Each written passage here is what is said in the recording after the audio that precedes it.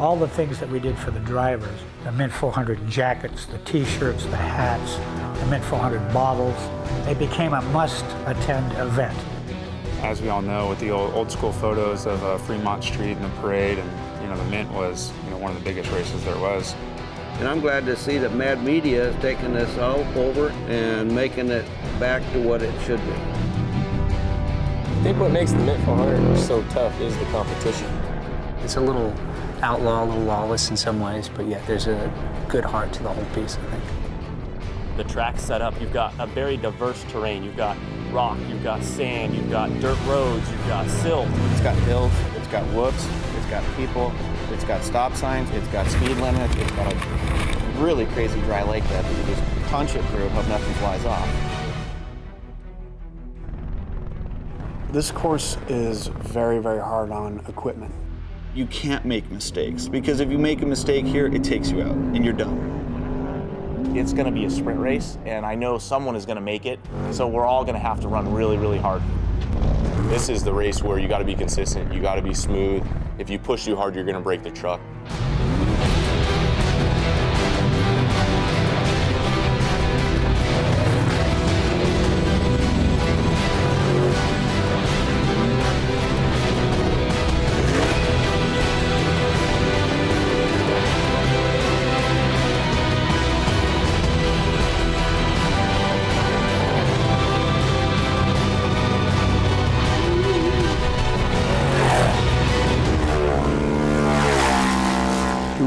You just finished 400 miles of some of the toughest terrain, everything we could possibly throw at you.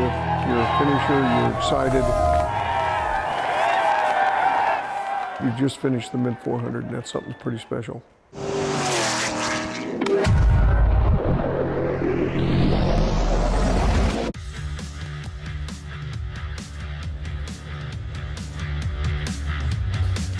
Good morning and welcome to the 2021 Mint 400 here in Las Vegas, Nevada. It's fantastic to be back here. It's been 18 long months since we were last at this race, and it is so good to be here. The sun is shining, the skies are clear, and we have got an epic unlimited race for you here today.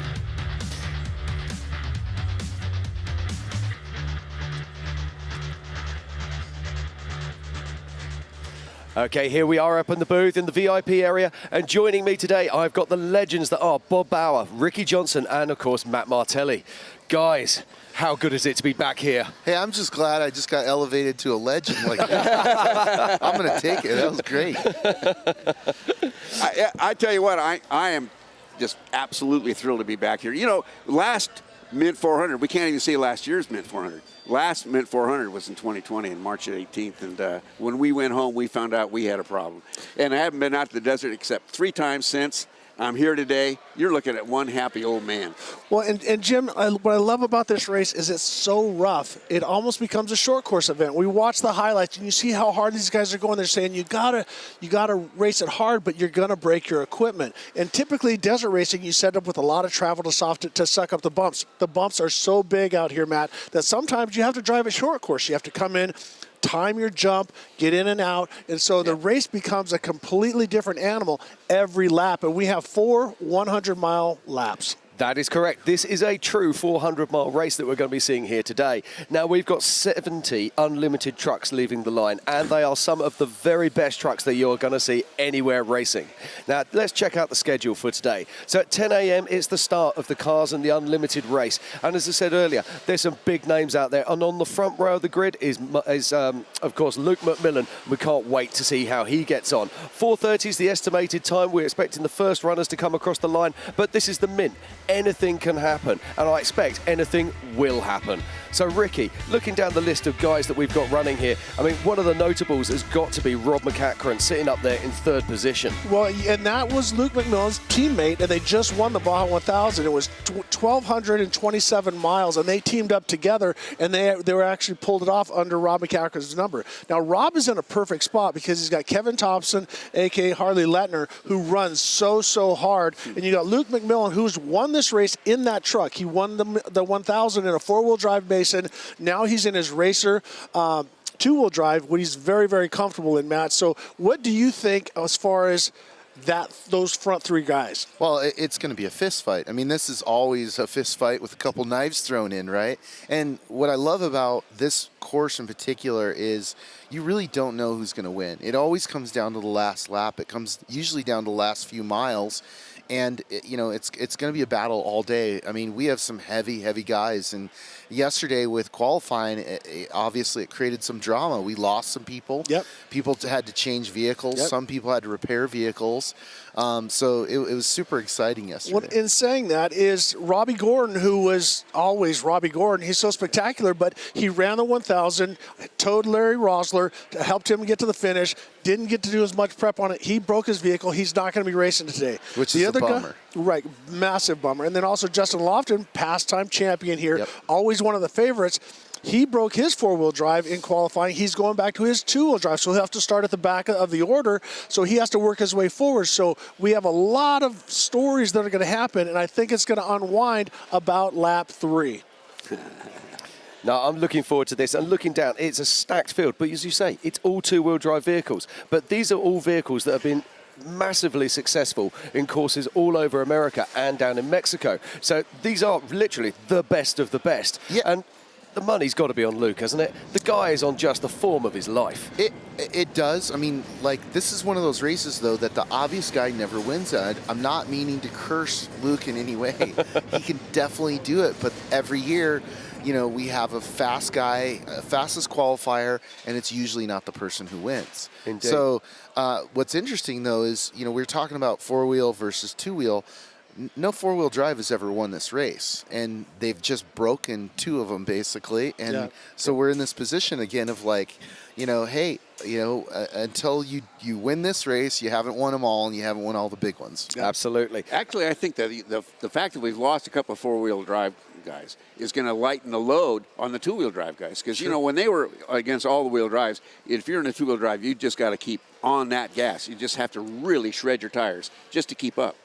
When we talk about pressure's gone. Exactly. But when we talk about two-wheel drives, we say it like it's just a class, but it's not. Each of these vehicles is completely different. They're running different transmissions. They're running different engines. I mean, talk to us, Ricky, about the difference in the engines. I mean, some of these guys are running big blocks with up to 1,200 horsepower. Exactly. Yeah. That's what the trend is right now, because with horsepower, it makes the vehicle feel lighter. So a lot of times people go, what are you going to use all that horsepower? But it's the torque. The torque numbers of a 1,000 horsepower motor are up in the 800 foot-pounds of torque. So when these guys come through, they could be in third gear lugging it, but it's still that burp, and you can clear these jumps because we see them. You have to have that instant power, and that's where torque comes in. Horsepower comes in on the dry lake bed. We're going to see with those Gibbs motors of Ryan Arciero and also Bernard Steinman over 140 miles an hour, but it's the torque in the corners that's going to get them out. Now, we talk about the torque and using the torque, and we described this before. It's about that flow. It's about the way the eye and the foot and the hand react to the bump and the terrain in front of you. And it's about how you position the vehicle so you're almost making it float from one bump to the next bump. And it's going to be today, you're going to be seeing them as they come out the first few bends, who picks up that flow quickly, who falls into that rhythm and then starts to push the pace. Well, absolutely. But your flow has to be modified because your shocks are going to get hot. Everything starts to get bagged out. You've been running everything so hard, and the course gets rougher and rougher. I remember the first year that I raced, as we see on screen, that's Rob McCachran, who's a multi-time Pro 4 champion short course, multi-time Pro 2 short course champion, multi-time off-road Class 16, Class 10. Oh, don't forget about this race. And he's also, won this race. He's won this race. He just won the Baja 1000. This is the true epitome of a legend, and he's got his family with him. He had his girlfriend with him yesterday, has his son riding with him today. I mean, so this is that's Rob's just standing there talking, typically casual, just Rob McCachran. Just another race. He's like Cool Hand Luke out there, right? Yeah. Well, let me dive in on he's taking his son with him today. That sounds like, you know, hey, he's been a good kid. He got good grades. I'm going to give him a little thrill. That's not the case here.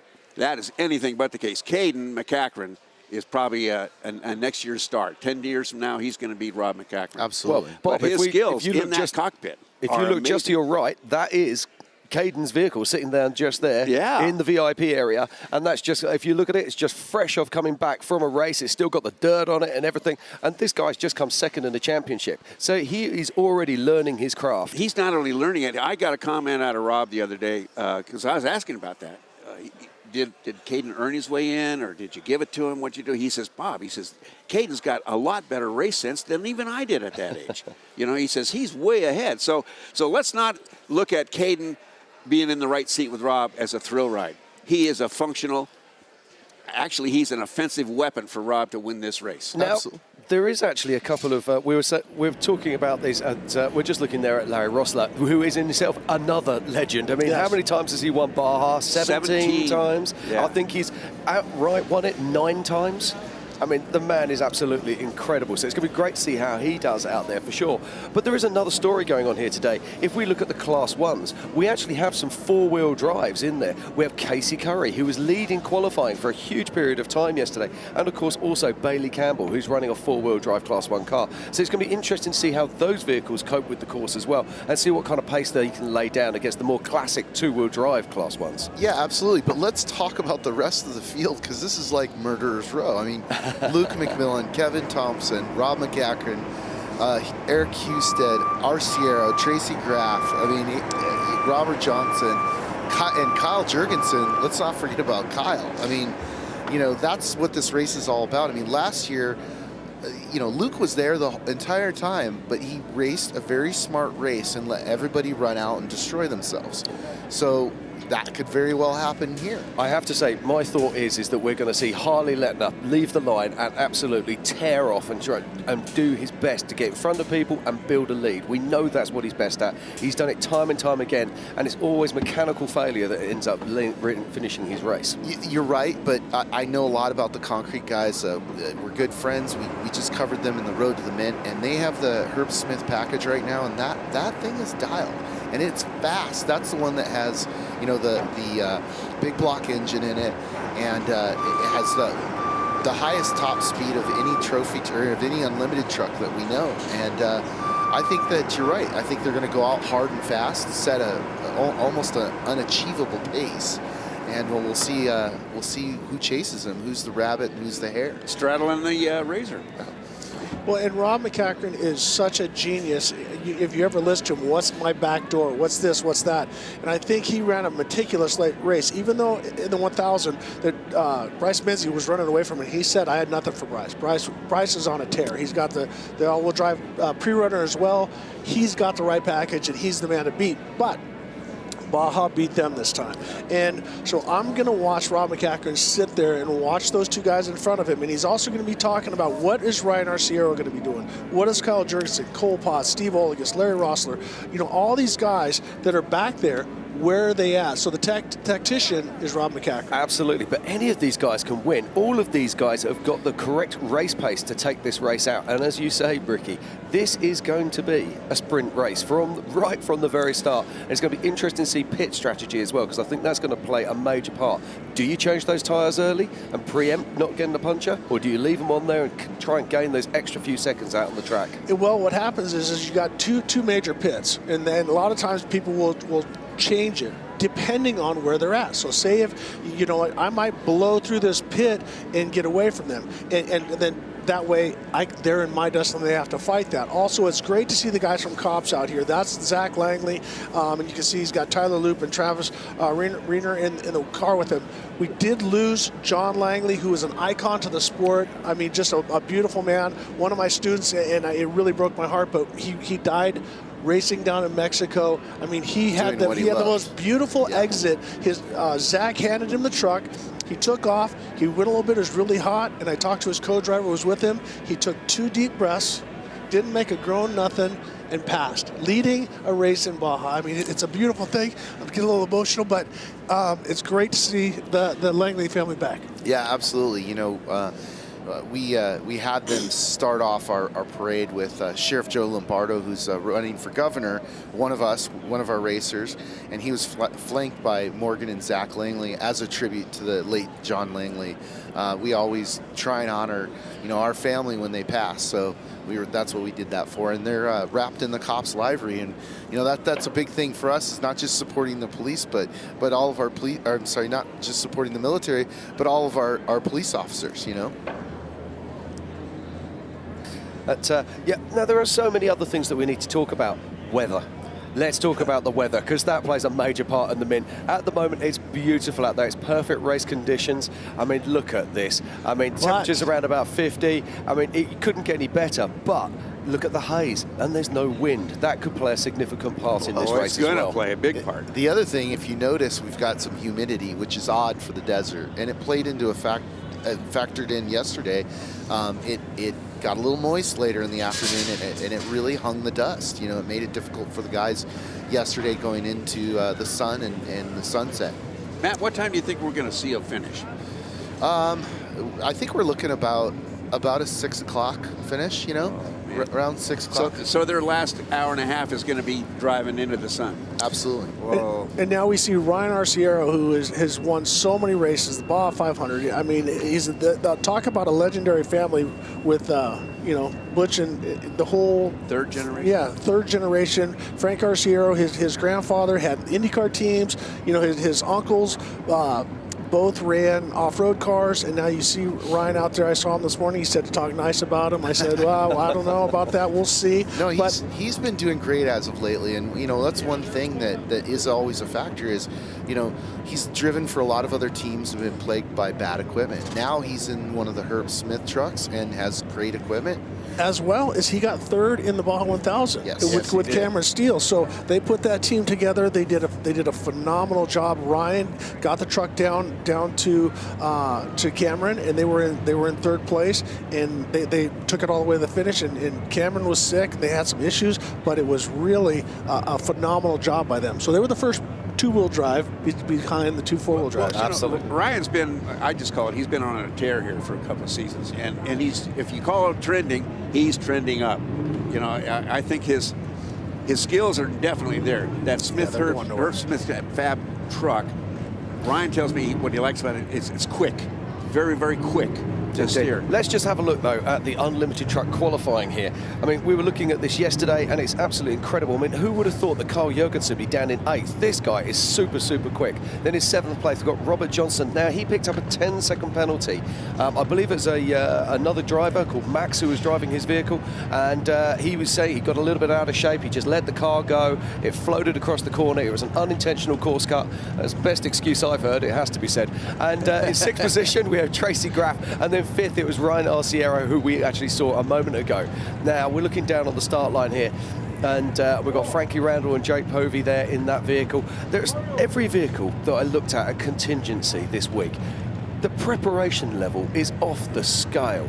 There's no battered panels. There's nothing been left to chance. They really look amazing. And a lot of them, that is, you know, you look at it, it's painted, but that's a carbon fiber body. You know, that's Tracy Graff. He comes from Canada. So what I love about this is a lot of these guys are Vegas guys, Phoenix guys, Southern California guys. He comes from Canada and is very, very, very competitive. He was really strong out there, and he's going to get faster and faster because he's not in a truck every weekend. So you watch, he'll be faster the last 2 laps. No, and it's super awesome that we have racers not just from all over the country, but all over the world competing with us here. Yeah, it is truly an international event, but it is the largest off-road event in Northern America. There is no doubt about that. I mean, look at it. We got a guy from England hosting the show. Yeah. I mean, how more international? I mean, his English, we're working on that. We're still working him a little bit. Let's talk about butchering names here, because we butchered some names. He got a name wrong, completely wrong, of a legend. I didn't mispronounce it. I just called it a completely different word. So I apologize to Larry Rossler's family, Larry Rossler. I will say Larry Rossler 10,000 times. That was all me. I made a mistake. I called him Larry Ragland, and I even tried to fix it, and I called him Larry Ragland again. So. Yeah. Well, and let's give a shout out to Steve Olgas. He's one of our, I think he's in our top 10. And he's a gamer. He's one of the OGs, Rough Rider racer. So he's one of those guys who will run a very smart and steady race and could be there at the end. This is an interesting car. This is Cole Potts. Now, let's not forget, 3 years ago, he had a terrible crash in that vehicle. In fact, I'm not sure it's the same car. No, I think that was, to help you with that, I think that was his racer. And then this is a Mason. You can look at the style of it. This is a 2-wheel drive Mason truck. And Cole Potts is one of those guys that's done Robbie Gordon's Stadium Super Trucks. He's so dynamic when he races. He's one of those guys, when you see him, he's like Harley Ledner. He looks fast. No, absolutely, but look at these cars now, starting to line up and starting to stage to get ready for the start of this race. This is, not forget, the 53rd annual BFGoodrich Mint 400. We're going to cut out and have a small commercial break, and we'll be back here and get going with the action here at the Mint 400. For over 40 years, Harbor Freight has been the destination for tools and accessories for projects of any size. From everyday tasks to auto repairs to renovations and handmade projects. You can find everything you need to get your project done right. With over 1,000 stores nationwide and more than 7,000 quality tools and accessories at prices that can't be beat. Harbor Freight is your destination for tools. To find the location nearest you, visit harborfreight.com. At O'Reilly Auto Parts, we know how important it is for your car to look sharp and run well. And we're here to make that as simple as possible. Get all the parts, accessories, and tools you'll need for your next project delivered right to your doorstep. Just place your order online and leave the rest to us. You'll have everything you need at your door with free shipping the very next day. O'Reilly Auto Parts.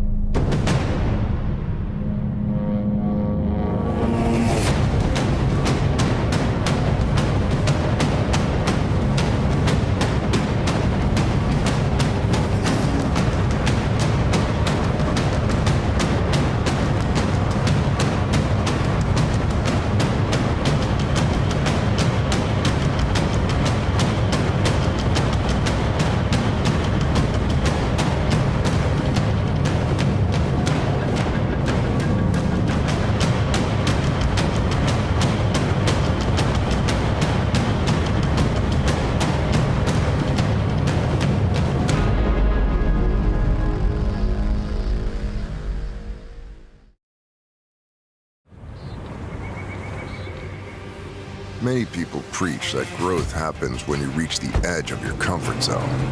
We disagree. We think growth happens much further out than that. Introducing BFGoodrich On Trail, an app that integrates exploration into everyday living. It features continuously updated trail data from a network of other off-roaders that includes missions, rewards, and more. Find trails you never knew existed and discover a community you never thought you'd meet. All by seizing the opportunity to see what lies beyond the next bend. Because the only true way to test yourself is to push the map past its furthest edge. BFGoodrich. What are you building for? Hey, welcome back to the BFGoodrich 2021 Mint 400 here in Las Vegas, Nevada. What a beautiful day it is to go off-road racing, and we have got 70 unlimited trucks lining up and getting ready for the start of this incredible race. Well, now as we look, we see Luke McMillan, the pole sitter, all by himself. So you get rewarded when you're the fastest qualifier. You get to start on your own line. Then you see behind him, you got Rob Mack, and then Concrete with Harley Lettner in there. So with Kevin Thompson will do the second half of the race, and then 2x2x2. So if Rob McCachran is smart, he can try to weasel his way in front of Harley, make Harley work a little bit. Or Rob might sit back and go, you know what, I know Harley's style, I'm going to let him run hard and let him try to chase down Luke McMillan. So it's going to be interesting because Rob is one of those guys that always says, oh no, Bob, I'm just going to chill, I'm just going to relax, everything's going to be fine. He's going to blast it. Absolutely. Let's look at today's schedule. There is so much going on. At 8 o'clock this morning, the motorcycle race started, and we'll be catching up with the motos a little bit later. But at 10 a.m., it is the unlimited race start, and we cannot wait to get started. And at 4:30, we're expecting the first finishers. Now, when we're looking at that lineup of vehicles a second ago, one thing that is very, very notable, there was only one car that was carrying lights. That means their intention is to finish this race before it gets dark. Right now on camera, we're showing the start of the motos earlier this morning. It was super fun, man. I just love the bikes, and we're super stoked to have them integrated into the Mint. This is their 3rd year racing with us. There you go. That's how you get in front in a motorcycle. Yeah, and then you get passed back. And then he cuts right in front of him. See, that was like, okay, you showed me disrespect, you cut the corner, I'm going to come across to see how fast these guys are going. Typically, the winning bikes will be on 450, four-stroke motorcycles, but we have everything from V-twins out there. I saw an FXR out on there. I saw all kinds of things. I also saw a scooter that was out there as well. So we have a variety of everything. And what's great about this is that it's not the same course. There you see one of the vintage Huskies out there cruising.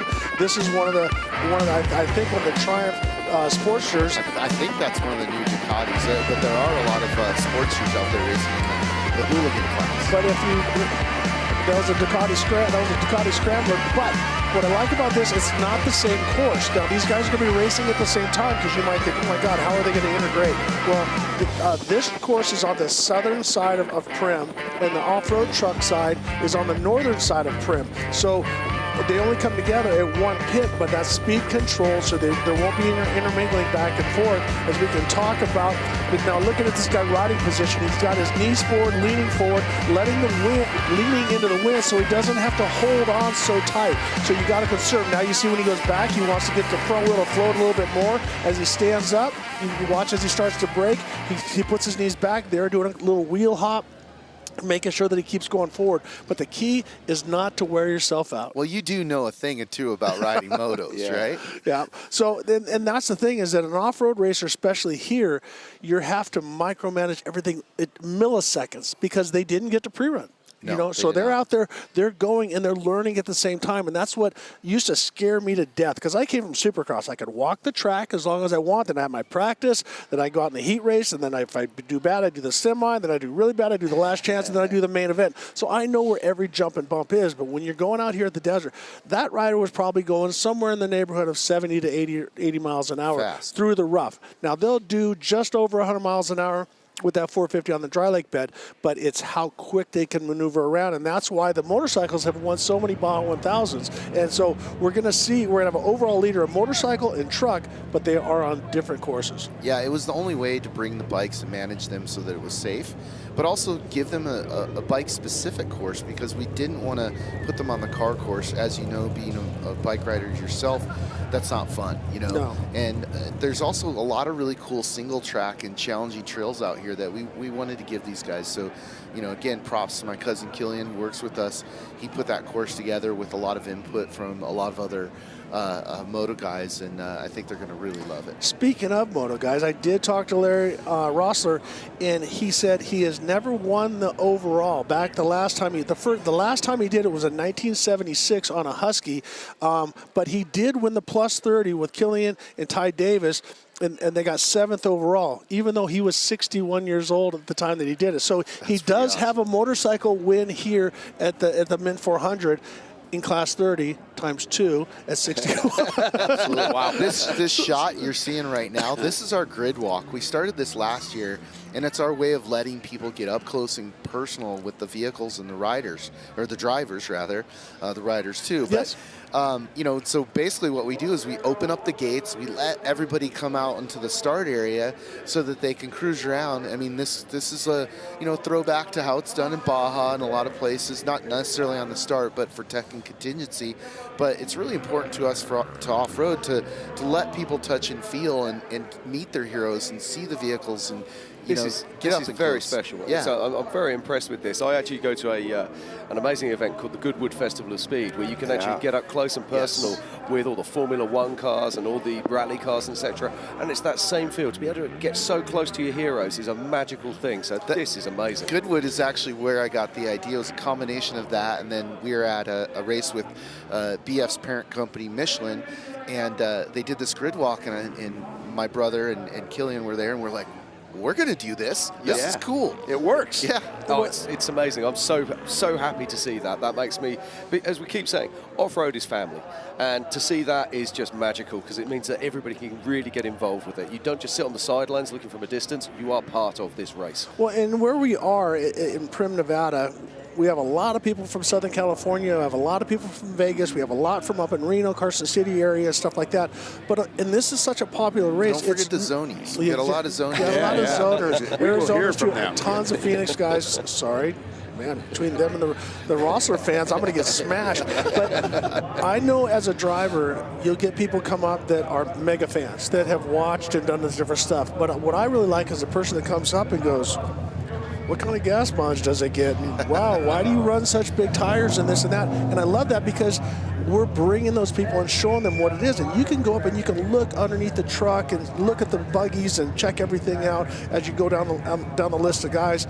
I love it when the kids, when mom or dad drag their kid, and they're standing there looking up at a 47-inch TAM tire. You know, I mean, it's like, this is making an impression. Their little jaws kind of like hang.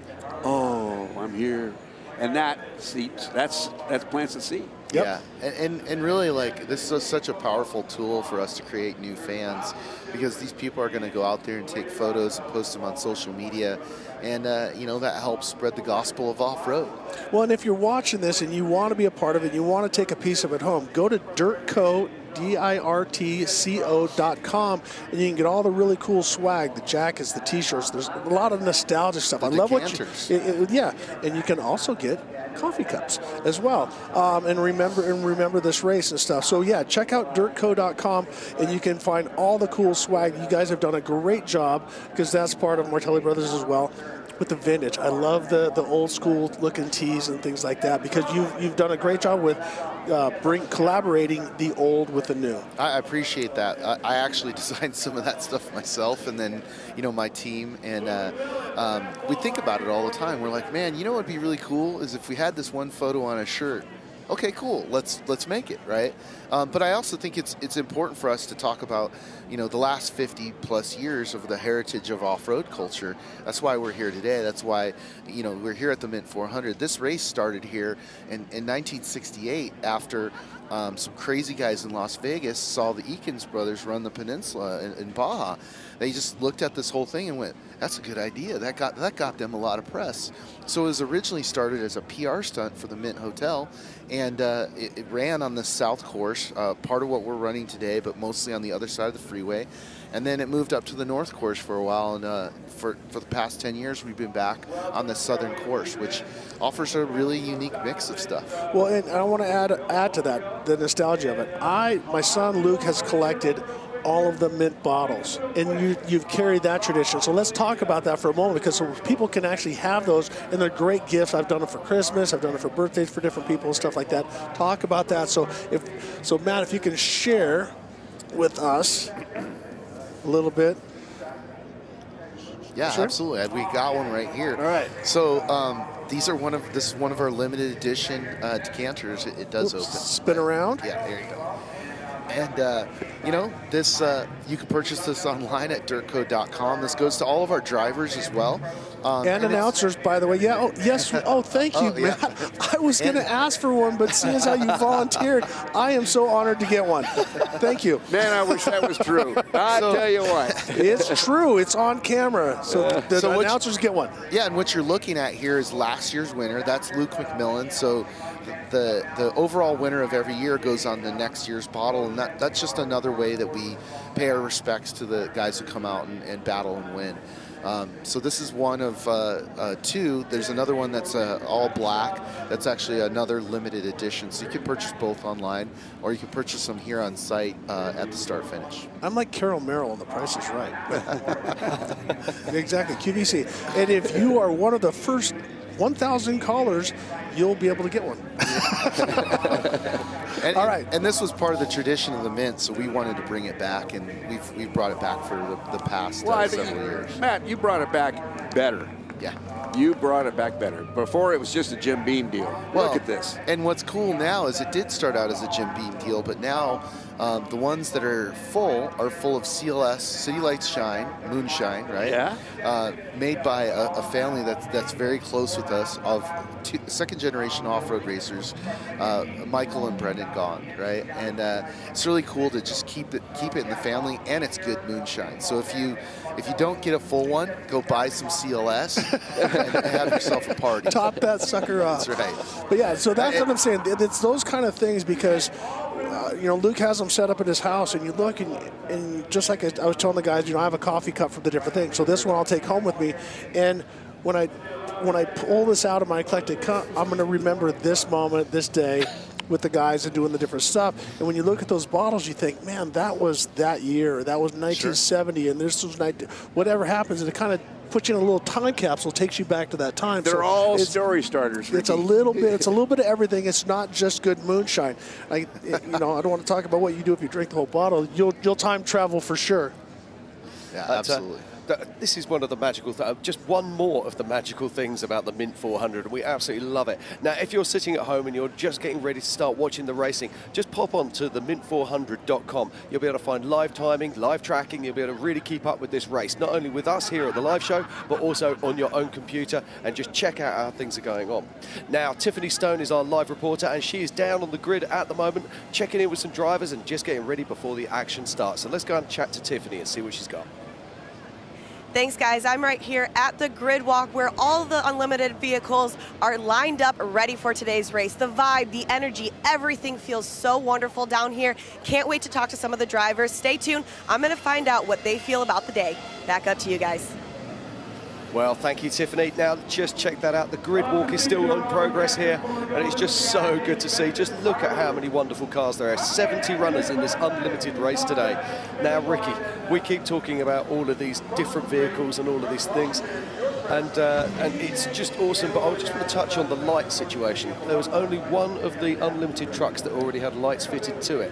So that means these teams are planning to finish before it gets dark. Exactly, and it's also, as we've seen in the pre-race show, as we're looking at the starting grid, Lark McMillan, and so what happens is you're saving that weight, because as the truck's bouncing up and down, that's a lot of weight. Those lights and everything, a lot of our Baja designs, KC, a lot of different brands, but they're wanting to save the weight. They think they can go faster, and they also have front lights, so they can finish if they need to, but I think it's a good strategy and also motivation. Get done while the light's shining.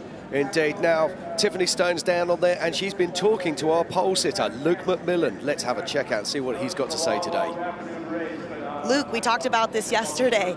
You're like, Tiffany, hopefully you're here. We got to talk. You got pole position. Walk me through how you're feeling right now. I think that goes on our track record for 4 number ones in a row, and Tiffany interviews me before a race. So I really wasn't expecting it yesterday. I was hoping for a top 5, maybe a top 3. Harley and Robert real fast, Harley particularly at qualifying. But we pulled it off, and we're up here in P1 and going to have clean air today, and pressure's off. We don't have to drag race someone off the start. So we're just going to settle into a groove and stay focused and keep moving all day. And talking about that, we noticed, obviously, it was very dusty yesterday, especially all night long. I mean, you can still see remnants of the dust out there. There's no wind, so what's the game plan? You said clean air, but still, there could be some dust out there for you.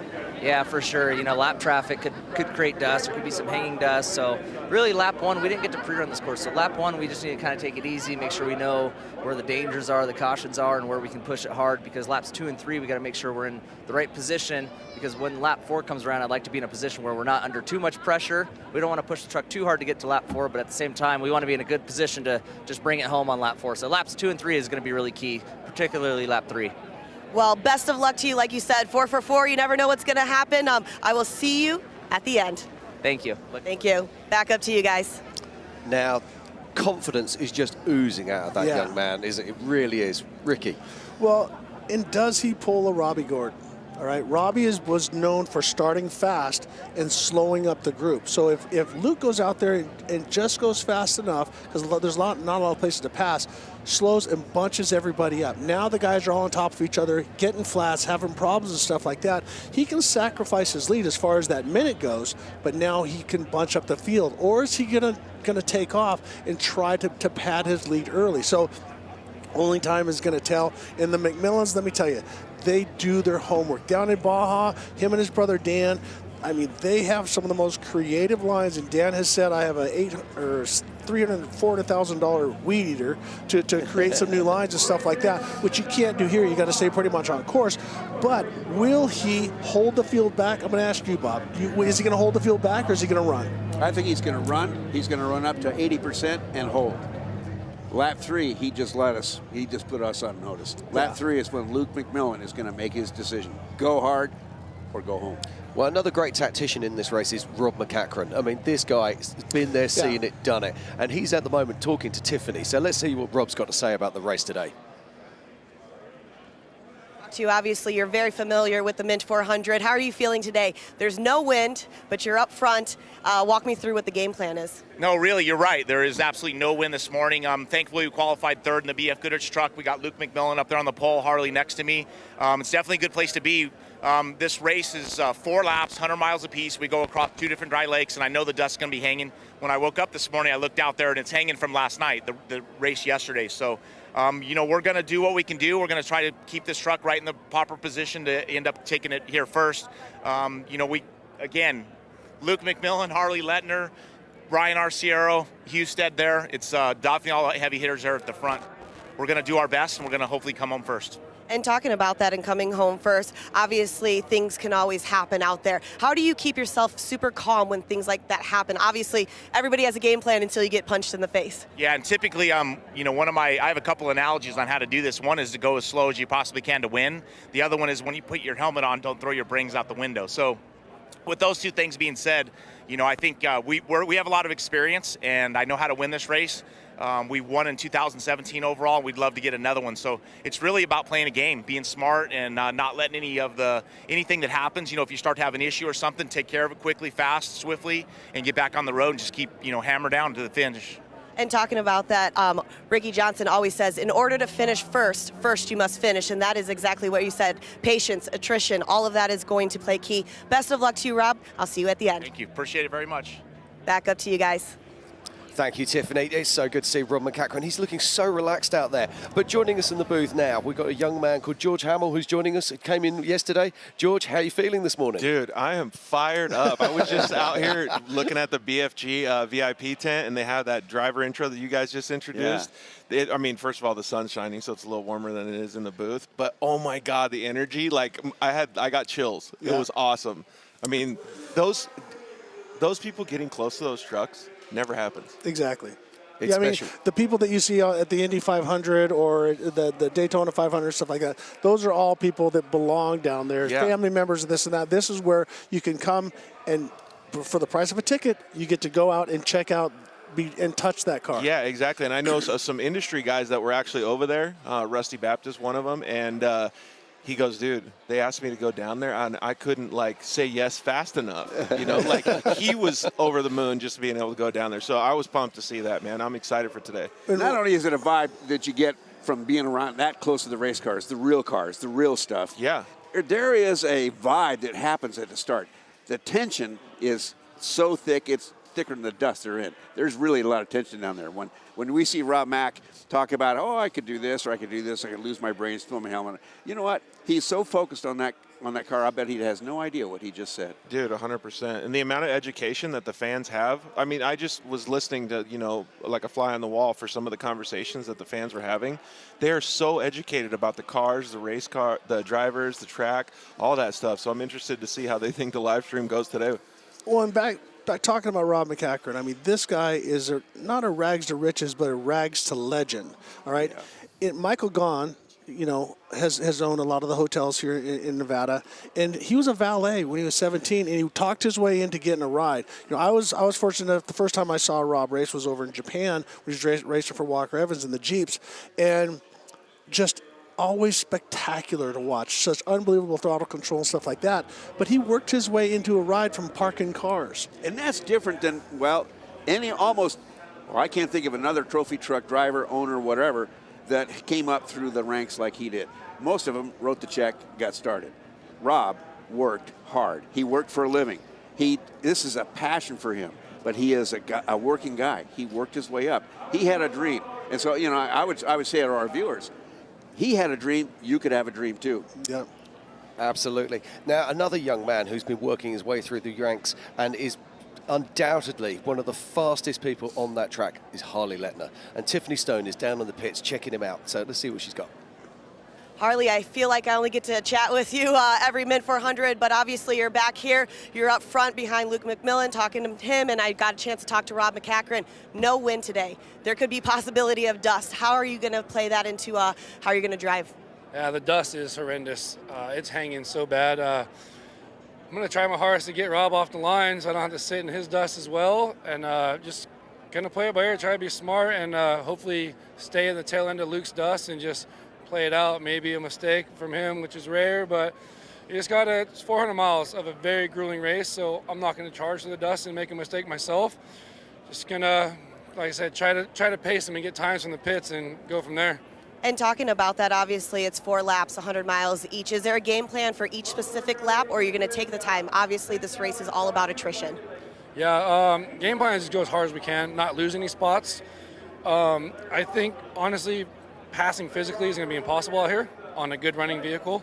So we're just going to try to keep moving forward as best we can, hopefully get the lead. If not, stay second or third, give the truck to Kevin at lap 2, and then he's going to go from there. Awesome. Well, best of luck. I'll see you at the end. Hopefully the dust stays away for everybody out here, because I'm looking at the flags right now and there is absolutely no wind. So best of luck to you. Back up to you guys. Letting us serious when he shaves off his tash. Yeah. Well, one of the things that I want to point out was Kevin Thompson raced yesterday. So he's got more time on this course than anybody else. Now, it is going to be rougher because, you're going to have all these unlimited cars and limited cars and stuff like that going, class ones and trick trucks and stuff. But Kevin Thompson knows this like the back of his hand. He does. I think what Harley said is important. Not going to be what do you say? It's going to be impossible to physically pass. Right. Something's going to have to happen. I don't think he told us the truth. If he doesn't get Rob off the line, like he said he wants to, he's going to have to eat his words. It's going to be a battle royale straight off the line. Yeah. Him and Rob Mack, I cannot wait to see that. But there's other big names, and just behind him is Ryan Arciero, and Tiffany's been catching up with him down on the pits. Ryan, good morning. The sun is out. There's no wind right now, but it's beautiful weather, and it's about to be, in the low 70s. So obviously great temps here for Vegas in December. Walk us through what the game plan is going to be today. You just mentioned it with the no wind. That's going to be critical for us today. The flags are completely still. I'm hoping for 5 mile an hour is all I need. Just something to move it a little bit. But the dust is what's going to be the game changer, I think, for us today, because you got to be patient today. You can't charge through the dust in certain areas. So many places on this course you can get flat tires, and a flat or 2 flats can take you out of the wind altogether. So you got to exercise some patience, but you still have to go. The Mint course is a typically fast, rough course, so you can't let those leaders get away from you. You have to be able to judge where you're at and what you need to do in that truck. Do I need to pick it up a little bit?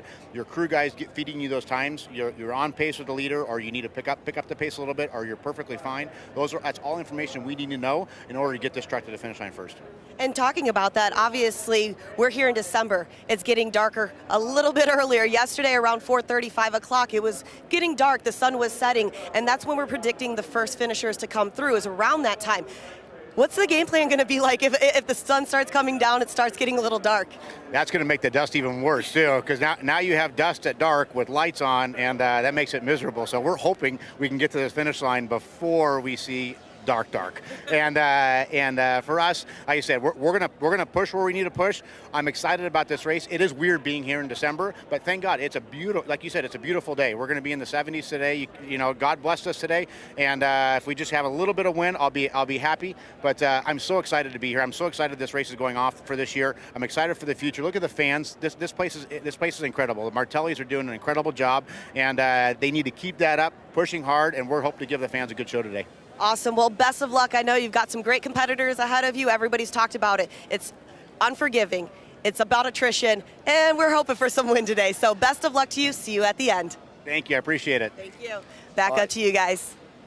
Thank you, Tiffany. I love the fact that all these drivers look really relaxed and totally focused. This is going to be some race. Well, and he's in another one, so is Harley Ledner. They have that Gibbs motor. And if those are absolutely new to racing, Joe Gibbs, NASCAR team that's won multiple championships and all different stuff, they've gotten themselves into off-road. Now, I've driven Ryan's truck, and what's amazing about that power is it keeps climbing.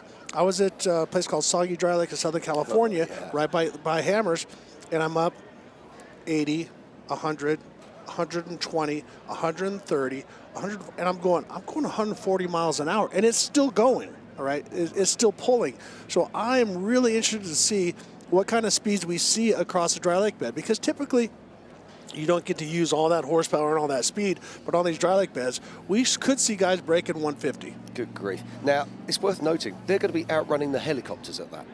So the helicopters are going to have to position themselves to be able to actually catch these cars as they go across. The helicopter in the dust. That's nuts. They won't outrun that lens, though. Yeah. Let's just quickly talk about that, because we were talking about the team. So a lot of these guys are going to have helicopters in the sky, watching them, looking after them. Talk to us a little bit about that, Ricky. Well, so what you can't do, it's there for safety. What you can't do is spot and tell them, you got a right coming up, you got a left coming up, you got this coming up, blah, blah. But what you can do is, if it's a safety issue, okay, you got a car parked on the right, or down in Baja, you're coming up on a motorcycle, look out for this, or you got a car coming the other way. Here is a closed course, so the spectators can't just go out and spectate and run around the desert. So it's roughly, pretty safe. But there's still other racers. There's 4 laps, guys that are injured, guys that are going slow. So the helicopter can say, you're coming up on a guy really fast, or he's just off to the right or just off to the left, and things like that. But a lot of it, they're doing coverage, and it's also there for safety. So if something happens to one of the drivers, these helicopters can land to give medical assistance as well. Absolutely. Now, there's no pre-running on this course, so a lot of these guys yesterday will have been out there on course in various different unlimited vehicles trying to get that pre-running, and I expect they'll be trying to set up their GPS files, so they're picking up those holes, those problem areas, etc. Are there going to be any guys who haven't been out there, who haven't got this information, that are sitting on that start line at the moment? Yeah, well, Rob McCachran. Yeah. We have a whole bunch of guys that didn't get to see the course. There was a few of them that went out there, but the one that really got the time is Kevin Thompson. Yeah. And so Tiffany's still doing a lot of work, so we don't want to take up too much time here. Who does she have down on the line? Yeah, Tiffany's down there at the moment with Tracy Graff, so let's check this out. Tracy, so good to chat with you this morning. This is a beautiful morning. It's race day, the vibe, the energy right here at the Grid Walk. Feels so great. So many great fans here. How are you feeling this morning? Feeling great, ready to get going. It's such an awesome event that the fans get to come and look at the trucks. It's super, but I'm ready to go. Well, and talking about that, obviously the word of the day, or words of the day, no wind. How are you going to play that into how you're going to drive? I got to stay cautious and patient in the dust. That's the big thing. The goal is no flats, no mistakes, stay patient. And the crazy thing is I've chatted with a few competitors in front, and they've all been saying that flats could be a possibility, so we don't want that. Obviously, it's an attrition game, and the dust and keeping that out. And I just had a chance to talk to Ryan Arciero as well. What happens if we go into the dark? Obviously, it's getting darker here. We're first week of December. We're not here normally, and now that plays a factor into what's going to happen, especially on lap 4. Yeah, for sure. The dark definitely plays a factor. By then, maybe we'll be spread out a little more, but when we do our last fuel stop, we'll definitely be pulling the light covers off and planning on going into the dark. Awesome. Well, I always like to ask everybody how you sum up the Mint 400 in one word. And, sir, how do you sum up the Mint 400 right now for you? Spectacular. I love that. I love that, Tracy. Well, you heard it here. Tracy thinks the Mint 400 is spectacular. Back up to you guys. Spectacular. What a fantastic word, and it really does describe this BFG Mint 400, doesn't it? Well, I mean, it's spectacular in so many ways. The course, the trucks, the show, the everything that goes into it is unbelievably spectacular. But you know what? I'm going to throw the BS flag to all of these guys because, Bob, you're one of the sweetest guys I've ever met. But when you get behind the wheel, the softness comes out and that shadow personality comes in. And yes, we know our game plan. We got to be smooth. We no flats. Don't charge the dust. But when you're racing and there's somebody in front of you, it's like a dog chasing, It's an aphrodisiac. Dust is you're an just going aphrodisiac. after it. So you're gonna do it. So I agree. They all have a game plan. But right now, that's nice, Tracy Graff. That's nice, Ryan Arciero. That's nice, Harley Letner. Yep. All right? Put the helmet on. Put somebody next to him. We're going to see exactly what they're all about. It's funny you say that, Ricky, because I was actually texting back and forth with some of the drivers this morning, and they were not talking with their TV voices. Nice and sweet. It's amazing how things change when someone puts a camera in front of you. Yep. Now we're getting closer and closer to the start of this BFG Mint 400. But before we do that, we're just going to pop out for a short ad break, and we'll be back with you very soon.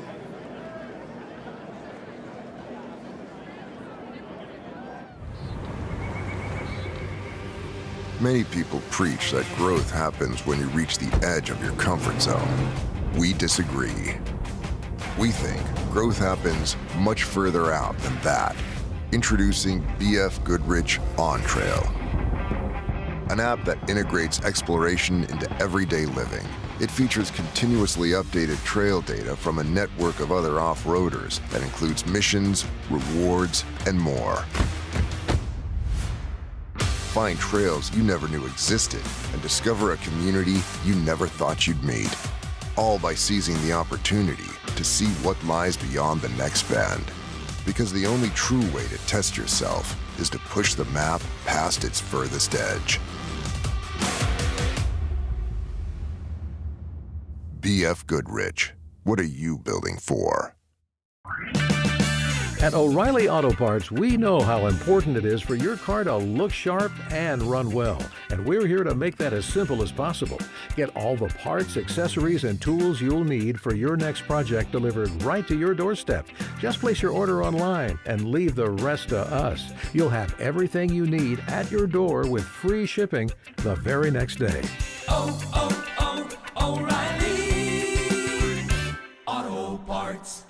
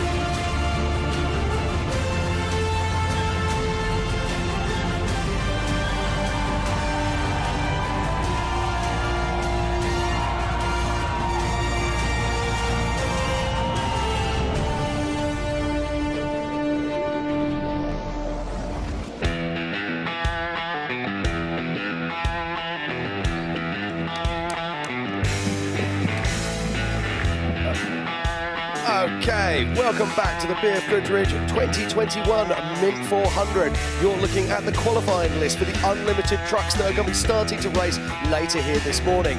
In 8th place, we've got Carl Jurgensen. In 7th, after a 10-second penalty, it's Robert Johnson. In 6th position, it's Tracy Graff. In 5th, it's Ryan Arciero. In 4th, it's Eric Husted. In 3rd, it's Rob McCachran. In 2nd, Kevin Thompson. And it's the man who's on a mission at the moment, the man that everyone is talking about, Baja winner, Luke McMillan. This race is setting up to be something very special indeed, and we cannot wait as the trucks are already staging and getting ready for the start. We can see the fans now starting to move away from the grid walk, and it won't be long before we start getting down to the racing. But Tiffany Stone's down amongst all the drivers, and she's interviewing them and seeing what they've got to say. So let's pop down with Tiffany and see who she has with her. Kyle, we got a chance to talk yesterday, and you were actually one of the last that I talked to during qualifying, but you're here sitting at 8th position. Walk me through how you feel. I know a lot of people don't necessarily like to be up front because they're being hunted, and a lot of people like to do the hunting. You're sitting right there, nice, still in the top 10. It was definitely a subpar qualifying effort from us. We did miss the gearing and the converter stall. It's a little too tight for the sandy course up there.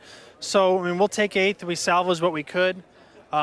I would rather be towards the front without a doubt. It's better up there, but with this kind of race, in the lap race, they will come up on lap traffic. It will become a factor. I don't think you can count us out quite yet, but somebody in this top 8 will win this race. I don't see it happening anybody further back. Somebody will have a clean race up here. I hope it's us. We have the good truck. This Brenthel Gen 3 is fantastic. Hopefully we can just put it all together. Well, we always talk about attrition, and that's exactly what this race is. 4 laps, 100 miles each. Obviously, pit strategy plays a big factor in that. Have you guys thought about pit strategy or what's going to happen? Or, hey, when we cross that bridge, we're going to get there? I don't know if pitting will be too big of a factor. We're going to get fresh tires each lap, full of fuel each lap, and just let the race. We're not going to try to win the race in the pits. We're going to be out on the track racing and not getting flats. I think a flat will be very detrimental today. Awesome. Well, best of luck to you. So good to chat with you guys. And like Kyle was saying, and everybody's been saying, a flat is what can take you definitely out of this race. Back up to you guys. Thank you, Tiffany. Now, let's talk about tyres here. There are many different tyre manufacturers, but there is one tyre manufacturer that is more successful than any other in off-road desert racing, and that is our headline sponsor, BFGoodrich. Bob, you know a little bit about BFGoodrich. I have a clue. I have a clue. And, all the other manufacturers out there build good, strong, nice tires. But when it comes to durability, then we're not talking about durability that'll last forever. We're talking about taking a 6,000-pound trophy truck, hitting a big old rock about the size of a microwave oven at about 100 miles an hour. And, Ricky, you've done that a lot. And the tire says, I don't care. They're great. This Mint 400 has actually been a development bed for BFGoodrich for 40 years to come out here. And very much as we heard about the GM cars yesterday, you can do all the testing you want. You can do all the modeling you want. But when you get out here, you find out your needles weren't high enough. Yep. And BFGoodrich builds products to go have fun. We enable people to get out there and chase their dreams, have fun. Let's not forget, the data that they take from this kind of racing, they turn that into real-world tyres that we're running on our cars at home, whether they be on the dirt or just on the tarmac. It's incredible stuff. But Tiffany, she's working like the devil down on the pits, and she's now talking to Ross Mattox down there. So let's see what he's got to say. Ross, it's almost race time right now. Everybody's getting into their trucks. How are you feeling this morning? Mint 400's here. You know what? Today I'm actually feeling really good. I've had a history of really not treating myself well before a race and getting in the truck not really prepared. And today I really think I'm prepared. I'm hydrated. My stomach feels good. I'm not nervous. Everything feels really good. And then Robbie Gordon didn't show up today, so looks like I'm going to get some. I don't have any competition off the start, so let's get this thing done. I don't think I've ever seen a bigger smile when somebody's like, this person's not here. I'm pretty ecstatic for that. Obviously, the word of the day, or the words of the day, are no wind, dust is going to happen. What are your thoughts on that? We literally, coming in from Vegas this morning, seeing the dust from last night, we said to each other, after the first lap, I think they might have to shut the freeway. the dust we make compared to yesterday's race is just tenfold, 20-fold. It's our dust is atrocious. That's like literally what has me nervous today is literally visibility. Other than that, the truck's ready, I'm ready, Max is ready, so it's going to be a huge factor. I wish we had a good 5 to 10 mile an hour wind at least, but we're out here racing. Well, you've got some good weather, and like you said, you're ready, you're prepared, everything's good to go. Best of luck to you, sir. I'll see you at the finish. Thank you, thank you. Wow, just look at that. You know, in Mexico, they call the race driver el piloto, right? Pilot. Yep. And I tell you, I think we got a lot of unlimited truck drivers are going to have to do a lot of IFR flying today. Look at that. I mean, that's thick, and that's only going to get more and more and more. But a little hint. He said Robbie Gores is not here. We talked about that yesterday. It was a rumor. When I took my break, I went and checked everything, talked to people, because Robbie towed Larry Rossler down in the 1,000. Yep. They basically had to do a turn and burn. All right, they took that truck. And now you're towing a four-wheel drive, with a four-wheel drive truck. Right. Everything's hard. You go out here, and Robbie always gives 110%.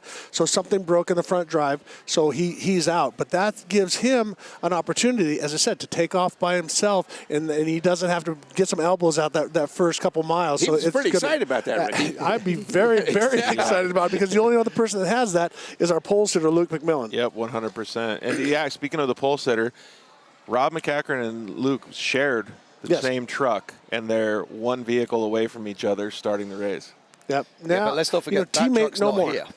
That truck's not here, but the two guys are here. Absolutely. And both of them want to win this bad boy. Okay, indeed. We're going to pop down to Tiffany now, and she's got another interview for us down on the start line. Larry, we get to chat another day. It's race day here at the Mint 400. Your smile says everything right now, sir. I wish I could have that great smile. You know, it's a long day. 4 laps. What's the game plan? You know, I got goosebumps. Just everybody's getting excited. We're on the grid here. It's super exciting. I'm so thankful to be here, and race day now. It's time to go. You know, it's business time now. But yeah, I got a big smile because I'm just so thankful, and having the fans come here and meet us and see all this, it's awesome. So definitely a great opportunity for all of us. As far as the race goes, a little bit of wind would be nice. It's going to be extremely dusty, as we saw yesterday. But, it's a tough race. 4 laps. It will be a long day. But it's off-road racing. This is exactly what we live for. Exactly what we're, the ultimate test of man and machine. So I know every one of these trucks here, all these guys are ready and physically and mentally. So by no means it's not an easy day. It'll be. But it'll be fun. I guarantee you I'll still have that smile on my face at the end of the day.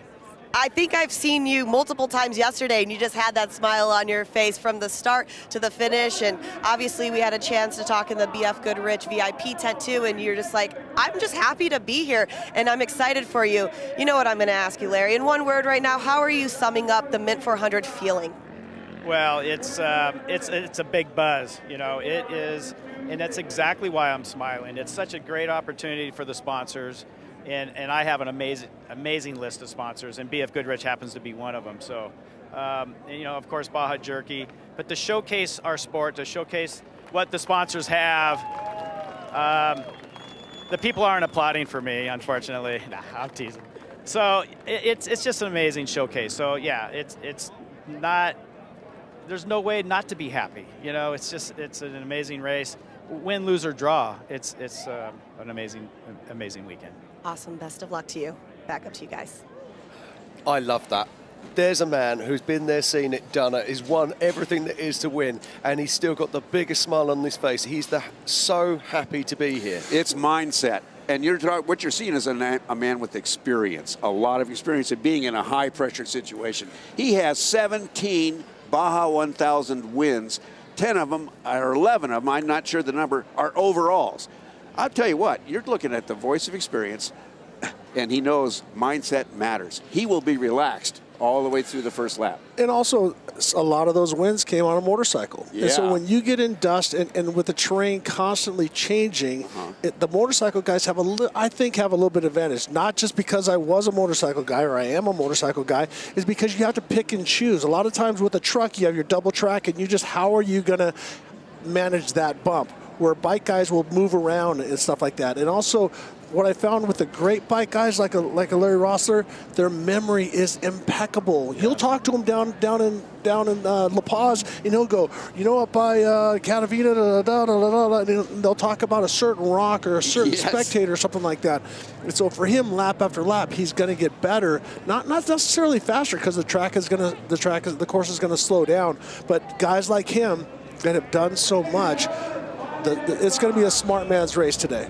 Absolutely. And there's going to be a lot of tactics out there. I think particularly the pit stops are going to have a massive part to play in that. And I think that's where the Macmillans do have a slight advantage. Their team, their backup is absolutely sensational. That's a Class 1 vehicle there we're looking at. And let's not forget, we have got the Class 1s in the mix today. And leading the Class 1s out is Casey Curry in his trophy Jeep, which is one of the only four-wheel drives that we're going to see on the track today. The other is notably Bailey Campbell in one of the Campbell Class 1 vehicles. And it's going to be great to see how they get on out there against the more classic two-wheel drive Class 1 vehicles. Well, and we also have what they call the 6100, the trophy truck spec, where it's a trophy truck chassis, same shocks and everything like that, but it's typically built a little bit lighter with an LS package. So they have the same, everybody has the same spec motor. And so we're going to see how well they do. Now, we've seen a lot of the Brock Hagers and stuff like that, very, very fast, because those trucks are a little lighter, but once again, they don't have the horsepower. Yeah. Now, there's been some changes in the 6100 class in the last few years. And some of these guys are now running underdrives. Can you talk to us a little bit about that, Ricky? The underdrives that they're now running in these classes. So some of them run a planetary underdrive. There's the Tube Works and the Fortin, or you run the other kind that have like what they call a snowman. So what you can do is the key is you're trying to get gear in here, and if you have a small pinion gear, that's the weak gear. So if we can run what would be a higher mile-an-hour gear, is going to give us a bigger pinion gear, but what it does, it bogs the truck down too much. So what they do is they do an underdrive. So now I can run a bigger rear gear, but I can also have it as if I have a smaller rear gear, so to speak. So it'll give me more RPM and everything, and it's also going to give me more strength, because when you see them hitting and jumping and bouncing and going up and down and back and forth, that's what breaks is that pinion gear. Now, attrition is going to be a massively important part of this race. It'll be interesting to see how that pans out. But Tiffany's down in the pits at the moment with Baldy Racing. Let's check this out. Good morning to you, Sam. Everybody's already getting this race started. How are you feeling, sir? Oh, we're feeling real good. We're excited to get going and make some dust, and we're hoping some wind comes up and kind of plays it in our favor. And talk to me about what the Mint 400 means to you, sir. Obviously, this is a great race. It's been going on for a long time. Amazing traditions, great drivers as well. How do you feel about overall the entire Mint 400 week and race day? Well, a little backstory is, we've been doing it for a little over 10 years, and then had some good finishes here in Class 1. It's always a really tough race. The week spending here is cool. It's Vegas, we get to hang out and have a good time, and the guys get to have a good time, and now it's time to get down to business. And talking about that, sir, getting down to business, it's a long race. We always talk about attrition. What is the pit strategy for you? Well, we're hoping to do it in one stop. That's our pit strategy, one stop. Well, best of luck to you, sir. I know we're about to kick off this great race. See you at the finish. Thank you. Back up to you guys. So I love what he's saying, that they're going to take the opportunity to run a lot of fuel, but that could bite them, because that's a lot of weight to carry around and a lot of bouncing around. But so you have to do the math. It's going to take me, let's say, 2 minutes to do a pit. Let's just hypothetically. Can they not lose? If they can lose 30 seconds, that's good math. But if they lose 3 minutes, that's a problem. Just tell the ladies and gentlemen at home, how many gallons do these cars run? Well, some of them are over 150-gallon fuel cell in the back, and that weight changes as it goes. So as they're going, it gets lighter and lighter. So that's the problem with Fox and the different engineers. They go, okay, I got to have a truck that works okay, full load, real happy mid-load, and then it starts to get light and bounce around more, So light load. It's 7 pounds per gallon. Yep. Holy moly. That's heavy. And what I like about this is that, you see there's the Geysers, the Masons, the Tiscos, the Herbst trucks, the Brenthels, all the different stuff. Baldy's design and build their own truck, and this is it works very, very well. It's one of the few trucks that I've never gotten to drive, so I'm going to hint if you guys ever want to let me try take that thing for a spin, I'd love to. But they do their homework, and you don't find that many people build a one-off truck that works that good because you're constantly improving. Geyser has gotten better over the years. Mason has gotten better over the years. Brenthal, everybody, their first generation truck was not as good as I think the Baldy truck is. Absolutely. Now, let's start looking. These guys, as we're watching all the crowds here getting ready, there is Luke McMillan, our pole setter. He's getting ready to go now. What's he thinking, Ricky? What's he thinking, Bob? He's sitting there. He's looking really relaxed. He's looking around his cabin, making sure he's got all the switches set up. What's going on through his mind right now? He is talking to himself, reminding himself what he's supposed to do. He's so organized, this young man, and he's so savvy that he's going over his first 2 or 3 miles, and that's all he's thinking about right now. Get into the truck, get settled, get the thing rolling forward. Well, and Jason Duncan, they call him Dunk on the left-hand side, works for SDG, and he's a suspension tuner and stuff like that. And Duncan is very good at motivating or pulling the reins back on Luke. So they have a very good open relationship, which any relationship you got to have communication. And sometimes you get in some bumps and things, you go through some stuff. And this is a little short metaphor for life. You got your life as the Mint 400. They're going to have some drama. They're going to have some highs. They're going to have some lows. Win, lose, or draw. You got to have that guy next to you that's your wingman that's there through the good and the bad. And he's the one calling because he's staring at that screen. Got something to the left, to the right, and all that different stuff. It's a lot of trust that goes on inside the cockpit of that race car. Not just for the co-drivers trusting the driver isn't going to hurt him. It's the driver says, I can trust what he tells me to be right. Exactly. And we see that he is one of the few that has his top light bar on, and he doesn't have to take time. We watched in one of the pre-race highlights. They showed Ryan Arciero come in. They feel that they can put their light bar on at the same time as putting in fuel. So saving weight, but Luke's consistent. But with those lights up there, that also acts as a big sail.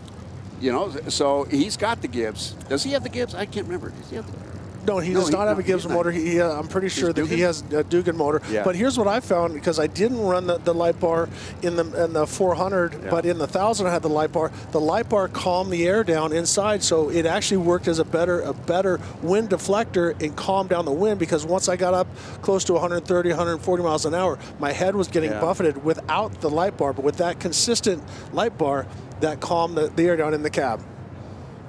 Fantastic. Now, that's a wonderful insight. We're around about 3 minutes out from the start now, and it's great to see. I mean, Luke McMillan, he really is the man at the moment. He's won at KOH. He's won in Baja. He is the defending champion here at the BFG Mint 400. Now, George, you know a lot of these drivers down on the grid. Yeah. And, what are they saying? Have you got any insights as to what kind of strategies they're going to be looking at today? You know what? Most of the guys when I talked to them were saying that they were, first of all, tired because it was back to the Baja 1000, back to back. But I think most of them were, like you guys had mentioned before, just really high on the vibes. They really want to get out there. And it's kind of like we talked about yesterday in the limited races and the UTVs. Everybody wants to go out and just charge right off the front. And we heard it in all the interviews with Tiffany. They were really fired up. Absolutely. Now, we're going to talk about it a little bit later, about the different kind of specifications that these vehicles run. But there's one guy I do want to talk about, and that's Justin Lofton. He's going to be starting at the back of the pack in the unlimited cars, and he's having to change his vehicle. Yesterday, he was qualifying on a four-wheel drive Mason. Today, he's racing in his two-wheel drive.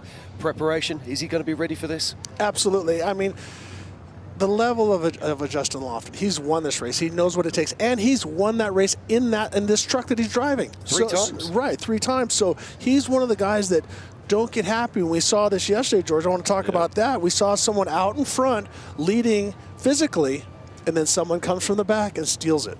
I'm not sure I agree with you, Ricky, and here's why. It's not Justin. I don't have any worries about him being able to win this race. I worry about that truck. That truck hasn't, we don't know, is it been prepped? When was the last time it was prepped? When was the last time they went through it? They ran it yesterday, so I disagree with you even more because I think that's fine. That's why we live in America. We can disagree. I still love you. You're still my buddy, but I disagree because he brought that truck. He ran it yesterday. They looked at it last night. I think that he's in the best package because he didn't get a chance to prep his truck from the 1,000 as much as that, just like Luke McMillan. That truck has been completely gone through and shaken down and ready for this event. So should we put a beverage on it? Yes, we should. Okay, that we can't lose. So, yeah. See, and Sal, let's talk about you lost and now you gave me jerky instead of tea, but we'll get into that later. I know you guys went over some of the top 8 already, but one of the things that I wanted to bring up, it looks like we're getting ready to start, so I'll wait. Yeah, we're nearly ready for the start now. This is where your palms start to sweat. You start to look at your hands. You start to look down. You clean your visor. You close your visor. You have one more glance around the cab. 15 seconds, ladies and gentlemen, until the start of the 2021 BFG Mint 400 here in Las Vegas, Nevada. Places, everyone. Places. For Luke McMillan, the world is about to become a perfect place and become completely at one with himself and take off on this ball 1,000 because that's when you become completely present. Beginning, end. Don't worry about it. Let's deal with right now. Okay. As a racer, I'm sitting and here. look at Duncan talking to him. He's already coaching. Yep. Getting him calm. Now he's firing him up. Seconds away. I like this because this is like just going to the office, getting to work, man. I'm ready to go. Listen to those crowds. Any second now, you're going to hear the roar of that engine. Luke's saying, just get it over with. Let's go. Let's go. Get it over with. He's like, what? Where is it? Yeah, where's my start? Where's my light? I was given 15 seconds, He's 30 like, what? seconds ago. You know, a lot of times the guys will fidget with make sure everything is off on. Well, and here's when they tell you 30 seconds, I do a count to 50. I do a count to 15. Go. So there's 15. So 15's coming in. So now I go 10, 9, 8, 7. Put it in gear and go. Here we go. Look at that. And it's go, go, go here at the 2021 BFG Mint 400. Luke McMillan, our pole sitter, is off the line.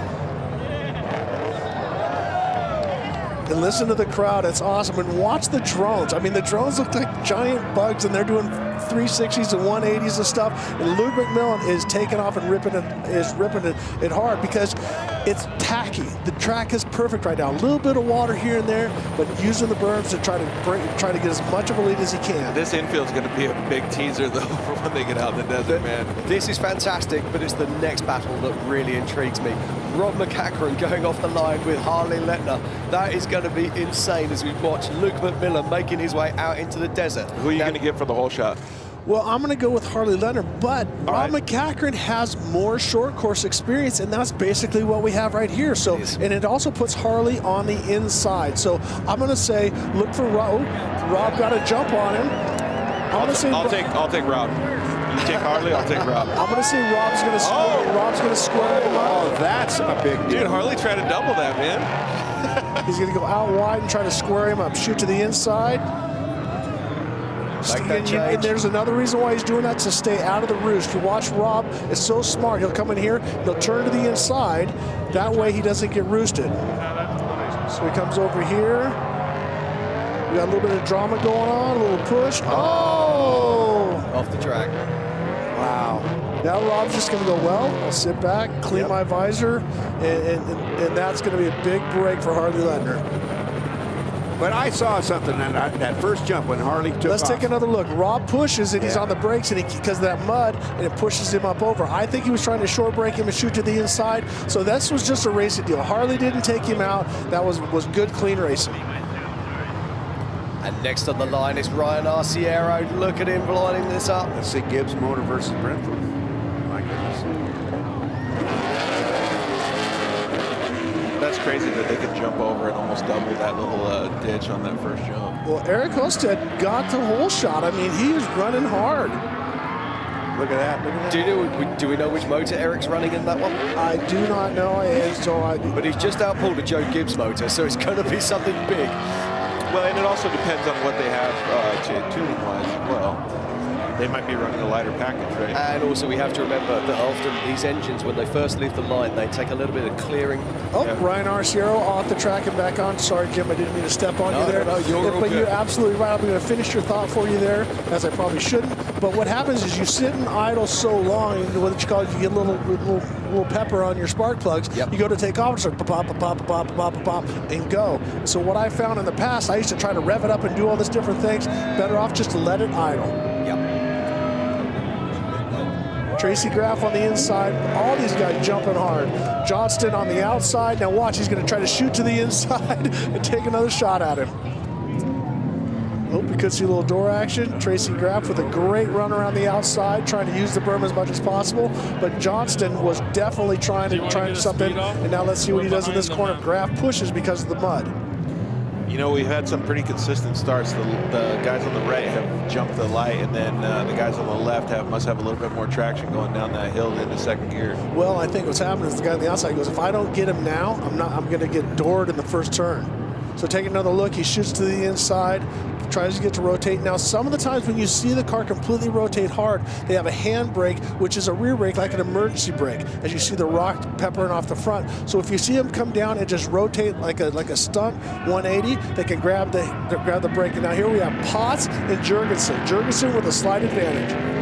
Yeah, no, Jurgensen, he's absolutely got to be the favourite to lead these two. Oh, look at that. Cole Potts never disappoints. Never disappoints.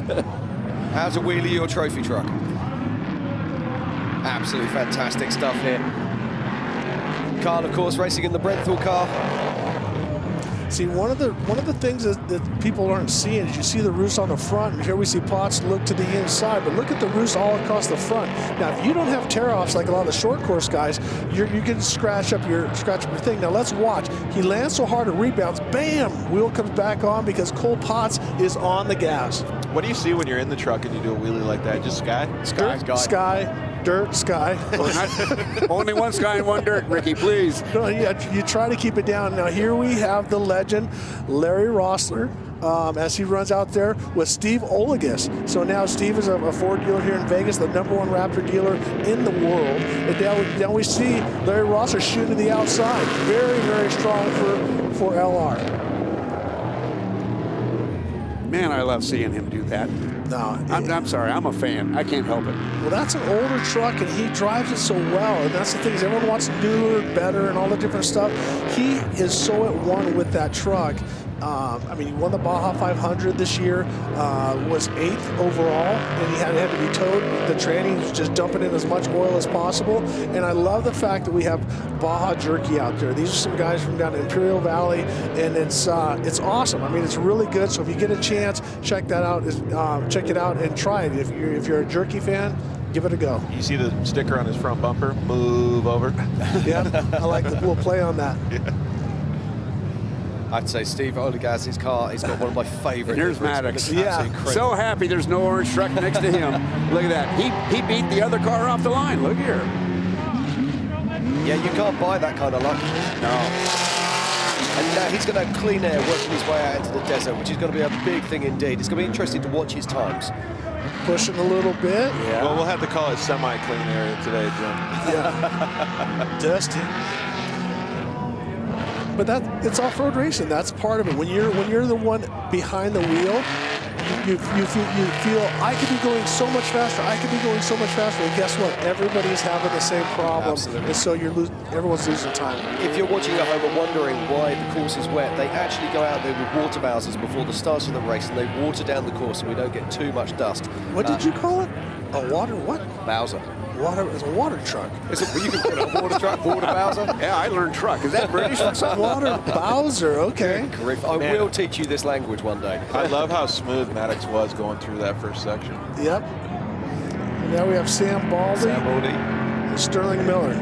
Miller with a great jump on the outside, but he hesitates and Baldy shoots to the inside. Ooh. That's a big jump. They were both setting it on that one. You know, I'm seeing this kick, Ricky, and some of these guys. This big kick off that first jump, that's got to cause problems later today. Well, what's happening is where everyone was landing yesterday, it creates a slight pocket. Now, it doesn't take much of a transition to do that because you're, we're short coursing here. Yeah, I was going to say, man. Woo. These guys are getting dirty right off the bat. Miller was shooting to the inside. He's like, you know what? You're going to give me that door? You open that door, I'm going to stick it in there. So what I was saying is, to finish my thought, is where the guys were landing from yesterday, it creates a slight pocket. Even though they groom the track and stuff like that, if it has a couple degree up, when you're traveling down with everything bottoming out, it multiplies the hit, and that's where you're seeing the big rebound, because they all have a full load of fuel, and you'll see that fuel cell in the back. There used to be a few trucks, there was a mid-cell fuel because they thought it wouldn't change, but they like the weight and calms everything down. Ricky, this is one of the stories that I wanted to actually talk about. The Mid 400 attracts a lot of celebrities, and we got one of them right here with Jesse James. Just brought his Geyser trophy truck out of retirement. Yep, and then Zach Langley on the inside, great line there, held the inside tight. As we said, a lot of this is in memory of John Langley, Zach, and Morgan Langley's father. There's other Langley kids, but those are the two that are racing today. Jesse James, I love it that he's out here, and what he was saying, this gives him a chance to be selfish and not be a celebrity. He's a racer, because we know he's a fabricator, we know he's a gun enthusiast and all that, but this gives him a chance. What I say, off-road racing makes a young boy feel like a man and an old man feel like a boy. So 100%. This gives you a chance to go out there and tear up some dirt. The Mid 400 race course does not care about celebrity. Jesse's got to go out there and beat the desert. Did you call this course a he? I'm just curious, because someone might say she's, you got to watch out, like a Mother Nature type. Now this is that Jack That's Kevin Shredder? Adler, isn't it? Yeah, that's Kevin Adler. That is Kevin Adler. I don't know why I didn't see the gigantic Adler on the side. Maybe, hey, Rick, I'm going to go third person. Rick, why don't you look at the door? But yeah, the Adler family is out here, two of them. You got Kevin Adler and Greg Adler. Thomas Fitcher is also out there running with Greg. So it's great to see these guys. They work together so well in the off-road spaces with Fitcher with that. And now here we're watching Luke McMillan. Jim, what do you think about this? I mean, he's out in front, and he's definitely not holding back. No, he's not holding back. I mean, why would you? I mean, you've got clean air in front of you. You want to get on. You know the Harley Lettner's behind you. You've got to push. You've got to be moving it on. All right, this is Bernard Steinman. This is a beautiful truck. This is the People's... So we were out in Barstow checking out this truck. This truck is so Gucci, man. It's like insane. Well, Bernard is one of my students, and he had an older truck. He had a back injury, and you wouldn't think. Evidently, he's feeling pretty good the way he sent it off in that first jump. But this is Bernard's second race, so he's just starting to get comfortable. As you can see, he's pushing a little bit. The timing. He's not normally a short course guy, so that your braking distances and stuff are a little bit off, especially the first three corners. Well, I'm hoping this guy does well because he's racing under my race number, so I hope he does it good justice. Are you going to own that? I do in Europe. 69? There you go. There you go. But yeah, the People's is a dispensary in Orange County, and now we're watching the guys. So we're back on the lake bed watching these trucks go by. We had a little issue there. It'll be right back up. Let's not forget, we're here at the BFG Mint 400 2021, and this is live television or live video feed, whatever you want to call it, from the middle of a desert out here in prim Las Vegas, Nevada. Ricky, it's incredible that we can bring these things to you. Yeah, absolutely. If you had a radar gun going down that lake bed, what do you think Luke would be doing? I'm going to say Luke's. I'm going to say, yeah, you can see McCackron just off to the left or off to the right. Wherever there's no dust, you go. If it's rough, it doesn't matter. One of the things in my class, I always say condition over position. You know the right position to be at, but if it's dusty or rough or whatever, and right there is the legend Rob McCackron. We just saw Justin Lofton go off in that Ford livery. So now you're seeing some guys that, obviously the other drivers were out. And so you're seeing the spacing and them sitting by themselves. The day of the dust is what we're going to call this race. It's not going to be pretty. It's going to get worse. Now, yesterday, as we were sitting actually inside the tent here, it actually started to fill with dust towards the end of the day. And I think we're going to see that again probably by lunchtime. And there you see the nose dipping, because you just go and you're completely blinded. That's Alexander Wacker. Yeah, that is Alex Wacker making his way out onto course. trophy spec now. He's being prepped by Camberg at the moment. Yeah, that's a Camberg chassis. They got kind of that unique straight body line. Here we see Ryan Arciero trying to get off to the side. And you see how he's stopping. Now remember, Luke McMillan wide open. Yep. Now you see it back to Ryan Arciero. That every time that nose dips, he's on the brakes, and so that becomes. It's very, very frustrating. It's very nerve-wracking. frustrating, but it creates wear. It creates lots of other issues as well inside the car. And all that time, Luke is just pushing out in front and just hammering and hammering hard. The next on the line is Thomas Fitcher in the ORW, and this is the teammate of Greg Adler. So I don't know who's starting and who's finishing. If I can look, if Greg's not the tallest of all guys, more than likely he is going to start. He'll start the race because he has more experience than Thomas, and he'll try to put Thomas in a good spot. Now, yep, we saw that looked like Greg in the driver's seat, and obviously Greg knows his way around the short course as well, racing Pro 2 and Pro 4 in the past.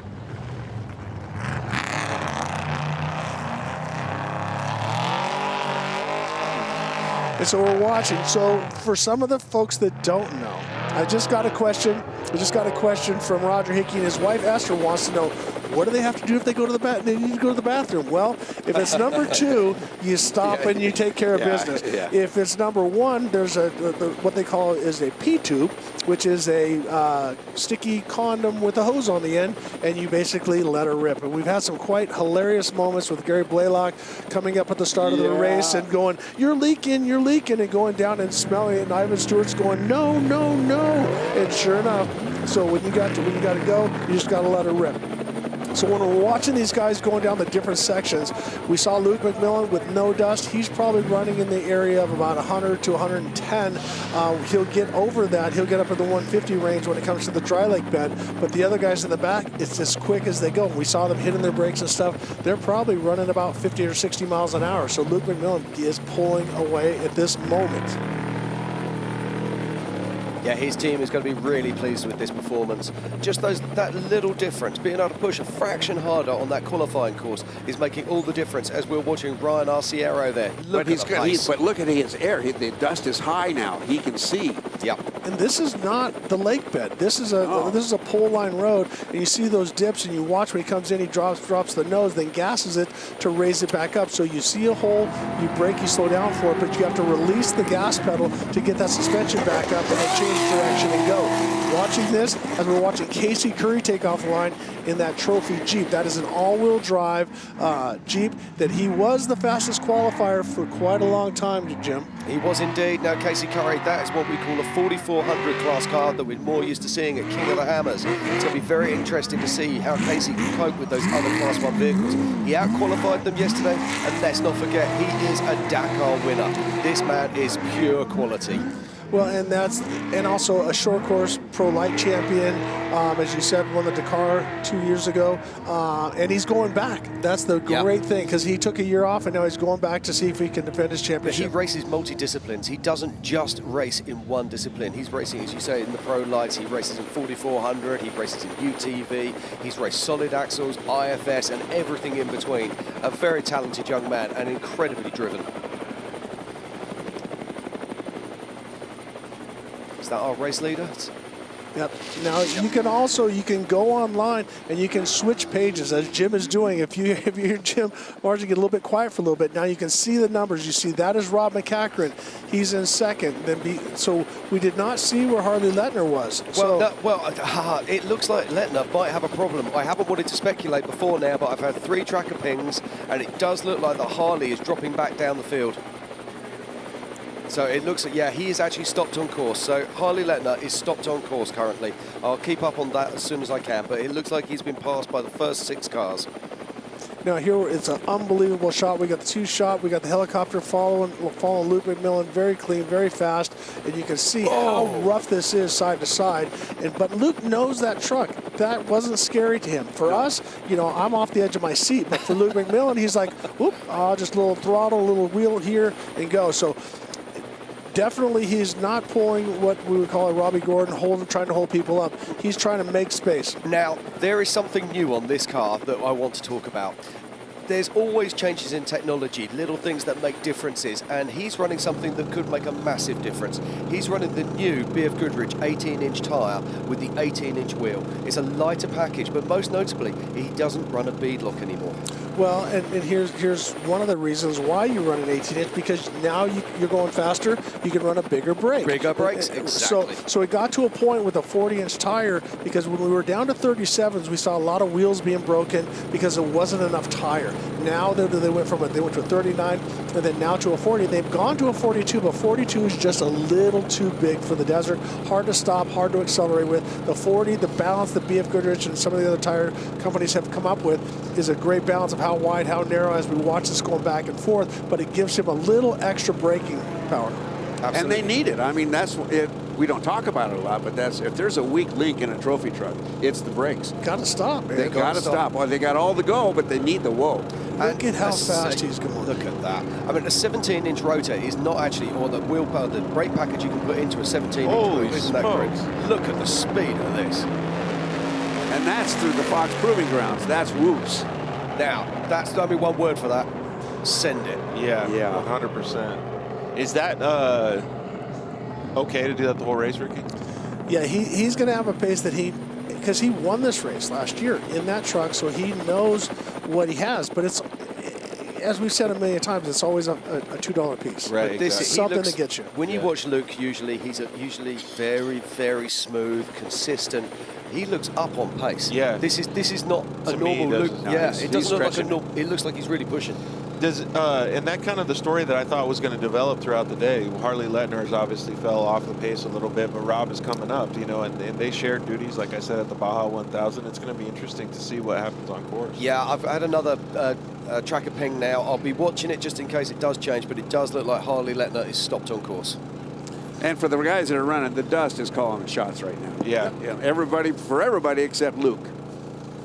And you can see the gap is, it's extended 2 to 3 times what the other pack is. Yeah, we can't see that, but Luke has got quite a lead, which this is perfect for Rob Beck because he's out of the dust. He's going along, and he's watching, and he's just going to make sure that he's watching. Now this, Jim, I'm going to throw this over to you. Yeah, this is one of your guys. Yeah, it is indeed. It's not a guy. In fact, this is Bailey Campbell. Bailey Campbell is one of the Campbell family, so Shannon Campbell and her brother Wayland, and she became a mother last year. So it's great to see her back on the race course again. We're more used to seeing Bailey racing at King of the Hammers and in other Ultra 4 events, but she's stolen her dad's Class 1 car, and she's out here today racing. It's so good to see, and that's going to be a wonderful story. Her husband, Brian Cross, was racing in a Class 11 yesterday, so it's a whole family affair. Pretty sure this is Rob Mack as like we're Rob watching. Mack, yep. This is through the Fox Proving Ground as well. Now those things are spaced so far apart that it gets kind of wicked. You have to just be reactive, not, you have to react to whatever the vehicle's going to do. Get your distance up as far as you can. A guy named Dave DeMont told my daughter that with distance comes comfort. And this, I don't know how much comfort they have, but Rob Mack's car, this is one of the older generation vehicles, isn't it? Yeah, but he's made so many little tweaks and adjustments, as well as he knows what it does. Obviously, you can see he's right on pace with Luke McMillan. Comes in a little bit hot coming in there, so Rob Mack also not sitting back. Watch how he's hard on the brakes, gets in there, and he knows this desert like the back of his hand. This is his playground. This is where he's grown up and raced his whole life. When you're in the cockpit, how much moving around of your feet and the steering wheel are you doing going through a section like that? You're constantly adjusting it. It's a never-ending, I'm going to say battle or never-ending adjustment to the left, to the right, because you're driving it. It's a solid, what they call a spooled rear axle, so both wheels are turning at the same time. It's not an open diff, and it's not going to correct for you. So you do more driving, and Rob Mack, I always use him when I do my schools. He's very lively on the pedal. A lot of bop, bop, bop, bop, bop, because he's driving with the rear wheels more than the front wheels. So the level of minute differences and minute movements you do is insane. If you watched how much, it's just like the rally drivers, you see them just sideways and back and forth and with the hands and the feet. You're trying to, when you make a problem, the truck steps out on you, you try to correct with both, not just one. There's a wonderful video out there of Nasser Al-Attiyah's feet. I know it sounds ridiculous, but they actually put a GoPro on his feet when he's racing Dakar. And to see the movement between the left foot braking, and it was incredible to watch. And you can learn so much from just that short video clip. Yep. Look at this now, powering through. And you can just see the amount of dust building off the back of this vehicle. That's the Camberg truck, because we can see it. It's flat across the back. That's kind of they're unique with their body style. Yeah, that's Alex Wacker. Also used to be an Ultra 4 racer. Left that, went into the 6100 class, and he's having a whole load of fun. I need to get a new soda koozie cup from him. As I said, Twisted Monkey had at the King of the Hammers a few years back. Really cool koozies that would stick to your car wherever you need to do. Householders. Right, for all those people who are at home watching on the tracker, when you actually look on the tracker, so for example at the moment it's showing Rob Mack in the lead. If you actually look at the bottom of the tag, when you hover over it, you'll see that there's a time. That time says 10:43. If you go back and then hover over Luke McMillan, you'll see that his time shows at 10:40, which was the last time that his tracker, and in fact it's just updated. So do be aware of that when you're looking at the trackers at home, so they're constantly updating. And at the moment we can now see that it's just pinged again, and it looks like Luke McMillan has about a 1.5 mile lead over Rob Mack currently. I think all of us probably got that same text message this morning. How do we watch the live feed? And you can go to the mint400.com. Absolutely. So it's mint400.com. It's that simple. Get on over there, follow the tabs, get on the live scoring. Oh, look at this. That's what I was talking about, is that you have to react. You can't anticipate the bumps, because if you do 1 degree left or 1 degree right, that thing is going to rebound, because your traction multiplies sometimes tenfold when you land. So if you're corrected, it's going to turn that way. But you also have to have soft hands. You can't try and bully that. Yeah, you can't try and bully that steering wheel. You've got to kind of coax it and guide it rather. Yes, with these cars, it's almost like sailing a boat rather than driving a car. 100%. Exactly. Now watch, he makes a correction to the left, then it bounces, he makes a correction to the right. Now it starts to multiply, a little overcorrection, but then he gets his wheels straight and back on the throttle. This is a great visual. So Robert Johnston actually, Max Eddy was qualifying his truck yesterday, and unfortunately he received a 10-second penalty. I still love his excuse. I thought that was beautiful. Well, this is that was a perfect replay to talk about that too. So Max told me that the truck got out of control is a little bit of an overstatement, but he let it go. He used soft hands and he let the truck do what it needed to do. Now watch Cole Potts in that Mason two-wheel drive. I think this is probably one of the most stable trucks when it comes to straight line whoops. And we watched him, no left, no right. It really digs. Look at all those R21 scare chairs. And then look at the car. Look at Ryan Arciero below. He's running away. Yeah, he's running away from them. Yeah, they've got nothing for him. As I have a friend of mine, he said, you don't buy an R21 scare chair. What you do is you buy a piece of land and wait for one to crash. Those guys are hopefully you wait a long time. Those guys are just, and there's Casey Curry. Yep. It's absolutely unmistakable. Look at the tall stance of this Class 1 vehicle. As I say, built for hammers, and even for hammers it's massive. But you can see him on and off there. You can see the nose dipping as he's just reacting to the dust in front of him. The dust pattern is quite a bit different with those four-wheel drives as well. And also you can see he's way off to the left because he's out of the main line because he's avoiding the dust. So even though he is hitting his brakes a little bit, he's out of the dust, so he's not slowing down the whole time. Now, I'd love to know what the white package is on top of his spare wheel. It looked like some kind of radio receiver. Well, they have a satellite that they'll go to. Now we're seeing a lot of we've got some 6100 guys dicing back and forth. Now, if you hit me on the inside, now I got the inside, so watch this. Now, 6100 is a real driver's class. So as we were talking about earlier, it's a spec class. You are allowed some small differences in transmission. So you can either be direct drive or use an underdrive, but pretty much all of them are switched to the underdrive now. That's such a cool class, though. And Andre in the multi-tool truck just took off heading out in the desert. But I love that spec class. Yeah, and as we watch Larry Ragland as he goes through it now, they did a turn and burn, all right? Awesome. Did I say Ragland again? 3. I thought you said Rosler. I did say Rosler. Yeah. Oh, okay. All right, good. You're doing good. Now you got me scared, Bob. Knock it off. All right, so Larry Rosler. There we go. Larry Rosler. But if we watch, he just raced the Baja 1000. They did a quick, easy prep and back out. We noticed that he was probably about 20 to 30 miles an hour slower through that Fox proving ground because he just, I think that motor's got to be a little bit tired.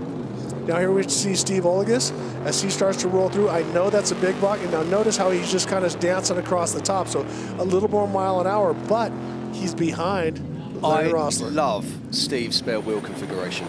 that just makes so much more sense to me, the way that he's got those racked in the back. It looks easier to take the wheels out and put them back in. It'd be interesting to see. I hope he doesn't get any flats, but if he does, I'd love to see how they You know how who's they sitting in change. the passenger seat with Steve today? Is it his son Jack?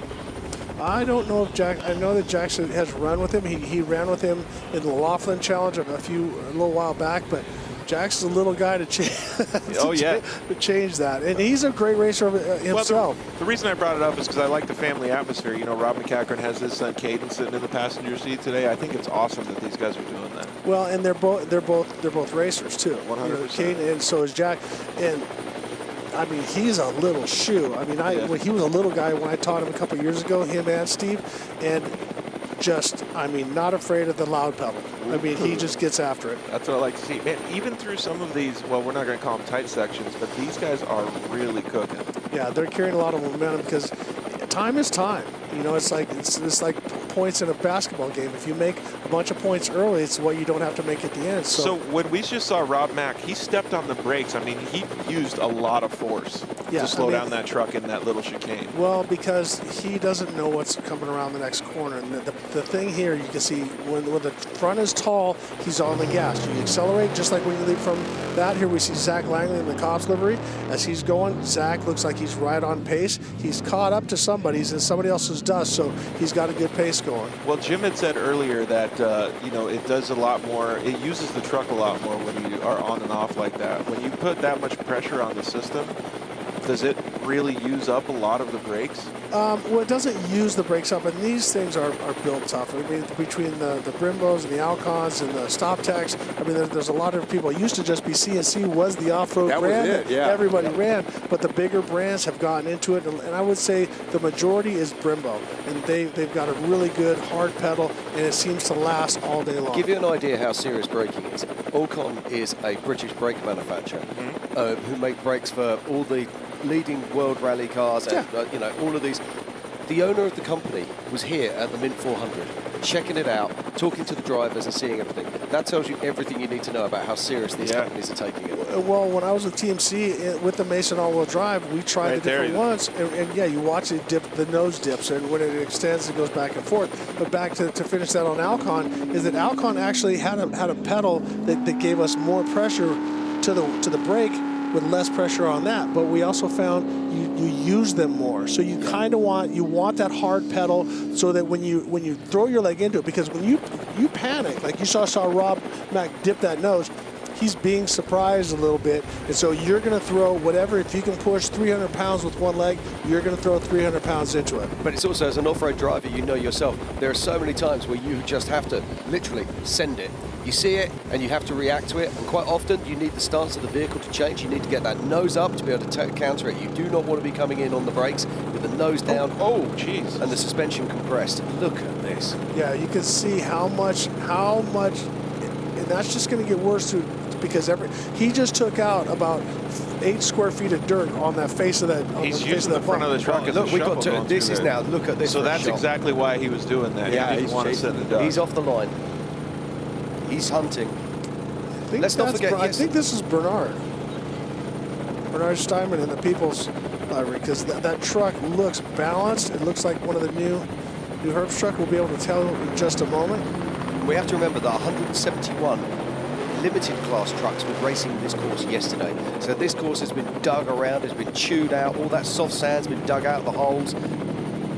It's tough out there for these guys. Different shot, and just so that everyone knows, we have 70 trucks between the unlimited trucks, the unlimited buggies, and also the trophy truck specs or the 6100 trucks. I'm pretty sure that is the people's truck of Bernard Steinman, and because it was so smooth and very fast up the Fox Proving Ground.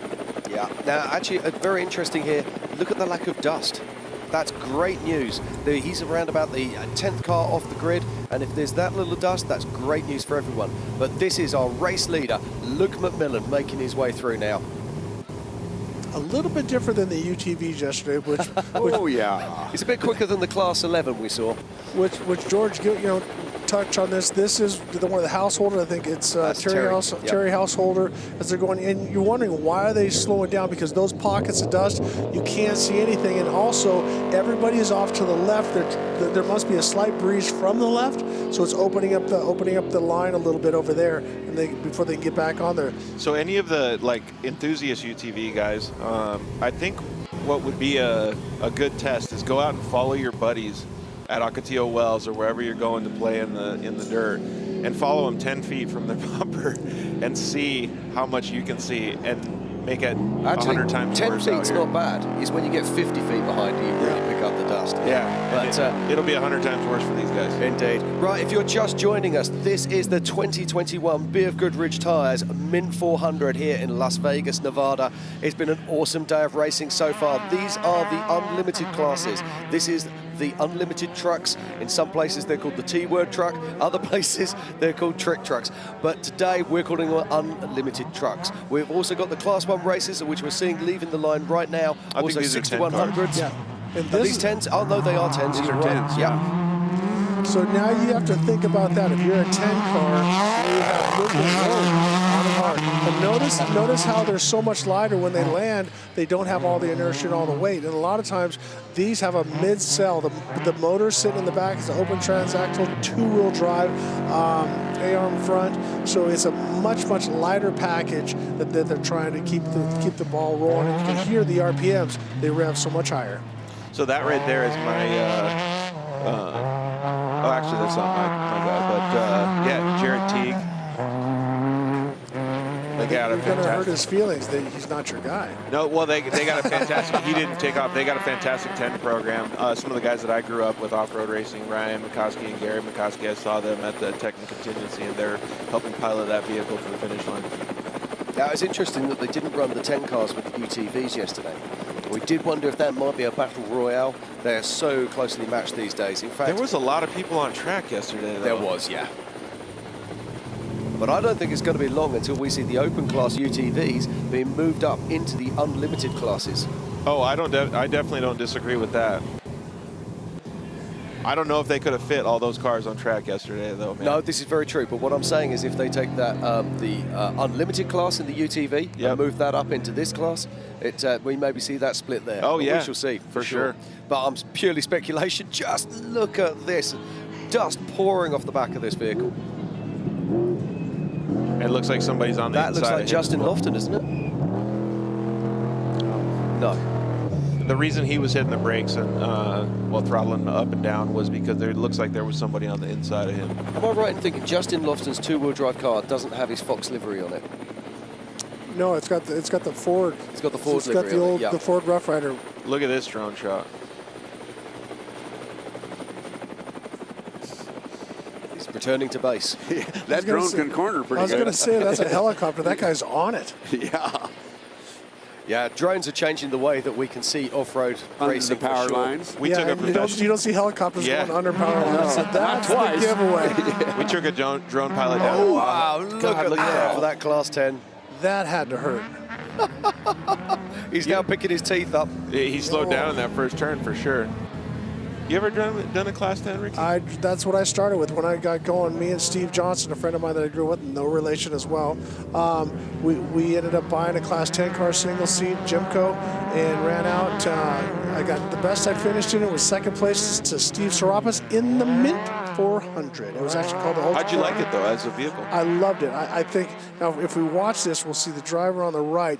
He just sends it. He gets a run. He's thinking, okay, I got to keep going. I move over, and he sends it off of here. It's pretty good. Then he just stays on it and never lifts.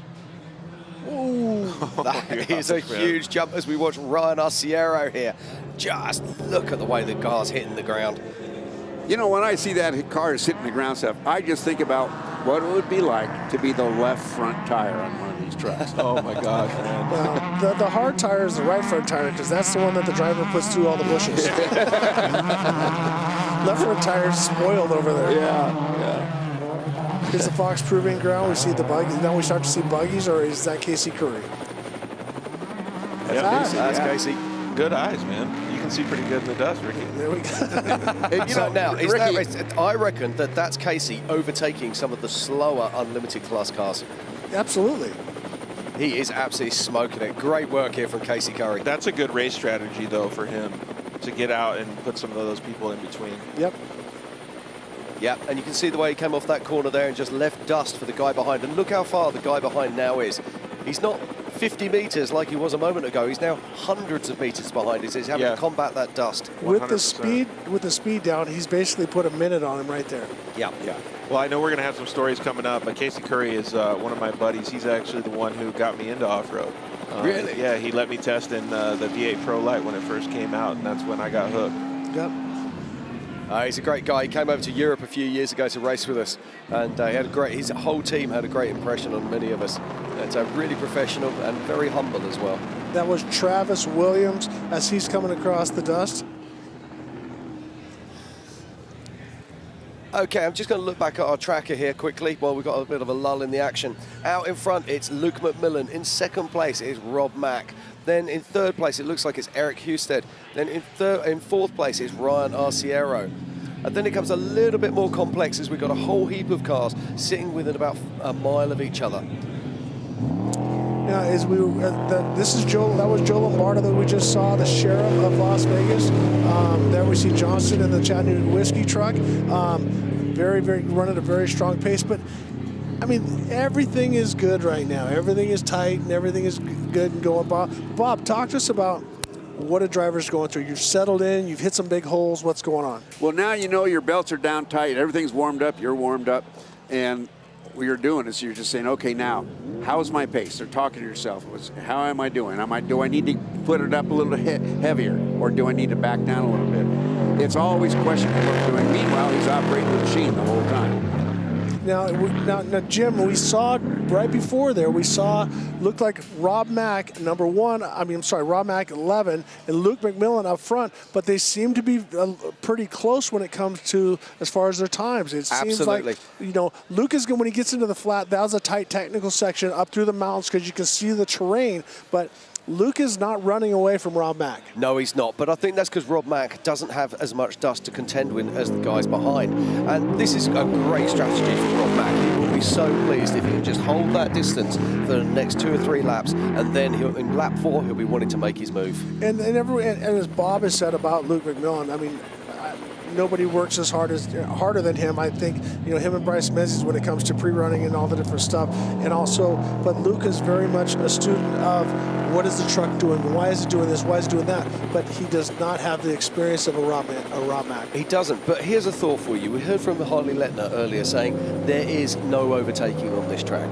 So how is Rob Mack going to get past Luke? Is this going to be in the pits? And if it is going to have to be a pit strategy to get past Luke, how does he do that when Luke has possibly the best team in Desert Motorsport? Doesn't have to. What happened yesterday?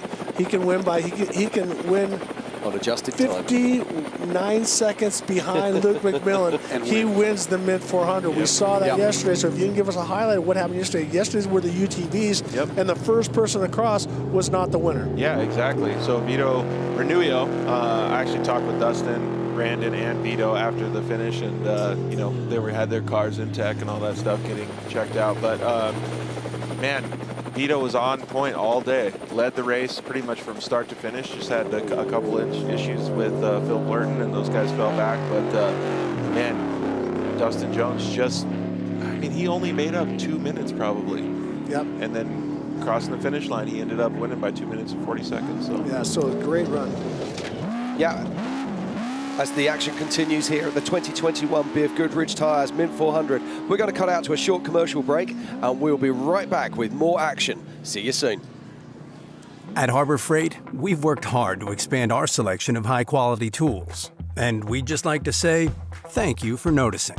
Noticing that our Daytona 3-ton Super Duty floor jack is every bit as good as the competition at a fraction of the price.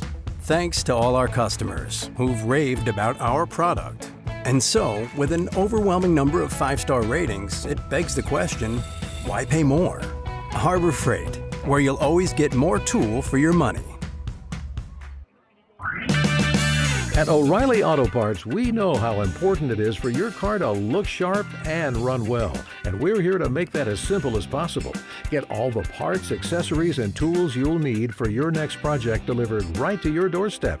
Just place your order online and leave the rest to us. You'll have everything you need at your door with free shipping the very next day. O'Reilly Parts.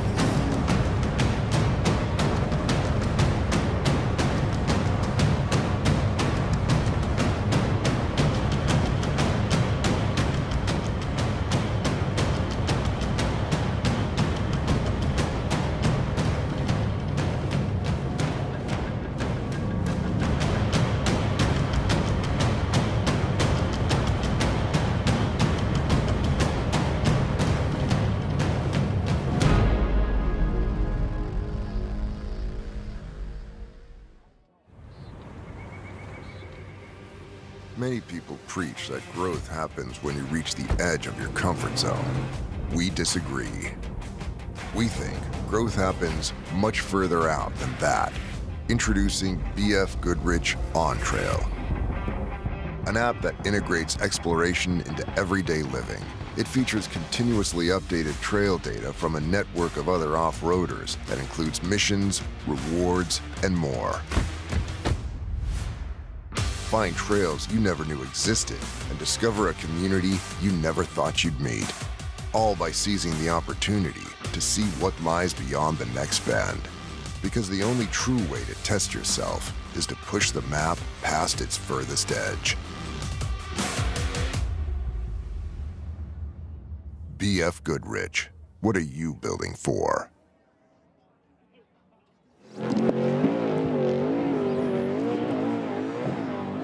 Okay, welcome back to the 2021 BFGoodrich Tires Mid 400 here live from Las Vegas, Nevada.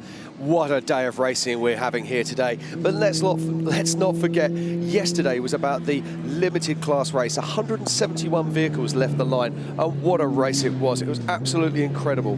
Our top three, in first place it was Dustin Jones. In second place it was Vito Raninui. And in third place it was Brandon Sims. Now, yesterday, George, I got a chance to talk to Brandon Sims because we saw he had actually stopped out on course, and that man was seriously quick. And he was telling me that he actually had to swap out 2 rear drive shafts, and that's why he lost so much time. Yeah, so exactly. You could speculate on the fact that if he hadn't had to replace those shafts, that he could well have been in the hunt for that title once again. Brandon said, as we see Luke McMillan just crossing through the TV screen there, Brandon said that he was in the pits for 14 minutes and he lost by 12. Yeah, that tells you everything you need to know. Yeah, exactly. And then when you have to consider he would have been hunting in the dust as well, incredible. Yeah, exactly. But that race was fantastic, man. Those guys kept us on our toes the whole time. Absolutely. But let's get back to the action here. Oh, in fact, here we have some highlight reels from yesterday's race. Talk us through this, George, because some of these vehicles you know very well personally. Yeah, exactly. A lot of these limited cars I don't know, like, was that a Cheneth, and then some of the legend cars? Yeah, that's one of our Legends vintage cars, and we had lots of vintage classes in there yesterday. Look at this Class 11 crawling by here. I say crawling, flying by. And those Class 11, man, like Blake Wilkie was leading for a long time. Unfortunately had some issues towards the end, and had to bring it home. Yeah, my good friend Brian Cross, he was having problems out there yesterday as well with alternator issues. We had some stock trucks as well. We had, what was it, a Jeep Gladiator out there. We had that Chevy truck. We had a whole bunch of guys, not just UTVs. Absolutely. But the UTV class is absolutely smoking it. That looks like our leader, was that? That was Dustin Jones, the guy that was won the Vito, race. I think. This one that just came across is Dustin Jones. It is Dustin Jones. Couldn't see the livery. He was the winner yesterday. And, that is Dustin. Only by 2 minutes and 47 seconds, I think. So, and I talked to Yeah, after 8 hours. And I talked to Vito after the race, and he goes, dude, if I was a little bit more experienced, I probably would have stepped it up. Yeah. So, but he loves racing, man. You couldn't wipe the smile off that guy's face. No, I mean, Vito looked absolutely smoked. But we're back live now here with the action at the 2021 BFGoodrich Tyres Mint 400. And just check this out. It's one of the Class 10s there, making his way across the desert. But the main race is out in front in the unlimited trucks, and our current race leader, he was our pole sitter, and that was Luke McMillan. In second place currently is Rob McCachran, and in third place is Eric Husted. In fourth is Ryan Arciero. So we've got a hell of a race going on there. Bob, it looks like a lot of these guys are riding the edges of the course. They're not staying in the middle. Is that, something as the course develops where you're going to switch? You have to remember that this course has already been run by 171 vehicles yesterday. Right. And so those outside lines, they've probably still got some soft pockets of sand or silt in those, and they're just probably riding a little bit softer than the middle of the course, which will be chewed to death. It looks like when Rob McCachran went through here following Luke McMillan that they were both on a really, really similar pace. I guess you could say it's really, Georgia, you're keeping half of your truck a little bit more relaxed than the other side of the truck. You know, you're just trying to preserve things. There's no real advantage to being left or right or otherwise. They're just looking, I believe, for just a little bit easy on this side of the truck without losing any speed. Gotcha. You're always trying to save the car. That's the key to this race. You know, it's interesting, Jim, you say that. You're trying to save everything. You save your energy. You save your mentality. It's like this is endurance racing, not a sprint. Absolutely. That was Kevin Derby there that we saw. But that car there, that is Greg Adler making his way through. When you talk about the endurance stuff, I think a lot of these guys actually consider this 8-hour race one of the shorter or medium-sized races for them. Yeah. Yeah. So, oh, wow, look at that shot, Bob, with the dust going through the hills. All the way up into McCulloch Pass. Oh, my gosh. That's a really, really good understanding of what these guys are dealing with right now. And yeah, that's Eric Husted there. And he's showing great pace out there as well. Watching him on the tracker, he's not letting Rob Mack or Luke McMillan get away from him. But, you know, they're all still in sequence, Jim, when I look at it. The same starting sequence. No one's passed nobody Well, yet. absolutely. They have. Well, we've got to remember that Harley Letner is stopped on course. That's so the only we guy. did. We did actually lose our second place starter there. But Rob Max filled the hole. I mean, for Rob, that's a huge and massive advantage for him. I mean, to suddenly have Harley Letner taken out of the equation. does that mean that that there will be a little bit of a pit strategy going between Rob and Luke? No. They're running their own program. They're not. I think they're running their own program, but they must. But they're great friends. I'm sure they have spoken about things that might or might not happen out on track. Yeah.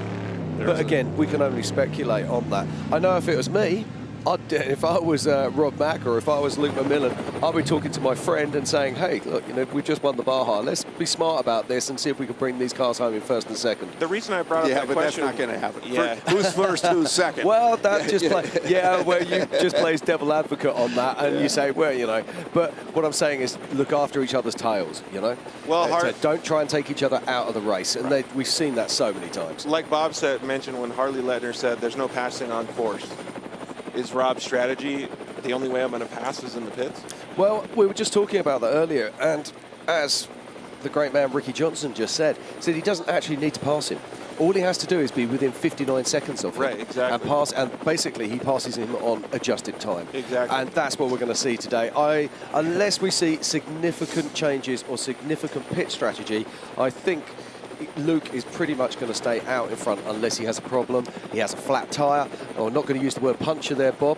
But if he has a flat tyre or something like that, those are going to be race-changing moments. Let's not forget, a few years ago, Rob McCachran was winning this race. Literally on the home straight, he had a flat tyre, then he had his transmission fail. And then quite often, weird things happen. When you stop the car to change a flat tyre, you get back in the car, and it's never quite the same again, and that's what happened to Rob. And we're looking here at Casey Curry making his way through in the Trophy Jeep. I love this car. Yeah, that's a perfect example. You can see where he was hugging the right side of the course, and the left side was doing more work, Bob. Yeah.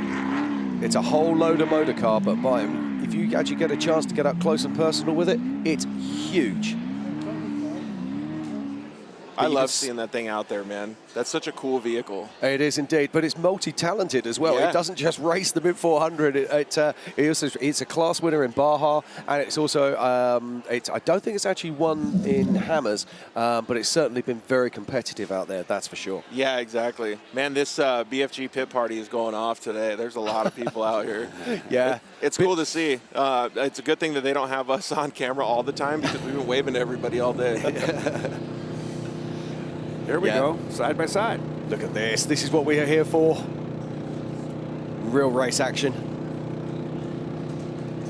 This is 6100 coming through. It is indeed.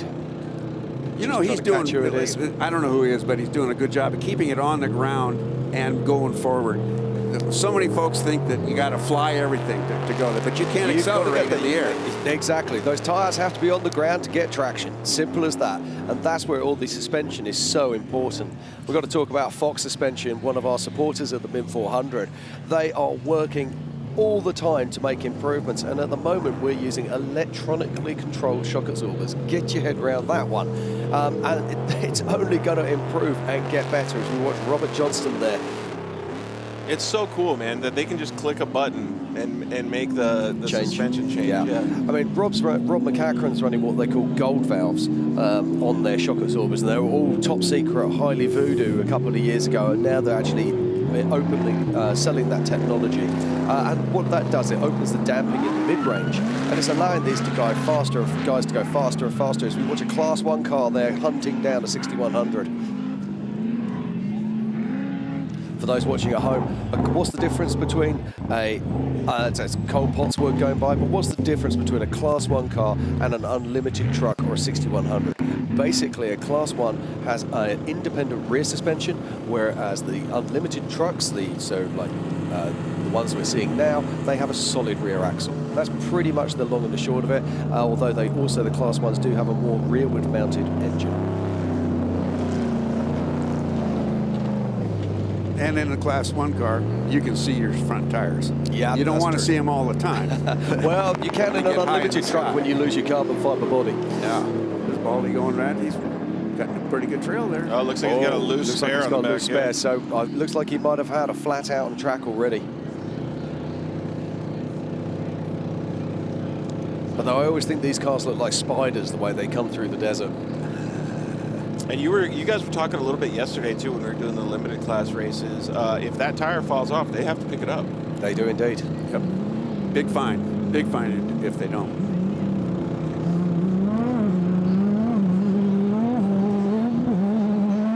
This is the Class 10 guys. Those cars look so fun to drive, man. You have experience with them, Bob?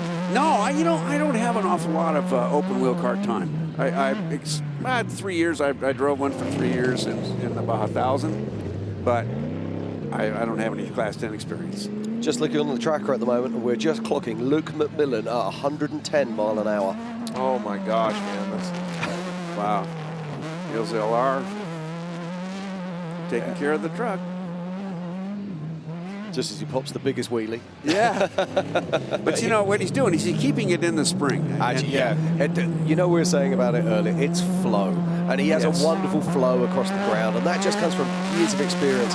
And he's a motorcycle rider, first and foremost. And I do believe that is an advantage when you move from motorcycles into cars. Especially with reading terrain and stuff like that. They see color. I mean, those guys that grew up on bikes, the Ricky Johnsons, the Oslers, they have a 7th or 10th or 20th sense about what's up ahead. One of the things that changed my racing career for me was actually chatting to a guy called Scott Hartman, and years ago, and he said to me, he said, car drivers are shocking because you're always looking on the floor in front of you. You need to pick your eyes up and look as far ahead as you possibly can, and then use your peripheral vision for your close stuff.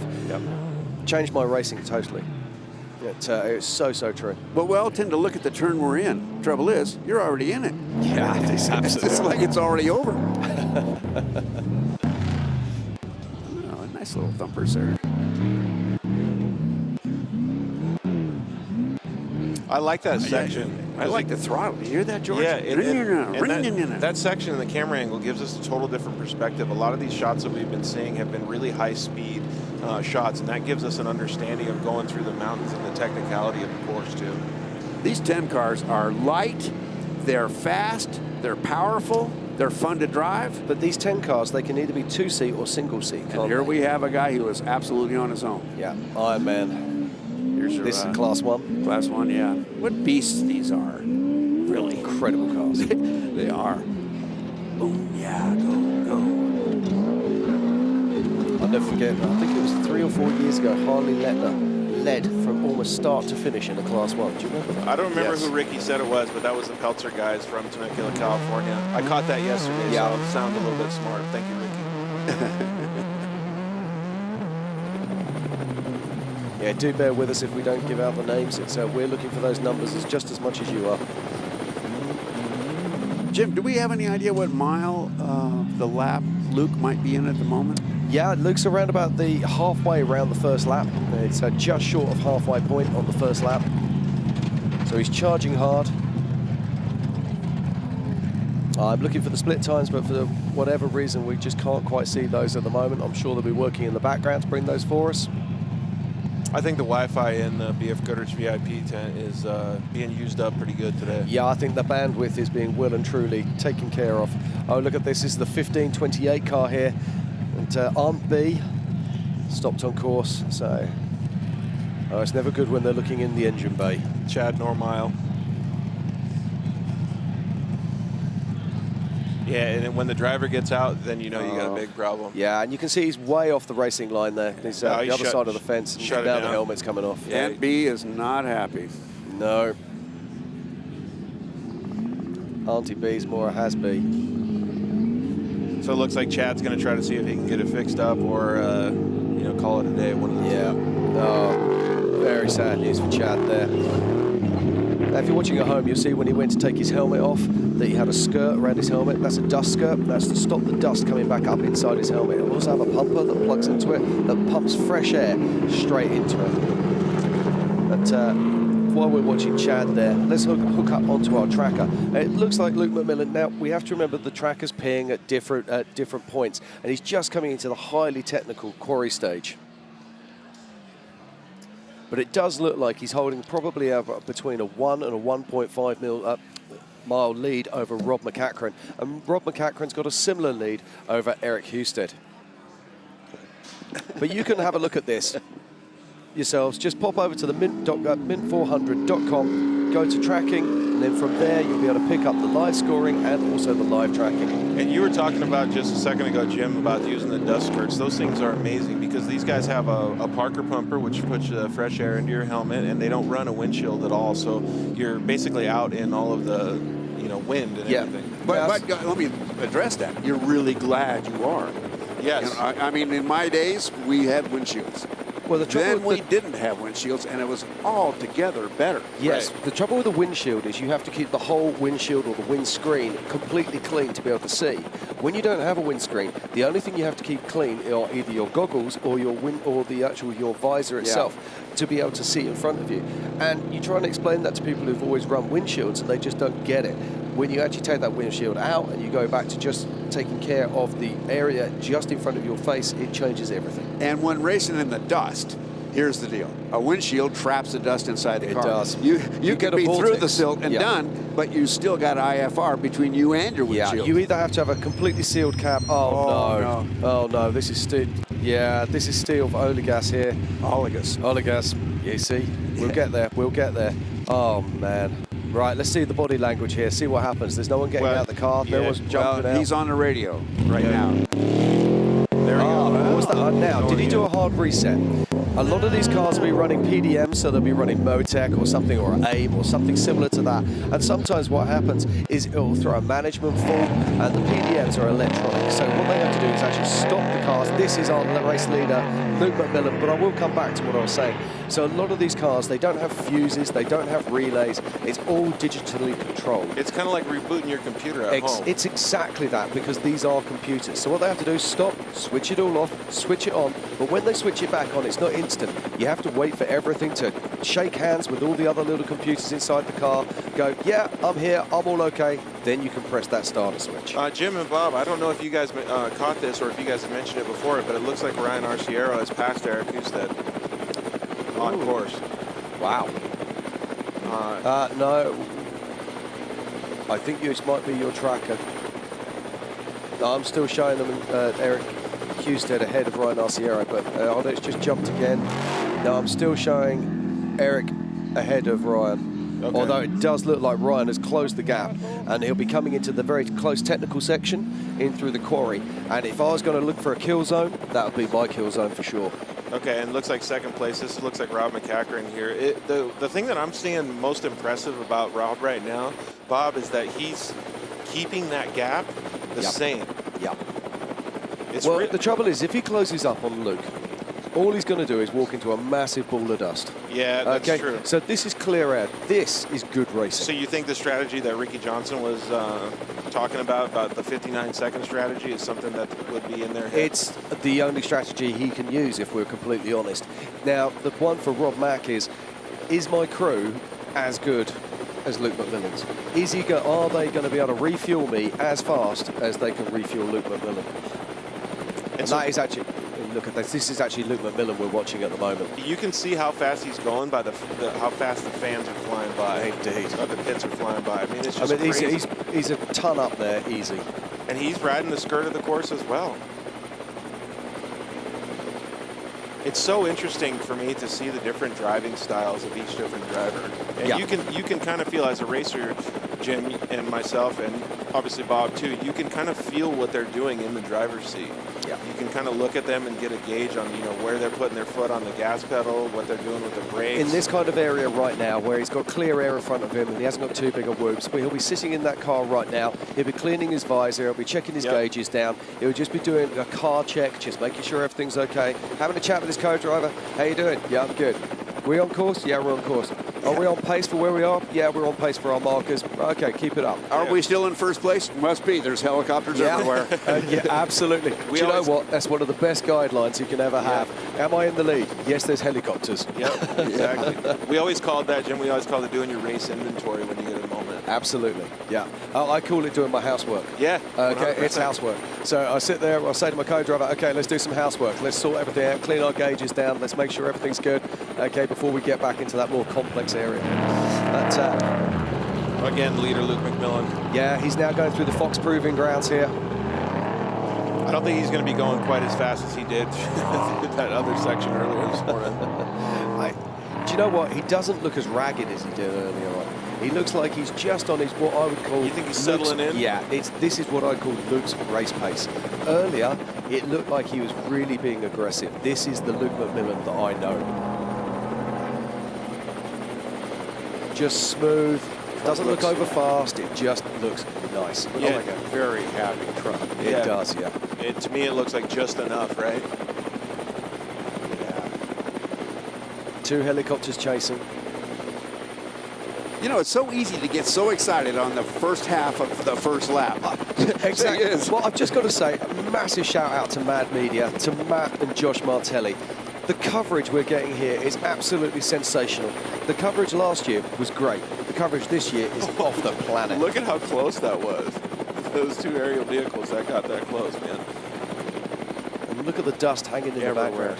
Amazing. Everywhere. While we're looking at this, I just want to put a shout out to a few of our sponsors: Harbour Freight, Baja Jerky, eBay Motors, and O'Reilly Auto Parts. Without you guys, we couldn't put on this event, so thank you very much. If they didn't see it, the Harbor Freight sign got taken out yesterday about one of the drivers in front of the It didn't get taken out, it got carried around the course. So I believe that's going to be an extra charge for that one. A little mobile marketing. Indeed. 100%. 6100 truck, Andre in the Motul truck. It is. My buddy Adam Fitz actually preps this truck for him. The truck actually used to live in Temecula, but now lives in Colorado. Fantastic build. One of the fun things a fun fact that I saw about that truck, you know the little water bottle holders that are on the bicycles that you take around? They use that for the passenger and the driver. Not you bad. Take little waters, right? A little water, it doesn't hurt a thing. Yeah, exactly. In a long, hot desert race, we got good at learning how to manage fluids in our body, so you stay hydrated enough, but not so hydrated you're peeing all the time. Exactly. What do you think about the different pace that Rob's going? Rob looks like he's cooking a little bit harder than Luke in this section. He looks like he's trying to close that gap just a little bit. He wants to maintain that gap, I'm guessing, but he's going to be pushing hard. He's going to have people in the sky as well, telling him where Luke is. He's going to be getting mile countdown markers, and he'll be, if I know Rob Mack, he's going to be micromanaging his race. He's in permanent contact with his pit crew, and they'll be saying to him, you're down on this section or you're up on this section, and so he'll just want to micromanage. You don't want to be pushing in long areas. What you want to be doing. This live shot, you can hear the throttle control that he has. You want to be pushing in small areas. So if they say, okay, you're down on 10 seconds, he'll want to push for a mile or two to pull those seconds back, and then he'll want to lift off again. You won't want to be constantly cooking that throttle. Gosh, look at that. Well, we keep talking about the dust, but ladies and gentlemen, it's because it blows us away. You know, dust is tough, but this is a little bit extraordinary up there. Rob took a little bit of an alternative line right there. Instead of taking that inside like Luke did, he went around to the second lane right there.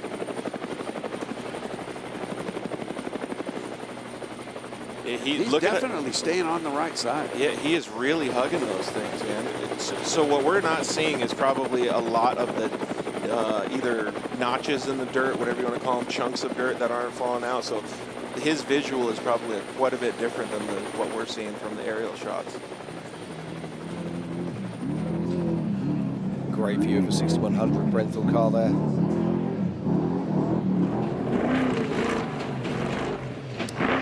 That looks like it's Eric Husted there, making his way down through the Fox Proving Grounds. Now, I want to see what the time difference is between Eric and Brian Arciero. This is going to be very interesting. I'm just going to put a stopwatch on this because I really want to see what that is.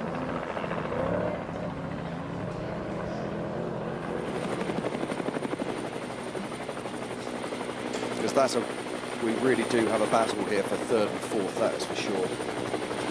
It's interesting to see what you guys were talking about earlier about people managing pace, and you guys said it. I mean, I think in the top 10, the positions haven't moved unless the drivers have fallen off. Yeah. So we have some fender damage there on Robert Johnson. Well, we think the fenders are damaged if we can see them, or the hood, or anything else. Something went boom. One thing to talk about too is they have a. Oh, so he's right behind him, Jim. Arciero is right behind. He's at Husted. Yeah. So I'm going to suggest that Arciero might be up on adjusted time at this moment. But it's still early days in this race. One of the things that we should talk about since he's missing the fenders is they have a cleanup too. They go out and clean up the desert for all of the different race car parts, anything that was left out there by the pit crews or anything. So it's really cool to see that we're giving them. A lot of times we're putting it back together better than we found it. Oh, we are. I mean, we were chatting to Matt Martelli about this yesterday, and you know, people saying, "Oh, the race cars don't do anything good for the environment." I would disagree with that wholeheartedly. What we do is we get families out here working and clearing up other people's mess. They've taken out literally tens of tons of other people's rubbish. Hundreds and hundreds of miles. And you know, there's a cleanup that's going to start tomorrow as well, and I know they need volunteers to help clean up the desert from the mess we're making today. Yeah. Yeah, so if you ever want to go get on course, now's your time to go check it out, right? Don't forget, if you bring something into the desert, take it home with you again. Please. It's that simple. Please. It looks like our buddy Ricky Johnson's down there doing, in the VIP tent, doing a live show with my buddy Robert Blanton from Warfighter Made. That's pretty cool. There's so much going on at these events. It's so awesome to see everybody having such a great time. Yeah, it's absolutely rammed here. I'd love to know what the spectator count is, but it must be in the way into the mid-thousands. Yeah. But look at this now. This is Rob Mack. Now, I'm just looking at my tracker here, and it does actually look like Eric Husted is actually catching Rob McCachran. It's probably because the section that Rob's in is going a little slower and very technical. Yeah. Wow, look at all those rocks. And this is where you've got to take care of your tyres. You're better off to lose a tenth of a second trying to protect your tyres than you are just trying to punch it across this terrain. And we're back on our tracker again now. So there we are. There's our first place vehicle, Luke McMillan. Then in second place, you can see Rob McCachran. Then not that far behind him, it's Eric Husted. And literally within spitting distance is Ryan Arciero. Then there's a battle royale going on up the top corner there in the quarry. And we've got 3 cars literally almost bumper to bumper.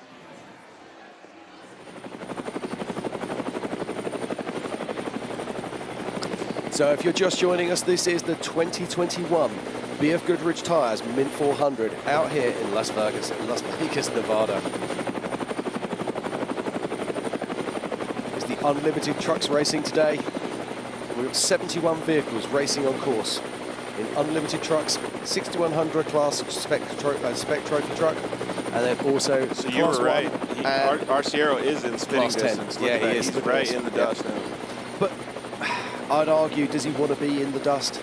I would still want to be just sitting behind and hitting them on adjusted time. So when you get to the point where you're in that much dust, like for me as a side-by-side racer, not a trophy truck racer, I would want to push as hard as I can to get through it.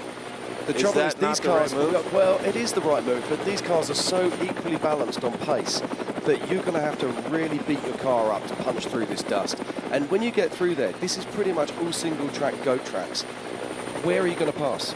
So there's going to be certain areas. But can you make up the time through the GO trail or through the tight sections? Of course you can. There's a possibility you can do that, but you're going to have to be pushing your car beyond your comfortable race pace to do that. And really risking a flat, too. And you're going to risk a flat. And at that point, your race is over. So you've got to be very, very careful here. Hey, good job on matching the helicopter to the truck, boys.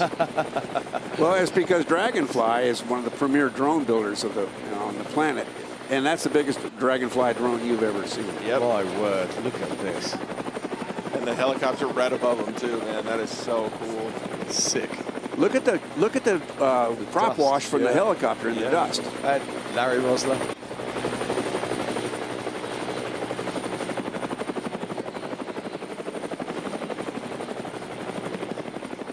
When we talk about drivers and technicality and stuff, Larry will be able to actually do very well in some of these tighter technical sections that we just saw Rob and Ryan and Husted going through as well. You know, this is one of the joys of the Mint 400 is that the field is so full of skilled, experienced drivers. It's really hard to call any kind of a shot. Okay, so we're just watching Cole Potts there going through the Fox Proving Grounds. I just want to talk about some of the vehicles that are out of the race. It does sadly look like Kevin Thompson and Harley Letner are out. I can see their trackers showing back at main pit. That means that they would have DNF'd, as they would have had a course cut to get back there. So that's bad news for him. Tracy Graff is also stopped out on track, so tough break for Tracy. Let's hope that he can get that car up and running once again. We saw earlier Chad Normal stopped on track. Let's hope he can get that fixed. That was the Class 1 car that we saw near Thumpers. It looks like we might, but I'm just going to watch the tracker on this one. He might still be moving, but at the moment we're showing Robert Malone has also stopped. Yeah, and the drone coming down to get another battery, showing us the Fox Proving Grounds, giving us a long shot. That was actually a pretty cool understanding of how the elevation changes going back down into that valley. We didn't mention Robert Johnston and my buddy Max Eddyson in the passenger seat today, who qualified yesterday, but they're still on course doing very well as we saw the number 12. Indeed. One thing I do want to talk about very quickly is the Motos race, which is actually going ahead right now as we speak on a course on the other side of Prim. As soon as we get any information, I know there's people at home who are wondering about what's going on in there. If we get any information, we will pass that on. We'll certainly be looking at the winners and the losers later on today. There's so many events, it's hard to cover them all, but we would all love to, right? But oh man, it's a festival of off-road, isn't it? Yeah. I mean, there's so much going on. The cool thing about it, though, for the fans, though, is they can go get their sprinkle, you know, in the morning they can go check out some dirt bikes, and midday they can go check out the trophy trucks, and then they can go, or excuse me, unlimited trucks, and then they can go back and check out the dirt bikes again. It's really cool. Well, Jim, I like what you said about festival. You know, that is one of the things that's changed the Mint 400 from the original days, is how the Mad Media people have, the Martelli brothers have created the Mint 400 of today is an extravaganza. It is an absolute event, and it starts on Wednesday. So it isn't just a day and a half worth of racing. It is, you know, it's a whole happening. If you're at home and you haven't been to this thing, I'll tell you what, it's really worth it. It is really worth it. You see some stuff, you experience some things that you never will see again. going down through the Fox Proving Grounds again, these camera angles. I mean, look at that dust. And this isn't like a insanely high-speed section. I mean, they were still going pretty fast, but oh, and here's your Bailey Campbell. Yes, Bailey Campbell. Great to see her still out there on track. I'd love to know what her strategy is. So if anybody's out there is in the Campbell pit, if you can let us know if Bailey's going to be doing the whole race or whether she's going to be swapping out later on. In those technical environments, how fast are they going? Are they? Oh, she'll be picking it up. Yeah. Yeah. I mean, don't forget, this is a young lady who's actually been out front at King of the Hammers and looked like she was going to win until she got taken out with a technicality. So she's a very gifted driver. And the vehicle can do really well in those sections, right? Yeah, absolutely. Just going to say a big thank you to BFGoodrich Tyres who've just come up on the stage and given us some hand warmers. Yeah, it is a little chilly out there in the sun, though. I got to tell you, my hands are too cold to open the darn package. We're suffering for our sport. Do we put our teeth on it? Outside, it's pretty nice though, because it's a lot warmer outside. Yeah, in here we're suffering for our sport. That's what we're doing. No, it's fantastic. Outside, we got a little bit of sun though, with where all the spectators are at. Man, it's really nice and warm out there. Yeah, it's hard to believe it's actually December, isn't it? Well, we have March weather. You know, the thing about I think this is warmer than normal. For December, I'll guarantee you. No, I meant for March. Yeah, that's probably right.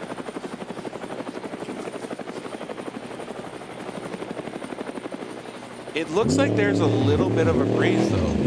That's good to see. Yeah, he's back running. Yeah. So Steve Olligas back on the track, moving again. So perhaps it was just a hard reset that was required. Okay, guys, we're going to step on out for a short commercial break, and we're going to be back here for some more action at the 2021 BFGoodrich Tyres Mint 400. We'll see you soon.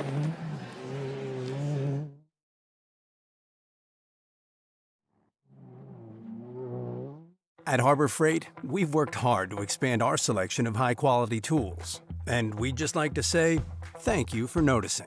Noticing that our Daytona 3-ton Super Duty floor jack is every bit as good as the competition at a fraction of the price. Thanks to all our customers who've raved about our product. And so, with an overwhelming number of 5-star ratings, it begs the question, why pay more? Harbor Freight, where you'll always get more tool for your money. Many people preach that growth happens when you reach the edge of your comfort zone. We disagree. We think growth happens much further out than that. Introducing BFGoodrich On Trail, an app that integrates exploration into everyday living. It features continuously updated trail data from a network of other off-roaders that includes missions, rewards, and more. Find trails you never knew existed and discover a community you never thought you'd meet. All by seizing the opportunity to see what lies beyond the next bend. Because the only true way to test yourself is to push the map past its furthest edge. BFGoodrich, what are you building for? At O'Reilly Auto Parts, we know how important it is for your car to look sharp and run well. And we're here to make that as simple as possible. Get all the parts, accessories, and tools you'll need for your next project delivered right to your doorstep. Just place your order online and leave the rest to us. You'll have everything you need at your door with free shipping the very next day. O'Reilly Auto Parts.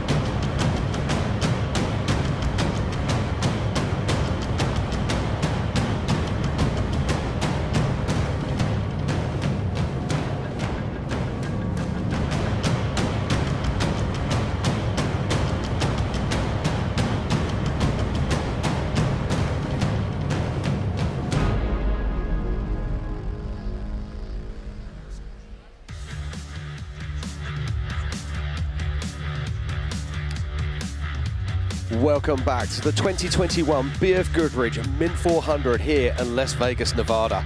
It's an awesome day of racing going on out there.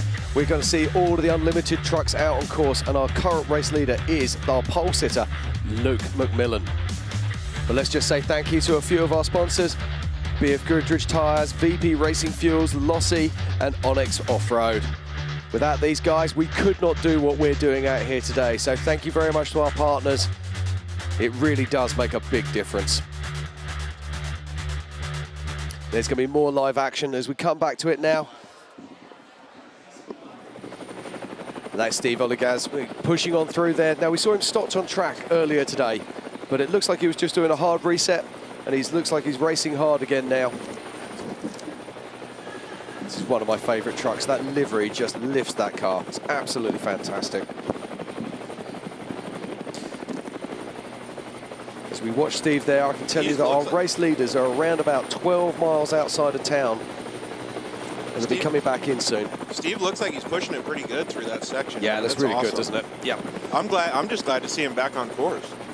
Well, while I was away, what happened? So Steve actually, he pulled over. I think he did a reboot on his ECU. He pulled over. Well, no, he's missing a tire. So see, we got a strap hanging. Yeah, we got a strap hanging in the back. It's actually, the tire is there, but more than likely he stopped to change that tire because they do have to re-rack that tire. So I think two issues happened then. So two issues. We definitely, the first time we saw him, it was just a pull up, a stop, a reset for 30 seconds, and then off again. Yeah, and then he hit the road again. But it's nice to see him back out there, and he looks like he's trying to gain some time right now. Yep. Yeah. Now he's charging through the Fox Proving Grounds. I love watching the way these cars cope with these unbelievable terrain. The Fox truck going through the Fox Proving Grounds, perfect shot. Doesn't get any better. Sponsor box is ticked.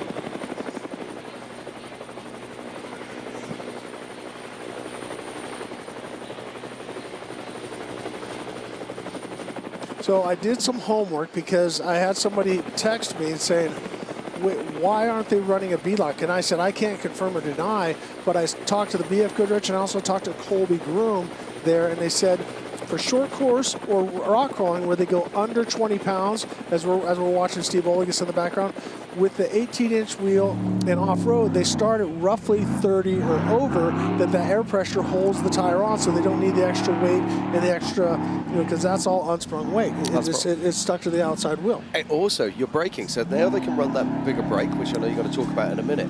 But when you've got less wheel mass, it's easier to actually slow down and accelerate that car. Exactly. In motocross, I remember when we went from an 18-inch rear wheel to a 19. And for a 500, I actually liked the 19 a little bit more tire, a little bit heavier. But for Supercross and 250 outdoor, I really like the 19-inch because it seemed like it could carry more momentum. I also talked to Colby Groom, and they have a patented bead lock. It's called Bead Grip that holds it on a little bit more firm. So where the bead lock would be, the way they set the bead, it actually holds the tire in a little bit more, because some of the people have said that it's harder to dismount a method race wheel than it is the other ones.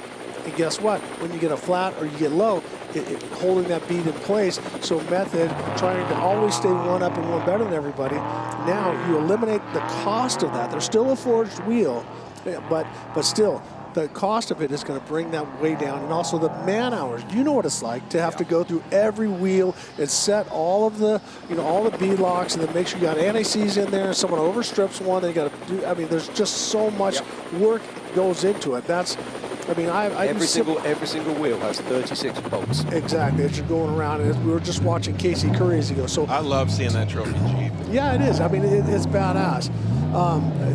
So if you get a chance to go and stand next to it, the sheer scale of it is absolutely. He almost needs a ladder to get in. Yeah. 100%. Well, Casey does need a ladder. I knew that was coming.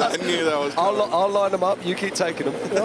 Just set it on. And here we go. This is the truck we were just talking about, the trophy Jeep. And watch how. See, you can see Casey in there. He looks like a little bobblehead guy. I mean, I love how hard he drives when you talk to him. And every time he wins a race, and now we go back to Luke McMillan, the leader of the 2021 BFGoodrich Mint 400, and you watch, he is clean out in front, still no dust because he's leading. Absolutely, but I think he's slowing his pace. I mean, he's absolutely smoking it here, don't get me wrong. But when he left early on that first half of the lap, it was an aggression that we don't usually see from Luke. This is just bang on perfect Luke McMillan race pace. I think this is a race pace. I think the first little stint was a little bit higher than race pace.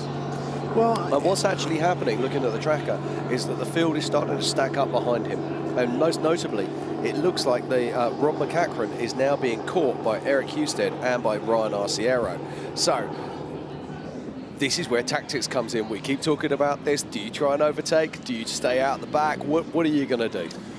You pass wherever you can pass. I mean, as we said, if you got to get off to the left or to the right, you do whatever you can to do in front, because this is a passing opportunity. We saw here, that happen. Yeah. So this is all about massive horsepower. So Ryan Arciero, I believe he's running that big Joe Gibbs motor. Yeah. So is he going to use somewhere like these flat, dry silt beds here? Is he going to try and use that aggressive pace of 140 plus mile an hour to be able to make a pass on the guys in front? Well, absolutely. I mean, you're going to use everything you can. As as Matt Martelli said, he said this is a bar fight. People are pulling knives, so you're going to do anything that you can, and he's going to utilize that to his advantage. But we saw him earlier come across the dry lake bed off to the left, and he's having to hit the brakes because he's trying to get back on course. So it's going to be rare that you're going to get that free moment again where you can run 140, 150 miles an hour. Look at that fantastic shot. Yeah, I was told years ago by Dave Cole, if you're going to go to a gunfight, take a machine gun. But it's going to be interesting to see. Now, I'm pinging on my tracker at the moment, and it's showing that Eric Husted is right on the tail of Rob McCachran. So it's going to be interesting. These guys are going to be coming back round past the start-finish in approximately 10 minutes' time. So we'll be able to get some times, find out what the splits are, and be able to try to see and start guessing what strategies will be. Some people asking where Harley Letner is. Unfortunately, Harley Letner looks like he had problems around about race mile 10, and they've now retired and they're now back in town. Also, most notably out on track, we've also got Tracy Graff, who's also stopped. So tough break there for Tracy. Okay, so we've got the tracker now live up on screen. And you can see the #1 car there. That is Luke McMillan. He's making his way back down towards the solar panel farms. Just behind him is Rob McCachran, and then really in spitting distance behind Rob McCachran is Eric Husted. Eric Husted must have tobacco in his mouth if he could spit that far. So hey, also while I was away, I didn't just enjoy my lunch. I did a little homework, and Husted's motor is built by Ray, or not by Ray himself, but by Dugan's Racing Engines, as well as Graff. Now, Luke McMillan, the leader, has got a Kevin Croyer motor in there, so we have a bunch of the different guys, similar configurations, but everybody has their own little things that they like to do. Well, the Croyer motors, of course, are local boys. They are based out in Las Vegas. Yep, they're Vegas. Ray and everyone down at Dugan is down in Riverside. Yep. So they have the four-wheel drive dyno and stuff like that. What's the sort of capacity of these engines? Capacity meaning what? Liters. Cubic inch. I'm not exactly sure. I know that Ray is listening right now, and I have his text thing, so he can give me exact numbers. So Ray, if you are listening, hit me a number on horsepower, and also what is the peak torque, and then also cubic inch, if you could. I know that they're the big block, but I'm gonna step on my foot or put my foot in my mouth and say the wrong one, so Ray will hit us here in a minute. One thing that I heard you talking about earlier, though, was pound-feet of torque is one of the things that's most important. Well, for me, I like a torquey motor because it gives you that squirt. Now, we're seeing as the course gets rougher and rougher through the corners, the guys have to drive like short course. They have to come in and pop and get that torque to get it to jump up over and clear those. Yeah, it's a big difference. Having that torque just be able to drag you out of the bends, even if you're in the wrong gear. Now, let's just talk about these vehicles for a moment, because most of these vehicles are running big engines, so big V8 engines mostly, and they'll be running 3-speed turbo 400 gearboxes. But some of these guys are running slightly different transmissions. Some of them have just started to go over to sort of like the Mason-Matics or over to sort of sequential gearboxes, X-Tracks. Yep. And so they haven't been, I've got to say though, when people started to cross over to those, we saw them, and we were expecting to see a big difference, and there hasn't seemed to have been that difference. We don't certainly see them suddenly being a lot faster. Is this the quarry section that you were talking about earlier, Jim? Because that's some of the 6100 trucks going through there. I'm not sure. It doesn't actually look windy enough, to be honest, to be the quarry. Well, it looked like Maybe it's I'm pretty sure it was. I think that was just them leaving the quarry. And now we see that in this class, class 10, I think is the most competitive class, and these guys are on the wheel all day long. And we saw a great battle between the side-by-sides, the turbo side-by-sides, and the Class 10. A lot of people thought the side-by-sides were going to beat them, but the Class 10s gave them a pretty good licking at the King of the Hammers last year. It's cool to see. Like, I'm actually really interested in those 10 cars. Like, I think it's a really cool class, and you got me even more interested when you were talking earlier, Ricky, about how much of a driver's class. Oh, that's great to see. That was Chad there. We saw him stopped on course earlier, Chad Normal, and it looks like he's managed to fix his car and get back on course. RB is back on course. How cool is that? That is awesome. Now, yeah, you can see this is a gravel pit where, of course, different. And that Peltzer on the side, if you guys are ever down in Temecula, a buddy of mine, Charlie Peltzer Winery, it's a great place to go. He's a moto enthusiast. He's a race car enthusiast. Charlie himself runs races some, and he also runs right side and left side. Check out Peltzer Winery. It's a fun place to go hang out with your buddies. I pass by it every day on the way to my house. There you go. Yeah, so I actually heard you say that yesterday. Yep. So I gave him a little shout out when you were eating lunch or eating some breakfast. Okay, guys, heads up. We're looking like Luke McMillan's going to be coming through the start-finish straight in around about 5 minutes. So when they left the starting line at 10:30? Yes, it would have been just around 10:30, yes. Okay. It'll be interesting to see what his lap is then. Yeah, I've been looking at the live scoring, but it looks like they might have an issue there. I'm just going to keep refreshing that. But,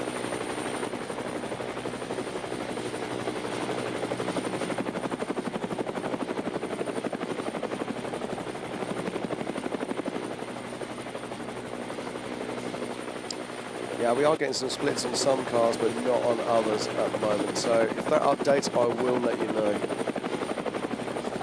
That is Brent Fox as we're watching him go through, and that looks like one of the Herbst trucks, because you can tell by the way they stack the tires in the back and also the front body. Now you can see that he's not quite on top because he's getting those pockets of dust, and that's the thing as a driver gets frustrated because I could be going so much faster. I should be out in front winning this, but I'm stuck behind this person in the dust, and that's where you really have to calm down, focus on your breathing, and just take your time.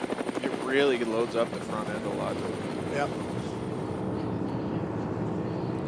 It looks like this one has seen some action. Yeah, I think that's the Chattanooga truck. Is that one that we had lost the fiberglass on the front earlier. Well, you can see it's got part of the front valance, so that tells me that he just augered her in, knocked the left side of the bumper off, and the hood went flying with it. Yeah, only a tenner's worth of damage. As they say, it'll buff out. Yeah, exactly. I'm sure it'll polish out, no problem. Somebody's going to be taking home a nice souvenir. Now, we can't see the car, we can't see the truck behind him. Oh, he's hit the fence. Oh, he's close. Wow. So now he's going to try to catch up. That's exactly what you were talking about, though, That's Ricky. Brent Fox. So he's in the 6100 truck. He's trying to catch that Class 1 car. He was the one that you were talking about that wasn't getting on top of the loops. But now he is. Look at him. He is charging. So that's where he's got a little bit of clear dust, and he's holding it down to get through there, man. And this is through the proving ground, and then when they cut at the top, they got to cut over. Oh, so now watch, he's going to zigzag back. He needs to be super careful on how. Hey, guess what? Here I am. He's going to give him a little bit of notice that he's just on him. Hey, darling, here I am. Yeah, 100%. That was one. Here comes two. Two taps. He's trying to get out of the way. He's letting him. Yeah, you're not going to invite that guy onto your rear bumper, are you? Well, I've done it too many times that you fight the dust, when you get up front, you're like, okay, now it's time to go, and then I go get a flat. Yeah. I drive too hard. But look at the difference in pace and the difference of the attitude of the truck. As we say now, he's up on top and just skimming across the top. So Brent Fox is back up to pace, and he could be leading our 6100 truck class. In fact, he was the first to start off, so I think he could be our leader. I know that I got Jim Marston over there checking out the Check that out. Let us know. Yeah, I'm just watching here on the tracker at the moment, and it looks like Luke McMillan is going to be coming onto the short course very, very shortly. So it's not going to be long until we actually have live coverage of our leader. There we are. You can just see Luke there at the bottom of the screen. He's just got to loop up round now to the right, and then he's going to go over the top of that loop and then come straight back down onto the start-finish straight. You can see there's Rob Mack, and then just behind him, Ryan Arciero and Eric Husted. Now, showing those the other way around, I believe that Eric Husted is still ahead of Ryan Arciero. So he's done that lap in an hour and a half. Right. So that's he just is flying. Yeah, just that what? 50, that's quick. 53 or something miles an hour. Yeah. Oh man. I saw Sarah Price earlier today, and I remember last the mid 400. Looks like I saw her on the coming around. Oh, here we go. This is Luke McMillan now. But I'll just finish what I was saying there. I was chatting to her last year on the finish line, and she came up to me. She grabbed my arm. She said, "I've just been doing 130 mile an hour across the lake bed." She was absolutely made up with it, and I can't wait to hear what these guys are hitting out there this year, because we're back to the Fox Proving Grounds.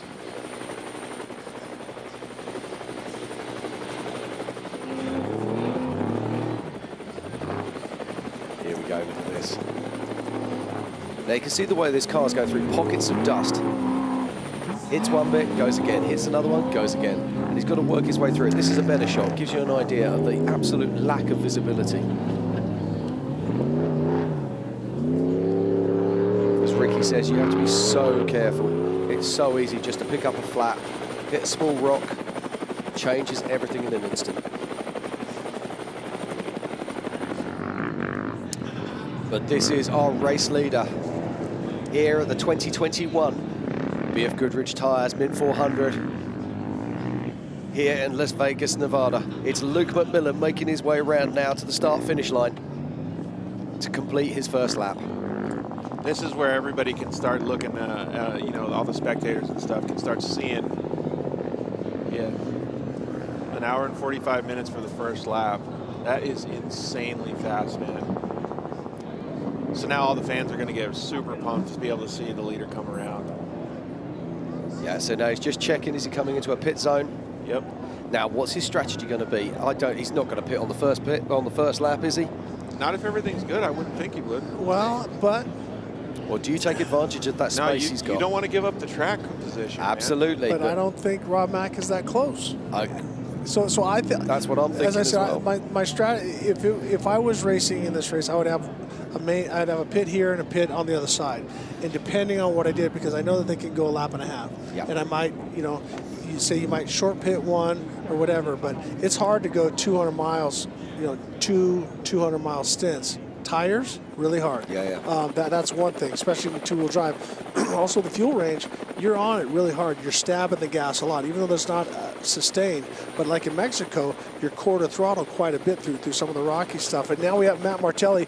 We see Luke McMillan, who's on a tear as he comes into the main pit. Yeah, I think we were talking earlier about strategy. I think his strategy is just straight bat out of hell. Yeah. Right. So it's really interesting too, because I'm curious to see what happens behind him.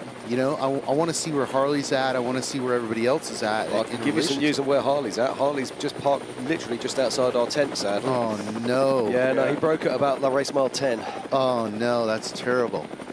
But Husted, Arciero, McCachran, they're all having super good races. But most of the top 10 has stayed the same as far as pace goes, as far as racecraft and stuff goes. There's only been a couple of people that have fallen off so far. So it's going to be really interesting to see what happens. Indeed, and that's Bailey Campbell there, just passing through the Fox Proving Grounds, running Fox suspension on that Campbell car. I think you know a thing or two about that car, Jim. I do. In fact, that's the Campbell Class 1 car that they raced down in Baja. Luke McMillan coming right into the infield so everybody can check it out. Check this out.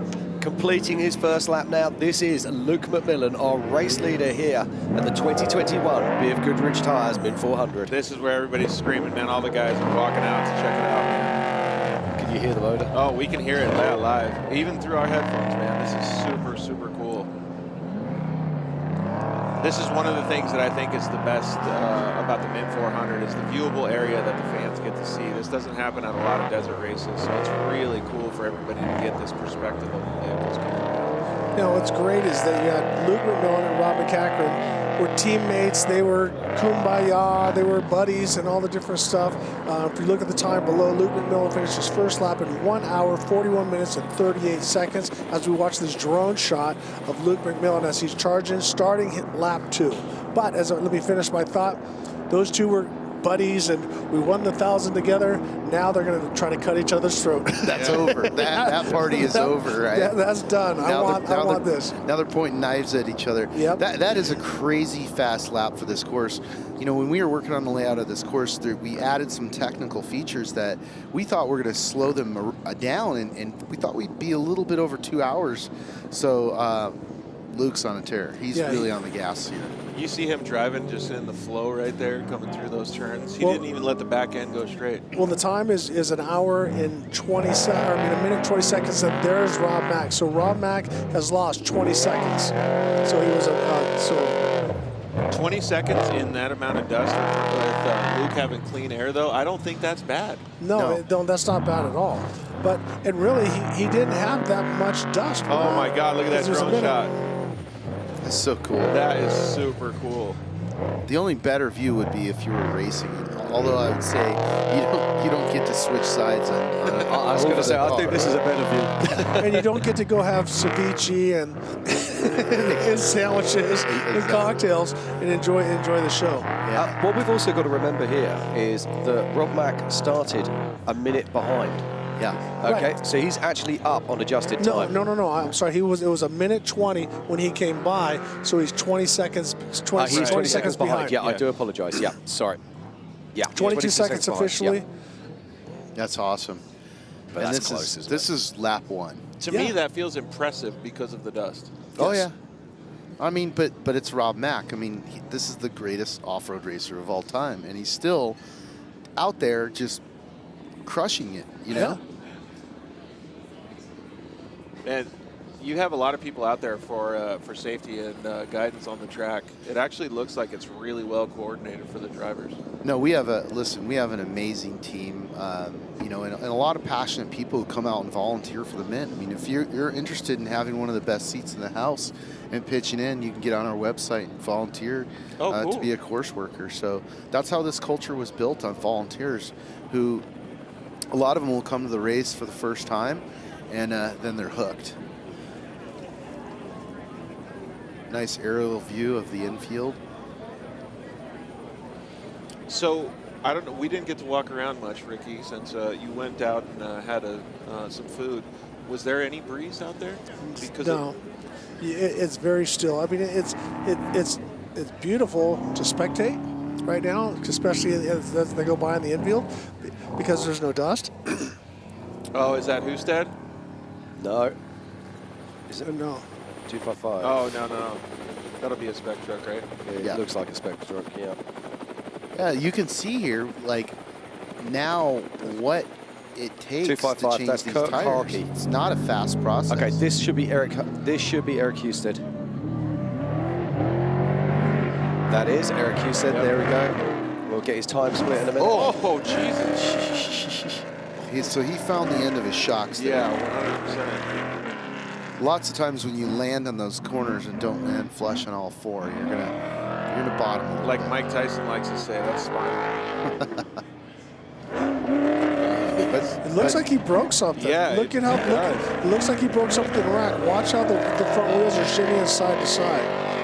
Now, just looking at the times here, he's come in on a 41.59, so he's absolutely flying there. It's a 1:43.36. Yeah, but something's wacky. Look at the front wheels, how they're going side to side. He broke something. So I wonder if that was damage from before, and that's why he bottomed out in the front end there. He launched it though. Yeah. And Ryan Arciero is already in there, a little on the bicycle, but now Ryan's got a good pace too. So we got to see corrected where he's at. His truck looks really good. It looks like it's set up good. It looks like he's driving it smooth. Yeah, and he's got Kyle Washington. And just listen to his throttle. Right.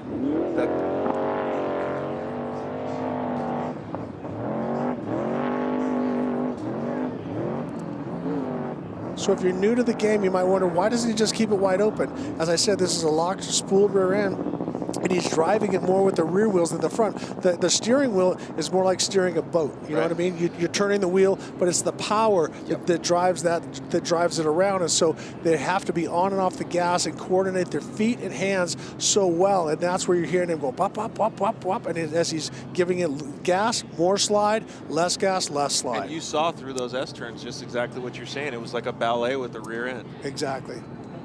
Well, and Ryan is one of those, he's a very active driver, throttle and brake. Him and Mark Miller, who in Dust to Glory and have won the Baja 1000, are very active when it comes to hands and feet.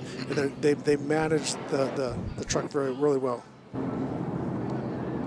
And you can see again, we're back to the that's Kirk Harkey there. Tire change. These are not light tires. Okay. They're heavy. Thank you, Ray from Dugan. Husted, 555 cubic inch, 1,000 plus horsepower, 860 plus torque.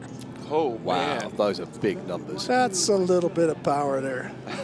And I believe, do you know, is Husted's truck four-wheel drive? I do not know. It looked kind of like it was, but I don't know what chassis it is. As we watch Larry Rossler as he's out there in the Baja Jerky entry.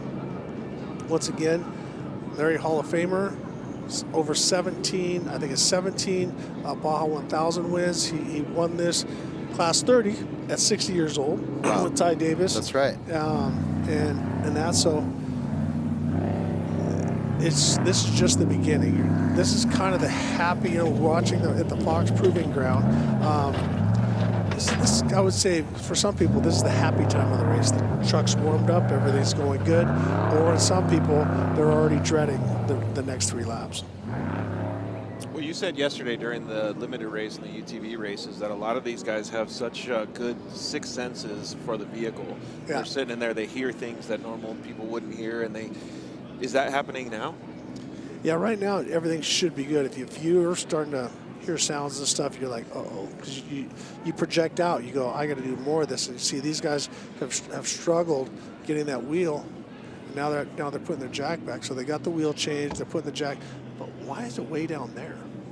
Interesting design. That might be their secondary jack. They might have lost their primary jack. They're putting their...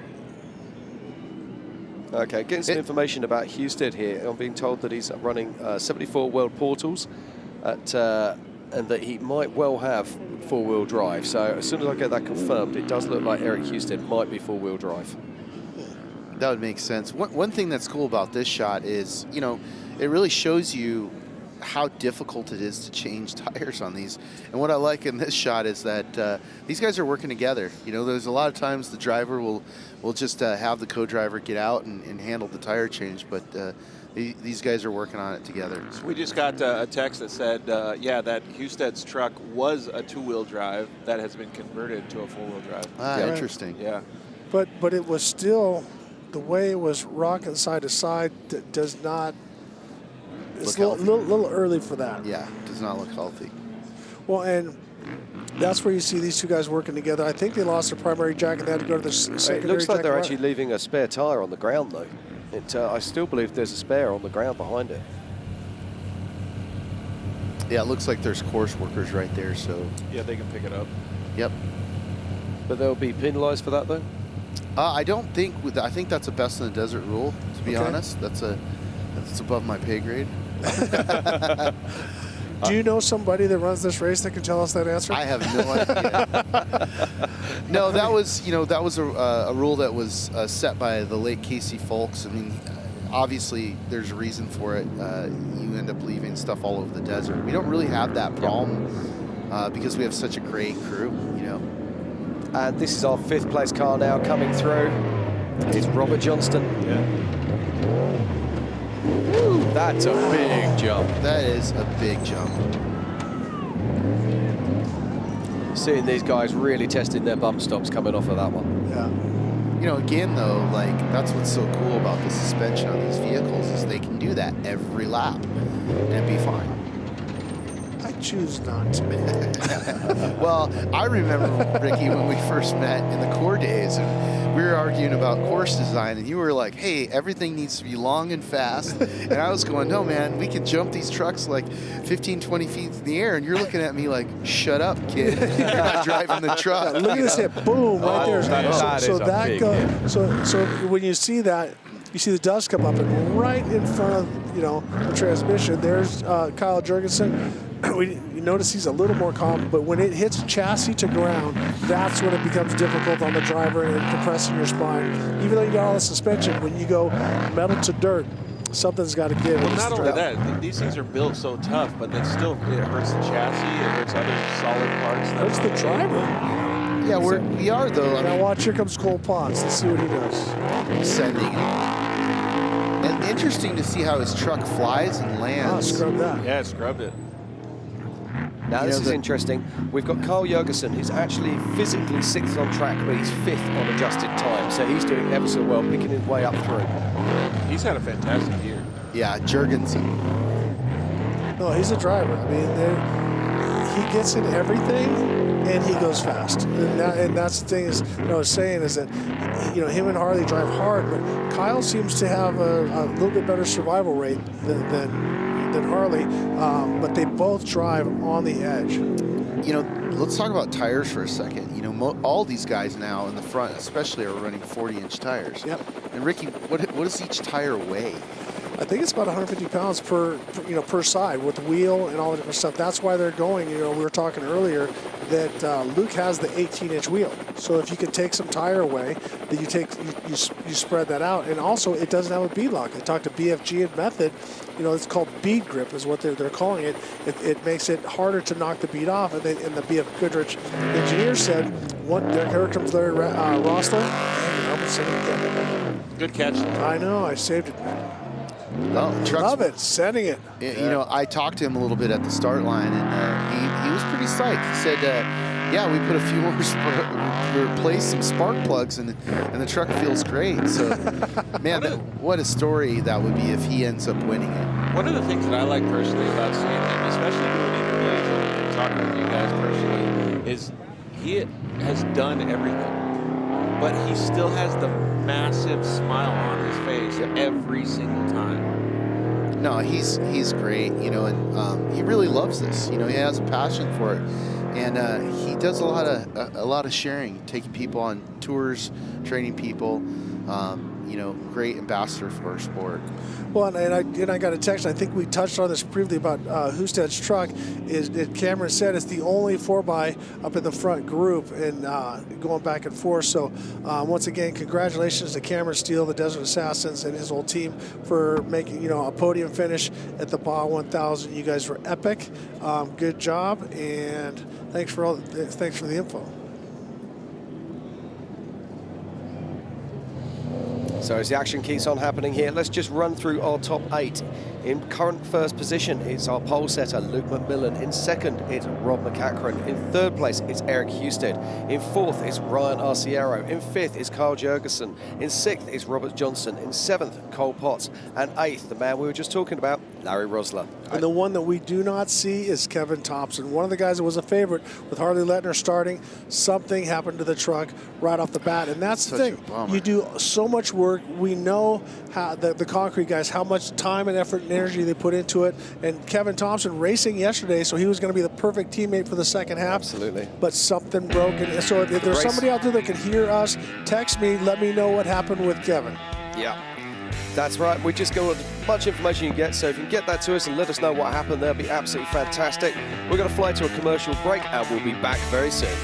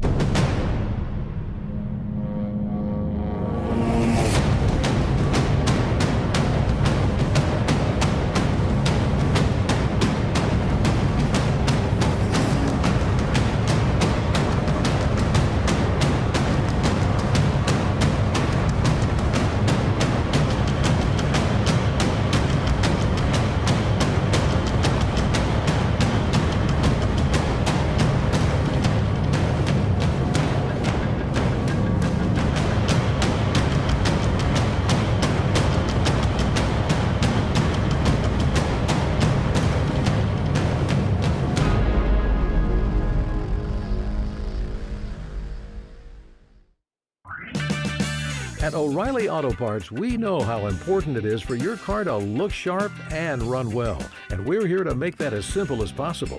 Get all the parts, accessories, and tools you'll need for your next project delivered right to your doorstep.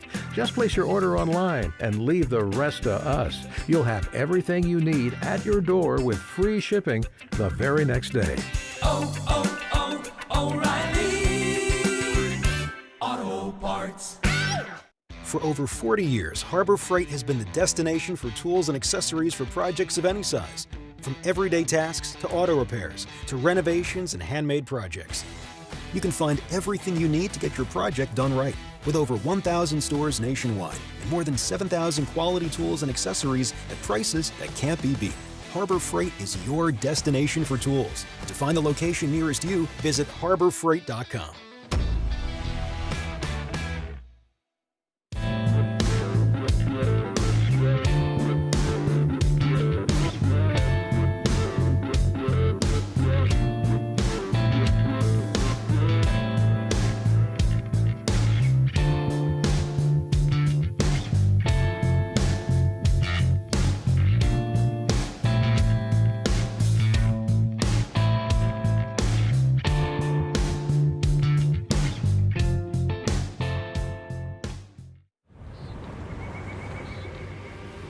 Many people preach that growth happens when you reach the edge of your comfort zone. We disagree. We think growth happens much further out than that. Introducing BFGoodrich On Trail, an app that integrates exploration into everyday living. It features continuously updated trail data from a network of other off-roaders that includes missions, rewards, and more. Find trails you never knew existed and discover a community you never thought you'd meet.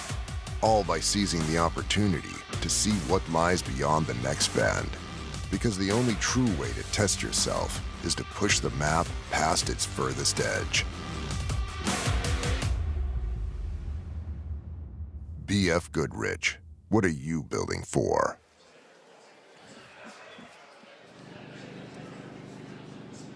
Okay, and welcome back to the 2021 BFGoodrich Tires Mint 400 out here in Las Vegas, Nevada. It's been an awesome day of racing so far, and just check out this action now.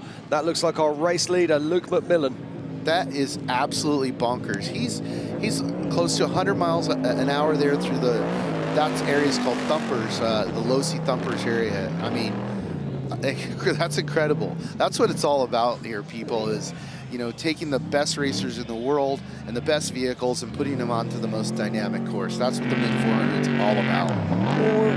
When we're watching at this back at the start finish, we're starting to see some of the 6100 trucks come by. This is another one of the unlimited trucks as he goes through. That's Sterling Miller there.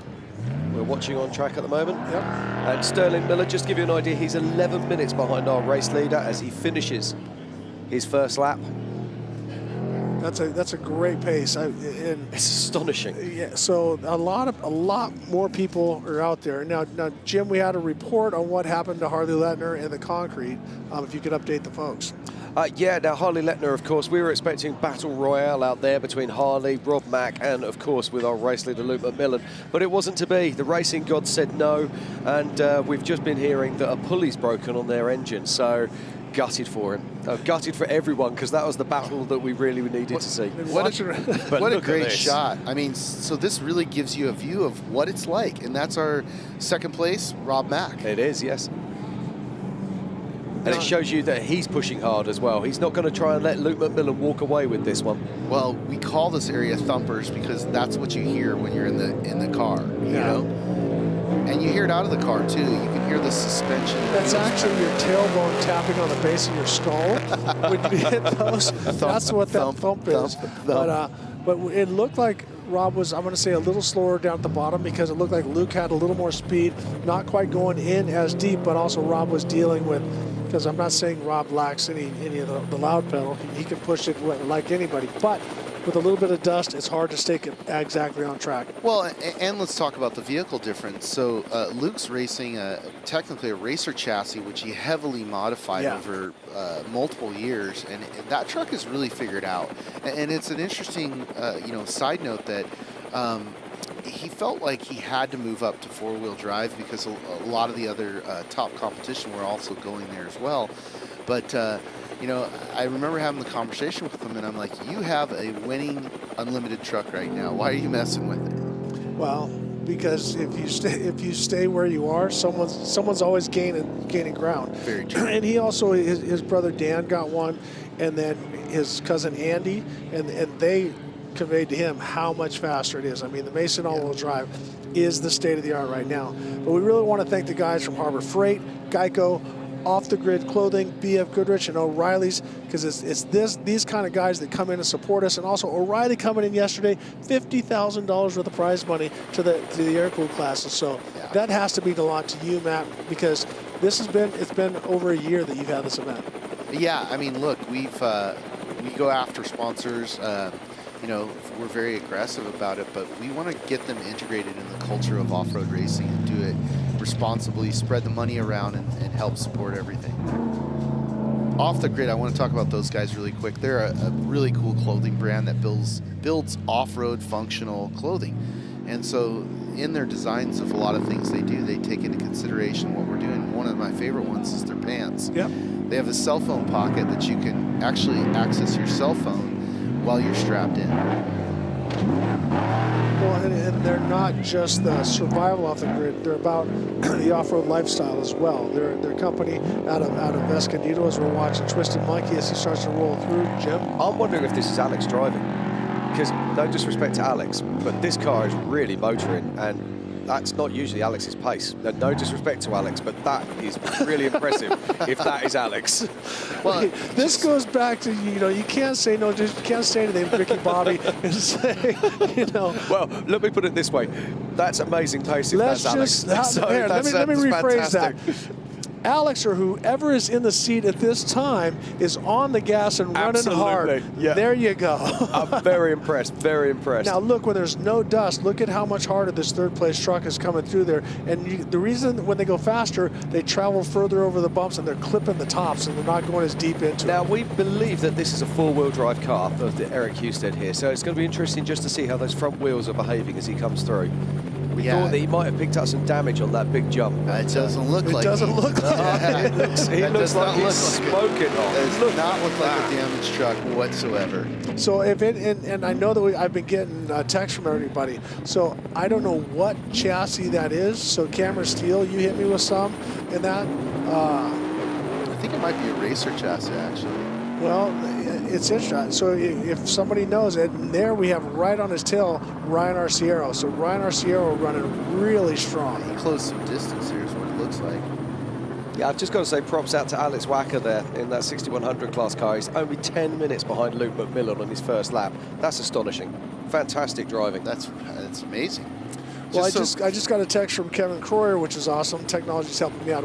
The word is Thompson lost a trans, but we heard already lost a pulley. So either of those, and so did Graff. So right. As you notice, we haven't seen Tracy Graff out there. Yeah. And it's funny because we start talking about all the other people, you forget who the hard players were. Yeah. So now tough break for Tracy Graff and also Kevin Thompson. Yeah, we'd already picked up on a few of the cars that were stopped out on track while you were out. I mean, and as a racer, that's the most brutal thing you can go through is you come to a race like the Mint 400, you want to go the full distance, you want to have the full battle, and you're stopped soon, you're stopped early. That really sucks. Yep, here's Kevin Adler as he starts to come through the infield, the older brother to Greg Adler. See, we're learning every day. Every day we just... Every day's a school day. 1% better. That's all we need to be is 1% better. And and also again on text, I have my team owner, my teammate, and now becoming a great friend with him. We've known for a long time. Gustavo Vildosla was letting me know that our motor that we have is the Dugan big block, and it's 565 cubic inches. So it's crazy how fast these things are. You're best friends with the petrol suppliers. People are listening. So Steve Serapa says the 38 is an old Porter chassis that has been modified, I'm told. And so Steve, either claim it or don't, because now I just threw myself either in the fire or to the podium. I don't know. But so the theory is it's an old Porter truck, which is very similar to what Robbie Gordon has and some of the other guys. Porter has built some of the, I mean, he was the leader in technology for a long time. But yeah, that's what we got there. So thank you, Steve Serapa. Said, hey, the boys did great yesterday. It's great to see him out there racing.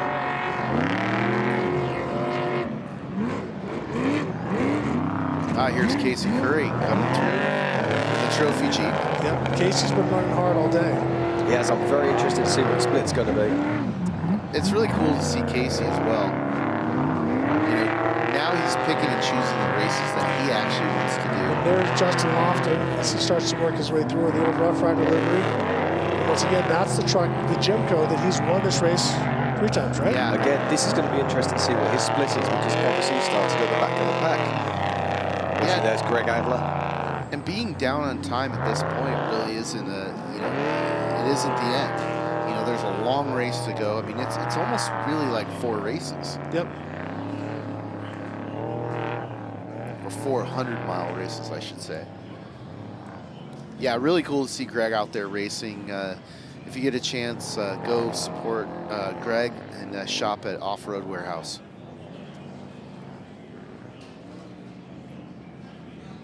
I love it when I see people that are in the business of off-road owners out racing in off-road. Well, yeah, and the whole family, they're not just, it's not just a business, it's a lifestyle for them. Absolutely. And what's great, so you can have a little brotherly rival here, because Kevin started 19th, and Greg with Thomas Fisher started 25th, and now he's almost in his dust, so we're going to see some dicing going back and forth. Well, that and their Greg's son is racing as well. We have the youth racing with us today on a separate course over to the south of us, and hopefully we'll get to show a little bit of that today as well. And we did not see Ross Maddox come by. No, Ross Maddox he's stopped out on course. I can tell you now. Yeah, no, Ross Maddox is still stuck out on course. So he's around about 20 miles outside of town, so tough break for him. I've also got, looks like I've got Christian Webber stuck out on course, not far from Maddox. And other notables that have been stopped for some time now.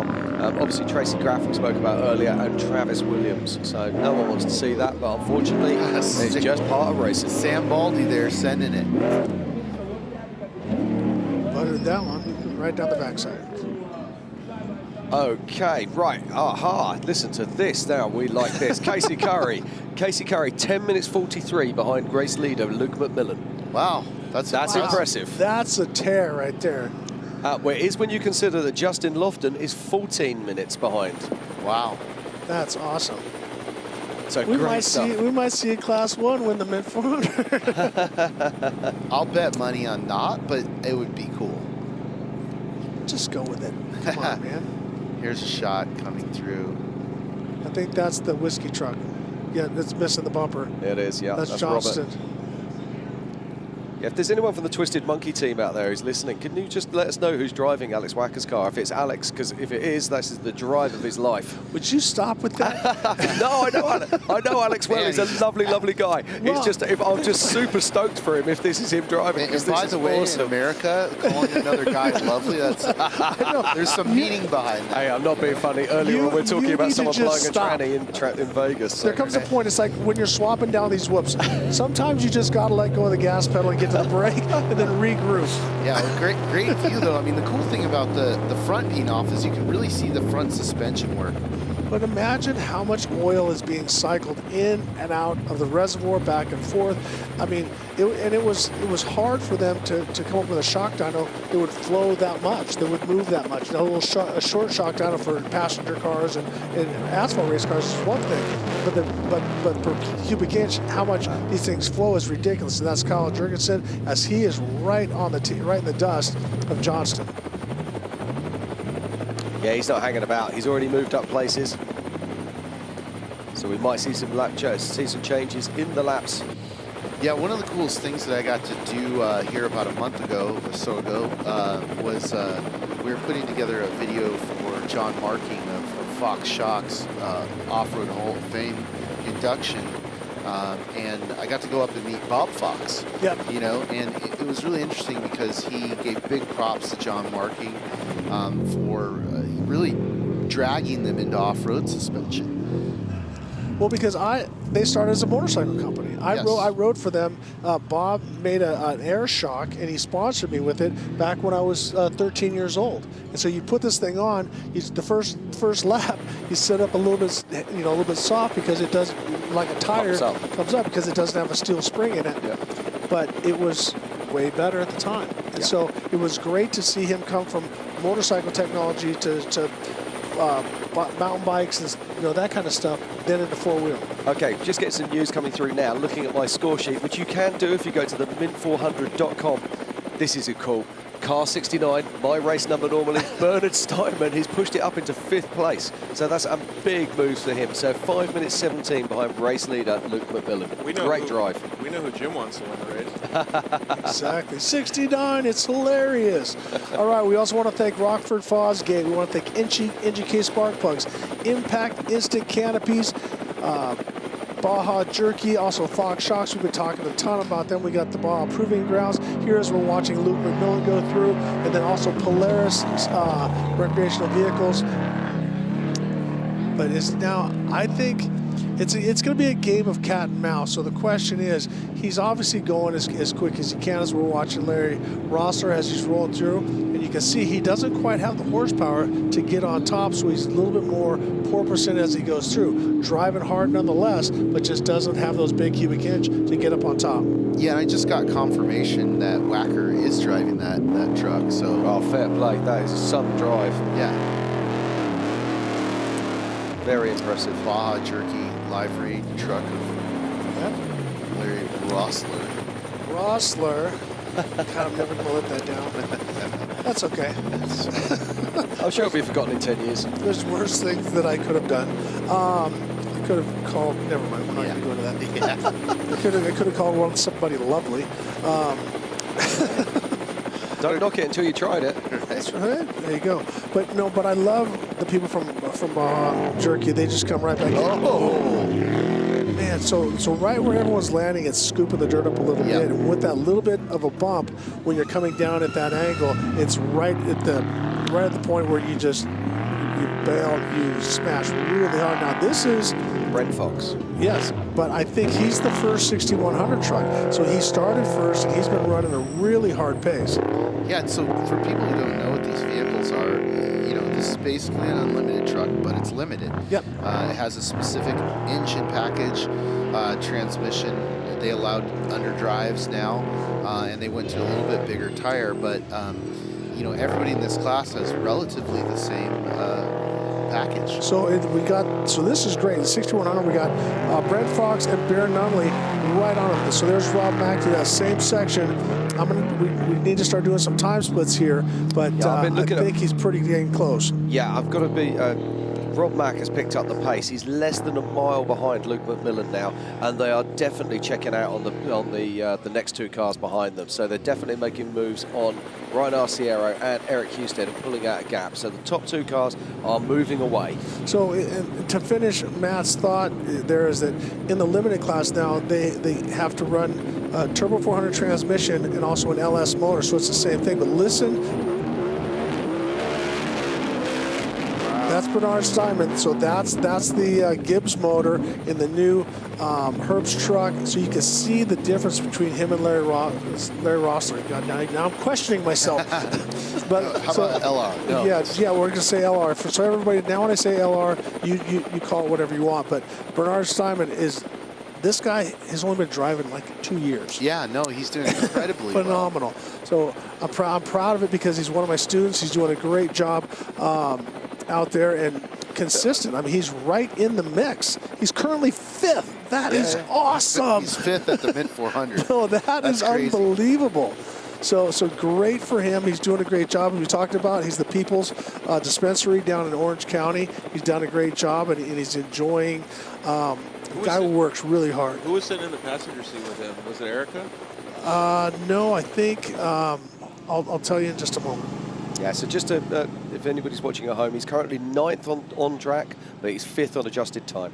You know, back to talking about what's happening in the front here. So, and I'm just going to guess, right? So Rob is normally not a conservative guy, but he plays the long game. Yeah. And so what I think he's doing right now is he's decided he doesn't want to hang back. He's going to put some pressure on McMillan, on Luke, and try and force him to make a mistake.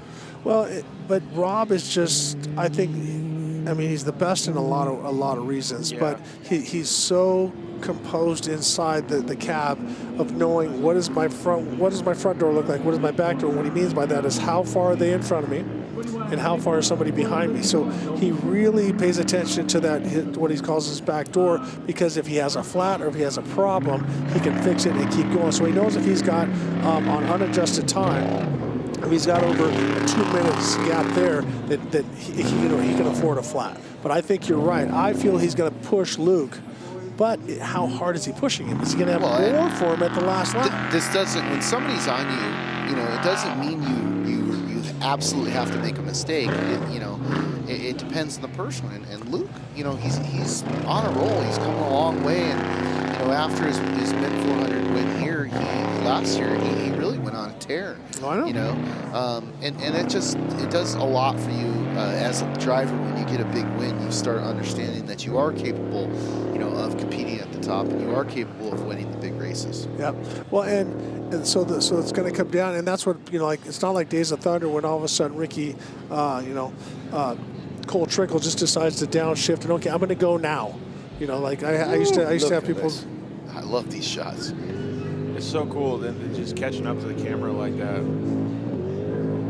Well, so when we're talking about Luke, I think that's Zach. Yeah, it is Zach Langley. Yeah. Nice. Man, he is cooking. And again, the Cops team, they're racing here in memory of their dad, the late John Langley. Huge personality, and also had a huge impact in the television industry. Was created the television show Cops, which effectively created reality TV, which is really the only reality TV.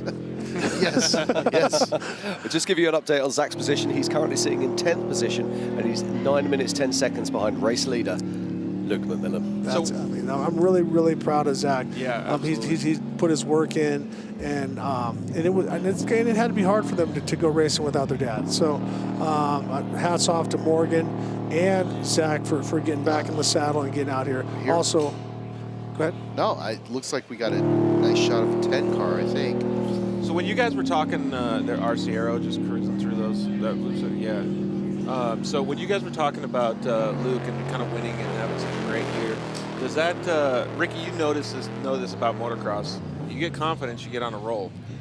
Does that happen here too? Does he know more than what we think he knows? Does he have that extra boost of confidence? Well, I think he's got that extra boost of if I don't start the mid 400, I still had a stellar year. I mean, so that gives him that relax that he can go out there. Then he goes out and qualifies on the pole, and now he's up there. So it's a game of cat and mouse of teammates. They were teammates a couple weeks ago, and now they're going head to head here at the 500. Now I got a little bit more information on that all-wheel drive truck we were talking about, Husted, and it's an ID Designs converted into an all-wheel drive. So we're getting more and more information. Thank you through my cell, and actually I don't even have this person's number saved, but thank you. It's a 951. Now I got a message saying that the two-wheel drive was updated by Triton Engineering 74 weld. This is awesome. InfoWars. Exactly. But we appreciate everybody watching the live stream. Share it with all your friends and family and via social media and help us out. And we definitely appreciate the feedback. Hey, so we just saw Bailey Campbell come by. Were you just basking in the glory of that vehicle? Love it, mate. She's doing a great job out there at the moment. I'm just waiting to see her time pop up. And, there she is. She's currently in 22nd position. Looks like she's probably 3rd in class. So we talked a lot about yesterday about the versatility of UTVs and stuff, but that's another thing we can talk about. I mean, she's racing a car that's not necessarily built for the Mid 400 desert race. No, absolutely not. That was a car that was built by her father, Shannon, with the Baja in mind. four-wheel drive, Class 1 vehicle. I'm going to talk about this guy right here. You know, we want to give him some love. This is Mike Pyle here. He's one of these guys in 6100 that does really well. And, you know, it's cool that he's getting a little bit of airtime right here. He's going to love this. Sponsored by Whipple Superchargers, nonetheless. No, that car is not supercharged. No, that car is not supercharged. But I guarantee all of his toys are supercharged. And all of his chase trucks are supercharged. That's what you do when you get a sponsor like that. It's awesome. You know, earlier we saw the Class 1 car of Max Peltzer, Peltzer Winery. And yes. In case any of you guys have had his wine. Oh, yeah. I'm familiar with Charlie as well, so that was Scully. Now we noticed that the 6100s are a little bit tighter. Yeah. You know, they're a little closer together because of that. I think it's because of the horsepower differences and stuff. And once again, they all have the LS package that they're running. You had mentioned a little bit before that you really crave horsepower just because it makes the vehicle easier for you to drive. And when I say that, I mean like control the vehicle with your feet and backing it and stuff. When you have a 6100 truck, for somebody like me that's never driven a big truck, what's the biggest difference in the seat? Well, you don't want to lose momentum. You know, here as we're watching Andre as he runs through there with the low-tool livery, is that you don't want to slow it down too much. You know, you're limited to 3 speeds, typically a 195 to keep it close. And here we see Terry Householder as they're going. Yeah, but anyways, back to finish my thought, is that you drive it more aggressive. You drive it, I'm going to say, like a 125, where you're harder in the throttle, you keep the momentum through the corner, but they are unbelievably fast, and they are trophy truck chassis, so in some cases, but they can make them a little bit lighter because the speeds are down a little bit, and they're still safe nonetheless, but you are conscious of weight. George, you were saying to me a little while ago, where's Jesse James? What's happened to him? Well, at the moment, it looks like he's stopped in main pit. So let's just hope he gets back on track again. But at the moment, Jesse James is stopped in main pits. I really hope they get him going. Yeah, you know, me too. As a promoter, it sucks when you hear about people breaking or even having mechanical issues. But, you know, hopefully he'll get that back going again. And, you know, he's got our boy Turbo Tom riding with him, so I'm sure they'll figure it out. Yeah, they got a fantastic crew behind them that's helping them out with the Geyser brothers and all that stuff. So it'll be good to see him going again. He sent it off of there. A lot of these guys just keep going so big off that jump, man. Well, I think what's happening, that's Tony Murray, is that you're out in the dust, you're going through the bumps and stuff like that, and you're also running at these really high speeds. Now they choke you down to the short course, so you feel like you're going slow. Yeah, it's like going down the freeway at 80 and get off the exit, and you're like, oh, crap, I got to slow down. There's a school section here. Why are they going so slow?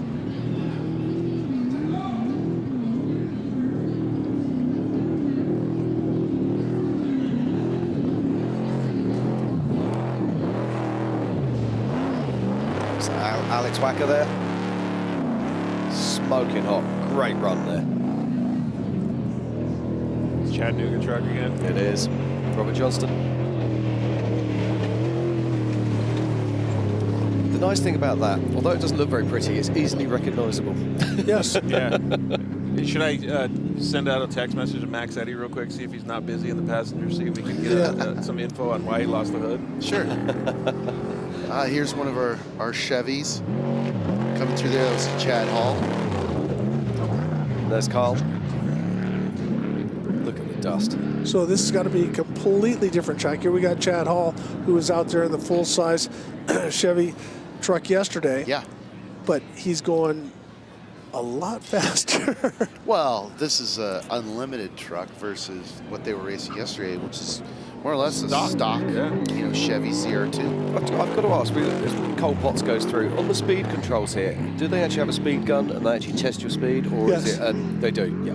Well, there's two ways they could challenge your GPS. In a lot of places like that, where you have little short runs, they'll have a radar gun. So I don't think they have radar guns on every place, but I knew that they do in some places. Yeah, we have pretty much every place as far as.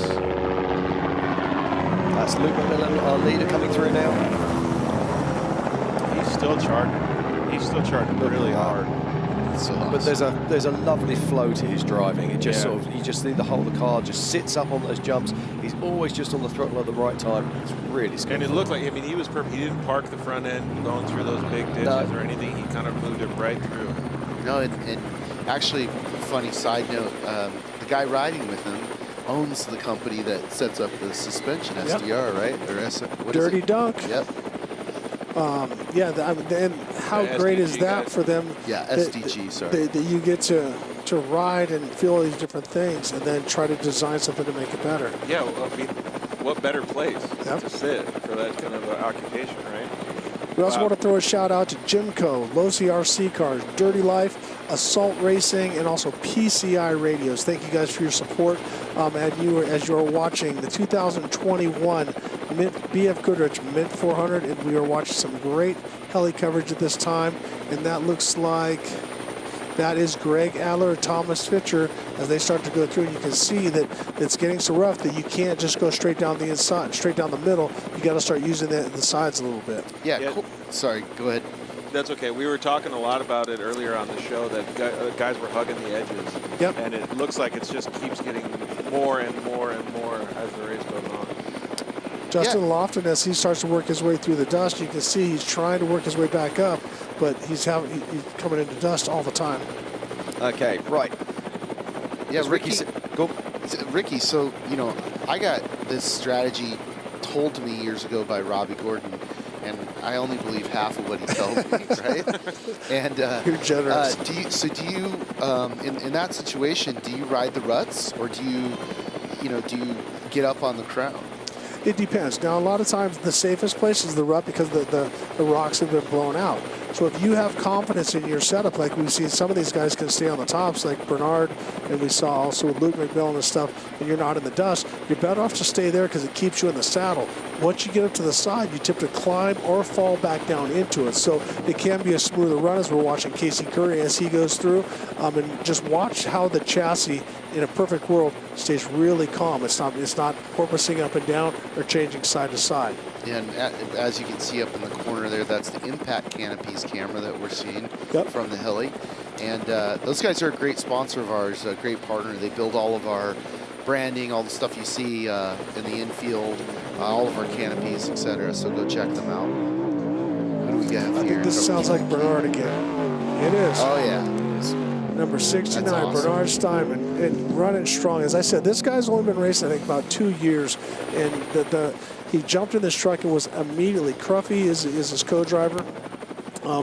They work great together, and having that guy, because they've been friends forever. So I see Cruffy probably having a wrench in his hand. If Bernard gets a little too happy, pow, gives him a little smack on the head. All right, to here calm him we've down. got a little shootout going down. Yeah, it looks like Casey. Casey's got the pace. Going Casey's after got Adler. the pace, and he's got four-wheel drive, so he's pulling. He's going to be loving this. We're getting close to the end, because right at the end of this is the Losi Thumpers, right? Yes, sir. Yeah. Stand in it, Casey. Stand in it. He's going to send it. Let's go. Somebody got to give. And he's got the right line as well, Yeah. so he'll be able to make the corner. We saw him do a similar pass on the last lap. I'm sure it was here. Yeah, it was, yeah. And he's just going to close down Kevin now. Yeah, that's awesome. And hey, racing is passing, and that's how you do it, people. Look at this, 2 angles.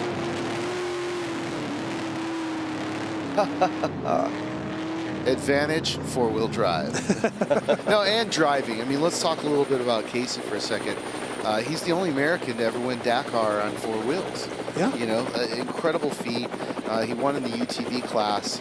And I know a little bit about it because we're friends. And there is some, I can't use the verb, but some screwy stuff that happened that was thrown at him at the last minute. Yep. Had to change tires and was still able to bring a win home for America. Yeah, and he's just such a passionate cat. Every time he would win a pro light race, you just go, watch this. He's going to cry because he cares that much. And he knows when a racer's up in front of everybody and they win, they do a flashback to all the work that it took to get there. Oh, no, absolutely. Comes from a great family who owns Curry Industries. Steve Olagus. charging. He looks really good. As we're watching these cars go through, let's just have a quick update on positions. So in the unlimited trucks, in first position, we have Luke McMillan. In second is Rob McCachran. In third is Eric Husted. In fourth is Ryan Arciero. In fifth place is Bernard Steinman. If we just go through now and we'll have a look at the Class 1s, leading currently is Casey Curry. In second place is Morgan Langley. I'm just trying to find the limited trucks, which I will find in a second.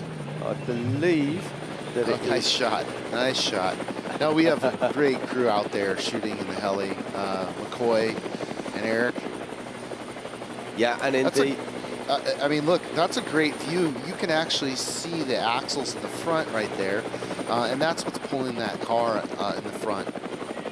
And in the unlimited spec class truck, we've got Bear Nunley currently leading Brent Fox. So it's all to play for out there at the moment. Well, with the 6100, Nunley, I think, is physically behind Brent Fox, but ahead of him on time. So those two guys, you could throw a blanket over the top two drivers.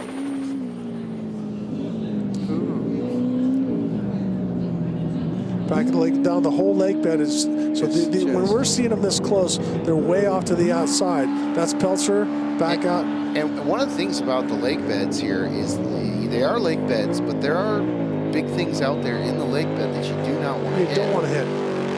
Zach Langley with Cobbs. I mean, I'm so proud of Zach. He is running so hard, and he hasn't got to drive that much since his father passed. So this is great. We haven't seen more. Morgan, huh? I think he might be taking some aggression. Yeah, exactly.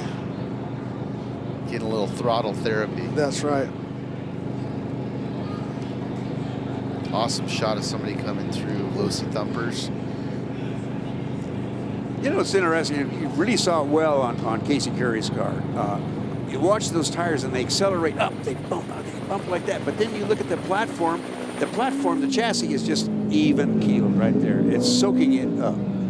Yeah, in a perfect world, that's what you want. Let that shocks and tires do the work. Yeah. And keep that chassis as flat as possible so it's not putting that feedback into the driver. And that's what I mean when I talk about saying, keep it in the spring. Yep. You know, that's what you're doing. And the idea is you don't want to bottom out or you don't want to drag the tires off the bottom.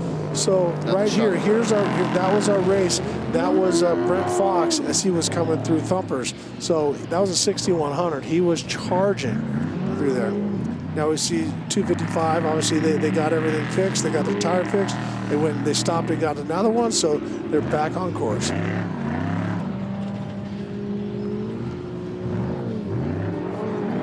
Awesome drone shots. BFGoodrich tires. We call this shot the high home. It looks over our home here that we've been living at for 2 weeks.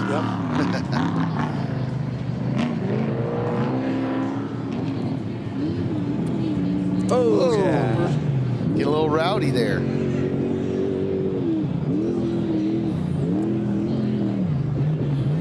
But you know what? It wasn't quite rowdy enough for one guy to say, "Are you okay? No, are you okay?" Oh, that's Graf. Tracy? Oh, yeah. He's back at it. He's back on track. Awesome. Comes down, he uncycles it, and then gets into the bottom. It gets a little high, and then watch, boom. But then, as it comes down, he lands on the top of the one with the left front, levels the truck back out. I'm fine, pin it. It is scary, though, in those situations. You know, the thing you don't want to happen is have the back swap out. Right. And usually, you know, drivers try and recover from that and overcorrect, and then it gets really wild. Yep. You could end up in a barrel roll. Nothing bad happens slowly, man. Right? Yeah, now Tracy's going to have a whole lot of lap traffic. Well, it's not lap traffic, it's traffic that's gone past him. It's now on the second lap. He's still on his first lap. But significantly slower cars. So while we continue to enjoy the action here at the 2021 BFGoodrich Mint 400, we're going to pop to a short commercial break, and we're going to come back and we're going to check out more of the action. Will Luke McMillan still be in the lead? You bet your life he will be. We'll see you soon. At Harbor Freight, we've worked hard to expand our selection of high-quality tools. And we'd just like to say thank you for noticing. noticing that our Daytona 3-ton Super Duty floor jack is every bit as good as the competition at a fraction of the price. Thanks to all our customers who've raved about our product. And so, with an overwhelming number of 5-star ratings, it begs the question, why pay more? Harbor Freight, where you'll always get more tool for your money. Many people preach that growth happens when you reach the edge of your comfort zone. We disagree.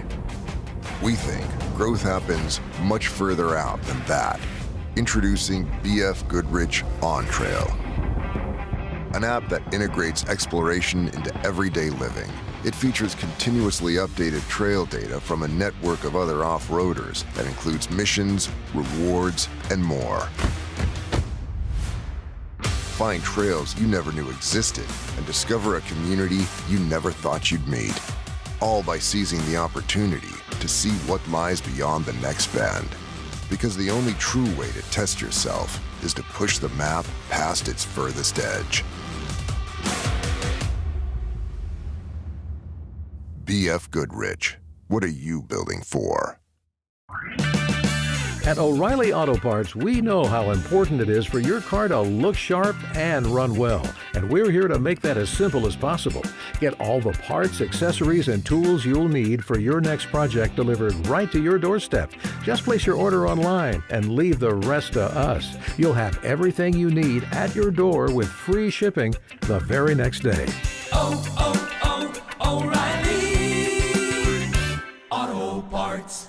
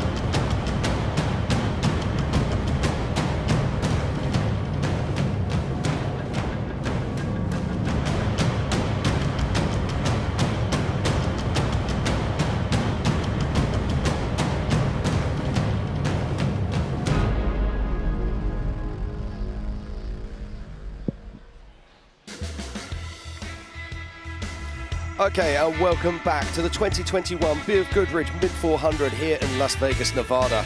It's been a fantastic day of racing, and we've got more action coming to you. We were still on lap 2 of 4 laps today, but let's just say thank you to some of our partners. Off the Grid, been a great partner of the Mid-400. Also, Impact Canopies, Multicam, and Fox. All of these guys, fantastic supporters and sponsors, and without their help, we couldn't run this thing. Now let's get back to some action. Here, live at the 2021 Mint 400.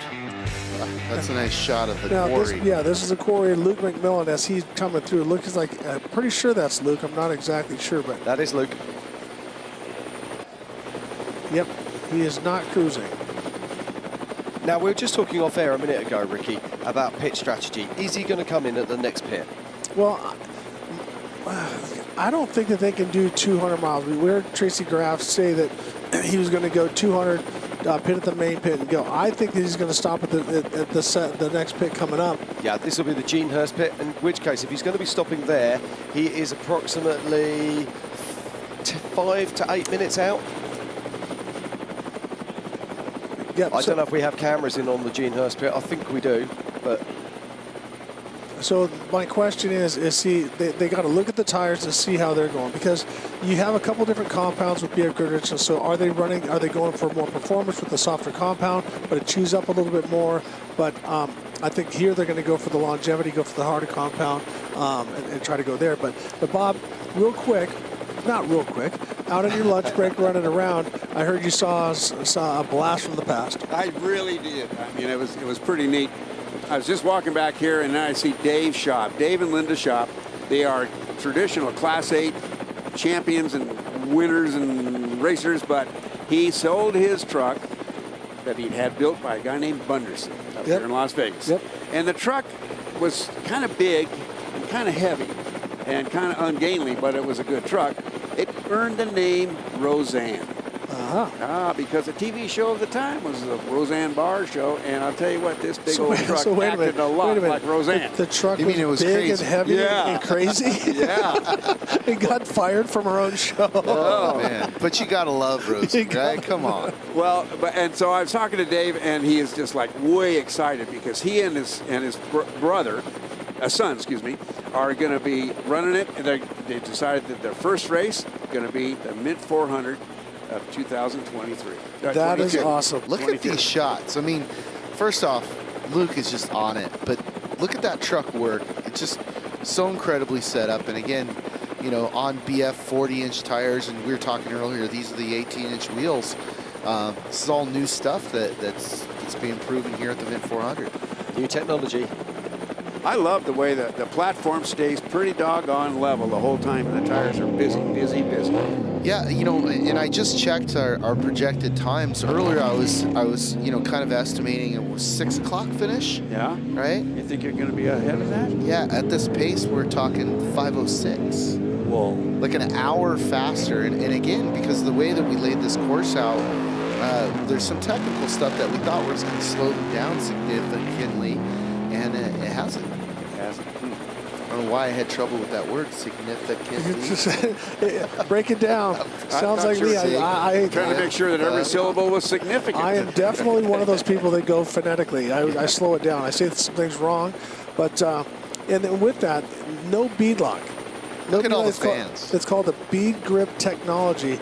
Explain it. You can see that on YouTube, but watching Luke McMillan, and that's become some of the problem, is where you cross where the asphalt is, because those edges get so hard because that asphalt stays, and that's what's breaking wheels. But with the 40-inch tire, they went to the bigger wheel, and that way it gives them more clearance for a bigger rotor, better brakes.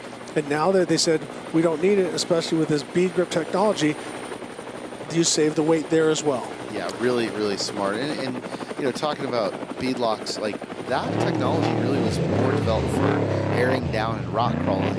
Well, that's what they were saying. They're over 30 pounds cold here, roughly. Yeah. And so they said when you get down below 20 for rock crawling and short course, that's where you got to have that bead lock. Yeah, so let's talk about that. I was chatting to the BFG guys last night. They reckon they could be saving anything up to 20 pounds per wheel. Yep. Well, 20 pounds per wheel, you get that times 5 or 6 even.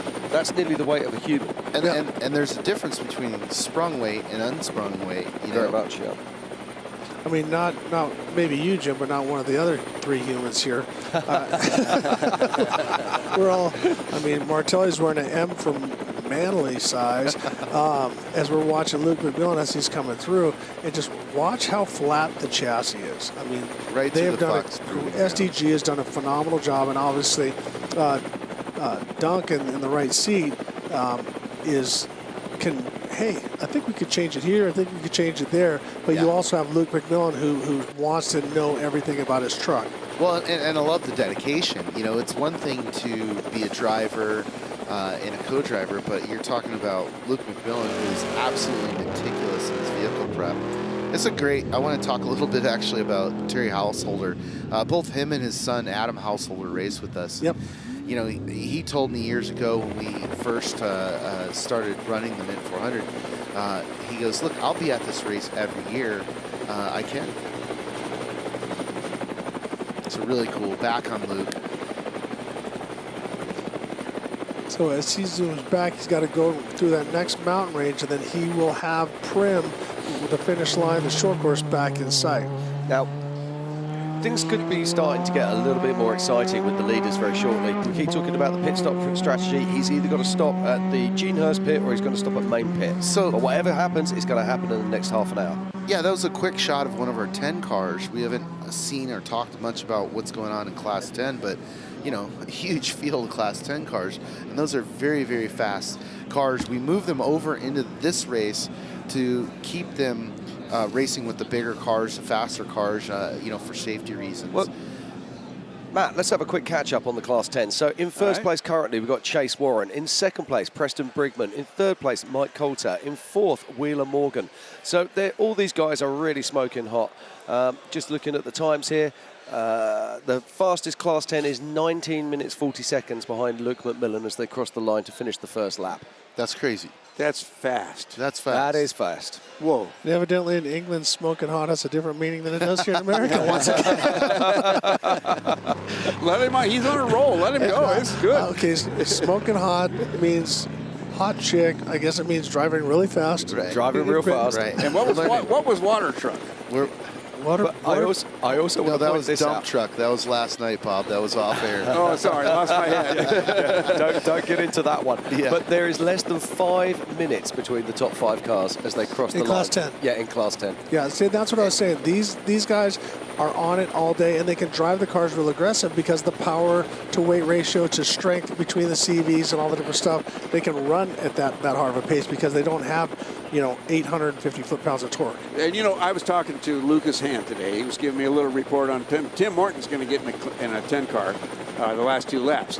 But Jennifer Morton, who drove the Cheneth yesterday, is going to get in for the whole damn race. Yeah, that's true. She's you tough. talk about a tough gal, and what a nice gal, nice lady. No, they're great people. It's just unbelievable. They actually rent bikes here for this race, so you can call up their business. And Baja Bound tours. You can go ride and race in Baja with them, or ride and race in the Mint 400. They did all the pits for me for the Nora a few years back. That was the same year that Jen raced, and she won the 400cc class. Well, yeah, and let's not forget that Tim Morton, actually, her husband, just got inducted into the Off-Road Motorsports Hall of Fame. So And while we're on that subject, there's someone else who got inducted into the Off-Road Hall of Fame. Sat right next to me. That's right. Mr. Bob Bauer. That's right. Every time I walk around a corner, bling, bling. Show him the ring. Go on. Show him the ring. He shows me all the time. He's like, hey, Rick, have you seen my Hall of Fame ring? Like, At least he's not jabbing. Yeah, Well, you know, it's funny you say that. Every time I see you. Because now the way you socially distance and greet each other is knuckles. Yeah. Well, I nearly broke a guy's hand earlier today. All right, there's an update from Unlimited Truck Spec. We got Nunley up in front, Fox in number 2, and Levinson in number 3. It's awesome. You know, and again, this is why I love this form of racing. All these different classes that are racing with us are just battling it out. They don't care that there's some unlimited trucks up front. They're like, oh, I got to beat these guys. Yeah, in Class 1, we got Casey Curry, Morgan Langley, which we haven't seen that much, and then Bailey Campbell is running in the top 3. So we got 2 four-wheel drives sandwiching Morgan Langley in a Class 1 buggy. So great race. I've got some news coming in. It might be nothing, but I'm showing Luke McMillan at 0 mile an hour, right next to the Genehurst pit. So let's see if this is a stop. It might be a blip on the tracker, but it looks like he's taken a pit stop. You know, that could be. You know, that would be a smart place to fuel. That would be a really smart place to fuel. You know, one of the other really cool things about this race in particular is fuel strategy, you know, is part of this. Like where you stop, where you get your fuel, and sometimes you're going to need tires. Then we see Tracy Graff. We heard that he had a problem early on, but that's... You come all the way from Canada, you're finishing the race. Yeah. Man, and what a cool guy, you know. Just so everybody knows out there, my other 2 co-hosts are having oysters right now. Ugh. They're delicious. You don't know I haven't got mine yet today. That'll be next. You can have mine. Mr. Drew Deckman here doing the food in our VIP area, BFGoodrich VIP area. It's the best area, best place in the world to watch an off-road race. Now, okay, I'm showing Luke McMillan. I'm not sure that he did stop. If he did stop, it was a hell of a stop because he's back on track again. Well, look at this. Newstead is flying. Absolutely. So now that's a mid-engine. So that started out as a Porter mid-engine. And a then four-wheel drive. But ID Designs put the all-wheel drive in it. So it's a similar concept to the Mason. I'm not saying Mason originated, but I'm saying Mason's the band-aid of it right now. And Dave over at ID Designs, he makes a lot of parts for the Mason trucks and other trucks. So he makes them for everybody. He makes them for Geyser. Yeah. What's funny is like they make something. He goes, "Well, I can upgrade that just a little bit, whether it be an arm Just or this or swipe that." the card. Exactly. Just put it right in. Insert the card, no problem. But that truck, I gotta compliment them. Very balanced, and you can watch how hard it pulls off the corner. So Newstead is really running hard. I just got a little text from Rory Ward, who knows a lot about this guy, and wanted me to let you guys know that Raul Flores does that truck. TJ Flores does that truck, the prep and things like that. Nice. And an all-wheel drive truck. It'd be interesting to see how he does. So I don't know if he's in there, but Tim Morton, I got a text, says, we're learning a lot. We're learning this 10 thing. Little issue on lap 1. Lots of time left. Finish is the goal. There we go. Finish is the goal. Yep. So another legend and also Hall of Famer. You bet. Tim Morton. He was just inducted last month. Exactly. And here we see Ryan Arciero in the Dragonfly entry. And Ryan has had a really strong pace all day. Yeah, there does seem to be a gap forming now between Eric and Ryan. It looks like Luke McMillan and Rob Mack are really pushing hard. Now, I don't think Rob Mack stopped, but it's really hard to say. It did look, we certainly saw the tracker show Luke McMillan has stopped. But whether he did or not, we're going to have to see. I got to point this out. I'm sorry to interrupt, but you're cool when your helicopter matches your race truck. That's true baller status. Yeah. Thank you, Dragonfly. See, look at that. Yep. That's Dragonfly's biggest drone. Yeah. There you go. That's a big Dragonfly. No, it's really cool. Again, Arciero is a hell of a driver and just a great person. And it's great to see him in this ride doing so well. We talk about third generation and DNA and everything else. His grandfather, Mr. Arciero, Mr. Frank Arciero, gave a few drivers that actually did okay in their careers, gave them their starts. He put Mario Andretti in his first ride. He put Dan Gurney in his first ride. And really? And a host Did of those other guys ever get any good? I don't know. Kids, get on Google, do your homework. Yeah. No, I know. I'm joking. They're two of my heroes. They're in the top 5 for sure. But the Arciero family is just, they are motorsports. I'd call them old money, old heritage, old school. But Ryan is doing this away from his family. This isn't his father's not helping him, Frank Jr., Butch, and this is something that he's been hustling, because he had the Volkswagen program with Mark Miller, and now he's doing this with Kyle Washington. So.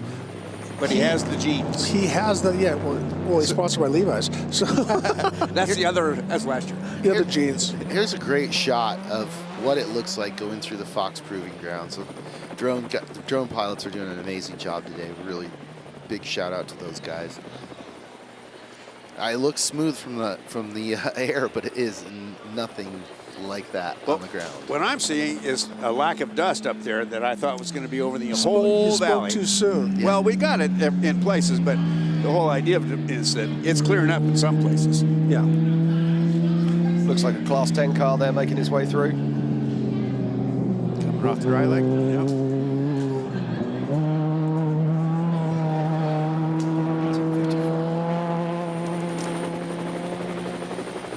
That was Ted Baker, we just saw there.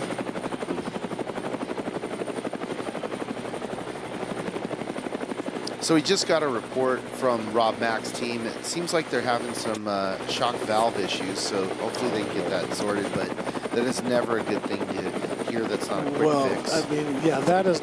That is not a quick fix at all. And did a rock come up, smash a bypass tube? So to explain what some people are, what a bypass tube is where the shocks sit they have a tube that when the oil comes up, you can open the valve and it'll blow past it, so you can position sensitive and adjust your shocks, not on the fly. We're not doing that here, but you can do it when you're testing to get it in the zone that you want. If a rock came up, hit one of those tubes, that'll pinch it off like you'd close that valve. So I'm completely throwing a Hail Mary, guessing on what could have happened. Well, and again, more information from his team is they're having trouble keeping up with Luke in the big whoops. So, again, this is about all the technology that you can have in the world, but really, when it gets smashed by a rock, everything goes out the window. Now, got to ask here, what's the likelihood of them having a spare shock absorber? Well, they have it, but once by the time you stop, you have to take the body off. You have to do the different things to get in it, and to make it happen, it's going to lose a lot of time. But will you lose more time being out on track with a damaged shock absorber? No, I don't think so. I think that disassembling the truck might take a little longer. He's certainly showing good pace at the moment. I mean, he's still right with Luke. Just watching the tracker now, and I think they're going to be around about 15 minutes from coming into main town. So when somebody wants you to read their text when they start off with "Hi, good buddy," and then they proceed to insult you at the end. But I get "Hi, good buddy," Eric Husted's, and it's not Husted. They're Reese. So you screwed up. It's Husted, not Hunstead. Trophy truck is a four-wheel drive design by Igor at Triton Engineering, not David ID Designs. Same guy that designed his four-wheel drive car, because Reese has a four-wheel drive buggy. Right. Not to mention his stuff with. Not to mention that. And then also he said, doing a good job. Keep up the good work, Larry Ragland. So that is another slam for me calling him Larry Ross or Larry Ragland. So I'm holding up a finger for you, Reese, right now. Guess which one it is. Number one. You are number one, buddy. But she doesn't have to call me Larry? That's right. Yeah. I'm going to be Larry Ragland for the rest of my life. But no. But we love Larry Reese, I appreciate that because and Reese, obviously has done so much in Pikes Peak, and I got to race with his father. That tells you how old I am with Rod and that. But Reese is a well-decorated racer in a lot of different deals, rally cars, rally cross, and now he's got an all-wheel drive buggy. And when you get guys that race rally, they are all about the all-wheel drive because they know what four wheels pulling will do. Yeah. And so that's where Reese is at. He's built that buggy, and so the guy that did Husted's car is the same one that designed his buggy. So interesting. Now we have another player besides Neil Mason. Now, obviously, guys are built. I think not the first one because the Herbs had one a while back. Oh yeah, it was very very fast. Yep. But we were just once again trying to get those that front stuff to live. That was, and the Herbs were one of the breakthrough people to give it a go and actually invest in the tooling and all the things it would take to produce the parts they wanted to have. Exactly.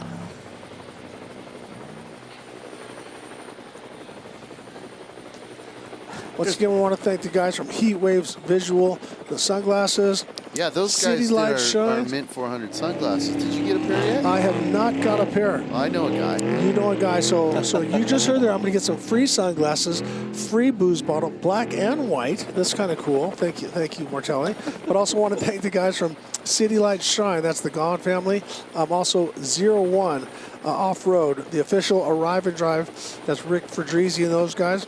Republic Services, El Cortez Hotel and Casino, and the guys from Builtwell is that they were running a lot of the vintage bikes and stuff. So those guys are buddies of mine, and Westy, and that. I was actually featured in Bill. I was featured in one of their magazines as we're watching Bailey Campbell. She starts to rock and roll through the whoops, still running a very very strong pace. But back to the guys at Builtwell, they always come out and support, come out here with the Harleys and a lot of those guys. Nice. I'm getting texts from a lot of our people in Baja. Mario Fuentes just sent me a text, Class 1 racer, races one of the Jimco Hammerheads, and has him and his whole family watching live stream down in Baja. And that is Eric Husted there making his way through the Fox Proving Grounds. No, it's not, sorry, that is Johnston. Missing a little skin there. He is indeed. Yeah, he took her Yeah, in Robert deep Johnston. and blew My that hood apologies. apart. Standing on the nose, Ricky, was that what happened? Yeah, well, when you see the left side of the bumper gone and the right side of the valance is still there, that tells me that it wasn't just taken off for heat or other issues or working on it. He must have taken her into one of the G outs and probably broke the side of the bumper off, and it's attached there as it's flopping. Then they take the whole hood off. So right now he's feeling pretty lucky. Yes. Speaking of missing parts. Oh, wow. What did that used to be? Who was gonna say, Well, so what happens Who there is a was lot it? of times if you stick it in, you stick the nose in, as we're watching this, there's a couple guys, this is not the same truck, so it's not. quite a few guys are missing their front bumpers because they go in so deep. So what happens, the other one that looked like it was peeled like a banana, is that if you hit the front, it rips the front pins out, the air catches it, pulls it up, but it's attached really solidly to the door. Now it flies off, grabs the door and rips it off. We want these things out of here. Cole Potts I know just you. cooking. You know, it's again really cool to see Cole back racing with us. You know, a really talented young man, and you know, had a big crash at the Mint last year, and didn't really slow him down. You know. No, but it didn't injure him. I No, mean, it didn't. the truck was hurt. The truck did its job. And that's It you was know, a spectacular crash. It was flinging parts in the sky. look, that's part of the reason we love talking about the builders of these vehicles, right? Yeah. Is they deserve a lot of credit because not only are these vehicles incredibly fast, but they're incredibly safe. We've had some massive crashes, and guys walk away without injuries. Well, and so here we got. Oh, and now it's speaking of hoods. So it looks like Larry Rossler has gone in there, and now he's loosened that up. So as it's blown, but the way it's attached, it's good because it's tight in the front and loose in the back, so the air is going to push it back down. But back to finish your thought, when Neil Mason was watching Andy McMillan cartwheel down in Ball, he said he was 35 feet in the air, but he landed on the tail. They make it so the cab is the most structurally sound, but everything in the front and back needs to give. Something needs to go. It's like if you have a helmet, something has to absorb that energy. Don't transfer the energy to your head. So you have to take that same kind of thought process into a chassis. I was really surprised and impressed too that that chassis came back. They cut the front and the back off of it. Yep. But the center of the chassis was good enough to save. Yep. Straight enough. Yeah. Incredible. Wow. And speaking of builders, I want to talk about it. Rob Mack's truck is the tried and true Kaiser Brothers platform. That is the most winningest platform in all of off-road racing. Just incredible. And as I said, it does everything good. Yeah. You get in, it's confident, inspiring. It doesn't want to kick. You know, you have to work at it in a couple areas, but it's a very, very sound chassis, great chassis. Lucas Cassidy just got one. Luke Johnson, my son, is doing the prep as we're watching. That looks like Lofton. Yep, Justin Lofton in the Ford livery. But yeah, so they're going to, Carson City Motorsports is going to start racing trophy trucks in 2022. So it's going to be a fun little ride we got going on there. We also want to thank Vision Wheels, Rigid Industries, lights, rugged radios, Pedal Commander, also Craft House Beer, and also King Shocks. As we're watching Zach Langley as he's rolling through in the Cops Racer truck. Good job, buddy. Yeah, let's not forget earlier this morning we sent, over 100 bikes out into the desert. They're running right now on a separate course, so hopefully we get to give an update on their position on who's winning, and also a nice little highlight package for those guys. There's Greg Adler and Thomas Fisher. They might have split already, but I'm pretty sure they're probably just going to do 2 and 2. But Greg has had a great pace. It looks like he has gone past his brother. Now here we go. We're back. So we're going to watch earlier, Jim, as we see some of the bikes, and you're going to see a whole variety of different bikes taking off. Here are the first guys that are up front.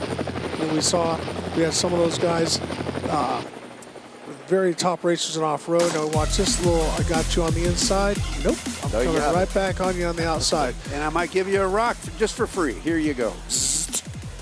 I love it. We were talking earlier about the position that the guys are running. Got that body forward, let the wind resist. And then when you lean back, put a little pressure on the handlebars, carry that front wheel, And keep it going. Keep those knees tight because you don't want it swapping side to side on you.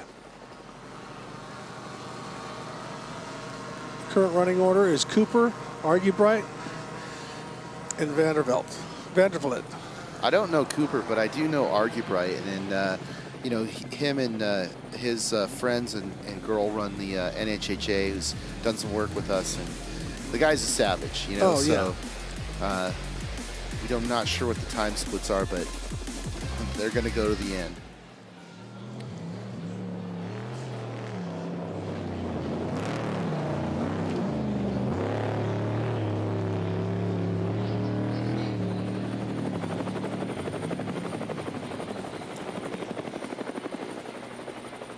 That was Brian Scheibel as we're watching him work his way through. That was the thumpers. Car looks intact, looks nice and clean. Yep.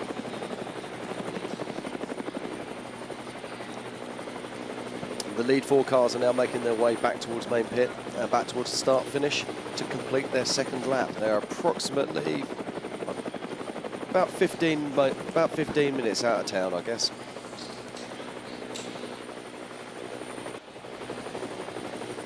And I love these hilly shots.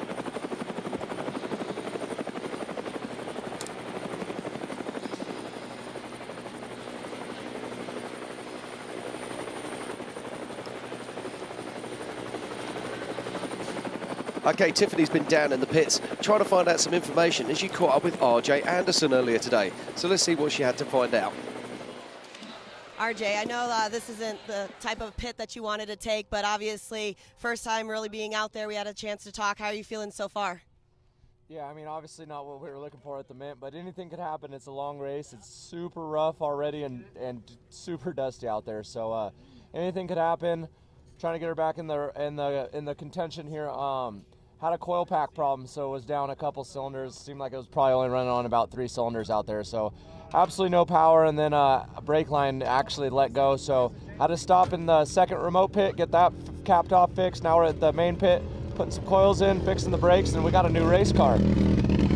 Well, best of luck. I'm going to try to let you get back out there. Hopefully we can see you, and you can tell me about the differences between this and short course, obviously. Yeah, there's a lot of differences. I would have been done already about 45 minutes ago in a short course race, so we're only halfway through this thing. All right, best of luck to you, RJ. Back up to you guys. No, I love that. It just goes to show, you know, it's the little things that can take you out. You've got a car that's worth God knows how much money, and there's a coil pack that's worth $25 that's giving you problems. Yeah, and those of you that aren't familiar with who that is, that's RJ Anderson. His father owns the Walker Evans Racing Shocks, obviously partners with Walker Evans. Also, if you watch any of the Razor videos, the Polaris Razor crazy videos of him, all these different things that he's jumping and that, I think, Martello, you know something about those? I think you produced them all. And on top of that, he's a short course champion as well. So RJ Anderson, still a young man. I think he's probably 28. 29 years old, but very established in the off-road industry. And so when he came out here to run today, this is where we all start. We all start in the desert, and if you go short course or whatever it might be, but this is where it begins. He's also got some pretty mad skills. Definitely. Definitely. You know, we're happy to see him out here racing with us in the desert. But it's when you see somebody of RJ Anderson's talent and you see that he's back down mid-table, I know he's having problems. It just shows you how good the rest of the field is. Yes. Absolutely. I think it might have something to do with the water in Hemet, California. Hemet gave birth to some of the greatest off-road racers that the sport has ever seen. Rod Hall, Dave Schopp, oh my goodness. And others. Yeah. And others, I just blanked on their name. Yeah. Potato Fill King. in the blanks. Potato King. Who's the Potato King? I'll get it. It'll be tomorrow, but I'll get it. Okay. Right. All right. We also want to thank Fremont East, Las Vegas Events, VP Racing Fuels, and Golden Nugget in Las Vegas is the official host hotel. We want to thank those guys as we're watching right here through the Fox Proving Ground. It's been really, so far, things have been running strong, Jim, but we need to take a little break. Yes, my friend, but we'll be coming back very shortly. This is the 2021 BFGoodrich Tyres Mint 400, and we'll be back here very shortly. There's going to be lots more action. Do not fail to join us. See you soon. At Harbor Freight, we've worked hard to expand our selection of high-quality tools. And we'd just like to say thank you for noticing. Noticing that our Daytona 3-ton Super Duty floor jack is every bit as good as the competition at a fraction of the price. Thanks to all our customers who've raved about our product. And so, with an overwhelming number of 5-star ratings, it begs the question, why pay more? Harbor Freight, where you'll always get more tool for your money. At O'Reilly Auto Parts, we know how important it is for your car to look sharp and run well. And we're here to make that as simple as possible. Get all the parts, accessories, and tools you'll need for your next project delivered right to your doorstep. Just place your order online and leave the rest to us. You'll have everything you need at your door with free shipping the very next day. O'Reilly Auto Parts.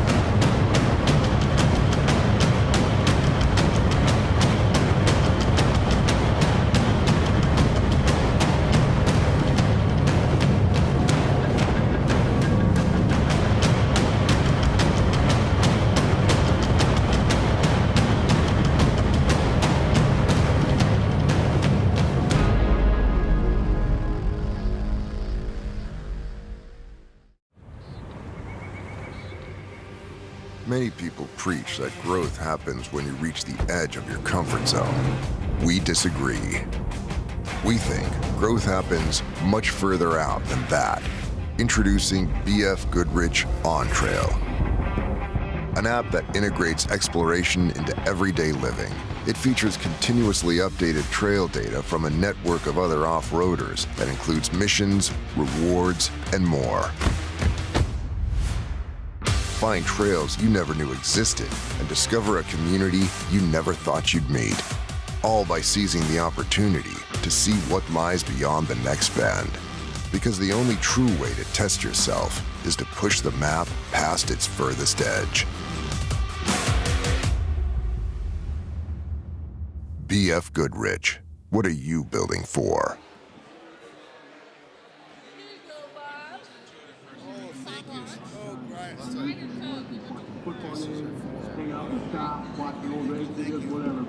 This is the Mid 400. Yep, I'm ready. Back together, reliving honor for other players. Welcome back to the 2021 BFGoodrich Mid 400. We are about 6 minutes away from our leader, Luke McMillan, as he re-enters the start-finish line. Now this will be for his second lap through, so this will be the completion. Here we're seeing Eric Husted in the all-wheel drive. We've had a lot of talk back and forth where that truck has started and gone, but Eric has had an unbelievable pace all day long, running very, very strong. He's the top running four-wheel drive. We've also seen Casey Curry in the trophy Jeep out there, but right now it's a two-man race between Rob McCackron sitting second, but we've also heard a couple of things, and we'll get into that. So welcome back to the booth is George. What have you heard while you were out there running around? Man, Ricky, I've got some serious inside scoop. So I've been talking a little bit with the McCackron team, and It looks like, unfortunately, Rob and Caden in the car are having a little bit of issues. I think you guys may have known that they had a couple shock issues where they got to slow down through some of the big stuff.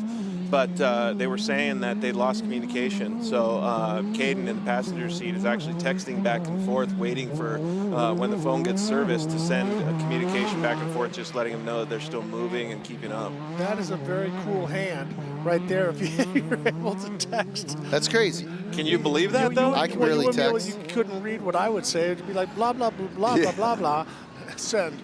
Yeah, and exactly. I think we would need our glasses on as well. Get the big print version. Those are not going to stand through thumpers for sure. So I think he's just texting when he can, I guess. Maybe if you're going 140 miles an hour over the lake bed, is that the time to do it?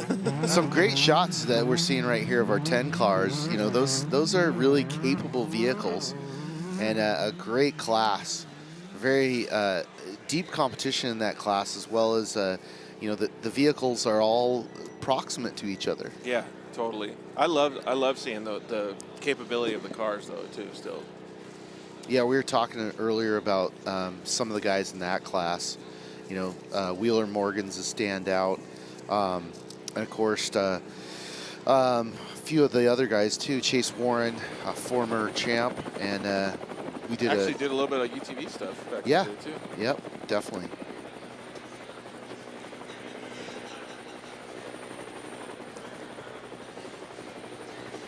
Bob, maybe you could catch me up on the top 10 or so. Well, I don't have a list. Well, has anything changed since I've been outside trying to get the inside scoop? No, Kevin Thompson's still out of the race. Ryan, I think, is in 4th now. Robert Johnson, I think, might have moved up. It sounds like Ryan's doing pretty good. So I got a little bit of inside scoop from Ryan Arciero's former co-driver as well. He wanted me to tell you, say hi. So what we're getting from the booth is we got Rob McCacken in 2nd, Luke McMillan in 1st, and we're seeing Luke should be here in about 5 minutes. Then the next we're going to see is Arciero. Yeah, I just got a little inside scoop, and looks like the Pope of Welding out there had a bad day and flipped his truck. Who? Just got back on his Jesse James. the Pope of Welding, sir. The Pope of Welding did Jesse that? James. Flipped his truck. Looks like he's back on all fours and getting towed out. Lots of broken stuff. So unfortunately, Jesse James is out. Luke McMillan coming back into the picture. Well, actually driving away from the picture right now. Okay, so it sounds like he's going to come back around actually to see the start finish again. So if you're watching, and you can also go to your map, you can see Luke McMillan has already done the turn to head back east, and now he's winding back and forth. Now he's done the hard right, hard left turn to bring him away. So you see he's driving away from the railroad tracks, and that's something you can see on the satellite and also on the map. So that'll give you a reference to where he's at. Pretty soon you're going to see Highway 15 come up on his left-hand side. That's going to be in a little bit, but this is where we're filming, so we'll see him get closer back as he comes into the short course section right here in Prim. Ricky, that corner that he did was like a hero line, man. That was insane going back out onto that straightaway. Yeah, well, I mean, he's pretty much hero status at this point in his career, so he's doing everything right. Well, and you know, we got to look back and remember he said lap 3. When he hits lap 3, that's when he's got to make some choices and decisions. And this is the finish of lap 2. So let's see what he does in the next hour. I love this watch. Is going to carry that inside wheel. Look, it's beautiful. off the ground. Oh my gosh, man, look at that. That's insane. Right into a speed zone. That's like ballet. Well, you know? That's exactly what the winner of the Mile 1000 does. Woo-wee, man. That literal 2-second clip right there was what off-road is all about. Yeah. Like, it's so cool to see it's that. It's kind of like yeehaw. So the pit strat, back into the Fox Proving Grounds, but the pit strategy where we just saw Luke going into, do they have people at each pit? Because there's 3 different pits today, right? Well, so what they'll do is they'll have fuel rigs and 2 pits. Okay. Because they'll use that as a strategy. We have our main plan, but if something changes and I need to pass somebody or get by somebody, or if I just got by somebody, we might bypass a pit and then go to the next one as far as fuel is concerned. So you can be flexible. You can be a little more flexible. But here's the other thing: if you get a flat, and you only have one spare. You have to come in and have them rack a tire for you. So there's a couple issues now. We see Rob Mack, who's in a very similar place. So he's a little bit behind Luke McMillan, because now you can see him right up against the railroad track. And this is going to be that hero left turn that you were talking about. Yeah, and right now I can guarantee that the whole team is crossing their fingers that if they don't have communication, that Caden can get that text message through. Exactly. Send. Yep. You know, and that, excuse me, and that's a big part of off-road racing is, you know, you plan and you prepare, and there's technology failures. Yeah. You got to be resourceful, right? MacGyver, whatever it takes. Right, you just Kyle Jurgensen and Brenthal. And how many times have off-road racers used duct tape and zip ties, right? I mean, like, you standard operating procedure. You got to figure it out, yeah. Try a Mexican burrito in a tinfoil to fix your third member. It looks like Luke McMillan's coming back into the infield here, hitting the starting line jump. So we got the stopwatch started so we can do that information. The truck looks like it's still in fantastic shape. It looks like he's still got it really, It's really first dialed. lap clean. It's everything. Look at that. No over rotation, no extra moves, no nothing. Just steady, straight. We're getting word that his second lap was actually quicker than the first lap, man. So that's pretty impressive. The first one was a 141. This is a 140.35. Okay, so that's just the starting line difference, but that's no, that's his total lap. So, right. So but that's just the start where you were stopped and then you had to pick up your speed on the whole shot. Yeah. But that's insane that he's keeping up that speed throughout that whole lap. And did he stop and change tires? So now take that. So that would make him 3 minutes a lap faster if they did that pit stop in 2 minutes. Very good point, Ricky. Very good point. We'll find that out. Are we sure that he even stopped, or is this going to be the stop? Did something happen? No.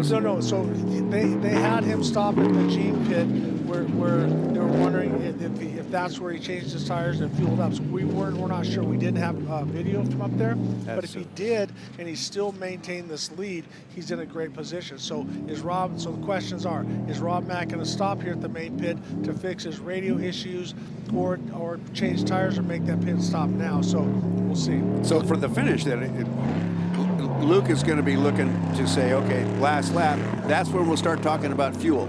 Correct. So we're about 30 seconds away from Rob McCacker to making it back to the start-finish line, and we can hear the crowd outside. So it sounds like he could be getting close. The anticipation is what always gets me so fired up, man. I love seeing these guys battle. Just like we saw in Supercross and Motocross, when you see the battle starting to come to fruition, it really just gets you jazzed up. And here comes Rob Mack coming back into the infield here. You know, one thing you can see in Rob Mack's driving, no matter what happens, he just keeps going. 2:11. So Luke McMillan has pulled out almost a minute on Rob. I think it was a minute 15 ahead of him before, and now he's at 2 minutes and 11 seconds. Ricky, we were talking about the suspension. You see him pedaling it through that corner and going really slow through that corner. You can see the front end looks like it's pretty soft. Rob's making it look easy, but you can see the vehicle is not as fluid as what it was before. Well, and like you said, you don't know what the issue is, but Rob McCacker is an artist at making sure that he drives the vehicle right to the limit all the time. 100%. So, and just because he has a problem, if you notice Rob's not throwing his hands up and surrendering, he's going to keep swinging, because guess what? It's very simple for Luke McMillan to have a problem with a part during this race, because we're only halfway through. This is just only barely. halfway. Just barely. And that was something that you were talking about before too, Bob, was that it could be a $2 part, it could be an expensive part, but you really have to mind your equipment. This is looking good up there. I mean, up on the top side, that looks awfully clear. I like it. I like it. Well, and we're going to start getting more and more vehicles braking, more people stepping out. Yep. And then also we're getting more and more separation between the drivers. So, Sure. But the faster drivers are going to be catching the slower cars more frequently. And then as that sun starts to go down, the good news is You can see the wind is blowing as we're watching this Fox cam. It's shooting it slightly off to the left. There's our boy, Joe Lombardo. Sheriff Awesome. Joe. Go, Joe. Running for governor of Nevada here in 2021 or 2022. Definitely need to support him. The dust looks like it's clearing a little bit, though. Well, it is blowing a little bit, and as we're watching, Matt, really no surprises to me. I mean, yes, it's a shame that Harley Letner and Kevin Thompson fell out early, because I think that would have changed the dynamics of the race. I think those other two guys, it gave Luke and Rob a chance to relax, so to speak, because they're in a kind of a zone out away from everybody, and I think that Harley and Kevin would have been a spoiler in that. Yeah, certainly. They would have put a lot of pressure on him, but let's not forget, we're only halfway through the race. Absolutely. And you know, the other thing is that Luke is going to start hitting more and more lap traffic as he goes forward, so that's going to factor in as well. Well, and I think that they've learned enough with that truck. You know, I was racing with Luke a few years back, and I think something happened, motor mount broke or something down in the 1,000. Yeah. You know, and he passed me for the lead, and the next thing you know, he pulled over to the side because the motor's falling out of it. And I think that they've broken that truck enough, which that's how you learn. Mm-hmm. You push it till you have a failure, then you fix it. Fix the failure and find the new failure. There's Exactly. always going to be the next. Yeah. But you know, Kevin Croyer, you know, explained to me that Luke McMillan is the second most inquisitive driver he's ever worked with, Rob McCaffrey being the first one. So Luke is, you know, he crossed this kind of threshold where he decided, like, look, if I'm going to do this, I'm going to be all in. And he is. You know, I've spent some time with Luke, and he walked me through his truck, and he's one of the few drivers who knows what every single part of his truck is and does, who makes it, why it would break, everything. So his level of commitment is unparalleled. So, you know, in this particular truck, this is the truck that he won the Mint 400 in. He's won other races in it. He knows it. He knows it's reliable. He knows what it's going to do. It's predictable. So I think he's in a fantastic position leading this race right now, halfway through. He really just has to maintain his gap, and he's going to be in great shape. He's a lot like his grandpa. Definitely. In that prep and in that mentality, that mindset that he has, that wins races, and I think we haven't seen the total that Luke can do. We No, got years and absolutely. years to go for him. Absolutely. I think he's just going to continue to get better Yes. and better. Nice shot of Greg Adler here in the ORW truck. Working his way through the dust and the bumps.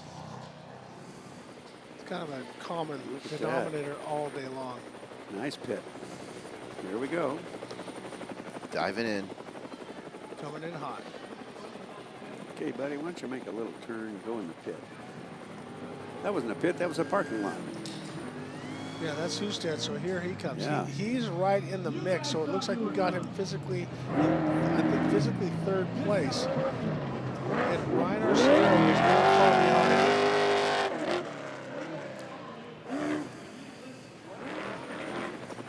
Super cool to see Husted holding it down. No, driving very solid, and that truck works really good. I gotta commend the guys that have built that. Igor, that's what Reese Millen was telling me. But you know what's also cool is that I get a text from Glenn Plank, because I'm streaming it. I'm on an airplane right now, streaming the race, and I'm Good old Glenn. watching. That's awesome. You know, so we got to kind of reconnect down in Baja. We were pre-running the same place. His dad Jim's got a place down in Bay of LA, and him and his wife Kim are just always great supporters of everything racing and action sports and stuff. So, and here we see Ryan Arciero back in the mix, and that thing is running really strong. So It looks like he's almost on Houston's butt time-wise. Well, did you see Corrected the time. fuel dump right there? That means No. they stopped somewhere and took fuel because he's dumping a little bit here. Missed that. So he Yeah. might, yeah, I saw as he was going around a little bit of fuel on the there you overflow. go. Just take a right here, watch. So interesting strategy development here. So they took fuel, which means some of the guys in front of him may have not taken fuel Also, yet. look at his rear tires. They look brand new. Yeah, So nice. they're not all powdery and stuff. So it looks like Ryan Arciero has done his main pit, and this might be his only pit. And the spares are still dirty and dusty. Tells you he's not had a flat. Yep. So all these things factor into what's going to come, you know, again, because he just put a fresh pair of BFGs on. Those are great shoes. New shoes. New shoes. New day. It's like, here we go. We just did a 200-mile race. Now we're going to do a 200-mile party. You bet.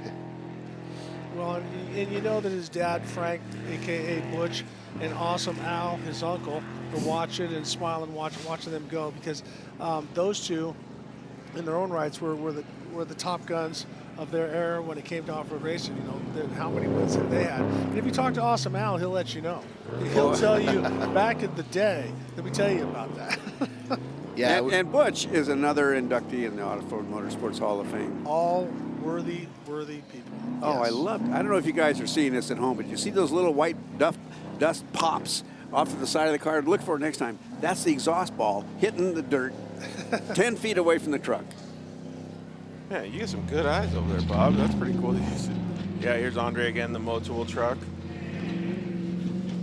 Looks like they got the hood off, so they may have had a few issues early. Yeah. Earlier on, rather.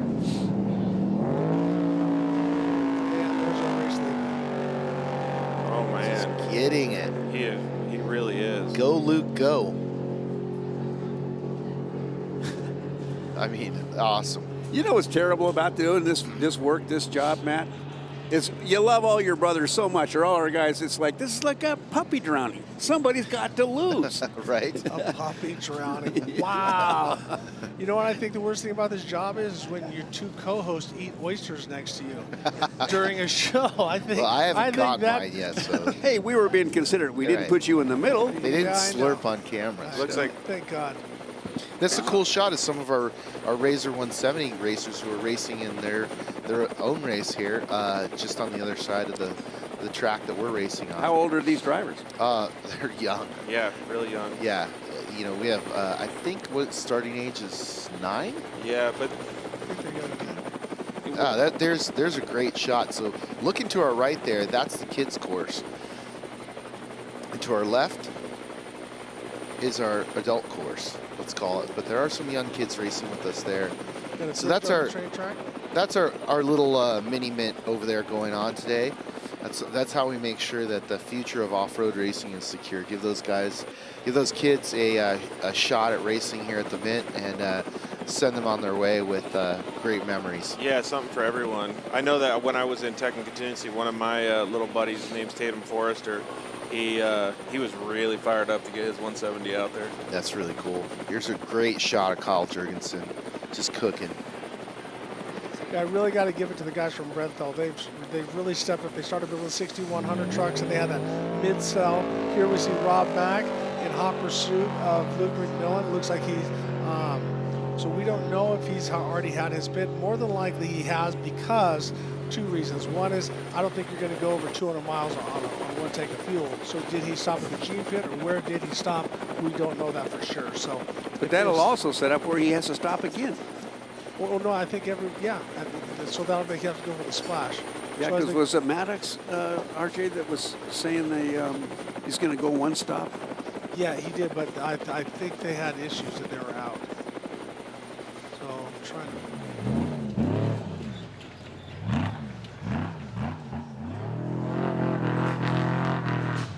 More through the Fox Proving Ground. Looks like another unlimited spec truck. Moving through there really well.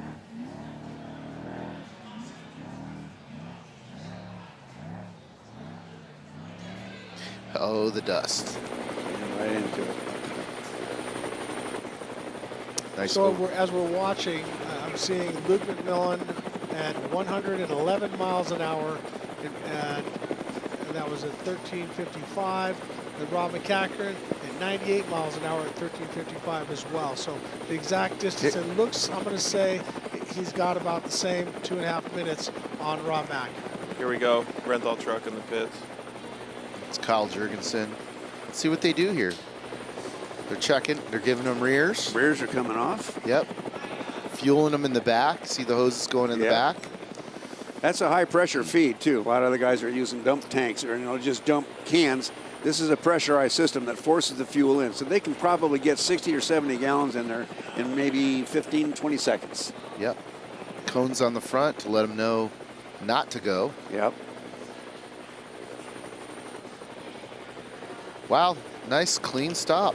Yep. Good job, guys. That was really good. Yeah. Look at this controlled leave, too. Yeah, and you know, the other thing I really like about that pit is how calm and cool they were. Yes. The whole You team, know? Yeah. Nobody No was hurry, freaking out. scurry, It was no like, nothing. let's be smooth, get our guy in and out, and get back to the war. Well, there was a guy named Bobby Spears that used to work for Bill Strop. And when he would teach you in the pits, he would tell you, you guys to move slowly, move slowly. The slower you go, the faster you are. One of our 10 cars battling through the Fox Proving Grounds, or rather Low C Thumpers area. Back in the pits. Kyle exiting the pits. Back up to full speed. Boy, that feels good too. After you get a fresh set of tires and you can go full speed. Yeah. So I could be wrong. I mean, I think some of these guys are planning on doing one stop because if they're stopping at the main pit, but we didn't. It looked like, you know, Arciero had fresh tires on and all that, but we didn't physically see him stop. So we're not exactly sure. You know, it could be a deal where they're going to run the first 2 laps fuel and then see what the rate was and see if they can make it. Sure. There might be some second guessing going on here about halfway through the 3rd lap. Yeah, there's a lot of changes that happen dynamically throughout the race, you know, that are you know, basically called at the time. You know, that's why we have multiple pits. Yep. Tough decisions too, because as you get closer to that checkers, man, everything you think matters. Definitely. Where to pit, you know, where are you going to take tires, where are you going to fuel. You know, one interesting thing about the difference between 4-wheel drive and 2-wheel drive is because you're not spinning tires on 4-wheel as much. Those guys can go the full distance on one set of tires, whereas the 2-wheel drives are being driven by the back tires and end up getting shredded pretty well on this particular course. Especially when they're trying to keep up with the 4-wheel drives. There's no net, there's no margin. You got to get after it. Ryan Arciero was telling me his dilemma with the all-wheel drives is that you have to just stay almost pinned to keep up and hope they break. That was earlier. That was a shot of the Never Slow guys. They make a long drive out here from Florida, I believe. You can see the BFGoodrich VIP area right here, as well as the kind of getting a little bit of a view of the pits right there. That's actually where we're located. That's right. Big giant tent with lots of amazing food, people, giant live streams. Live streams. Yep. Not screams. Yep. You know, Matt, something we haven't talked about is, of course, our viewers can't see it, so we shouldn't have spent a lot of time on it, but we have walls in here completely full of great photography, off-road, mid-400 photography. Yeah, I mean, this whole place is inspired by all the places we go to in Baja, like Horsepower Ranch and Mike's Sky Ranch and, you know, Rancho Melling. Oh, there we go. Look, we got a shot of it right Here's here. a nice shot of where we're at. And that's pretty much right there. Yeah, full Yeah. of trophies, everything. You got Caden McCachran's car in here. So we actually hand constructed all these walls to give everybody the off-road feel, right?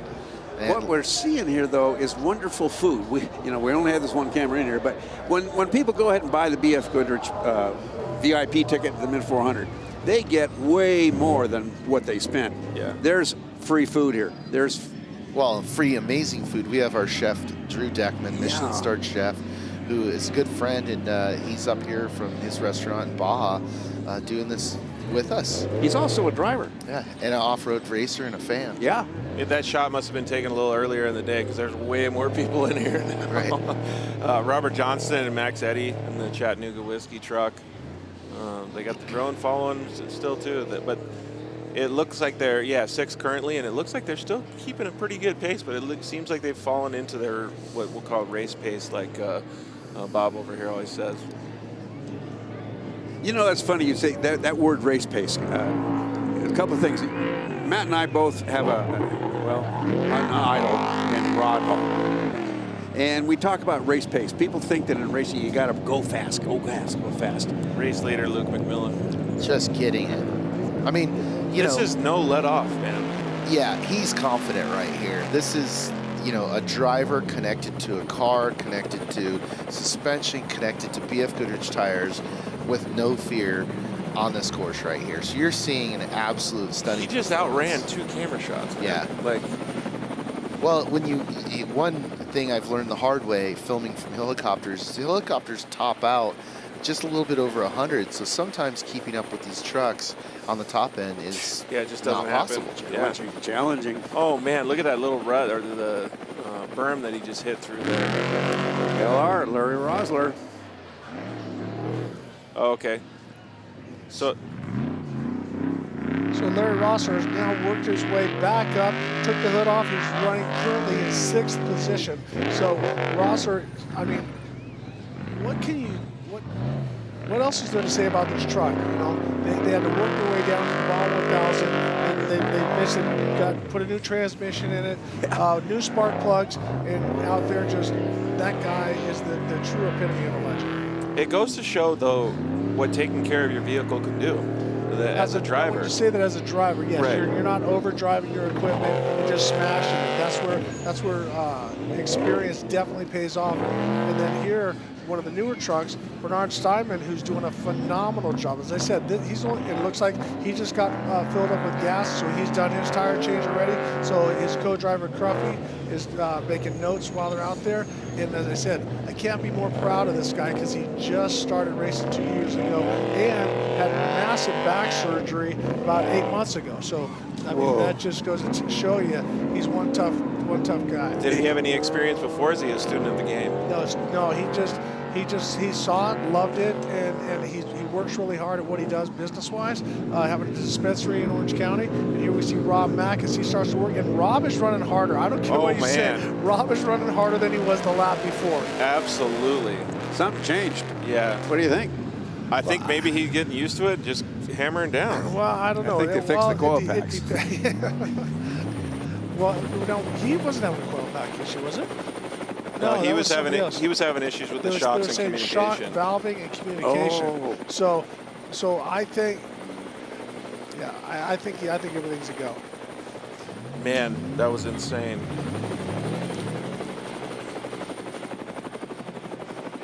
Here's the guy, Blakely from Texas. This is nearly a stock truck. He's running in four-wheel drive, of course, but he has this Dodge truck set up almost like Rod Hall's, except he's using stock components. His phrase for everything, he says, if I take a green, I get a checker. He drives for finishes.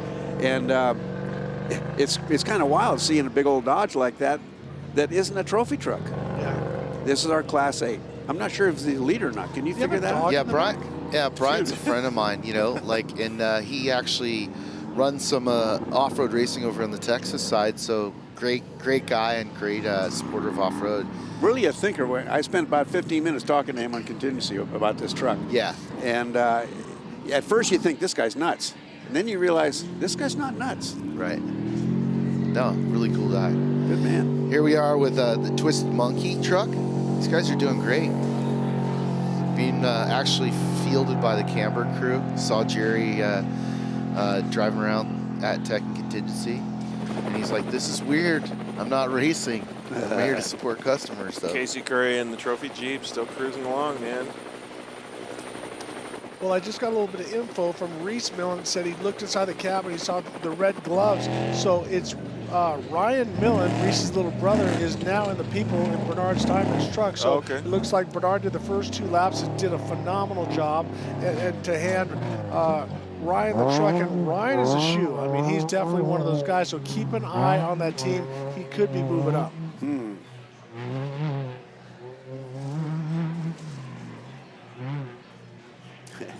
And we're only halfway, guys. I love it.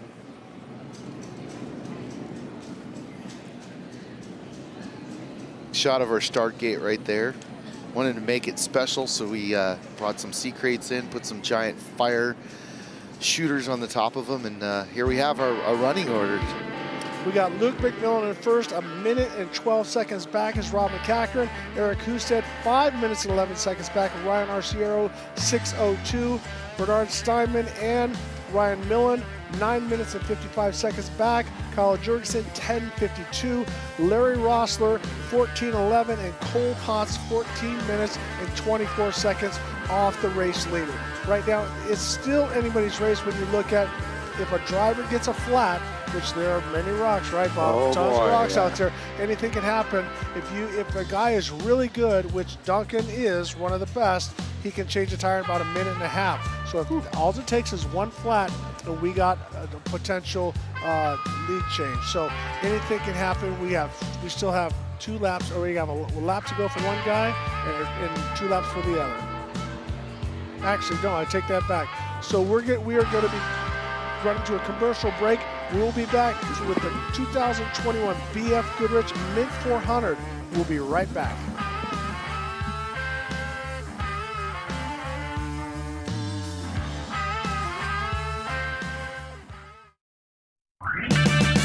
At O'Reilly Auto Parts, we know how important it is for your car to look sharp and run well. And we're here to make that as simple as possible.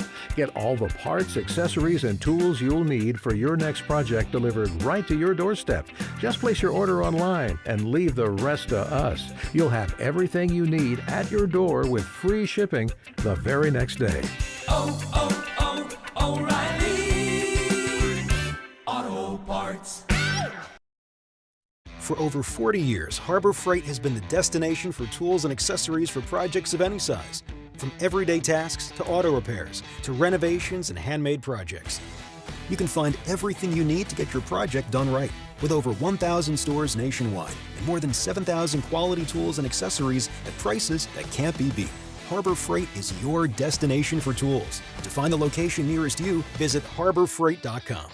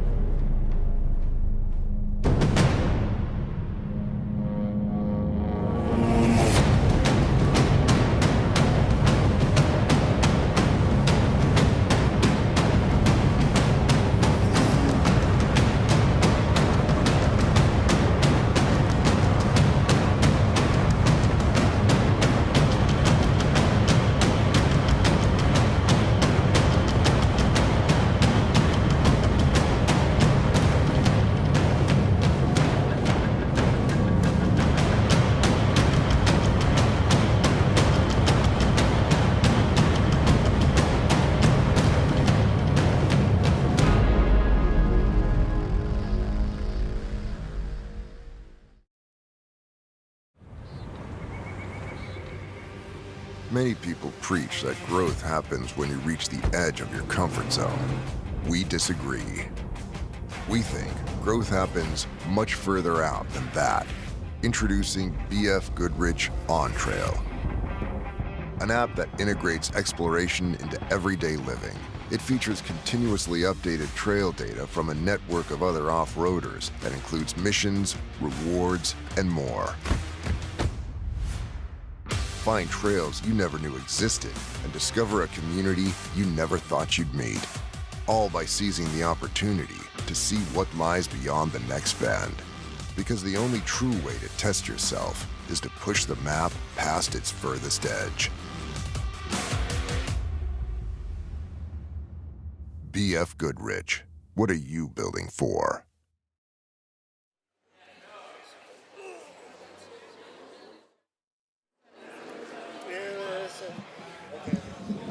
Okay, and welcome back. This is the 2021 BFGoodrich Mint 400 here in Las Vegas, Nevada. The racing has been hot, the weather's been fantastic, and it's been a great day of racing so far in the unlimited truck classes. Luke McMillan started in pole position this morning, and that's a position that he still has now. He's chasing hard out on his third lap with Rob McCachran sitting in second place. Looking at the weather conditions out there, it's a 64, it's calm, it's nice and sunny, mild humidity, and we thought that the dust was going to be a really massive problem. There seems to be hardly any wind, but for whatever reason, the dust is moving on and making it a little bit easier for the racers. But the racers are getting spread out on the course now as they head off into those third laps, and it's a really good afternoon. This is going to make a difference, Jim, toward the end of the day.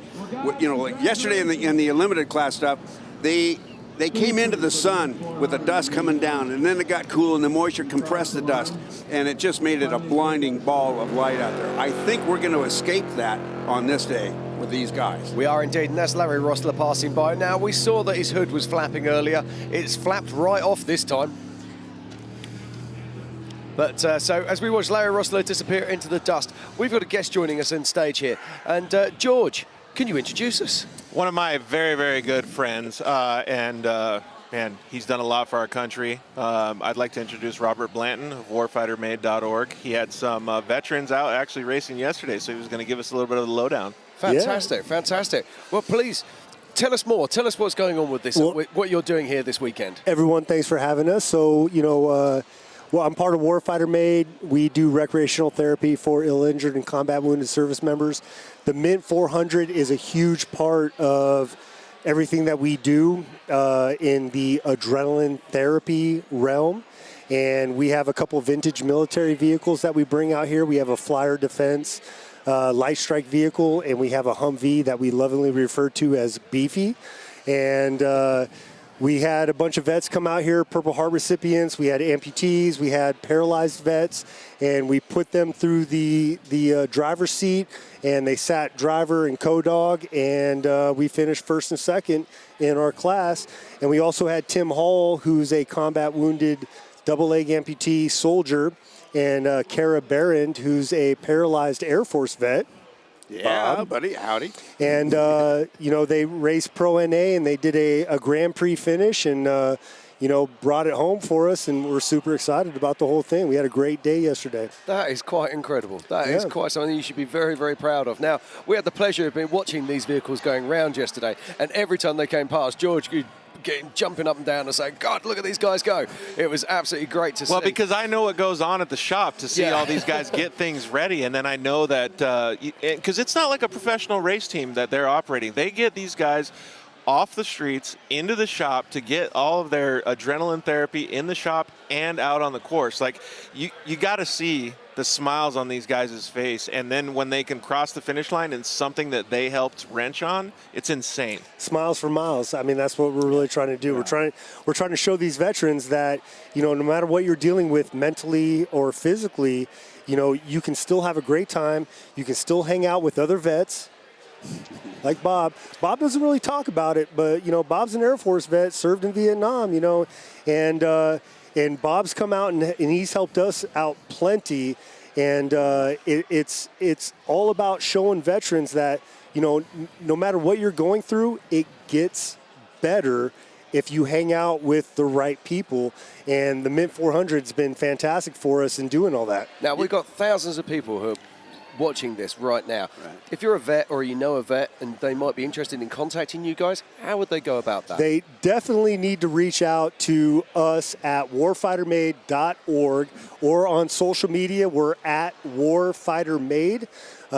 We also work with a whole host of other nonprofits that do what Warfighter Made does in off-road. We got nonprofits like Vet Motorsports that does what we do in off-road, on-road stuff. We deal with nonprofits that do hunting and fishing and all kinds of things, horse therapy, all kinds of stuff. So there really is something for absolutely everyone. Absolutely. If you're interested if you're a veteran and you're looking for something different than what you're doing right now, reach out to us and we can definitely help you out. And a lot of times the family members reach out and then connect the veterans as well. Yeah. So it's really, really resources. George had something to say that I want to tie into.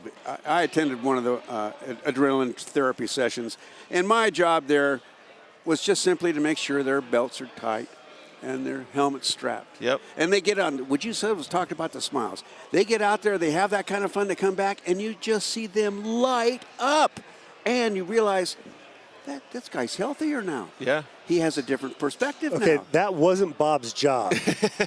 I wanted Bob to go out there and show us what that Off-Road Motorsports Hall of Fame nomination was all about. But Bob wanted to connect with the vets by doing that, by basically reaching out to them and, you know, helping them strap in and just kind of giving them that little pep talk, which is what it's all about. It's camaraderie therapy also. That's what Bob wanted to do. And you know what? You talked about we give those guys help. Who do you think got more help that day, them or me? Yep. It was me. That's what we're trying to accomplish. Yep. You're doing a fantastic job, man. I think we should get back to some racing, Jim. What about you?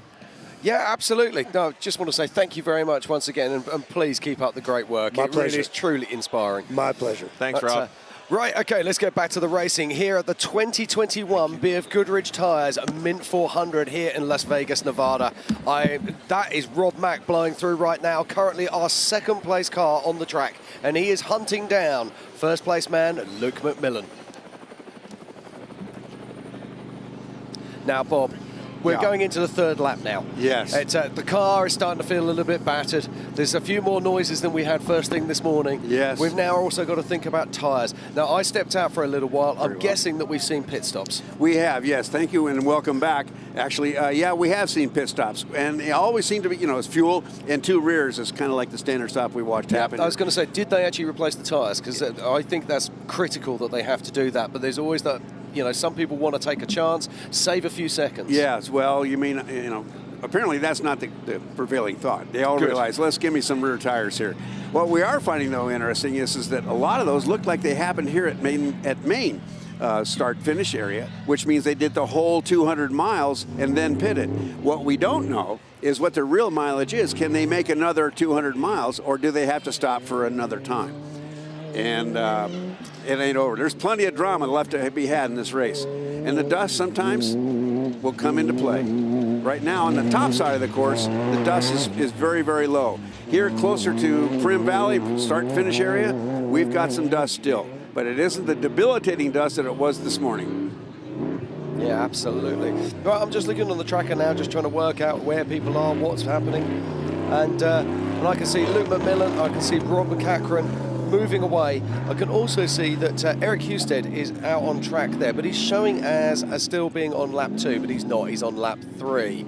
So we'll just keep an eye on that and see if that will change. I don't know why his tracker tab hasn't changed, but if you're watching at home, Eric Husted is definitely on his third lap, not his second lap as indicated on the tracker. Sometimes things with electronics go glitchy. Just a little I still glitchy. find it absolutely incredible that we're in the middle of a desert and just look at this incredible footage as we watch Terry Householder there making his way through the desert with a drone flying alongside. It's incredible stuff. It still blows my mind every time I see it. And that looks like a Class 10 car there, heading on down through the Fox Proving Grounds, chasing dust.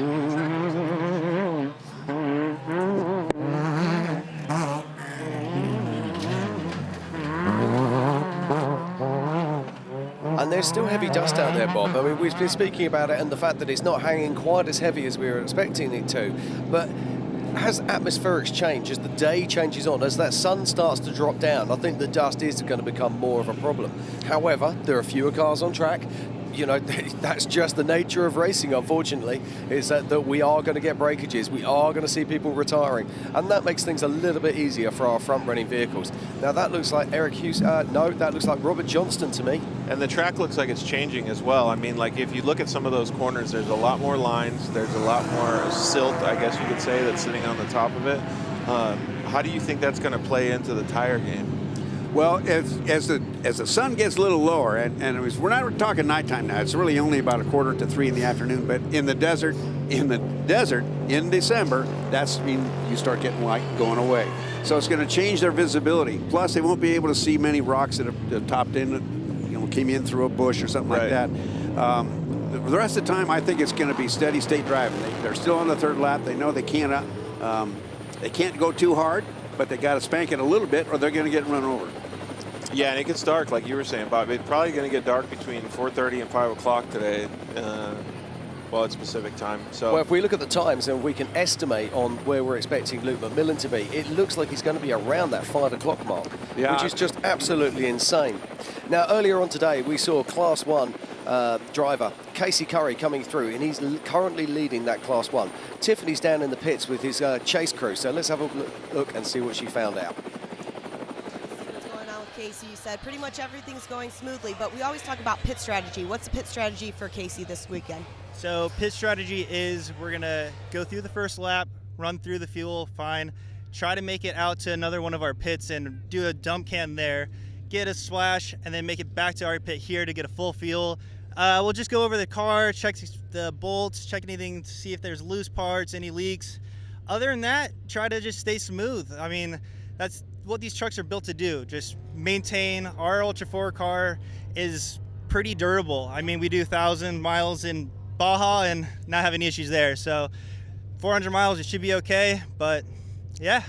Awesome. Well, it's good to see that out here. Obviously, Casey is no stranger to the different types of terrain, and obviously the Mojave Desert gives you all of those different types of terrain. We also talked about dust today. Obviously, we're seeing tons of out there. Did Casey mention anything, what he thought the dust was going to do for him?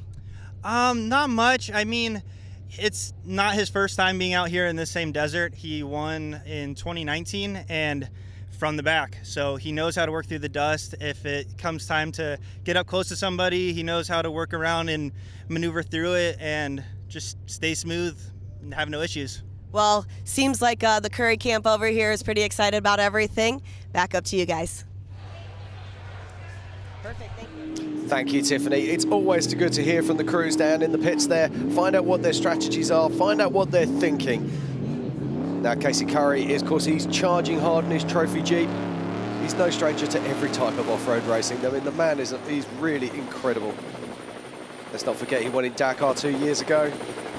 He's also won multiple titles all around the world. Had the pleasure of racing with him in Portugal a few years ago. Very talented young man. But still, we keep going with the action here at the 2021 BFGoodrich Tyres Mint 400.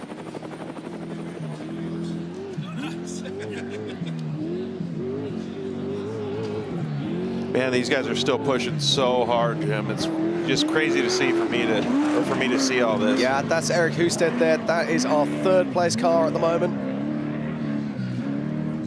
Now, if you're looking on the tracker, he is showing us a red label at the moment, which indicates lap 2.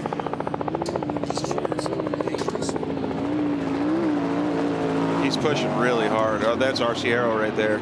Yeah, I mean, you can physically see how much closer Arciero is now. It really is incredible. Great racing. Let's not forget, they've already covered nearly 250 miles. Right. And there's literally a few meters separating their bumpers. Yeah. Luke McMillan, Rob McCachran, Eric Husted are top 3. Number 1 to number 11. There's a lot of number 1s in that sequence right there. Yeah, of course there. So Luke McMillan is leading from Rob McCachran and then Eric Husted, but right on his bumper is Ryan Arciero. And there we see Terry Householder once again,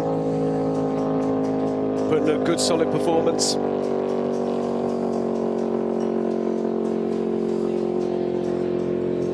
See the dust just tailing off the back of that vehicle. And there's one of our Class 10s coming through. It's the 1055 of Ted Baker. Car still looks very clean. Tyres still in the rack, looking good for Ted Baker there as he heads back out into the desert. Okay, as we continue to watch the action here at the BFGoodrich Mint 400, we've got a special guest up on stage. Bob, who have we got with us? Well, we have a good friend of ours, Mr. Harold Phillips with BFGoodrich Tires. Harold is the global general manager of the BFG brand, which means he has responsibility for the planet. No pressure. And he has a responsibility for a lot of reprobates that work for us. Good man. I've known Harold for way more than 2 weeks. When Harold started off as a sales guy, he came in 87, and took off from there, and he has been one of the best assets this brand has ever had. So I need to step out and stop talking about Harold Phillips, and you need to start asking him questions because he's got a lot to say. Fantastic. Harold, it's a real pleasure to have you up on stage here at the BFGoodrich Mint 400. Yeah. I mean, what about this race? It's something else, isn't it? It's incredible. First of all, thank you for having the brand here and letting us talk to you guys. You guys do a wonderful job, and I love watching you animate the race because I think you bring the race to life. And sometimes in desert racing and even Dakar, it's sometimes hard for consumers to follow it and all that, and you guys do tremendous job. Got to give props out there to Mad Media, to Matt and Josh Martelli, who are raising the bar in off-road motorsport coverage. I mean, you're talking about this. I mean, I'm a big fan of all off-road motorsport, and I find following Dakar the biggest pain ever. This race, it brings it to the audiences, it takes it into their homes, it gives a place for the families to see it. But we wouldn't have racing if we didn't have great rubber, and that's why you're here, because you're putting great rubber underneath these cars. Now, I mean, talk to us a little bit about the innovation. We're seeing Luke McMillan out there at the moment running this brand new 18-inch, 40-inch tyre. I mean, where did the thought process come for that? Was that a case of a team's approached you, or is that a case of you've been working with them and just come up with a solution? You know, it's a lot about who we are as a brand, you know, and if you think of our history, and Bob can tell you probably better than I can the history of where we've come from, but the brand has been built by what our racers need, what our consumers need, and we think we're pretty good students of watching the environment. And so when you see these vehicles, and Tony Menard's going to come up here and talk a little bit more about the motorsport side, but when you see the all-wheel drive vehicles that are coming and the horsepower that's growing, we pay attention and we try to listen and we try to look at what are the things that we can do to continue to innovate, and then what do we see in the aftermarket. You know, from Tony's side, he's going to talk about motorsports. For me, I'm looking at the global brand and how does our innovation, how does our leadership and technology open up new markets for us. We sell BFGoodrich now in 140 countries, and so this kind of exposure, while it's very North American centric, we get a lot of exposure all over the world. Well, this is an international race. Let's be completely, factual about that.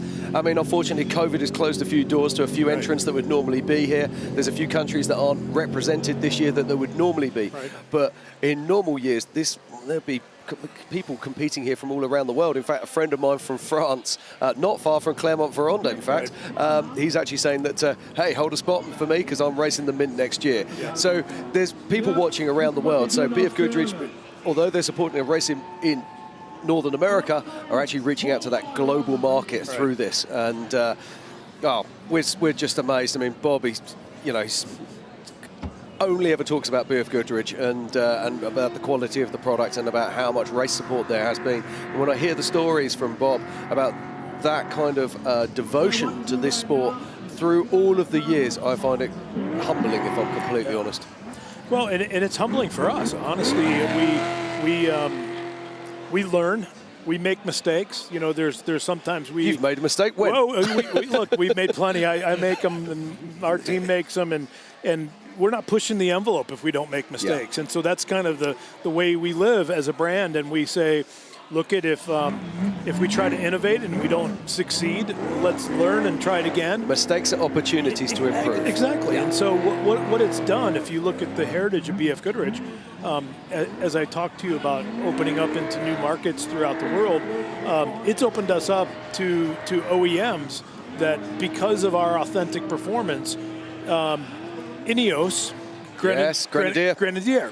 So that's a really good example that from that hits home to you. Yeah, well, I'll be honest, I've put a deposit down on one.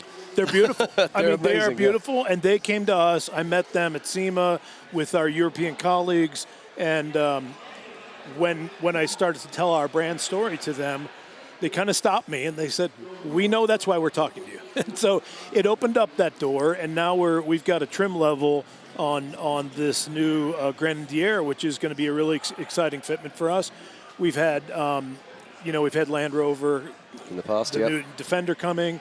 It opens up a lot of OE fitments and OE2 fitments because of what we do here in the desert and our in our track record. And so that opens new business opportunities for us, which is great. So, I mean, what do you learn? I mean, do you take a lot of data from this kind of racing? Do you take up, look at the performance levels of the compounds, of the rubbers, and then take that forward and actually put that into real-world tires?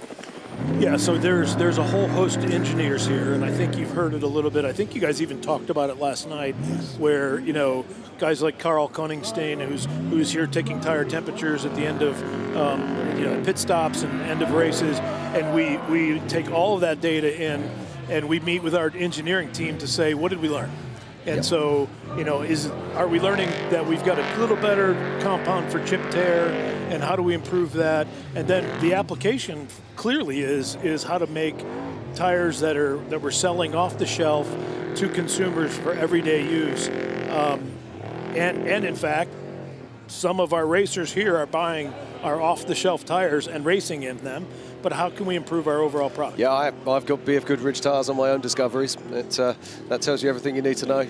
It's a high-quality product that does a high-quality job. It's perfect. No, and we're passionate. Like, the one thing that you will see throughout all of the BFG team, and the one thing that I try to coach and encourage amongst the BFG employee family is we play to win. We're passionate about what we do.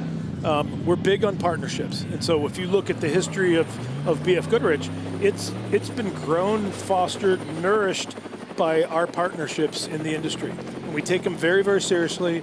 They're very, very important to us, and those partnerships build passion that goes across the industry. Well, let's look at the partnership between you and Rob McCachran. 30 years partnering one race team, but not just one race team, one guy. And that's incredible. The level of trust from him, the level of trust from you, and the fact that you still produce, he's out there at the moment, he's running in second place. Yeah. It's incredible. Right. And we love to see that. So thank you so much for your passion and for your commitment to the sport. And I'm looking forward to it continuing for many years to come. Yeah, and Rob's a great story. And by the way, now it's being passed down to the next generation with Caden. And we're very interested in the UTV business. We're growing with our product offer. And when we look at somebody like Caden, he's helping us bring the brand to that next generation so that we can start building those relationships at that to keep moving forward. Yeah. And if you look at the walls here, that's the story of BFGoodrich. It's generational, and there's multiple generations that are identified on these walls, and that's the sustainability of the BFGoodrich brand. Yeah. And so it continues. I mean, for those people who are sitting at home at the moment, we are surrounded at the moment by photographs down each side of this vast tent that we're in. And I think almost every single photograph seems to have a car with BFGoodrich tires fitted to it. Yeah. And as you say, it kind of plots the history from the last, dare I say, 40-plus years? Quite. Yeah. And, it is absolutely remarkable. This brand does more than build tires. I don't know if you've been paying attention, everybody, but not only do we build tires, we make fun. We do things that bring more fun to people. Look at our on-trail program. Look at the mapping, social media for mapping. I mean, we're doing things that are all about the life of enjoying your vehicle. Right. How do you do things with your vehicle? And that makes me proud to have been an employee for the first 18 years. I haven't been one since '94, but I've never not been part of the family. And that's still true today. Harold will tell you that. He actually answers my phone call. I'll be damned. Well, and Bob brings up a great point on the On-Trail app. I mean, that's part of what we're trying to do to bring families together, to make the off-road adventure a very family-oriented activity, because families are important. And we talked about Rob and Caden. The McMillans are another really good example, because we've had a strong relationship with the McMillan family. Rod Hall was the first guy that taught me and took me on an off-road adventure. Talked to Josh on the starting line there.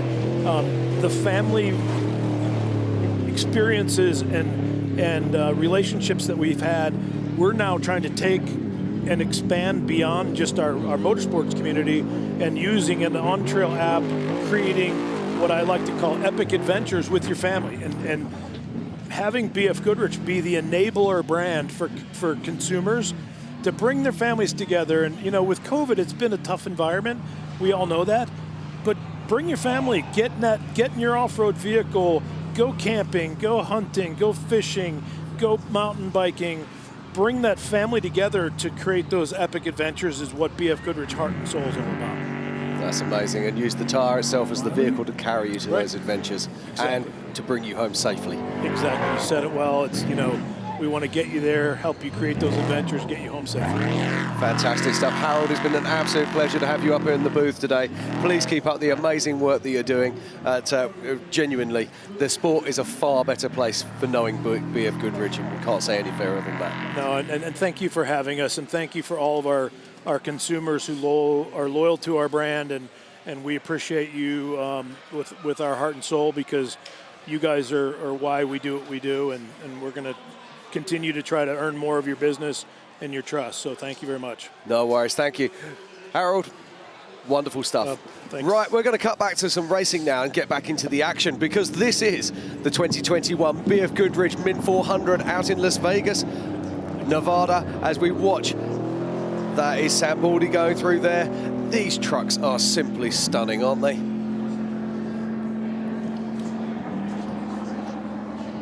They are still pushing it so hard too, man. Going through, I mean, look at that truck. It's just that's people's truck, number 69, like Jim likes to use. But man, they are still charging so hard. It's insane to see that they can keep up this pace for so many miles. It is. Let's not forget they're nearly, well, I mean, what are we pushing now? This is the third lap. So they're around about the 250 mile pace at the moment. Yeah, 220, 250, yeah, something like that. Something like that.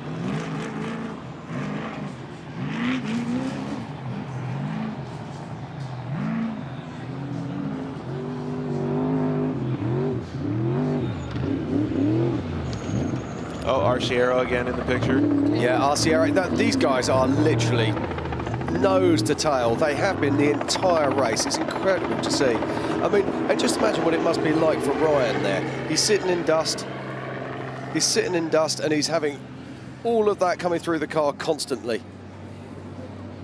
Doesn't seem to be slowing him down any, though, does it? No, we still got the same top running order, with the top three being Luke McMillan out front, Rob McCackern in second, and Husted out in third. And that hasn't changed since 10 miles into the start of the... It hasn't changed since the first 10 miles of this race, where we saw Harley Letner, unfortunately, having to pull off the track. We've heard various things. Somebody said that it was a transmission. Somebody else has told us that it was a pulley on the engine. Either way, it means that Concrete Motorsport are not in this race today, which is a great shame. You know, Jim, in any other race, no position changes for the first 3 hours would be boring. Yeah. However, the tension that is building right now for these first 5 cars in sequence is about to kill me. Yep, I got you entirely. I totally agree. We're just watching Larry Rossler go through there. But we're joined by somebody else. We've got another special guest up here on stage at the moment. This is Tony. And Tony is the Motorsports Director for BF Goodrich. Tony, welcome. Very nice to see you. Nice meeting you. Now, we've just had Harold up here telling us a little bit about the global brand, but you're all about the sharp, pointy end, the fast bit, the motorsport side. Yeah. I mean, what's it like coming out here? I mean, obviously you do the rally motorsports, you do all of the others. This is very, very different indeed to all of those kind of things. Yeah, that's really unique, and this is what is making a lot of sense for us on the off-road part, and to support the brand as Harold has described. You know, that's a family, that's a community. But in the meantime, you know, our role in the motorsports part of the Michelin Group is to develop new product, to test innovation, to try to push the limits. And because you cannot imagine most demanding usages, most powerful trucks than the one you see around us. So if we deliver what these guys are expecting, you know, which is, no, I don't want any flat. I want to go faster. I want you to help me to develop my new generation of truck and help. And so that's really the win-win situation. That can't be easy, because we're talking about trucks now that are all touching 1,000 horsepower plus. We're also talking about these new four-wheel drive transmissions that are putting that power to the ground in a way that's never been seen before. Yeah. So I mean, this is a difficult task for you guys. Yeah, because the constraint and the surface of tires on the ground, you know, and the soil remain the same almost. So yes, more power, more torque. bigger brakes. So we need to think about that's it. something that we need to talk about actually, because we actually do a lot of tyre wear happens under braking. Yeah. It's not just the power on, it's also under braking as well that we see a lot of that. And sidewall damage, from the motorsports that I come from, sidewall damage is a massive problem. And that's one of the things that we see, particularly with the KR2, it's incredibly strong sidewall. We very rarely see a sidewall rip, which is remarkable. Yeah, because and that's a challenge, because you can build very, very strong and solid sidewalls, but they won't transmit the power, they won't flex, and so this is a compromise we have to find, and this is the beauty of what we are doing, because so are you we are going to open your book on stage and show us how you do it? The recipe is a little bit too complicated, but this is exactly why we are extremely happy and we are crossing fingers, touching wood, because for the first time ever this weekend a trophy truck is racing with 18 inches tires, and that's exactly what you described.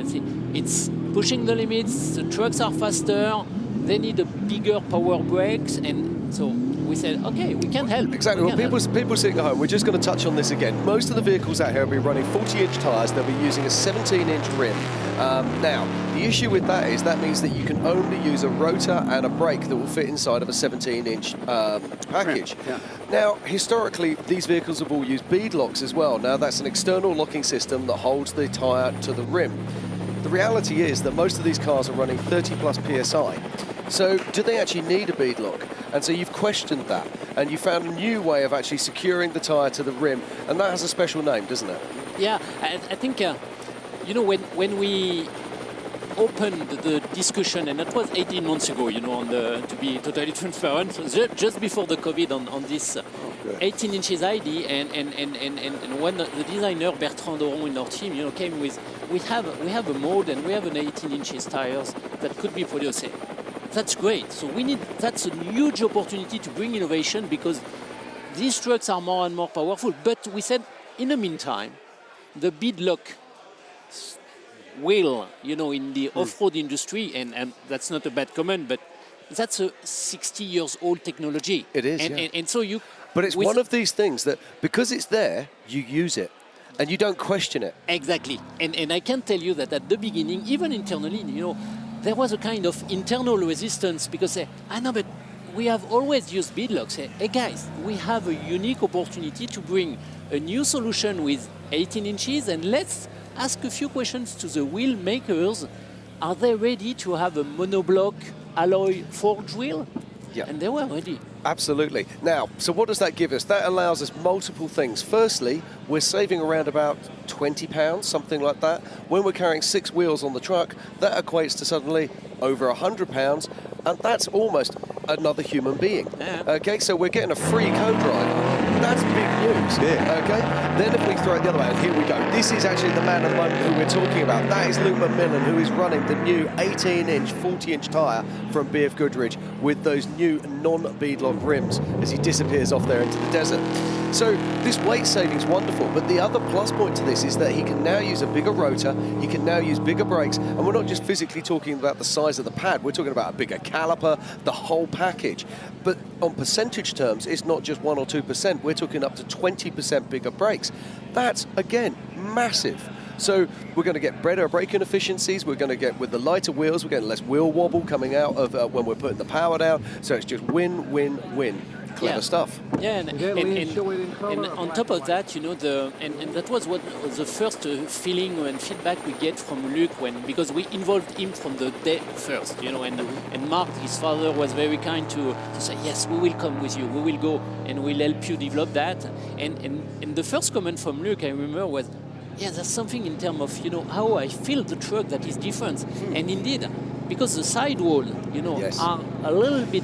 Well, that was the one question that we've had. A couple of people were texting saying, now that you actually have less sidewall movement, does that affect the suspension travel? Does that affect how the car behaves? And it has to a certain degree. Yeah. But there's the magic formula between how much sidewall you need and how much you can get away with. Yeah, because if you are going too narrow in terms of sidewalls, you will increase the risk of pin shock. Yeah. And that's not what we want at all. We don't want to bring a new solution that will, in the meantime, generate some side effects. So, No. I think that's the right compromise. And then after, of course, I trust the team and the crew, to be able to set up the cars and the truck properly in order to fit that. But there are, when you list all the benefits, and when you see the potential drawbacks, you say, let's go. And this is the role of the BFG brand as well. This is the brand that is totally credible and legitimate to bring innovation to the market. Absolutely. As we watch the BFGoodrich tyres supporting Rob McCachran pushing on through there, the pace of these guys this weekend is quite remarkable, isn't it? Yeah. We were even surprised because I was with the team at our pit a few hours ago, and we were discussing, and we did not realize that we saw the first lap, and they were already there for the second. Say, oops, they are going fast. That's great. But again, the most demanding usage. This is why we are in racing. We push the limits in series and things that are making sense for us, because what you see here and the technologies we are developing, you will find them tomorrow in your KO2, KM3 and all the tires, the BFG you will buy for your own trucks. Fantastic. Now, I have to ask this question because this is, dare I say, the home of desert racing, North America. The technologies that we're developing here, are we going to see those appearing and helping the cars that we're going to see racing at Dakar? Yeah. And to be totally honest, we had the discussion recently with our research and development teams in France, because the motorsport organization is a global one based in France where Michelin is. And we discussed about where does it make sense, to keep the off-road development part for racing. And that was a no-brainer, because everything is coming from here, I had the chance in my previous life at Michelin, to be in Australia and this part of the world. And when you think about off-road, the guys are speaking about Barra. They are outside of the world, and I am French, so I should not say that, but they are not speaking about the Paris-Dakar. No, they are speaking about, I am dreaming about Well, no, the mint. I'm going to stop you there because I disagree. They are talking about Paris-Dakar, but there's something that's different. Anyone can come and race Baja because there are so many different classes and ways in. And let's be honest, Dakar is not achievable for many people because it's life-changing sums of money to race Dakar. But to race North American desert sports is not life-changing sums of money. So it's achievable. Therefore, people want to be involved with that, and they can be involved with it. And I think that's the difference. That's a very fair point. And I think what I see here with the mint, with the off-road races, they kept the original spirit. The Dakar at the beginning, that was open to everyone. And when I was a kid, in France, I have a neighbor who made the Dakar at the end of the 70s with a bike. He has no money, but he was able to do it. Nowadays, you're right, that's not possible. You need to have the full team, etc. Here, everyone can live his passion and enter with... You can enter into the motos, which, let's not forget, the motos are running at the moment. And you can enter on any type of bike. There's a guy out there on a little monkey bike, can you believe? But that's the whole point. I don't think he's still out there. I don't think he is either. Although maybe he still is. But this is the point, is that there's different ways of approaching this motorsport and becoming engaged with it. And I think that's what makes American dirt sports so much easier to engage with than the mighty events like the Dakar. We're talking about the rally class in the UTVs, and as basically a stock with safety equipment. Thing is, that's about maybe a $35,000 to $40,000 investment, and BFGoodrich has a tire for it specifically. Yep. And you talk about the range of fitments, the range of support, the range of technologies. It makes me so proud to even wear a BFGoodrich shirt. Yeah, I couldn't have put it better myself, Bob. It's absolutely wonderful to see. Well, thank you so much for coming up and joining us and telling us a little bit more about what you're doing out there to support these races, how you're pushing the boundaries, how you're taking it further forward. I'll be honest, every year I think to myself, can't get any better, can it? And it seems to. So that's all down to your team pushing those boundaries, but also listening to our racers. No. So thank you very much. It's been a pleasure to have you here. Thank you please keep up the hard work. Well, thank you. Okay, thank you very much to Tony there from BFGoodrich, our motorsports director worldwide, no less. Now we're back at the racing here at the 2021 BFGoodrich Tyres Mint 400. We're well into the third lap now for our lead cars. as we watch Cole Potts making his way through. Now, Cole Potts is actually catching Robert Johnston. He must be able to see his dust. Well, he's eating his dust, if we're completely honest. So that's the story to be watching. Truck might come up on him. Oh, this is good to see. Looks like one of the unlimited trucks there going to be passing a Class 1, maybe a Class 10. Suspension travel on these cars is absolutely unbelievable.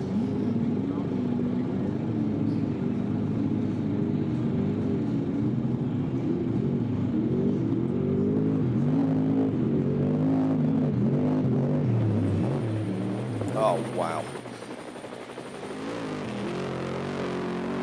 That's Steve Olugis making his way through. This car is something else. I love the livery of this vehicle. Now, we saw him stop. He lost some time earlier on in the race, but it looks like he's getting back on track and he's really laying down some fast times. I want to see his splits at the end of the next lap and see where he was at. He was about 20 plus minutes down after the first, so it's going to be interesting to see if he's actually pulled any time back.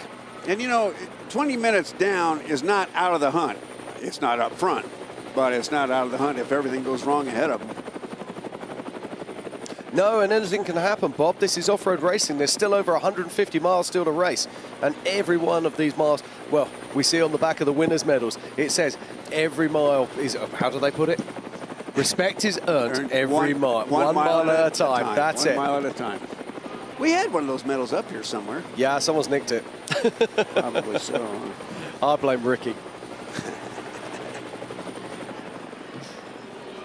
Yeah, oh, here we go. This is a Class 10 car coming into the infield now. I think that's the 1088, I think. The Warren Brothers car. These Class 10 cars just look like they're so fun to drive. Yeah, as you say, it's the Warren Brothers there. They have plenty of power. You know? What engines do they use? You just put him on the spot there. Oh. Are they all different? I didn't hear your question. What engines do they use?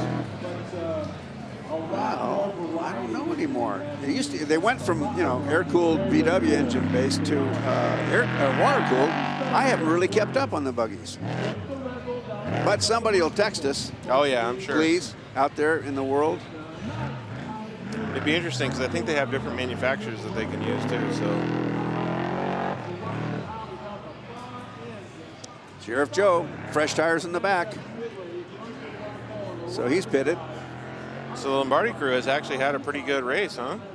I think so. At least it looks like it's been pretty smooth so far. Yeah. I was eyeballing the spares back there because it looks like the left one's jiggling. Yep. Wonder how they have it attached, because when a jiggle starts, they don't heal. No, that's very true. As soon as those straps come loose, those tires very quickly disappear. Let's hope that doesn't happen. He's putting together a good solid race here.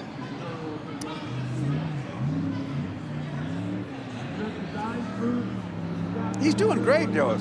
You know. Oh, speed zone. Wouldn't it be great? Yeah, wouldn't it be great if he got caught speeding? I mean, that's a cheap cop joke, but I'm going with it. the sheriff getting a speeding violation at the race. Yeah, I think it would be it's worth a story. Could you imagine how much crap he would get at work? Everywhere he went. Yeah. He'd never make governor. We got the top three still running the same. In fact, like you guys said, it hasn't changed since 10 miles into the race, right? Like, yeah. Luke McMillan in first. And I know Jim's working on splits. Oh, okay. I am at the moment. I'm just trying to work it out. It's as all of these things happen, my computer decided to do a Windows update midway through the race. So thank you very much for that, Windows. Okay, here we go. Now, we're looking at the tracker now, and you can see there, that's Luke McMillan, the #1 car, and then just behind him, you can see it's Rob McCachran. Now, don't get confused. You're going to see at the top there, the 38 is Eric Husted. For some reason, he's showing us a red tag, which would indicate he's on second lap. He is on his third lap. And in his dust is Ryan Arciero. Now, it does look like that Luke McMillan and Rob McCachran have pulled out a substantial lead on those two, but again, this is a very fast area of the track. You might find that the track is pinging a little bit and that we see those distances reduced as we watch Carl Jurgensen there making his way through. And you were right, Bob. We got AJ Beck sent us a message and said they're running Ecotech motors. Ecotechs. Yeah. Powerful little puppies. Yeah, exactly. I asked them how much horsepower that they're using in those or getting in those things. We'll have to see. What do you think? A couple of hundred, maybe? Maybe so. Yeah, we're being told. Yeah, we're being told at the moment the physical race gap between Rob McEachran and Luke McMillan is about 2 miles, 1.5 to 2 miles, and they're at race mile 72 in a 97.5 mile loop. So they're going to be returning very shortly to complete their third lap. Yeah. We should be seeing them back in town in probably about 20 minutes. How far did you say, Jim? They're only, what, a mile and a half apart? About a mile and a half apart. Which, if you actually look at that, that's less than a minute because they're averaging over 60 mile an hour. This thing's going to turn into a chain race, you know? Oh, it is. Very, very much so. And it looks like those ruts are getting a little bit deeper. Not much, but a little bit deeper, so. Yeah, I've just got a big props out to one of our sponsors, Baja Jerky. You'll see the Baja Jerky car out there with Larry Rossler at the wheel. But if you pop over to the Baja Jerky website and use the code MINT400, you can get 30% off. The code is MINT30 because it's 30% off. MINT30, there you go. You see? Use the code MINT30, man. MINT30, otherwise you're going to be disappointed. So it's MINT30 on the Baja Jerky website, and you get 30% off your first purchase. Beef jerky is expensive these days, and this stuff's delicious. So cows cost a lot of money. I would use that code in when I get off. Yeah. Right. Let's have a look back at the map here. Now, we can see there is Luke McMillan and there is Rob McEachran. Now, just more map info for you. These little white dots that you see all over the map, they actually indicate 1 mile on the course. So you can count these dots to give you an indication as to how far they are along the course. And there's one white dot right underneath Luke McMillan. Yeah, exactly. But don't forget, the trackers are pinging at slightly different times, so please... We're being told is they've been physically checked at about 1.5 miles, even though it looks on here like it's about 2. And Luke McMillan's still got fantastic pace. One of the things I'm very excited about, Bob, is speaking to these drivers at the end of this race, because we were chatting to Ricky earlier, and Ricky was saying, you know, these guys could be heading north of 130 mile an hour. That's nuts. I mean, you know, I know we shouldn't say it, but how many people out there have actually driven at 130 mile an hour on road? Ever in their lives. Yeah, exactly. Never mind 130 mile an hour off-road as we watch Ryan Arciero just making his way through the Fox Proving Grounds. Welcome back, Ricky. You know what I found out while I was there? Go, go, go. The carne asada is delicious. That's some good research, mate. And I also got to hook up with some of the guys in the military challenge yesterday, and there's a bunch of the guys from Warfighter Made, and it's awesome. I mean, these guys, what they've sacrificed for for our freedom and the world's freedom, including their limbs, a lot of different things, and the attitudes that they have, and they're out here, and what they said about reintroducing adrenaline to them in the good way, like we did when we were kids. How fast can I go down this hill on my bicycle? Yeah. It started with that, and we all became junkies of that, and they went to support our country and make it so we could live in this beautiful place. There's a lot of negative going on, but man, we are truly blessed. We are indeed, and that's why we're able to do things like this, the Mint 400 here in Las Vegas, Nevada.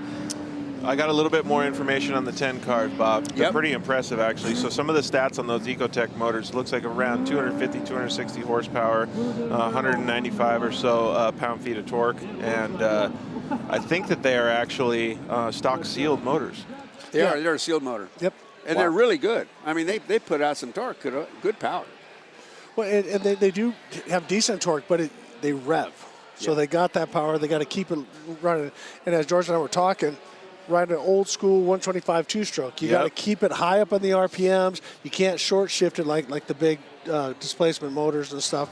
And it makes you a driver because you got to keep your momentum going and keep it on the pipe. You got to stay on the wheel all day. Well, they have the same thing going as Class 1600. 16. I mean, it's one of the. It's in a lot of ways it's a 1600 truck with suspension. With suspension, yeah. But you still have to keep it nailed. Right? 1600, you have to throttle. Looks like we're listen getting to that. Here's a Class 10 car. Let's listen to it.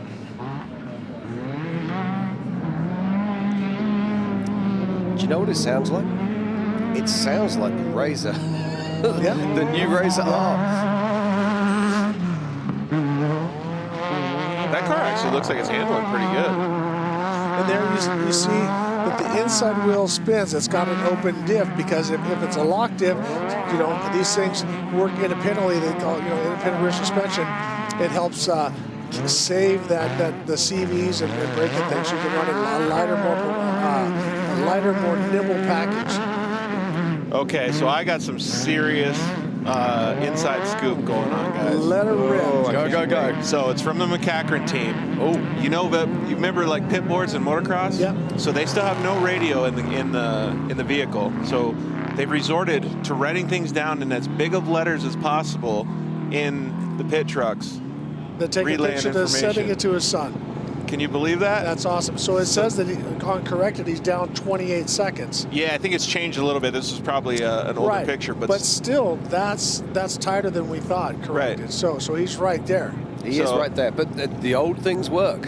Yeah, exactly. Yep. We still run pit boards actually in the UK for certain races. But it's not a pit board. It's a phone text. It's a phone text to his son. I mean, that is awesome. We were talking earlier about he's always interested in the front door and back door, and that's what his son has given him. Yeah. Okay, I just want to talk about the other classes very quickly here as we watch the unlimited truck spec there of Terry Householder going through, and that brings me straight to the spec class trucks. In first place currently we have Brent Fox. In second place is James Scully. In third place it was the man we just saw, Terry Householder. So everything's actually going quite nicely out there in that class. Now let's just have a quick look at that class 10. In Class 1, our top three are Casey Curry, Max Petzler, and then Morgan Langley. And then in fourth place, it's Bailey Campbell. Just dropped down to Class 10, and there's a real battle going on here. This is so tight. It's Chase Warren in first. In second is Wheeler Morgan. In third is Preston Brigman. And in fourth is Mike Coulter. It's cool to see that the Warren brothers are out there doing the Class 10 stuff. They had actually dipped into UTVs for a while, too. So I like to see that... we'll call it the evolution of the driver, right? Because the evolution of the car, as we know, is confusing right now. And Class 10 is an awesome class, and it's not cheap because you have you have the coilover, bypass. I mean, you have the whole package like a Class 1, but everything's more lighter, more nimble because you have less displacement. Yep.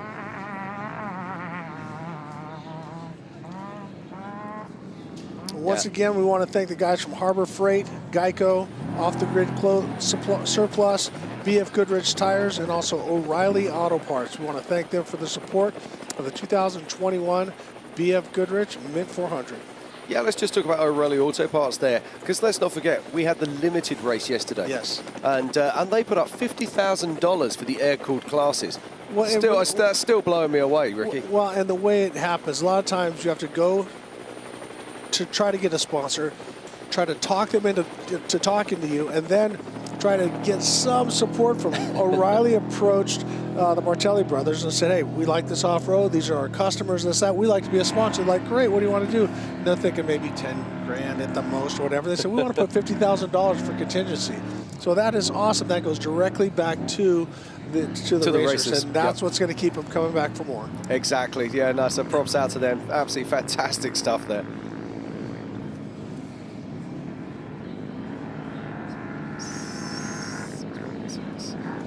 That there is Mike Perez. Now, I saw this car, the livery on this car when you get close to it is absolutely fantastic. Beautiful looking truck as it came through contingency. There's a young lady driving it who looked very happy with herself. She probably looked lovely. Yeah, she did. She did. Mighty fine. Mighty fine. That translates. That translates. Okay. Right, we're just going to have a quick look at the top five. So in the first place, it's Luke McMillan. In second, it's Rob McCachran. In third, it's Eric Husted. And in fifth, it's Ryan Arciero. We're going to take a short break, and we'll be back very soon.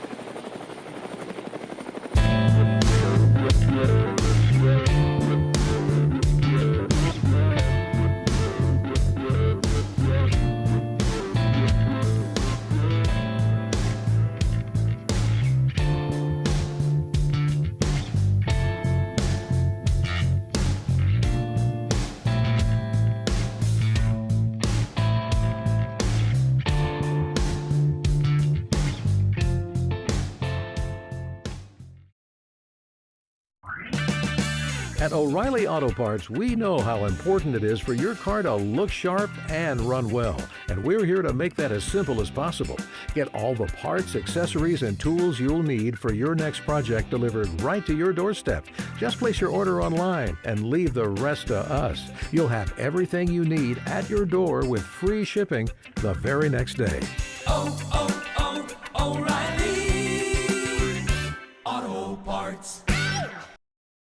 At Harbor Freight, we've worked hard to expand our selection of high-quality tools. And we'd just like to say thank you for noticing. Noticing that our Daytona 3-ton Super Duty floor jack is every bit as good as the competition at a fraction of the price. Thanks to all our customers who've raved about our product.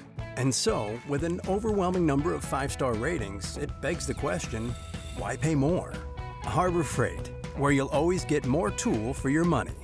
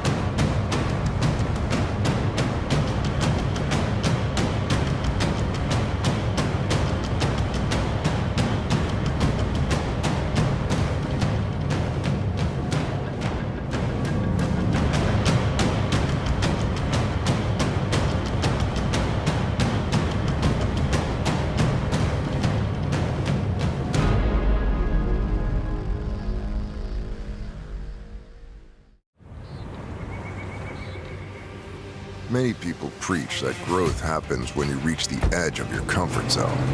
We disagree. We think growth happens much further out than that.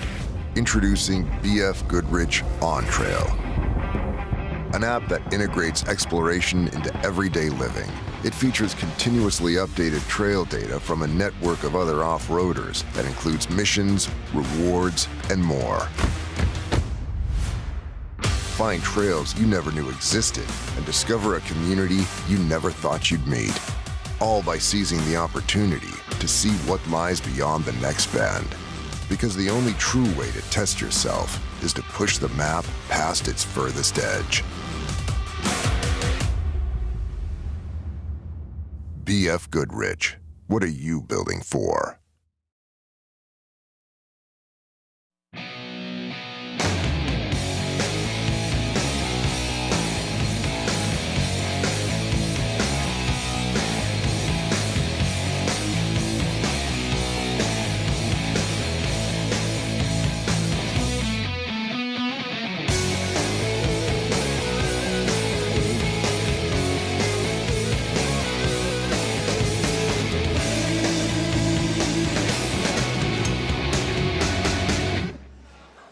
And here we are, we're live at the 2021 BFGoodrich Tires Mint 400 here in Las Vegas, Nevada. It's been an awesome day of racing so far. We're about 250 miles into a 400-mile race, and we've still got Luke McMillan leading from Rob McCachran, who's just ahead of Eric Husted, and hard on his bumper is Ryan Arciero. But communication's tough out here. We're right in the middle of the desert, and we just got to talk about this. We've just had a message earlier about this. Now, actually, I'm going to let you tell them, Ricky. Who is this? No. George. This is George's. George pulled this up. George, a lot of great information. How Rob McCachran is getting information in the truck. This is like, to me, this is just like I don't know, resources. You got to always look at your resources. Whatever you can do to make the job get done. So Rob McCachran, unfortunately, has no communication in the vehicle right now. Before we were talking about Caden McCachran, his son, is in the passenger seat. He was sending text messages messages before. Now what they're doing is they're communicating different gaps between the leaders. This is in the chase truck, and they're taking pictures of this and sending it either through text message or somehow getting it to the guys in the cockpit, man. It's insanely cool. And so when you look down, and I was mentioning earlier, and it said backdoor Husted 612, because he wants to know physically, because if he has a problem, how much time he has to fix it, to change a tire or anything like that. So we were watching on there. Here we see Tracy Graff. It was great because he had an early problem. He got going again. Now we see two of the guys coming in. This can get exciting right here. Oh, man, look, it's going to funnel down. Oh, holy. Have a dust bath. Magic trick. Let's make a trophy truck disappear. Yeah, holy cow. Now, where does he go? He can't see right. He can't see left. He completely disappears, but he's rolling along. Now, I still don't see him. Here's what a driver has to do. When you get comfortable looking straight ahead and looking at your certain zone. And whenever you get fog, or especially dust happens, you have to bring your vision in really tight and go either to the left or to the right. I like to go whichever side is the safest side. Hypothetically, if I know there's a cliff on the right side, I'll look at the left side and keep myself tight there and not worry so much about the dangerous side. I try to keep close there. So, but for these guys, as you notice, he's tucked all the way over to the left side, driver's side. He's looking real short because that's where he can see. So you don't try to argue with the dust and say, I need to see there. You need to find another place to keep track of the dust track. is in charge. Exactly, 100%. That's crazy to think, though, that the dust is in charge when you spend this much money on a program. Well, I mean, I did when I was in one of the GM programs. They did have infrared, and so we had a small thing up there. And this when we were running the Vortec program, and we were testing one of the motors in the Baja 1000, and we got behind. We had something blew a head gasket. We had changed head gasket, so we were way in the back. And then we were going through, I'll never forget, by K77, through the tight trees and stuff like that. And I said, well, let's try this thing. And I turned it on. I was in the dust going 5 or 10 miles an hour. And all of a sudden I look, I'm like, the heat from the tires I could see. Then all of a sudden I would see the glow of a Class 5 car because we were in the back. And I would just try to chase down that hot exhaust pipe. That's exactly right. So, but we're talking, they're going 5 miles an hour and I'm going 7. But it's still 2 miles an hour faster than they're going. Yep. On percentages, it's quicker. That Vortec car had an infrared camera in the back too, did it? To see oncoming? I don't know. I don't know that to be true. It might have been. It could have just been. It shot it both ways. I think Don Tebby was showing me that one time up at the shop. Yep. Well, now you can see the shadows are starting to get a little more long. Yeah. Now it's that twilight time that. I mean, the guys have been through a lot already, and they still have a lot to go. So I think we're going to see the leaders finishing. Could be right at dusk. I'm thinking right as the sun goes down, or as the sun disappears into the sunset. But I don't think it'll be completely black when they finish. Interesting though, Ricky. I'm looking outside our tent right now, just at the sun, and the dust out there just sitting is hard to see through. Yeah. See, now we were watching the 10 car. You can see how they don't have the power to jump from bump to bump to bump. Here we're watching a trophy truck, and then you watch this. They can bounce on the small stuff. When they get on the other stuff, the wheels stay attached. So that's where the lighter chassis bouncing up and down. They're staying in contact with the ground the whole time. So when you're talking about momentum and you're going through there and pushing these smaller cars or less horsepower vehicles, you're really having to use the power instead of like what we were talking about before, where you're slowing the vehicle down, speeding it up. You're really keeping the forward momentum. You're just letting it go. You just as Jim was saying, soft hands, and you have to just let the vehicle find the path of least resistance. And if you notice, a lot of times they'll get to one side or the other, because if you can get 2 wheels in a smooth line, that's half the weight going up and down. And with these 10 cars, I don't think there's many single seat cars, but it really doesn't matter. It's just you're stopping that much weight. And sometimes giving that car its head, as we call it, let it sweep out a little bit, saves you a half a mile an hour that you would have had to slow. And a half a mile an hour is huge over 1,000 miles, even 400. Correct. Yeah, that's Alex Wacker there in the 91 Twisted Monkey car. Still doing a great job out there, Alex.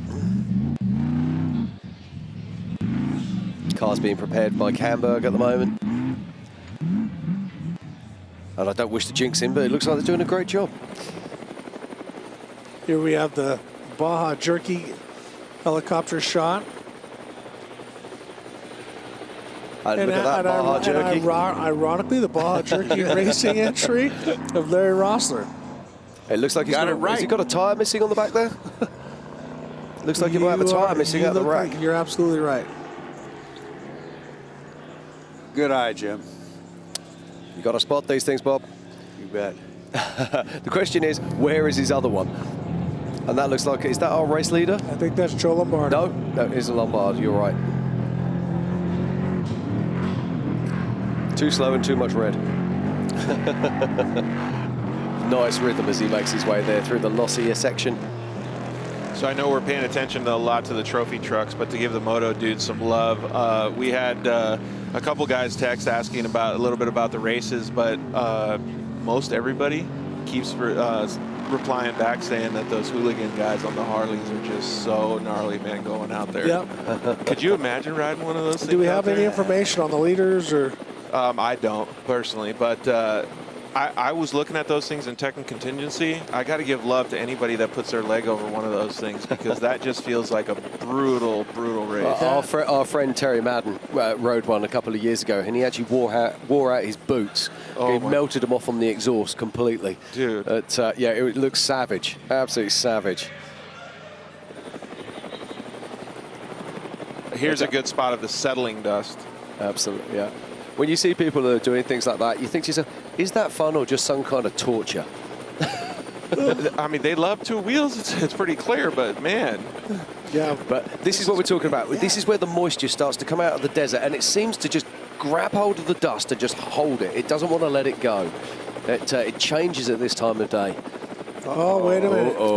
Husted? Husted is Husted's slowing. He's got a flat. No. I'm not sure. No. Unless it's on the other side of the vehicle. Yeah, but he's got tires. He would be stopping if he had a flat. Yeah. Or is this just is it just a slow-mo? No, not a slow-mo. No, it's not. You can see the hands inside he's going the car. slow. Yeah, he's going slow, yeah. Oh, that's... So if anybody has any information, hit me with a one of us with a text. Let us know if you have information with Eric Husted on what's happening. Because he was currently third place. Yeah, exactly. It looks like it's leaning a little bit to the left. We've been getting some good information from AJ Beck through Instagram, so maybe he can tell us if he has any info on what's going on with Husted. Maybe he can be in contact with a team member or something. You know, you hate to see anybody go down, but this is how the Mint 400 goes. You know, we're now looking at the next 90 minutes. People are going to fall out. Somebody's going to fall out. Oh, yeah. Okay, right now, it's about to get a little bit more exciting, ladies and gentlemen, because it looks like we've got our leaders just coming into town. So it looks like we've got Luke McMillan, and literally hot on his really on top of him is Rob Mack. And they're just coming into town. They're going to be probably about 2 or 3 minutes before they cross under the arch. This is killing me. I want to go outside and watch. Well, why don't you do this, Bob? Why don't you run out there, see what's going on, get the feel from the people that are up there watching. Give us a report of what's happening. Then you can finish your sandwich, too. Ricky, I think Bob will agree with both of us. When we walked out there, the vibe was high. Exactly. Oh, it's amazing. I was out there earlier. It just feels so good. So Rob has definitely closed the gap. Yeah. Yep, no, definitely. In fact, he might be working on the clock right now. He was well, okay, so now we can see. That is our current race leader. That is Luke McMillan making his way into the infield now. He'll be coming around to start his 4th lap. So he's completed just under 300 miles at this stage. Boy, I love a good story. And wouldn't this be a great thing if it was a duke out between these two good friends? Yeah. I mean, because, you know, Luke did one of the most, sportsman-like things that you would ever imagine in motorsports. He turned his truck and his number out to give Rob McEachran a chance at the championship and score. And, I mean, they're good. They're really good friends. So yeah, Bob, for anybody that doesn't know about that, so when you're in the chase for a driver's championship, you have to keep the same number on the vehicle to score the points in that series.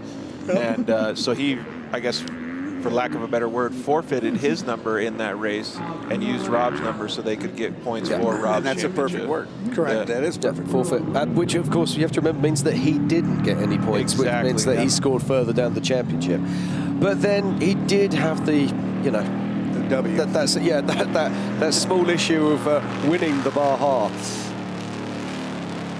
Can you dig it? He can.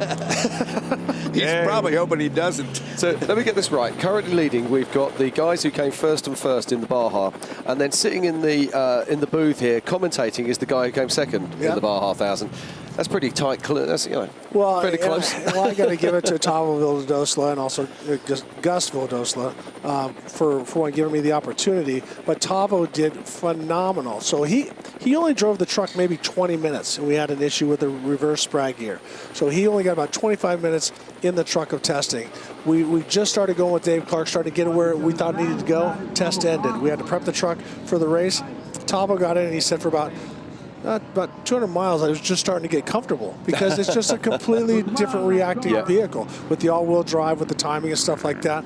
And this is the first time, I got to give him props. He said, this is the first time I made it to the peninsula all the way down and finished with the body on it. So, so he did a great job. But you know what? It's not the first time they made it down the peninsula. Oh, here we go. So Vildosla is the only Mexican national team to ever overall the Baja Mil. Yes. Baja 1000. They did it in 2010. A Mexican national wins. Do you think they're heroes at home? Oh no! When I drove for Gus in the 400, I had more people cheering for me because they thought it was Gus. Now, enough of me. Let's talk about Luke McMillan. So as he comes in, goes through the sweeper and he throws it right into. Look at this. Slow down and stop. Look at that. Look at the flagger right there. Just jump out of the way, man. Absolutely. She's sitting there going, thanks. I've got to say this to anybody who actually races, when you're pulling away from a line, okay, don't roost the marshals. No. It's not cool. Just peel out nice and gentle, get a few yards, and then lay it down. He's not stopping in the pit. Yep. Seeing all the stuff that's happening in the race today, Ricky, does it make you want to be out there? Absolutely. I mean, don't get me wrong. I love working with you guys, but I would much rather. Here we see Rob McCackern in the dust, and he's going to be coming up to that same turn. So let's, once they do the start-finish line, I'm going to start my stop clock and stopwatch. I know everybody else will be doing it too, but right now, I'm going to say he's leading physically by about 10 seconds, or corrected. Yeah, it looks close, doesn't it? Don't forget that Rob McCackern started 1 minute behind Luke McMillan.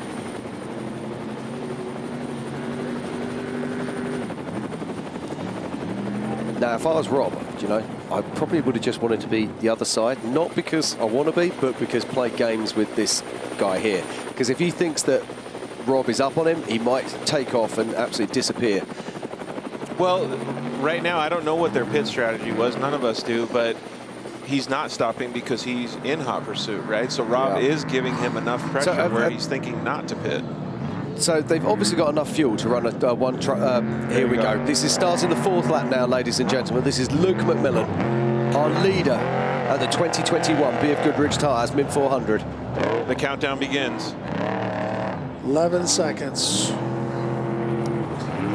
15 seconds. So they must have it looks like they're going to try and run, they have enough fuel to be able to run a one-stop strategy. I think it's fair to say, or do you think yeah. So there shouldn't be any more pit stops. If he made the first 2, he'll be able to make the second 2. Yeah. 35 seconds. And this in theory should be the fastest lap, as they'll be running lighter. Look at the big old ball of mud on the lens there. Does this camera get close? I ask you. These drones are amazing. 48 seconds. Or has he stopped in pits? 52 seconds. To be 10 up, he needed to be here now. Yeah. 1 minute. Yep, so uncorrected, now he's behind. Yep. See motorbikes in the background, but I can't see Rob McCackern. I think he stopped in the pit. Yeah. I hope we're not seeing his disaster. I was getting nervous when I don't see him when we should. Yep. Yeah. Now, was that Eric Husted? 130. What's the tracker show? I'm on it. Casey Curry still looking strong.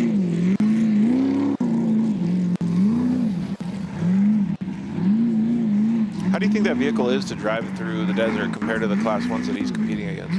Well, taller and it's, thinner. in some ways, it's better because it's heavy. When you have something heavier, it settles it down a little bit. Yeah, so it's a little calmer. Yep.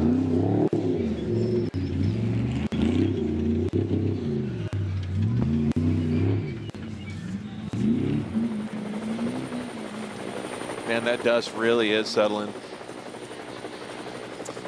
So Brent Fox, and so we're getting a little report that someone's leaving the pits. That could be Rob Mack.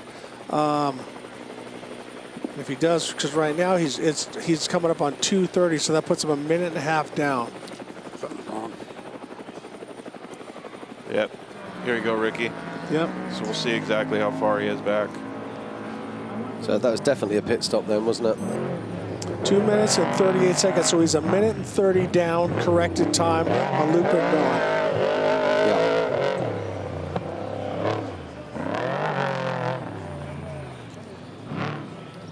As you guys said, though, anything can still happen. And probably will. Yeah. Yep. You're right. Yep. So we got two race drivers going to go through about 97 more miles of pins and needles. Yeah. And each one is going to be getting a report as well. Yeah, he's not going to get much of a report. He's just going to have to drive. This is where Rob, this last lap is a qualifying lap. It's checkers or wreckers for him, which means I'm going for it or not. And he has to start that now to make a little adjustment that lasts forever. He's just got to go. I mean, he just has to drive as fast as he can and wherever the cards fall. If he rolls, if he crashes, if he breaks, whatever. But, the risk versus reward. Reward is huge. Absolutely. Throw risk out the window. Now, for the first time since mile 10 on lap 1, we have a change in the top 4. Okay. Okay, we've got Luke McMillan still in first. We've got Rob McCachran in second, and now in third position we've got Ryan. Arciero. Ah. Yes, I won that one. I've been so good on that one today. I've been so good. Ryan Arciero. So Ryan's moved himself up. It looks like Eric Husted has actually fallen back. He's showing his tracker off track at the moment. If the tracker goes further north, we'd actually see him, but we're not interested at the moment. What we're interested in at the moment is our top 3. So it's Luke McMillan, Rob McCachran, and of course Ryan Arciero. Well, and then, as you notice, we don't see any other cars, so we don't see any lappers in the way at this point, unless we have just them isolated. But that's a good thing for Ryan Arciero because there's nobody for his dust. He's got clear sailing. One of the things that I was noticing is the attrition rate is actually pretty good in this race. I mean, it's an insanely rough course, massive bumps, the dust, and still there's a lot of guys still on course. Yeah, we saw that yesterday. I mean, normally when we're watching the top-end guys, we see an attrition rate. But there wasn't. It was absolutely remarkable how they kept their cars together on what is basically one of the roughest courses, if not the roughest course in Northern America. Yeah.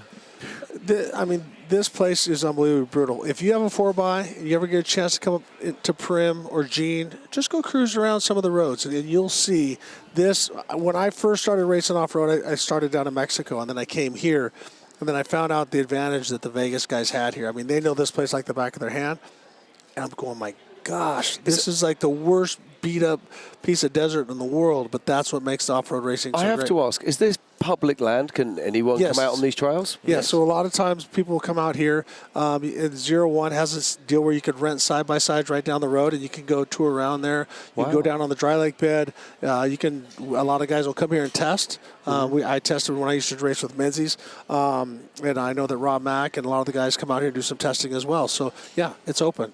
I have to say, God bless America, because we're not allowed to do that at home. Well, you don't have that much extra land. No, we don't, unfortunately.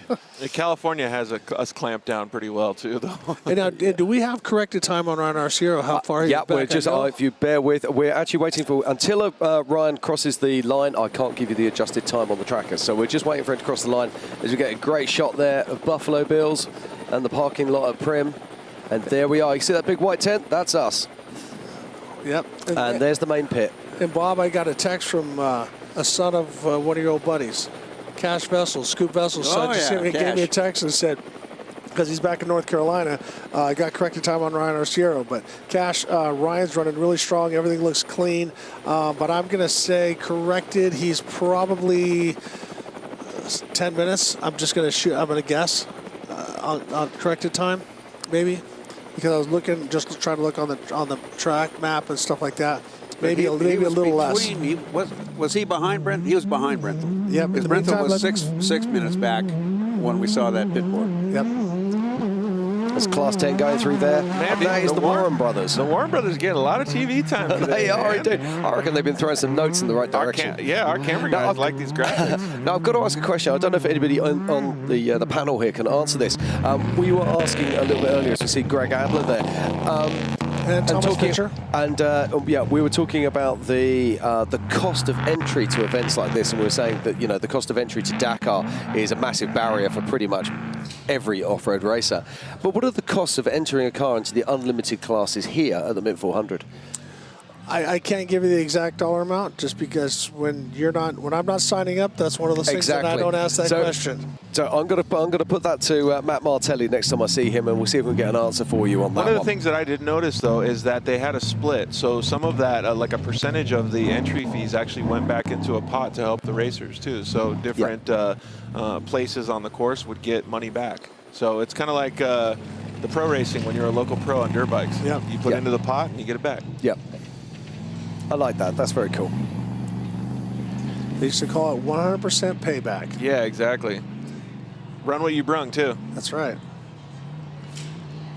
I like it because it's old school. It's the way it used to be. Yep.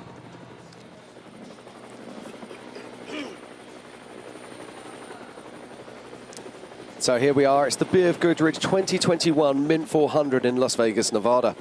Our lead cars are now starting lap 4 of this 400-mile race, and they have around about 80 miles ahead of them before they see the checkered flag. As we're watching this BFG cam, we want to thank Rockford Fosgate, NGK Spark Plugs, Impact Canopy, Impact Instant Canopy, Baja Jerky, Fox Shocks, and Polaris UTVs. As we're watching Joe Lombardo, the sheriff of Las Vegas, as he's working his way through.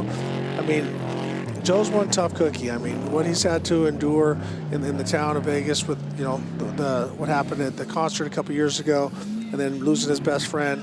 It's got to be awesome for him out there driving, and looking forward to him doing other great things in politics, because we need more people like Joe. Yeah, running this place. You really do get a good feeling about your leadership when they can push through like that, right? We don't live in Nevada, but it's still really, really uplifting to be able to know that you have a guy that's that capable to be able to run your city. Yep. That's great images there.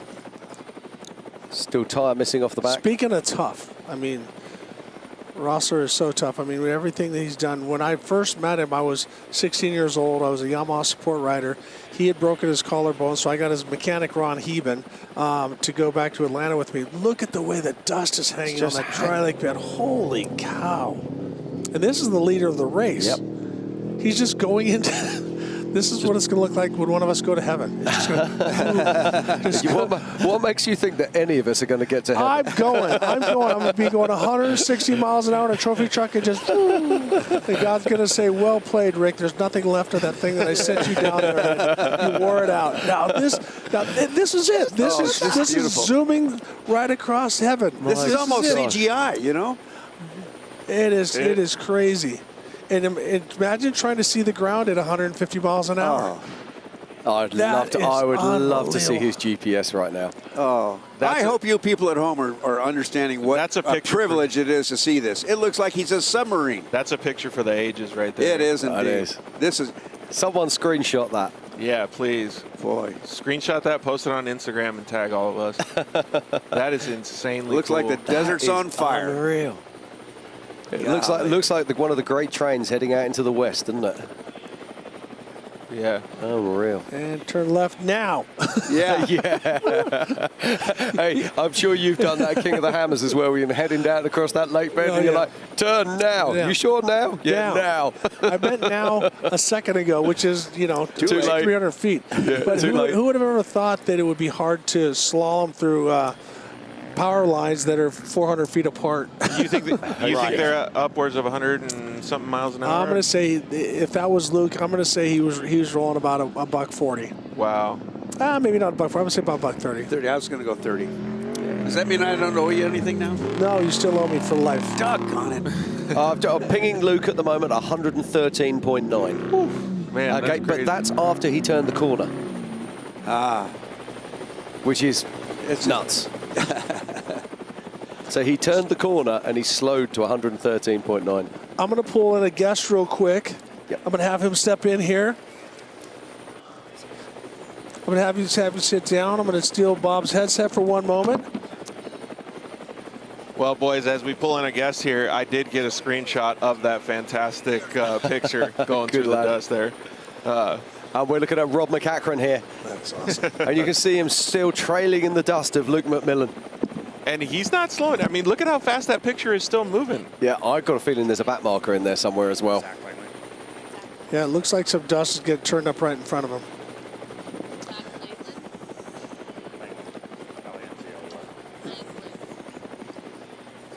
Cops.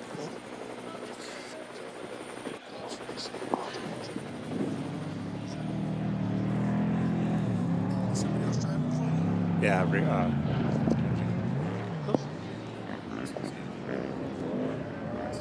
Here we go. It's Ryan Arciero crossing the line now.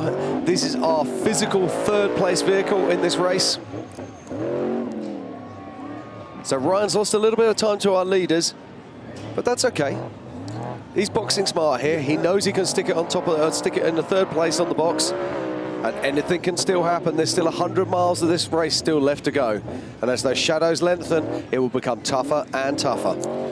Well, I want to welcome into the booth my ex-teammate, one of my students, my son's teammate, and also one of the sons, or one of the children of one of my great friends, Zach Langley. Welcome to the show. You were ripping it this morning, buddy. Hey, you thanks, looked awesome. I mean, truck was clean. Any flats? No flats, none at all, no issues. Just trying to put a smooth run out. So it's got to be great because we've been watching Joe Lombardo, and obviously that was your dad's best friend next to you and Morgan. But it's got to be cool because you've done some stuff, but to be here, and this is the first kind of big race without your dad, it's got to be emotional as well. It definitely is, but I know that my dad would want us to all be out here. So Yeah. It was time to get back on the pony. Well, we just saw a picture. Show me that picture. This is what I visualized your dad going into heaven. I mean, so there's a picture of Luke McMillan across the dry lake bed going like 140 miles an hour, and it's just right into the dust, into oblivion. So that is the way I envision Big John just making his way there. But yeah, it is an emotional deal. Watching this as these guys, now this is Cole Potts as he goes across, but the way the dust is hanging, it's kind of eerie but cool, but beautiful in many ways. Oh, it's a great shot. Wow. Awesome, ain't it? Yeah, and you know what? you have to have some courage to charge the dust too. It's a lot of unknown in there. So tell us, as one of the drivers, how bad was it that first lap with the stuff hanging? I passed 6 guys on the side of the road in the first lap, so I didn't really have a dusty first. I had it kind of easy. It was just carnage on lap 1 already. But I got to commend you because your performance as a driver and the truck looked phenomenal. I mean, you looked really hard through the thumpers, the low-C thumpers, everything. You didn't look like you were holding back at all. Oh, thanks. Those whoops are giant, though. I mean, They were definitely intimidating coming in there with speed. And a few times I got bucked up in there and was like, oh, let's just catch this. Hang on, see what's going on. And Morgan as well. He's doing a great job. Yeah, Morgan just got in the Class 1 car, 150. He's out there. Paul Keller drove the first 2 laps, and I think they're running 3rd physical right now, so we'll see how they do. I know that they were in the top 3, and now who's in for you right now? Steve Hengeveld is in for me right now. Okay, awesome. Yeah, so my whole goal was to try to get Steve a clean car with no mechanicals, not hit anything, not do anything stupid, but run a strong pace too. So I think we did a decent job of doing that. I wish I could have been faster in some of the places, but when you know how racing goes, you got to get out there and see what comes to you and where your opportunities are. Well, but you got to look at it. You were top 5 the whole time. I mean, you were ripping. I mean, physically, you worked your way up, but on corrected time, you were right in the mix. You weren't that far off the leaders, and you haven't been driving that much. I mean, we're watching Luke McMillan here, and you can see how hard he's ripping. He's on fire. But he's been running so hard, and he's real familiar with his truck. But from this side, your truck looked great out there. The truck's working good, and I got to give you a lot of credit for that. We did a lot of testing. I wasn't fishing for the compliment, but I'll take it. Don't believe him. Trust me, I know what we did with that thing, and it's working really, really well. And we had to go some directions that we didn't think. Typically, I like to go softer sway bar. We found out that a stiffer sway bar brought this truck around and really made it happy and really made it predictable because, when you're going that fast, and Zach was one of the guys that ran 42s, and we kind of said, well, you can hit everything. Well, but the problem is they're so big, they make you hit things that you don't want to hit, and you still get sidewall cuts. So let me ask you that question, Zach. You went from 37s to 39s to 42s, and now we're back at 40s. Obviously, that's the happy place. It is, and I've run Toyos too back in the past, and I have to say that the BFG 40 is the best tire I've ever been on. It's just an excellent tire. I mean, no flats today. You never get those mystery flats on that tire. So, yeah. And I like it. It hooks up. It's a great, it's predictable. It's predictable as it drives. It's predictable what it, how it performs. It's a great thing. So now let's talk about 2022. What is in the future for you guys? Where do you plan on racing? So we're not really sure yet. We're definitely going to do the Nora 1000. The guys down in San Felipe have a local race called the San Felipe Desert Mayhem. They're putting on a tribute race for my dad, which we very much appreciate. So we'll be down there for sure to do that. So then the rest of it, my brother and I have to get together with the team and figure out what, kind of what our goals are for the next year and, work all that out. How stoked are you with Joe Lombardo? I mean, he is just ripping out there. Yeah, I think when Joe got out of the car, he told me he was in 5th, maybe. Yep. Yeah, Joe's doing great. Now, who's driving for Joe now as we're watching Luke McMillan? Joe's driving with his partner, Mike Havley. I believe I'm pronouncing that right. So those guys have partnered up on that 6100 or Spec GT, and they plan on doing a lot of races. I'm just afraid that Joe's governor run's going to get in the way out in front of them. I can tell you now that Joe's actually out to 4th place in his class at the moment. Oh, that's great. That would be great. Well, and so you've done this in the past, correct? Yes. How does the course compare as far as speed, technical stuff, dust, everything? How does it rate? It's what you expect from the Mint. It's rough, it's fast. There's a good variety of terrain. It's different than we didn't go up into the Highland area. But I like this course. I thought it had a little bit of everything. I really appreciated a lot of the fast sections. All drivers like those, right? But yeah, it had I would say it's one of my favorite Mint courses. I really liked it when it was back in the Valley of Fire, but that was a long time ago. Yeah. But yeah, good course today. I think the Martellis did an excellent job setting up the event and laying out a great course for all the drivers. Now, what was your pit strategy for the trophy truck? One stop, or did you short pit? We short pitted. We decided because we wanted to have a good look at anything mechanical that we were just going to pit at main and fuel at main every lap. So you're fueling every lap. Yeah, we wanted to keep it simple this race. Because, this is the first one for a while, so we didn't want to get too complicated. We can stretch that car to around 180 miles. But, that's what I thought. Yeah. But this time around we just said, you know what, we know it's rough out here. We know it's rocky, especially with that rock quarry. We just figured, let's get a good look, some eyes on this car every 100 miles. So you're fueling every lap and then tires second lap? We thought we were only going to do the tires that the drivers changed, but there was a lot of rocks out there. We chewed up those rears pretty good. You choose up so you're going to do tires every lap? Yeah. Yep. We plan on to look at them every pit. If you see something that is an issue, then you change. But usually we'll just do that about every 200 miles. Well, that's good. And then how quick are you guys doing on tires and fuel? Using those pressure pod systems, a good pit for us is a minute. Wow. Tires too? Yeah, tires and. Wow. That's Slinger 40-inch tires. I know you got some big boys on the cops, on the cops teams. So that's always good to have. You can't have lean and mean guys when it comes to changing the slinging 40-inch tires around. Yeah, we got a few linebackers there on the team. Well, awesome. Well, Zach, thank you for coming up. Once again, I haven't had a chance to see you since we celebrated your father's life, and you know what he meant to me and what he meant to everybody, and it makes my heart smile to see that you guys are still out here racing, because that's what he would want. That's definitely what he would want, and I felt it was time to get back on the horse. It's time to get back out. Well, and he'd be proud of you, buddy, because that was the best I've ever seen you drive today. Congratulations. Thanks, I appreciate it. I wanted to come up and say hi, so sorry to interrupt you guys. No, but you're not interrupted. It's awesome. Great to see you, mate. Zach Langley from Cops Racing, his brother Morgan Langley. So Morgan's in now. He's in right now, yeah. So you flip-flopped. Yeah, we did. Morgan always likes driving at night. It's kind of weird. That is kind of weird. Some guys like that. I'm that guy. Well, you're weird. I Yeah, I mean, you know. talk You've weird. been telling me that all day. You know, pronounce. You know, I just pronounce the wrong names. You just pronounce them wrongly. I don't even. I think that's the lesser of two evils. Exactly. All righty. All right, take care, guys. Thank you very much. Day. Hey, the live stream is awesome today, too. We've all been watching. Thank you so All right, much. Take care. Go Steve Hedgeveld.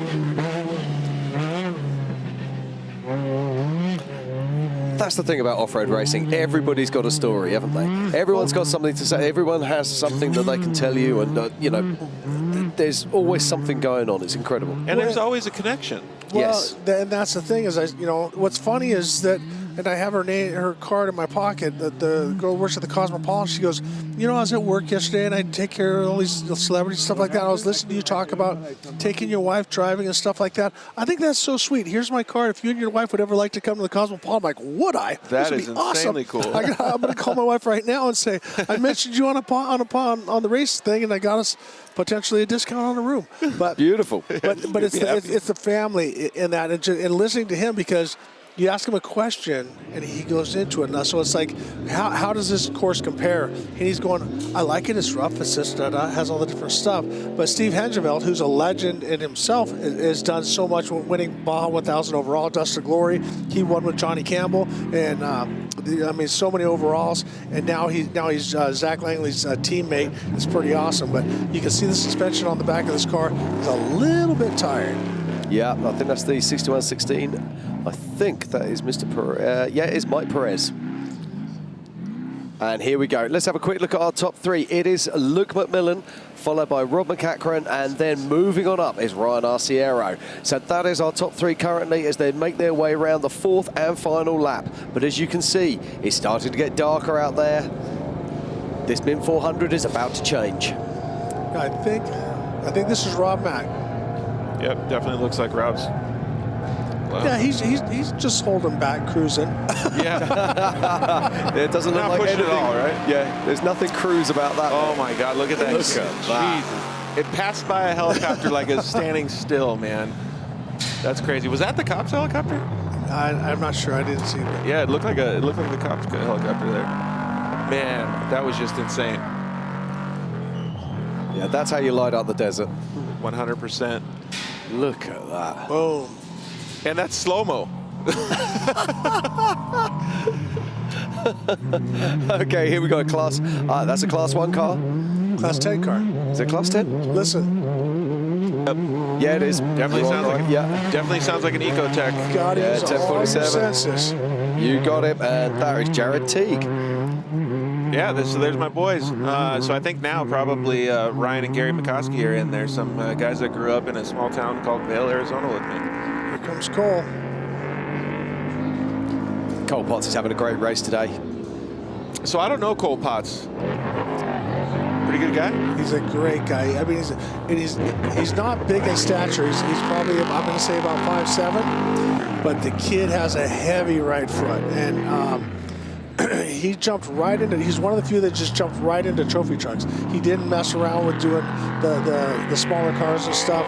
And you know, some people think, that's a mistake, but Cole is, I showed the maturity. Yeah, he's had some crashes, which we all have. I mean, as we talk about, I live in a glass house, so I'm not casting any stones because it's too easy to make fun of me when it comes to that stuff. But he's really aggressive, really smart, and it's another family unit. His father has supported him. His father used to race trophy trucks as well, so it's great to see another second generation out there getting it done. Yeah, exactly. He's in fourth place, about 10 minutes behind the leader, and Bob was actually asking a little bit earlier stating how far Ryan Arciero was. So obviously Ryan is less than 10 minutes behind the leader. So be interested to see that gap too. Just looking here, I reckon that Rob Mack is somewhere in the region of about 2 to 2.5 miles now behind Luke McMillan, and I reckon that Ryan Arciero is probably around about 4 to 5 miles behind Rob McCachran, as a guesstimate. This definitely sounds like one car. Yeah, that's car. Morgan Langley. Oh, but there's definitely a problem with the rear shocks. I mean, you can see how bagged out it is and how slow he's going. So it looks like they lost nitrogen or something. Yeah, that thing is definitely bagged out. So That's Morgan Langley. Zach Langley was just up here. Here's Casey Curry. Casey Curry in the Trophy Jeep. Phenomenal. And as I said, a lot of people want to go lighter. But I like, when I was racing motorcycles, especially in the desert, I like the full tank of gas. I like the extra weight because it takes more inertia to move that around. Yep. So with what Casey's driving, with that truck being a little bit heavier, it's less. But once it starts to swing left and right, and that becomes, when the pendulum starts going, it becomes a little bit scarier. But he's got all-wheel drive to help straighten him out. So that is probably a great ride that he's got underneath him right now, and he's doing a phenomenal job. Yeah, he's doing a great job here. Be interesting to see where he is and if he's still leading class when he comes back into town later on today. That is Brent Fox. I think that is our leader, I'm pretty sure, of our trophy truck spec, or our unlimited spec, which is an oxymoron a little bit. An unlimited. Limited, unlimited. But yeah, he's been running strong, and that's in one of the Herbst built trucks.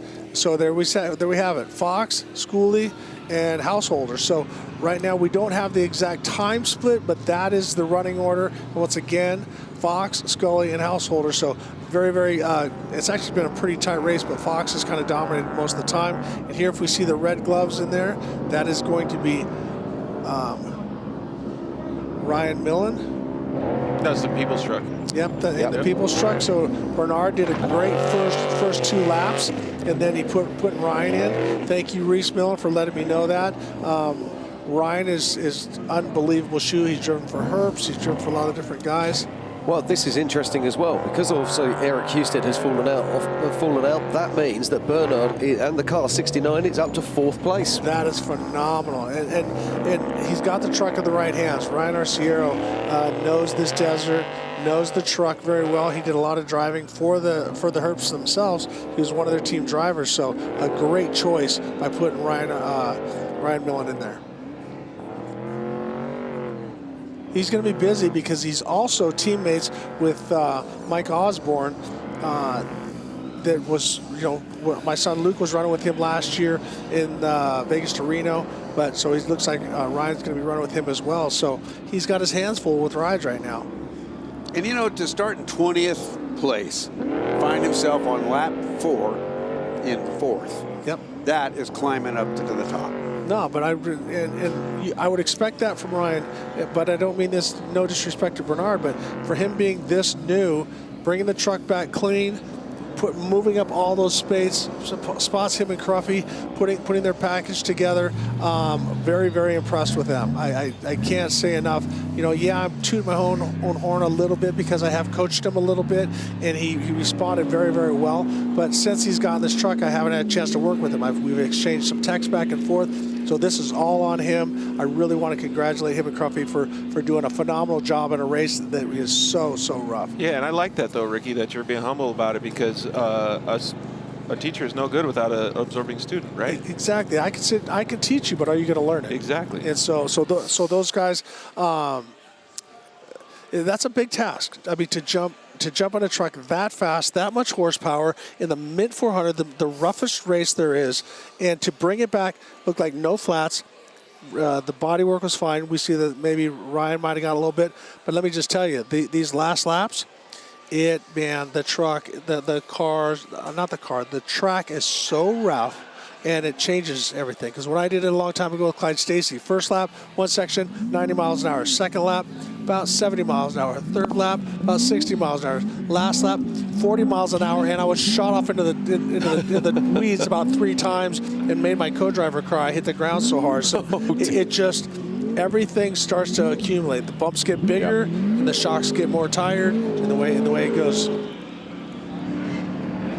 61.54.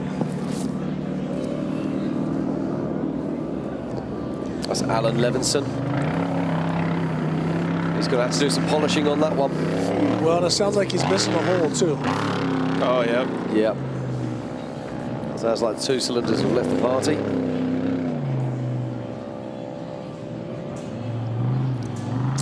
Is there a 6-cylinder class? It's now a class 7. Well, those guys in the cockpit are keeping their fingers crossed that they can just make 95 more miles out of it. Well, their eyes are on their oil pressure gauge. Yep. Now, this looks like Ryan Arciero as he's going through the thumpers.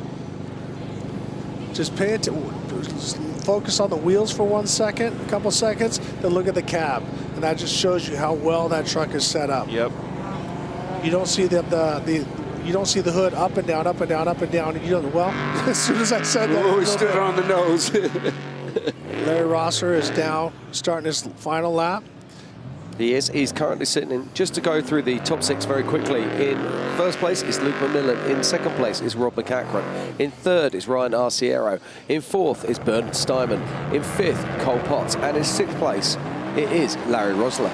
You have to have a lot of confidence in your truck, Ricky. Like you were saying, that truck is handling good. The back end is not even dancing around that much. It's planted on the ground. It's looking really, really controllable. Truck looks fresh. Yes, but that's where your vision is a big key. You know, it's going to sound kind of a weird way to identify, but when I learned how to paddleboard, and I'm not good at it, I had someone from Hawaii say, you need to balance with your subconscious. I'm like, what do you mean? He goes, don't look at the water in front of you, look at the horizon. When I did that, you start making all these micro adjustments. And when you get into a race truck, and when I try to teach people, I got this from Dave DeMond, great instructor in go-karts for my daughter, taught her with distance comes comfort. Yep. So the further out you can look, and then you just react to how the car is bouncing side to side, and you're not proactive on trying to micro adjust everything. And that's what you saw Ryan Arciero going that fast.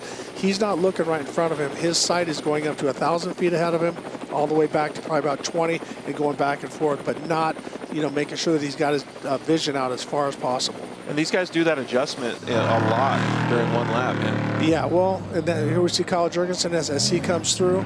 Kyle's been running strong all day. He has, but I think he might have had a problem because we saw him working his way out through the field. Yeah, he was creeping along. He was creeping along, and he seems to have just fallen back a little bit. So I wonder if they've had maybe some issues, or they've been pitting, or doing something. But he certainly seems to have fallen back off his previous pace. He might have hit that rock. Well, Ricky. You know that one rock? Oh, that one. That one. One rock.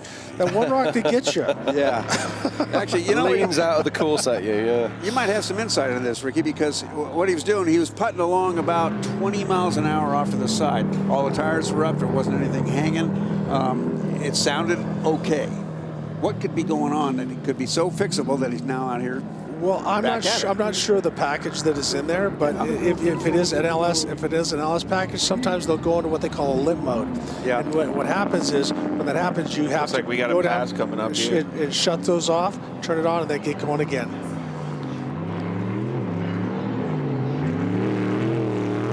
Oh, wow. See ya. Well, so Luke. That's a fantastic way to transition into. I saw Andy McMillan post on his Instagram story. He said, and I quote, "This coverage of the Mint 400 is absolutely insane. Say what you wish, but this is exactly what the sport needs and how it will be pushed forward." Couldn't agree more. You know what? I'm really disappointed that he didn't mention our name. He said, "Thank you very much, Ricky Johnson." I was going to say, so he's the wrong one. It's the Ricky Johnson. He got Barstow, Rick Johnson's son, Ricky. Dang you, Andy. No, but and on a compliment on their side is that Bryce Menzies and Andy, I think, were the team to beat for the 1,000. Oh, 100%. Bryce Menzies took off. They're in the all-wheel drive Mason. Bryce was on a tear, and not a tear tearing things up, on a tear just walking away from everybody. You listen to Rob Mack said he was chasing him on the crossover road. Just said, I couldn't keep up with him. He was just he's that comfortable in that truck, and so they had a pretty substantial lead, and then coming down right before San Ignacio, something happened with the motor. I don't know what, and I don't think that they did anything wrong. I think it's just one of those things. It could have been a pulley. It could have been this. It could have been that. Whatever it might be. But they ended up that was the end of their day. So, obviously it was hard because Andy hadn't gotten in the truck yet. Oh, yeah. But hey, you win some, you lose some. How many races has Andy won? How many races has Bryce won? But they both have been trying for this Baja 1000, and something keeps biting them. So they're going to get it. They're going to get it. But that was a tough break for them. But I can't agree with you more, Andy, when it comes to the coverage of this, because just the things that we can see, the information that's going back and forth with the tracker and stuff like that, it makes it user friendly when you're at home. Yeah, and not to mention it makes it friendly for us too. It's easy for us to call because we're seeing the same things, right? Yep. Yeah, the improvements over the very first year that I was lucky enough to be working here is quite mind-boggling. So big shout out to Mad Media and to Josh and Matt Martelli for making this happen. Thank you, guys. Thank you for improving the world of off-road motorsport. You know, when you guys talk about the elusive wins like the McMillans win, or Andy McMillan wanting to win the Baja 1000, that was something that happened. Oh, let's get to the. All right. Let's have a quick look at the top 8 here. Go, Ricky. All right, so Luke McMillan is first, and 1 minute and 39 seconds behind him is Rob McCacken. Ryan Arciero, 11 minutes and 2 seconds down. Bernard, or I would say Bernard, you say Bernard, that's the way they pronounce my middle name as well. Steinman with Ryan Millen is 18 minutes and one minute behind. Cole Potts, 20 minutes and 56 seconds. Also Larry Rossler at 26:32. Kyle Jurgensen, 29:09. And Robert Johnston, 32:54. So I know that seems like a big distance, but all it's going to take is one small break of a bolt or something like that, and the race changes. Well, you talk about that, but there is a name missing from there, and that is Eric Husted. Where is he? Well, we know that he's had a mechanical problem. We know that he's actually dropped out of the top 8, but we think that Tiffany's down in the pits trying to find out what's been going on. So as soon as we've got that information, we're going to cut to Tiffany and we're going to try and find out what happened to Eric. But in the meantime, just looking at this. So let's get this right. Rob Mack did an extra pit stop over the top of Luke McMillan and is still only 1 minute 39 behind him as we go into the last and final lap, the final 100 miles. Yep, and we counted 129, so our information with Ricky's stopwatch was pretty close. Yeah, it's not bad. Not bad. As hick timing goes, it was working out. That's right. My sundial. But here we go. The action just keeps on coming here at the 2021 BFGoodrich Mint 400. We're going to check out for a few ad breaks right now, but we will be back very shortly with loads more action. See you soon.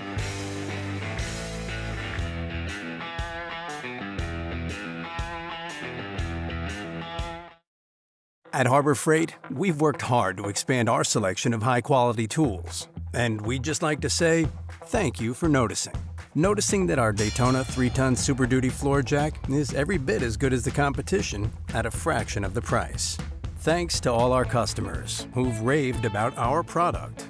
And so, with an overwhelming number of 5-star ratings, it begs the question, why pay more? Harbor Freight, where you'll always get more tool for your money. Many people preach that growth happens when you reach the edge of your comfort zone.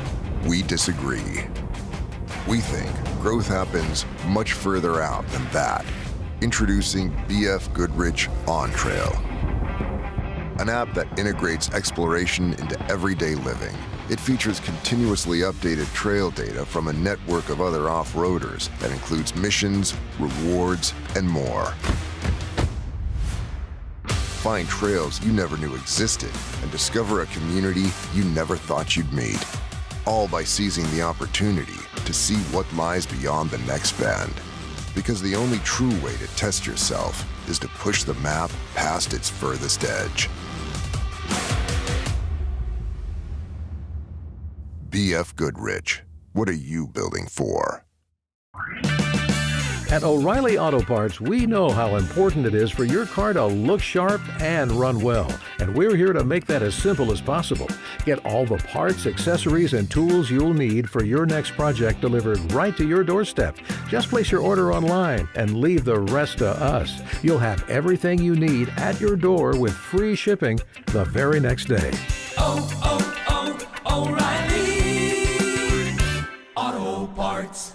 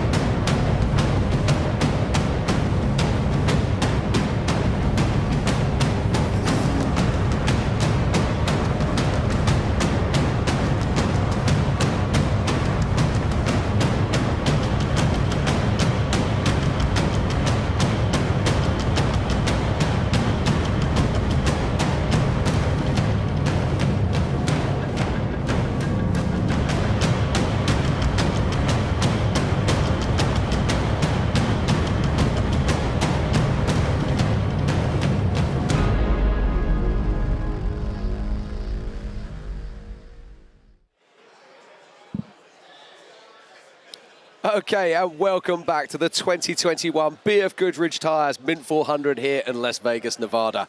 The racing is just getting better and better. But we've got Luke McMillan out in the lead at the moment. In second place, it's Rob McCachran. In third, it's Ryan Arciero. Now, that's a change. Eric Husted was sitting in third place for most of this race, but he's had problems. And Tiffany is down in the pits, finding out from Eric what happened. Tiffany, what you got for us? All right, Eric, coming in the back way from the hot pits is obviously not where you'd like to be. Can I get a little update? Yeah, we just passed the checkpoint before the lake bed, and we got into some sand whoops, and just the truck lifted real high and came down and blew out our ring gear. So we just limped it back. We at that point we probably had 5 minutes on top of the one behind us.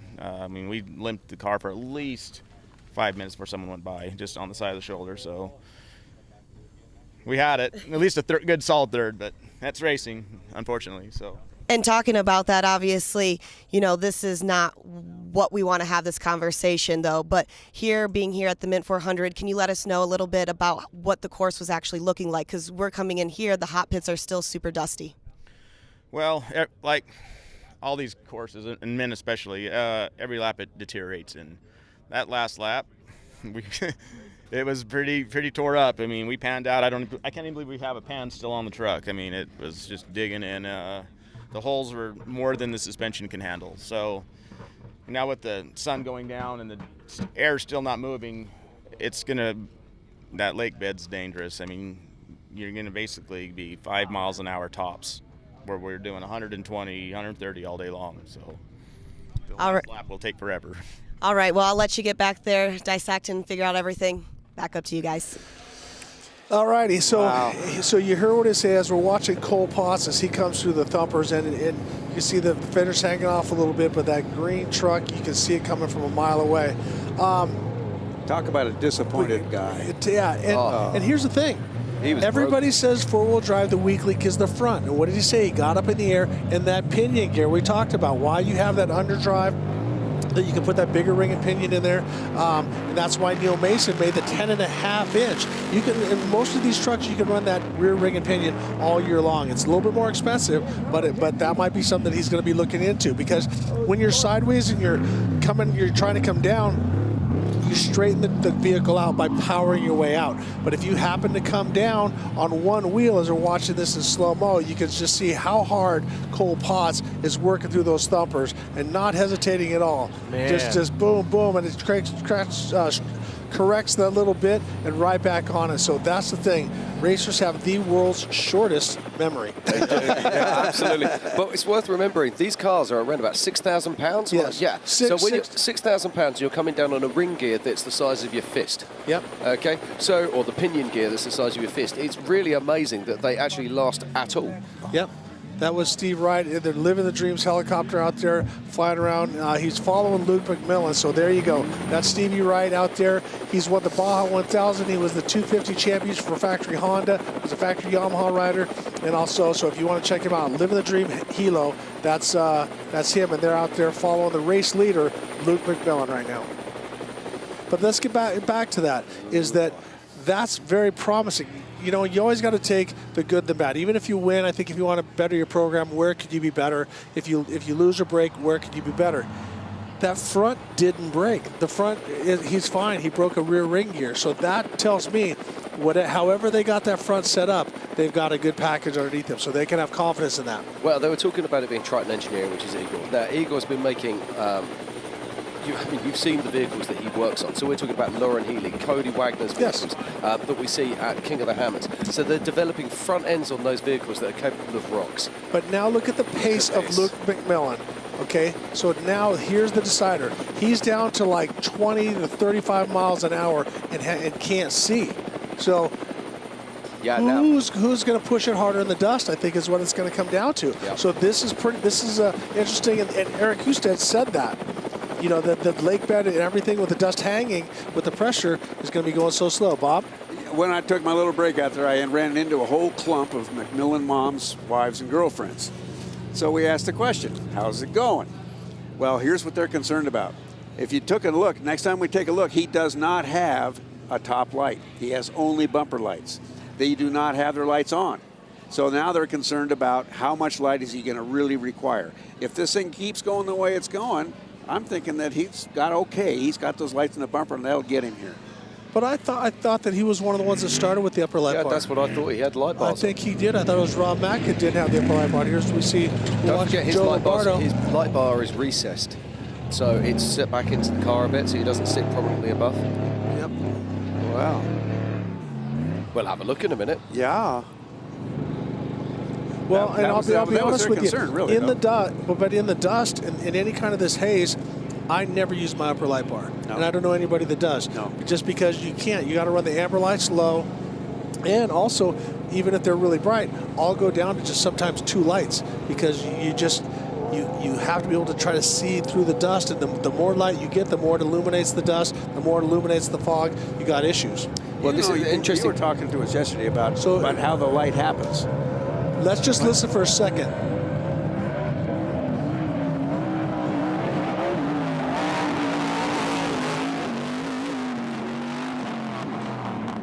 That is Ryan Millen and Bernard Steinman's Herbst build, Gibbs motor, and he's definitely not having an issue. So hats off to the people, the guys that prep and put this People's Racing truck together. It's a new truck. They had the debut race a little while back, and then Bernard gave it to Ryan in a good spot, and here he goes. Okay, well, we're talking about dust and how difficult it is to drive in these conditions. Tiffany's down in the pits, and she's talking to someone down there about exactly this subject. So, Tiffany, what do you got for us? All right, Jeff, so we just saw Luke come through, and we're getting the remnants of the dust to showcase how dusty it's still out here at the hot pits. We've been seeing Luke not stop here. Is there a reason why? I mean, obviously he's first, he's out there, but there's obviously other remote pits. Yeah, Luke's been stopping out at one of our remote pits to get his fuel and his gas. For us here at the hot pit, our goal is basically if he needs a tire or any emergency fluids or anything like that, he'll stop here. We'll give him a tire, top him off on fluids, and send him on his way. But, you know, like you said, with him being out in front, it's been pretty easy for us here. And talking about that, you know, this is kind of like a safety net for you guys. So if he's coming through, he just finished or about to finish his second lap to start the third lap at the start finish. I mean, this has got to be a great feeling for him. I know he's got Rob right behind him. Obviously, the dust is still coming through. With that being said, we're noticing the sun setting as well. How does Luke feel about the sunset? As far as I know, it shouldn't be an issue for him. He's got a good light package going for him, so if it does get dark enough, I think he'll be okay with it. Awesome. Well, I'm going to let you get back. You never know what's going to happen. He's got a few more loops to make here, but best of luck to you and the rest of the team. Thank you. Back up to you guys. Okay, thank you, Tiff. That's absolutely fantastic. Now, that was interesting. It's great to always hear from Luke McMillan's team and what they're talking about there. So it sounds like he's in a happy place, and he's just got to combat this dust and the darkness that's just about to descend. Well, but it's the dust, and that was what we saw. We saw him going in a section where we've seen guys close to 100 miles an hour rolling along about 30. So that's the thing. If he gets 2 slow cars in front of him, that start to hold him up, and that dust gets so heavy, that could give Rob Mack the opportunity to bridge that gap, to start reeling him in. But that's the thing. Is there cars between Rob Mack and them? So, I mean, the dust is the same for Rob as it is for Luke. I can hit it your way and say, what about this and what about that? And what about there's so many things that we won't know until the very end. And as you were talking, that one year, Abdali Lopez came in and we're like, hey, Abdali won. Then all of a sudden, here comes Bryce Mezzi. Boom, took it away from him. Absolutely. So we saw that yesterday at the UTV. So it's anybody's race. But now we got back in the booth with Matt Martelli. You know, what do you hear it out there? Because obviously everybody comes to you with either, hey, did you hear this, or blah, blah, blah. So what's going on in the public? Oh, it's full drama out there, right? Like, everybody's walking up to me, telling me different things. I'm like, I'm pretty sure that's not true, you know? But no, it's like I said earlier, we knew this race was going to come down to the last lap. And we're in the last lap, and we don't know at this point who's really going to take it. Well, we were just watching, and it had a helo shot of of Luke, and he's going about 25 to 30 in a section where they were close to 100 miles an hour, but he was just in a tunnel of dust. So as the sun comes down, the pressure holds the dust, and it's not letting it go up, so it's keeping it really low. And the shots that we saw going across the dry lake bed, and Houston's saying that's unbelievably dangerous. You're probably going to go 25 miles an hour on a place where they're going on normally 125. So this last lap is definitely going to be a slower lap. Well, yeah, I mean, like you were saying, as the moisture increases, sun's setting right now, or the sun is set because it's behind some mountains, the moisture is going to increase. It's going to hold the dust, and that's going to be something that factors into everything. And so, whoever can, what's the movie like Star Wars, where you put on the mask and you pull out the lightsaber, and it's like that's what's about to happen here. So how far are you going to push, and how many risks are you going to take when you can't see what's in front of you? Well, and you got Rob McCackern right behind him going, Luke, I'm your father. What about Arciero? Arciero's back there going, I'll be Darth Vader. Exactly. I'll be Obi-Wan Kenobi. I'll be whoever you want. But Ryan's got quite a bit of ground to make up. But once again, anything can happen. We were talking with the dust weights hanging. If you get two slower cars that hold Luke up, that could let Rob bridge the gap. But if he gets by him quick enough, that could hold Rob up. As we were saying, this ping pong game of what coulda, shoulda, and woulda, we'll never know. Well, I'm just looking at the track here now. Now, Rob McCackern fell back a little bit, as we saw him pit when Luke McMillan didn't. But looking at the tracker, they both pinged at the same time, and it looks like Rob is within a mile of Luke. So maybe he has been able to pull him back in a little bit in that dust.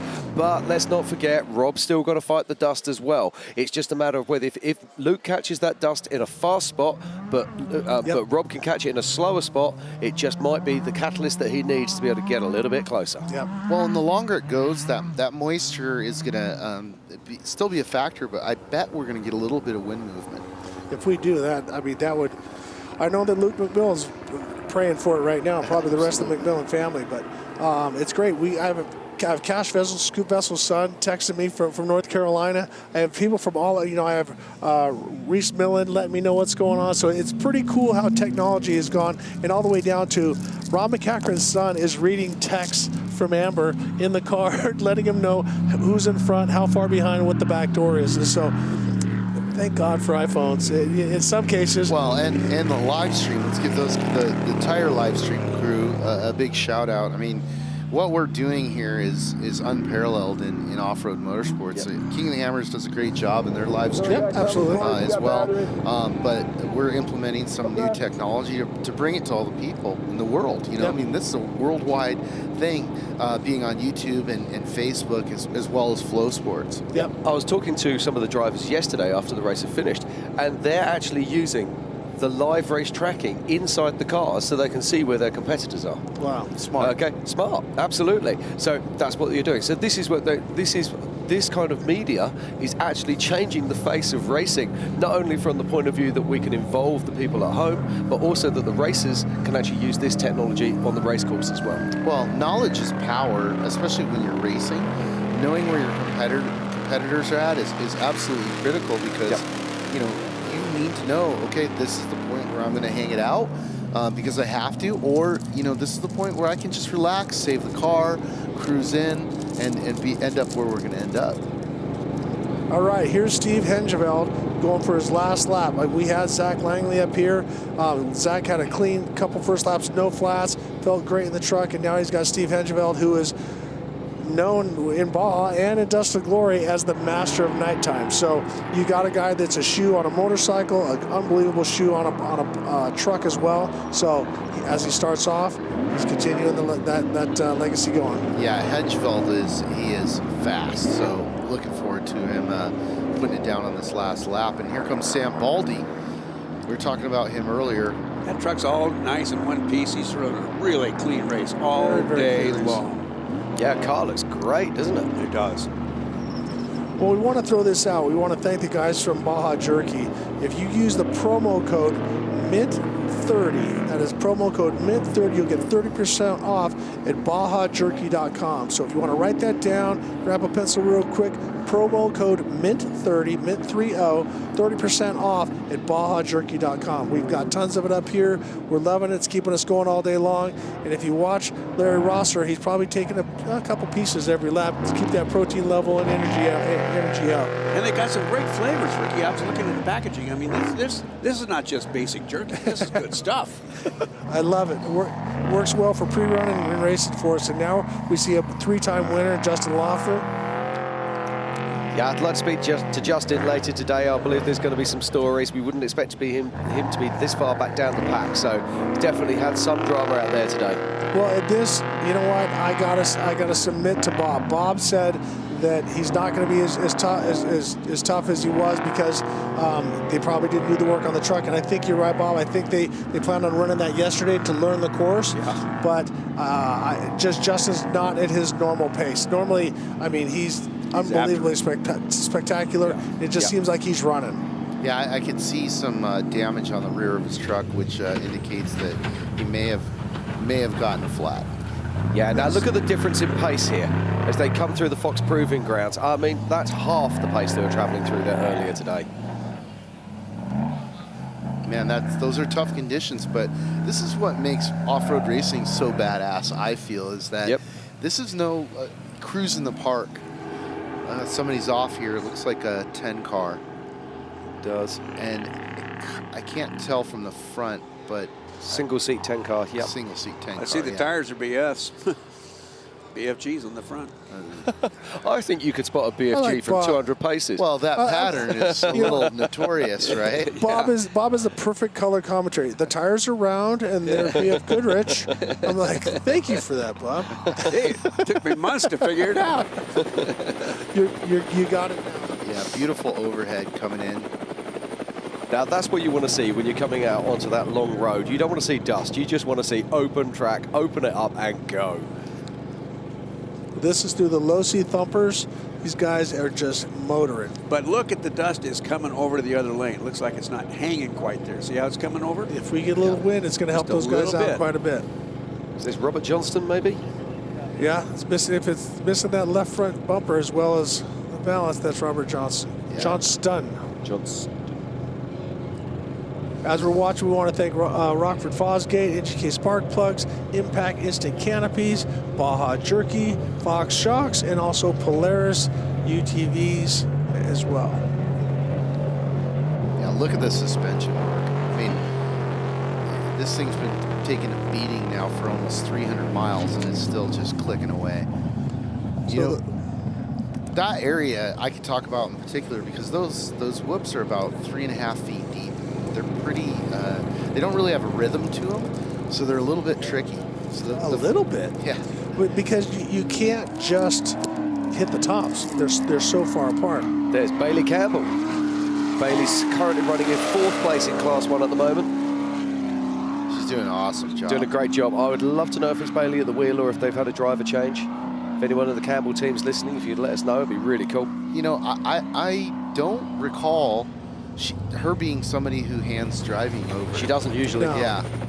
That's not a Campbell trait. Well, not unless the one hammers, they had to drag her out of the car. Right. So. And she was so unlucky not to win hammers. It's a Dirty Life spec truck, it looks like. Yep. She's driving the whole thing. Yeah, I'm just getting a heads up there from Tiffany that Bailey is driving the entire race, all 400 miles. Man, she's tough. She is tough. She just had a child, so there you go. Yeah. She's like the Mint 400, nothing. Yeah. I just had a child. Yeah, I was going to say, after childbirth, Mint 400.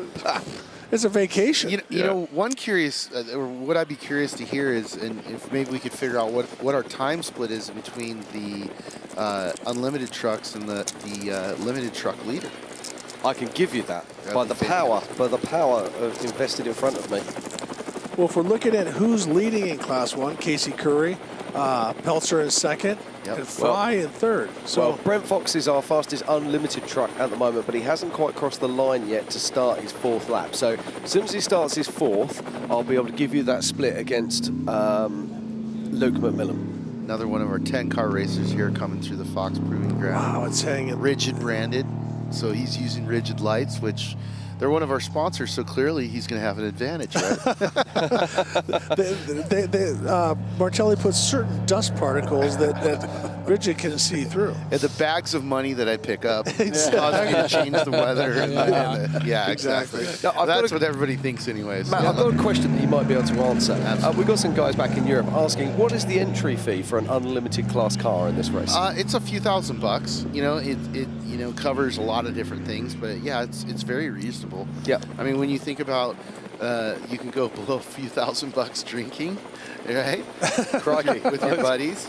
I didn't say alone. I said with your buddies. Exactly. We have other things we need to talk about, Matt. But Here we go. This is the Class 10 top 3 at the moment. In first, it's Warren. Second, Morgan. And then 3, it's Brigman. That's an awesome lineup. So Chase Warren is great driver. We did a feature on him for Road to the Mint. He's a BFG athlete, so he's one of the guys we know really well. Wheeler Morgan also clearly a gamer. If he's in second,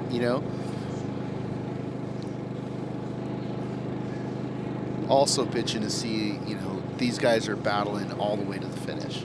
Yep. This is a time where it's hard to see, it's hard to drive, it's hard to do what we're doing. Certain drivers, I think, love this part of it, and certain drivers like the high-speed stuff. Say, give it to me rough, give it to me fast.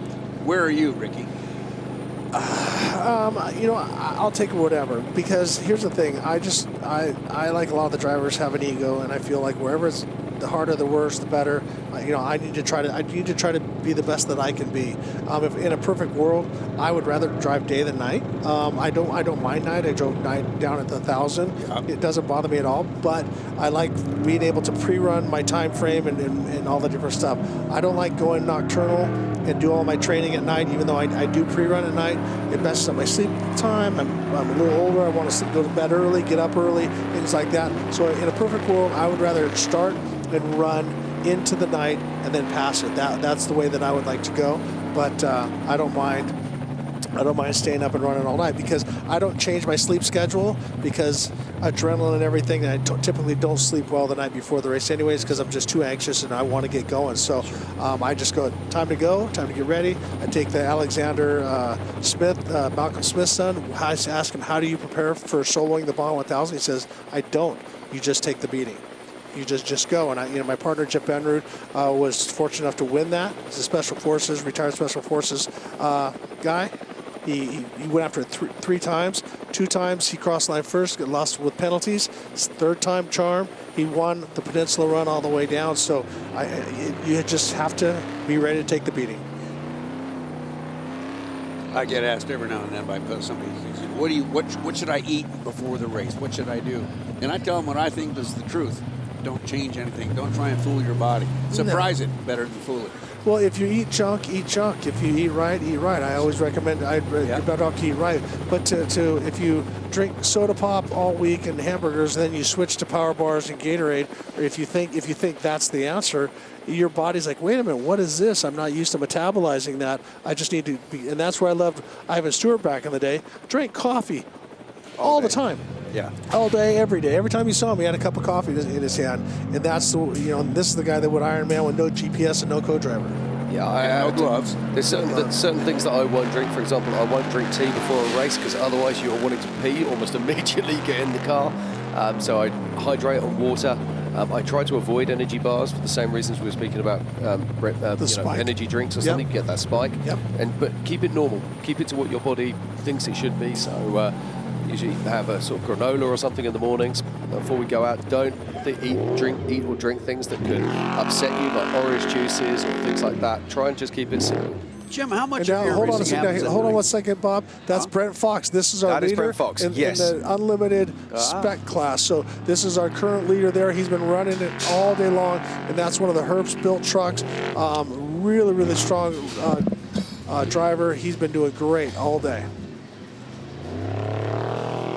Didn't mean to steal that, but I want to give the driver his due. We're looking for this now, and I'm just waiting for my trackers to update. So for It'll take a little bit of time, and it'll suddenly just ping, pop up. And again, you can go to the mint400.com and you'll be able to find live scoring and live tracking there, and you'll be able to follow all of these guys. You can actually click on certain cars, pull them up, and actually just concentrate on one car at a time, and that is Mike Perez. Good looking car. So right, while we're waiting for the trackers to update and waiting for the scoring to update, see where Brent Fox is sitting, we're going to pop on out for a commercial break here at the 2021 BFGoodrich Mint 400 in Las Vegas, Nevada. We'll catch you in a little bit. At O'Reilly Auto Parts, we know how important it is for your car to look sharp and run well. And we're here to make that as simple as possible. Get all the parts, accessories, and tools you'll need for your next project delivered right to your doorstep. Just place your order online and leave the rest to us. You'll have everything you need at your door with free shipping the very next day. O'Reilly Auto Parts. For over 40 years, Harbor Freight has been the destination for tools and accessories for projects of any size. From everyday tasks to auto repairs to renovations and handmade projects. You can find everything you need to get your project done right. With over 1,000 stores nationwide and more than 7,000 quality tools and accessories at prices that can't be beat. Harbor Freight is your destination for tools. To find the location nearest you, visit harborfreight.com.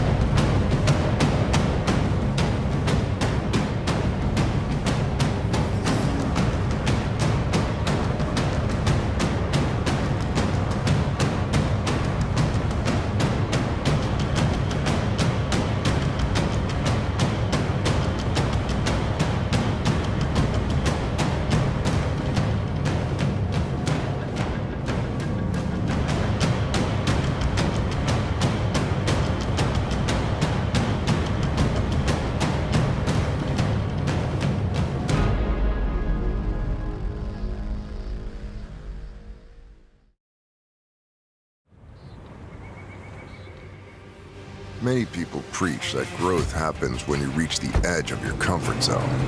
We disagree. We think growth happens much further out than that. Introducing BFGoodrich On Trail, an app that integrates exploration into everyday living. It features continuously updated trail data from a network of other off-roaders that includes missions, rewards, and more. Find trails you never knew existed and discover a community you never thought you'd meet. All by seizing the opportunity to see what lies beyond the next bend. Because the only true way to test yourself is to push the map past its furthest edge. BFGoodrich, what are you building for?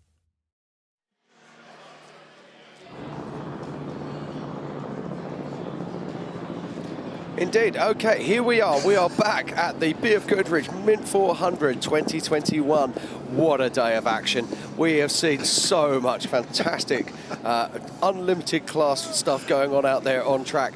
Now, before we went away for a break, we were talking about, now Matt, I don't know if you've got your ears on here, but we're talking about Brent Fox and how far is he behind? He's racing the unlimited truck spec class. Now, just looking at the scores on the doors at the moment, and seeing what we are. And he's currently running about 46 minutes behind our race leader, Luke McMillan. That's pretty impressive. That is impressive when you consider that we're talking about that Luke's done 350 miles. Well, and those trucks are significantly down on power, compared to the unlimited trucks. So, the unlimited trucks are truly an unlimited class. It's really the only form of unlimited racing in the world. If you can put an engine in that'll live, that's bigger than what we currently have, you can do it.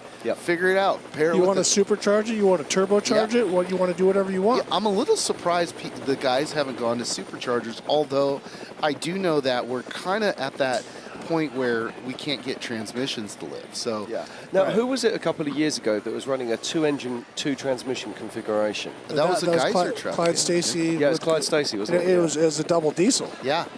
So very innovative. Yes. Very innovative. Not necessarily the best thing for winning, but it was really cool. And that's Mike Perez there, charging on through the Fox Proving Grounds. But to that point, Matt, this is a sport where innovation can stick or not. But you got to try. It's welcome. I mean, we actually earlier this year, we announced that we have an EV class. And we reached out to all the EV manufacturers and said, hey, we have the biggest fist fight in the world of automotive. Why don't you come and play? Yeah. So we didn't get any real bites this year, or real competitors, rather. We got a lot of bites, and I think you're going to see EV racing here probably in March. Ooh, wow. Boy. Little look ahead. Yep. And there's Luke McMillan through the Fox Proving Ground. That is our race leader, and see, he does have his upper light on, and he's actually running both of them. So he was one of the few that actually started with his upper light bar. Now Rob Mack did not. He did not have the upper light bar, but a lot of times they'll just run. Like, I'm surprised at some of the dust that he's running his top light. I didn't actually notice when Rob Mack stopped in his last pit stop whether they actually fitted the light bar or not. I don't know if we've been able to have a good look at the truck since that point. That's Casey Curry there, just coming on through to start his 4th lap. I'll be able to give you a split on where Casey Curry is off the leaders any moment now. Yeah, he's running about 58 minutes behind our current race leader, and that's very impressive in a Class 1. Well, let's be honest, it's listed as a Class 1 vehicle here. It's a 4400 class vehicle, so it's 4-wheel drive, built to do rocks and sand, and it's doing a great job here today. I want to point out the obvious. Now, if you're seeing sparks in the front, the car is not catching on fire. Those are the carbon metallic brake pads, and so when he goes on it, there's little bits in there, the spark that you cannot see during the daytime, but at night, if you watch Le Mans, the Daytona 24-hour, you'll see the rotors glow, and sometimes you'll see the sparks come off. So to make them live, they got to have that carbon metallic, and then it's not flammable, but what it does is when it gets hot and it comes apart, that's like the brake dust that's on your car.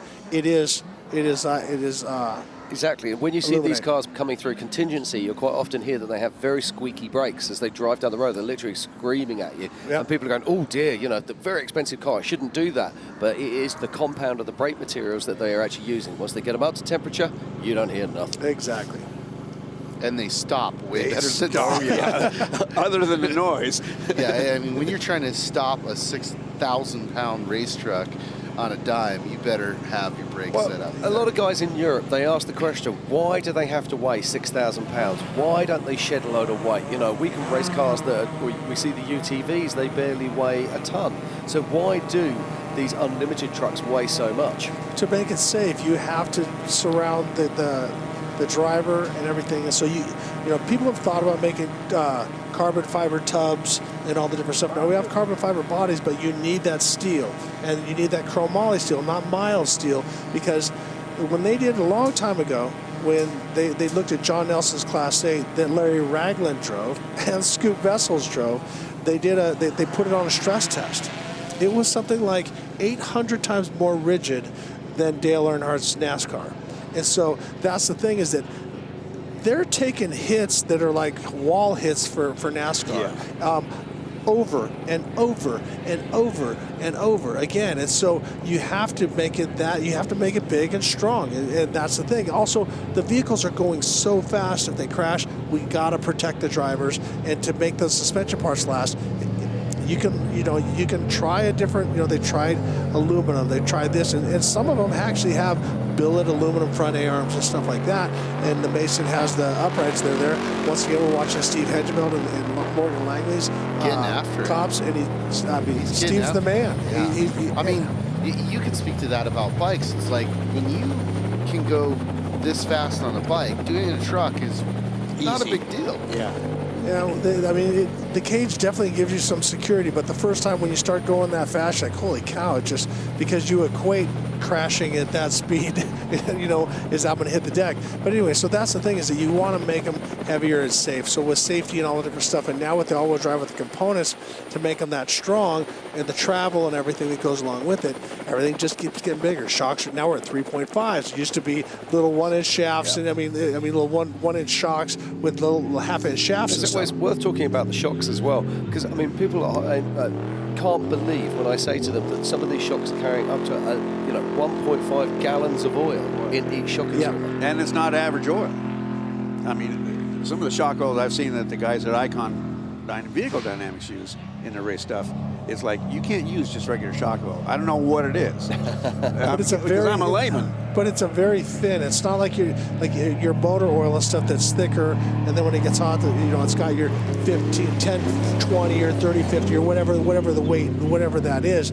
But this is very thin and it stays very consistent, but it breaks down. So all that stuff, it turns dark. Like after a race like this, what went in perfectly clear is microfibers of shavings of the piston going up and down, and the seals and the fluid flowing through the pistons and the everything. So when that happens, you're just wearing it out.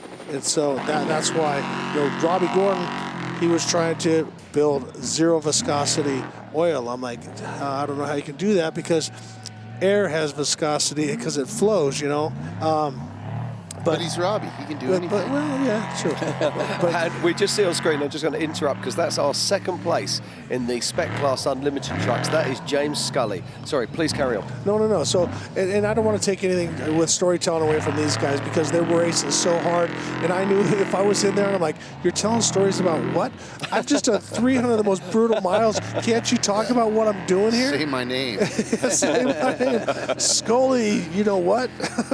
He's doing a great job there. Congratulations to him for this point. Making it this far is quite a feat. Yeah, pretty awesome. We were talking about light setup earlier, and now it's going to factor in. And we've got some competing manufacturers in the light business, and another sponsor of ours who's kind of the OG is KC Highlights. Yep. We got Casey, then got Baja Designs, and now here we're going to look how tight Luke McMillan and Rob McCachran are. I mean, they are on top of each other. So that dust, I think, played a factor, and Rob was able to make a little time. And I'll be honest with you, it's surprising me that Luke is running his top light in this much dust. A lot of times they'll eliminate the top bar. He has it if he needs it, but I typically don't use it all the time. No, you see, I'm always interested when I see people that have a single light bar across the roof, because to me that's about the worst thing you could possibly have. Yes. What you want is lots of independent lights that you can aim in various directions, so you can pick and choose the light source that you want for the condition that you're in at that second. Great racing continuing here. I think that's Twisted Monkey. Yeah, it does look like Alex Wacker. Yep. He's having a great race. Really impressed with this team. And then there's somebody chasing him down in that left line. Well, and I think that's the truck that Kyle Jurgensen won Vegas Reno in for Camberg a few years back. Oh, really? So that's I think. I'm not exactly sure. I know that it is a Camberg truck. Yep. It's got that flat body style, and they also have said the Camberg does the prep work on it. Yeah, but I'm curious if that is the truck that they built back then. Yeah, another great builder, Jason and Jerry. Yeah, I follow Twisted Monkey, friend of Alex's, and I follow them on Instagram. They post some really good stuff. And look how dark it is out there now. Woo! Thank you, Mr. Baldy. It was a fun time. Yeah. Man's got some stones running through the dust that He fast. has, yeah. All righty, here's Thomas Fisher. We know that Greg Adler started. You can see the little sparks coming off. He'll hit the brakes as he comes over the top. You can see how dark it is. The cameras are so clever, are actually collecting the light, but you can tell how dark it is by how the lights are illuminating the dirt in front of the car.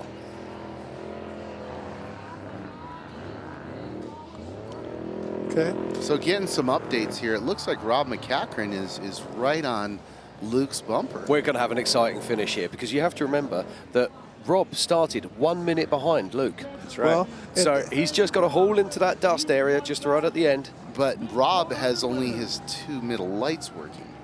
So That's now okay. hold If he on. gets close enough, Hold he on. I got fresh off the press. Kevin Croyer just hit me. Rob is 15 seconds behind Luke at race mile 70. Wow. Well, we're not stopping for anything. No. I'm sorry. So those two Deal lights with it. could be helping him get through there, and actually, but if he's 15 seconds behind him, so I need to say, is that corrected, or is that physical? Yeah. Best of friends, best of enemies. We're on the track. It's the story we were hoping for, actually. At least I was. Well, any racing's a great story as far as I'm concerned, but this is a very special story indeed. So here we are. We're just looking on the track now. I'm going to say that's 15 seconds physical because that. It looks it. Yeah. And so if it's 15 seconds physical, He's got him 45. on, He's 45 seconds up on it. All he has to do is That's follow. physical. So he's 45. Rob McCachran, if we do the math, is leading the mid 400 by 45 seconds, and we got 30 miles to go. And he doesn't have to pass now. No, He just hang. Just But take care of business. there is things to look at. And All if right. I look further down the track, about 5 miles ahead of them, we've got 6100 class cars, but more importantly, we've got class 10 cars. Okay, these cars are going to have a massive part to play in this race as it draws to a close. Sure, lap traffic is always a factor at the mid 400, and especially in this last lap. And, it's going to be critical getting around these guys quickly to maintain the lead. You want to talk about a potential problem. No. Yeah. Well, here's what you remember. No, I'm serious. Well, let's Do just you remember look how at- Jimmy Johnson got whacked in Barstow one year?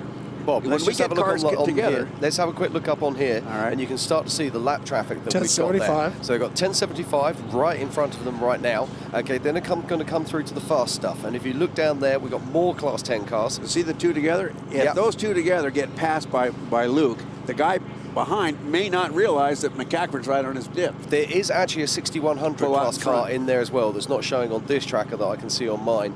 But then beyond that, about 3 miles of this race. Oh, this is exciting, gentlemen. Somebody's going to have the most spectacular pass up we've ever seen in off-road racing.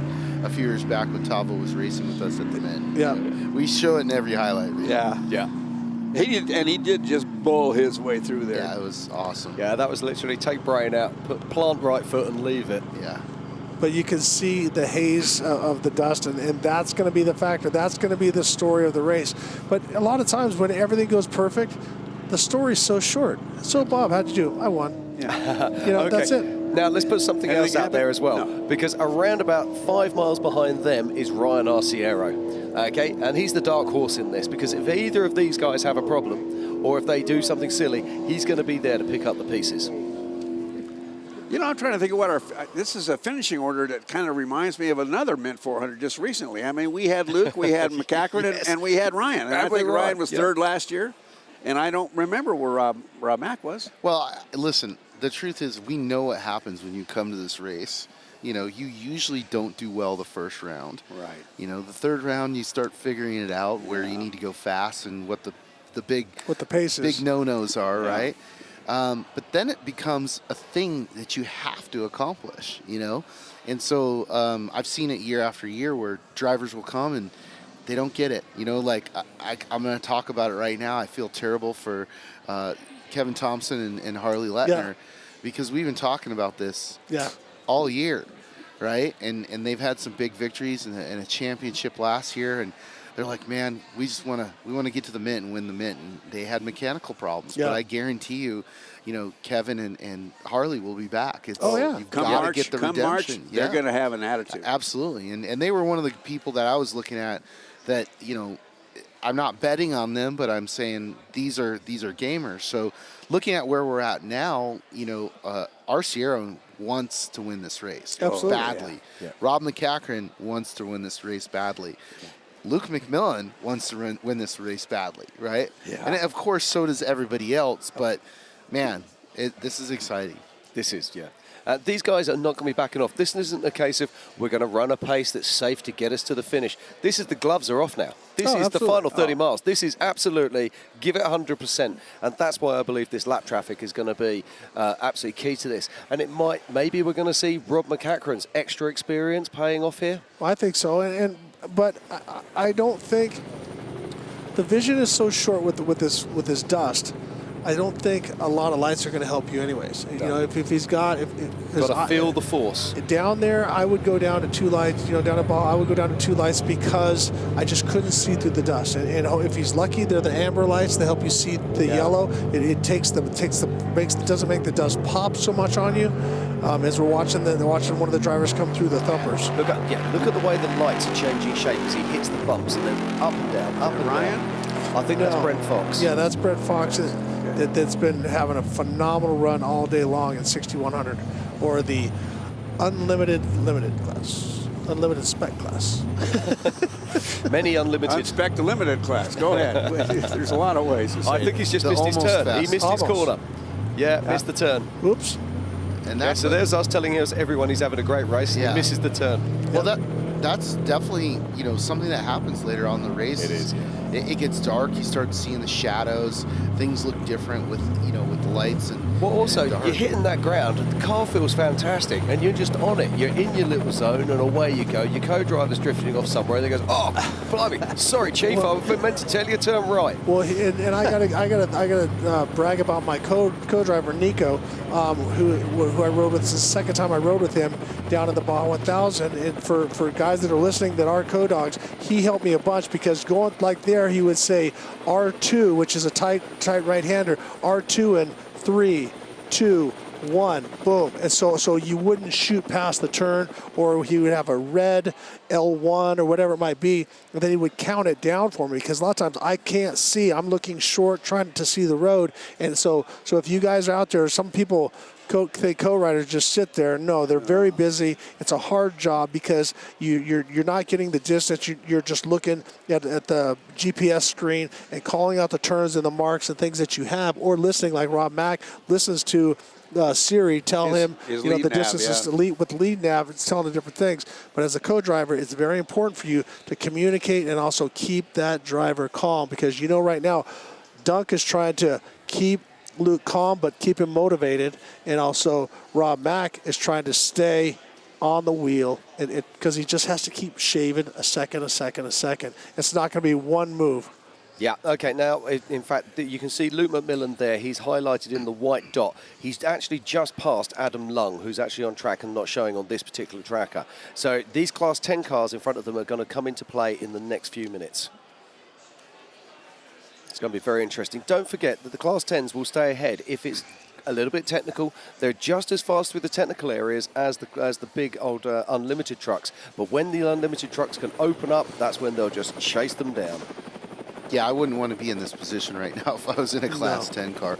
We always debate on which cars to mix on the track all at once, and we felt like the 10 cars needed to be over with these bigger cars because of the speeds and the size, but there's a pretty big size difference between a 10 car and an unlimited truck. They're sort of in that void in the middle. They're too big for yesterday and too small for today. Right. Yeah.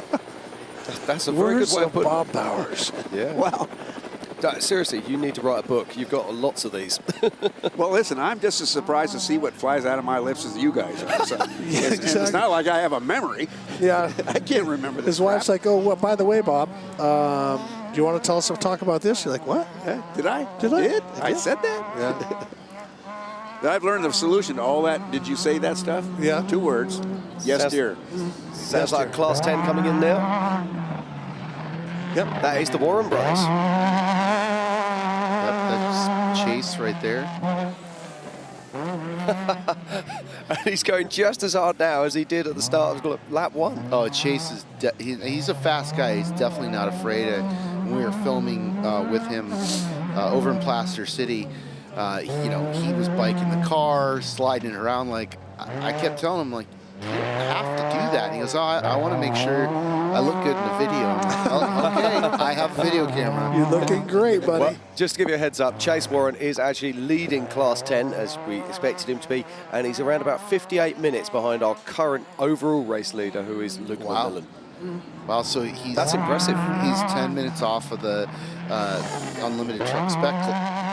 Yeah, absolutely. Yeah, and that's one of the things I love to see too, is like as drivers develop and they move up the ladder, you know, we know if you took a guy like Chase and you put him in a spec truck, or if you put him in an unlimited truck, he's going to be fast. Well, he's literally just behind Casey Curry. Wow. Just put it into some kind of perspective. That's crazy. Those So 10 cars at the Mint, Steve Serapis overall did 80-something. Yeah. Big purse on that one, too. I think it was like a $20,000 pay for him. That's killer. I got second to him in 92. Yeah. Yep. That's right. Him and Rob. Yep. Great overhead. So we apologize for the silence, but this is where we're all fans and we're trying to see what's going on. We're enjoying the race too. Absolutely. So. Well, let's have an That's so right. That's exactly what I'm doing. Exactly. Let's have a quick update here. You are currently watching the 2021 BFGoodrich Mint 400 here live in Las Vegas, Nevada.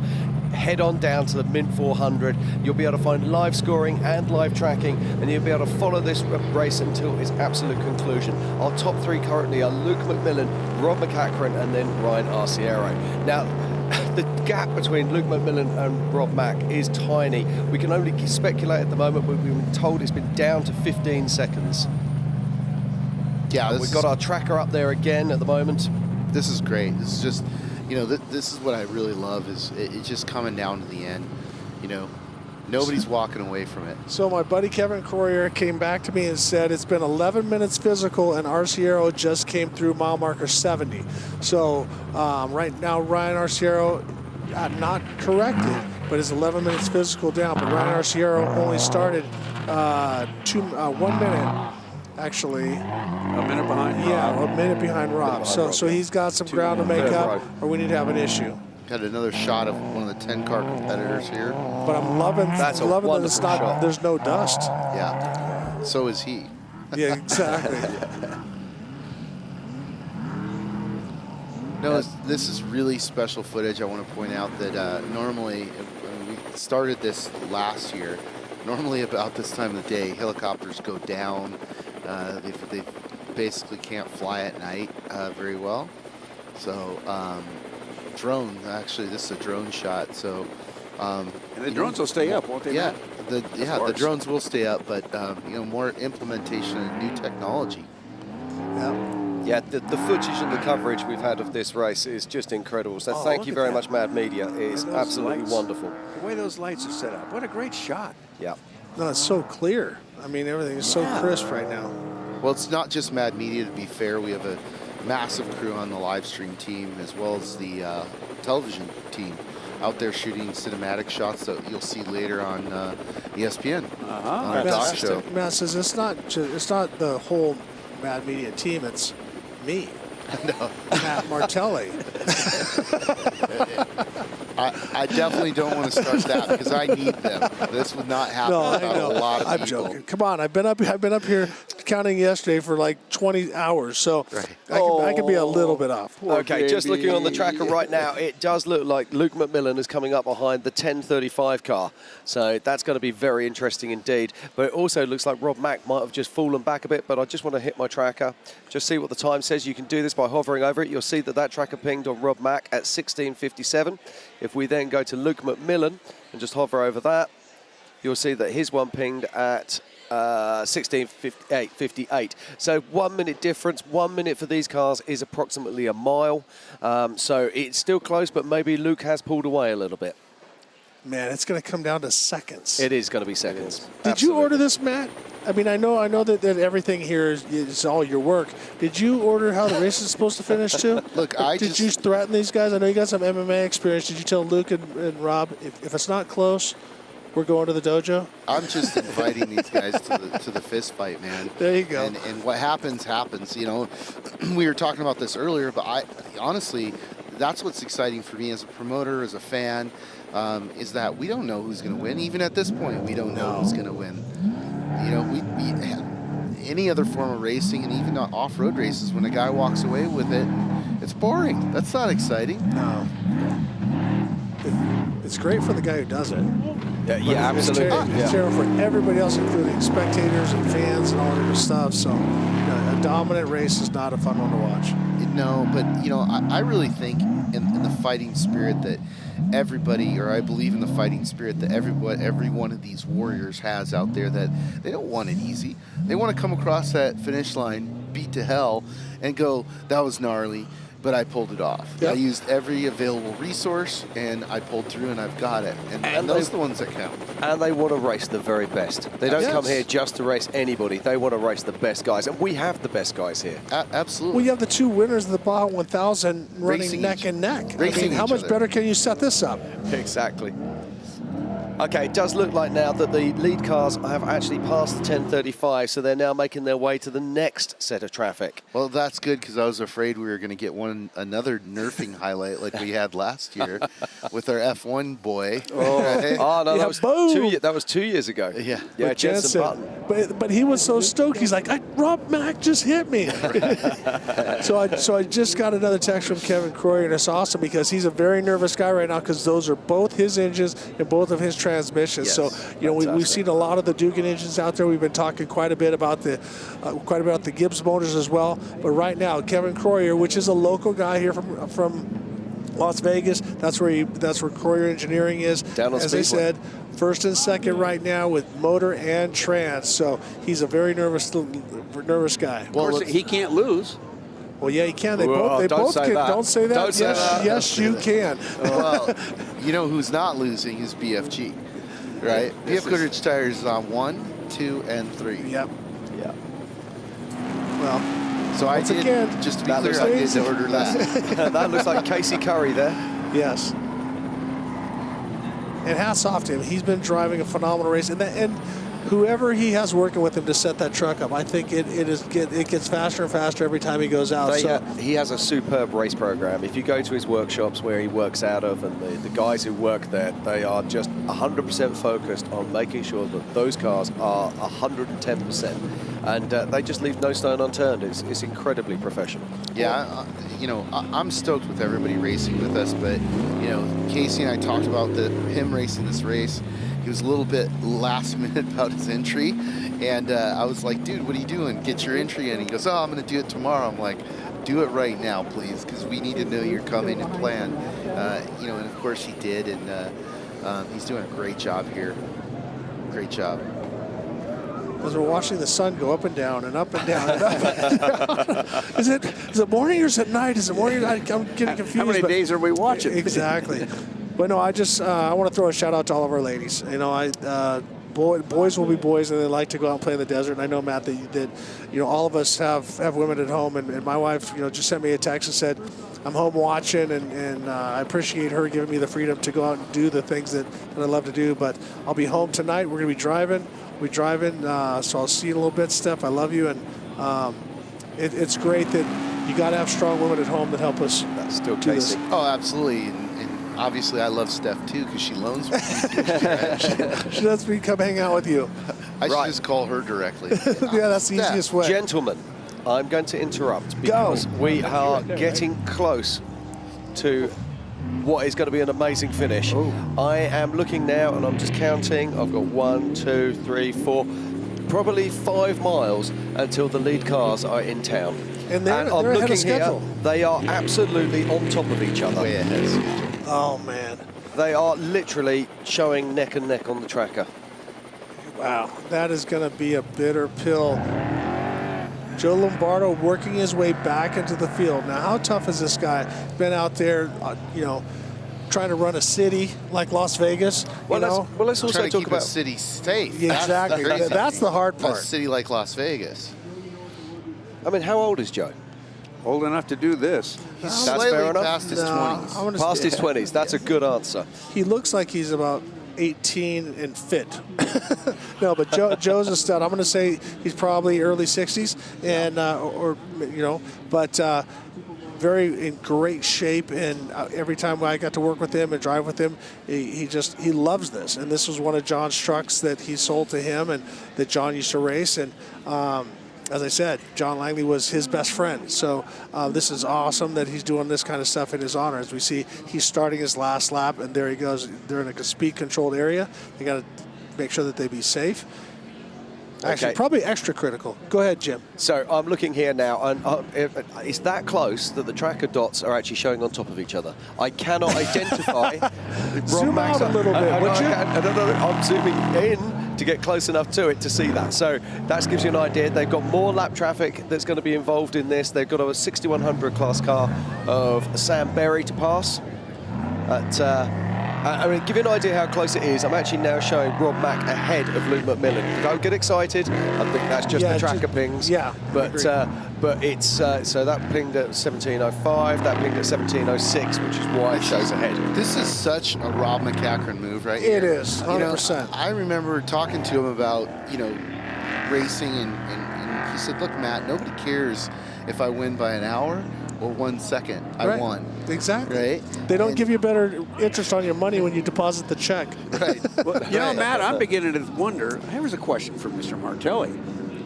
Has the Mid 400 ever had a dead heat? Pretty close, man. I mean, we might be flirting with that. Yeah, we've had some really significantly close races, but this is one of the ones that I'm sure is going to go down as a legendary race. And here's the bikes. They're finishing up and they're making their way back. This is awesome. This is amazing. Yeah, let's not forget, we've had so much racing here this weekend at the 2021 BFGoodrich Tires Mid 400. Yesterday we had the unlimited class, the limited classes racing, and we saw some fantastic action as 171 vehicles took to the line. But today it's been about the unlimited cars, and we are coming to the twilight of this race. Luke McMillan is currently physically leading over Rob McCachran as we watch cars in the infield now, and we are literally probably only 5 minutes away from those lead vehicles crossing the line.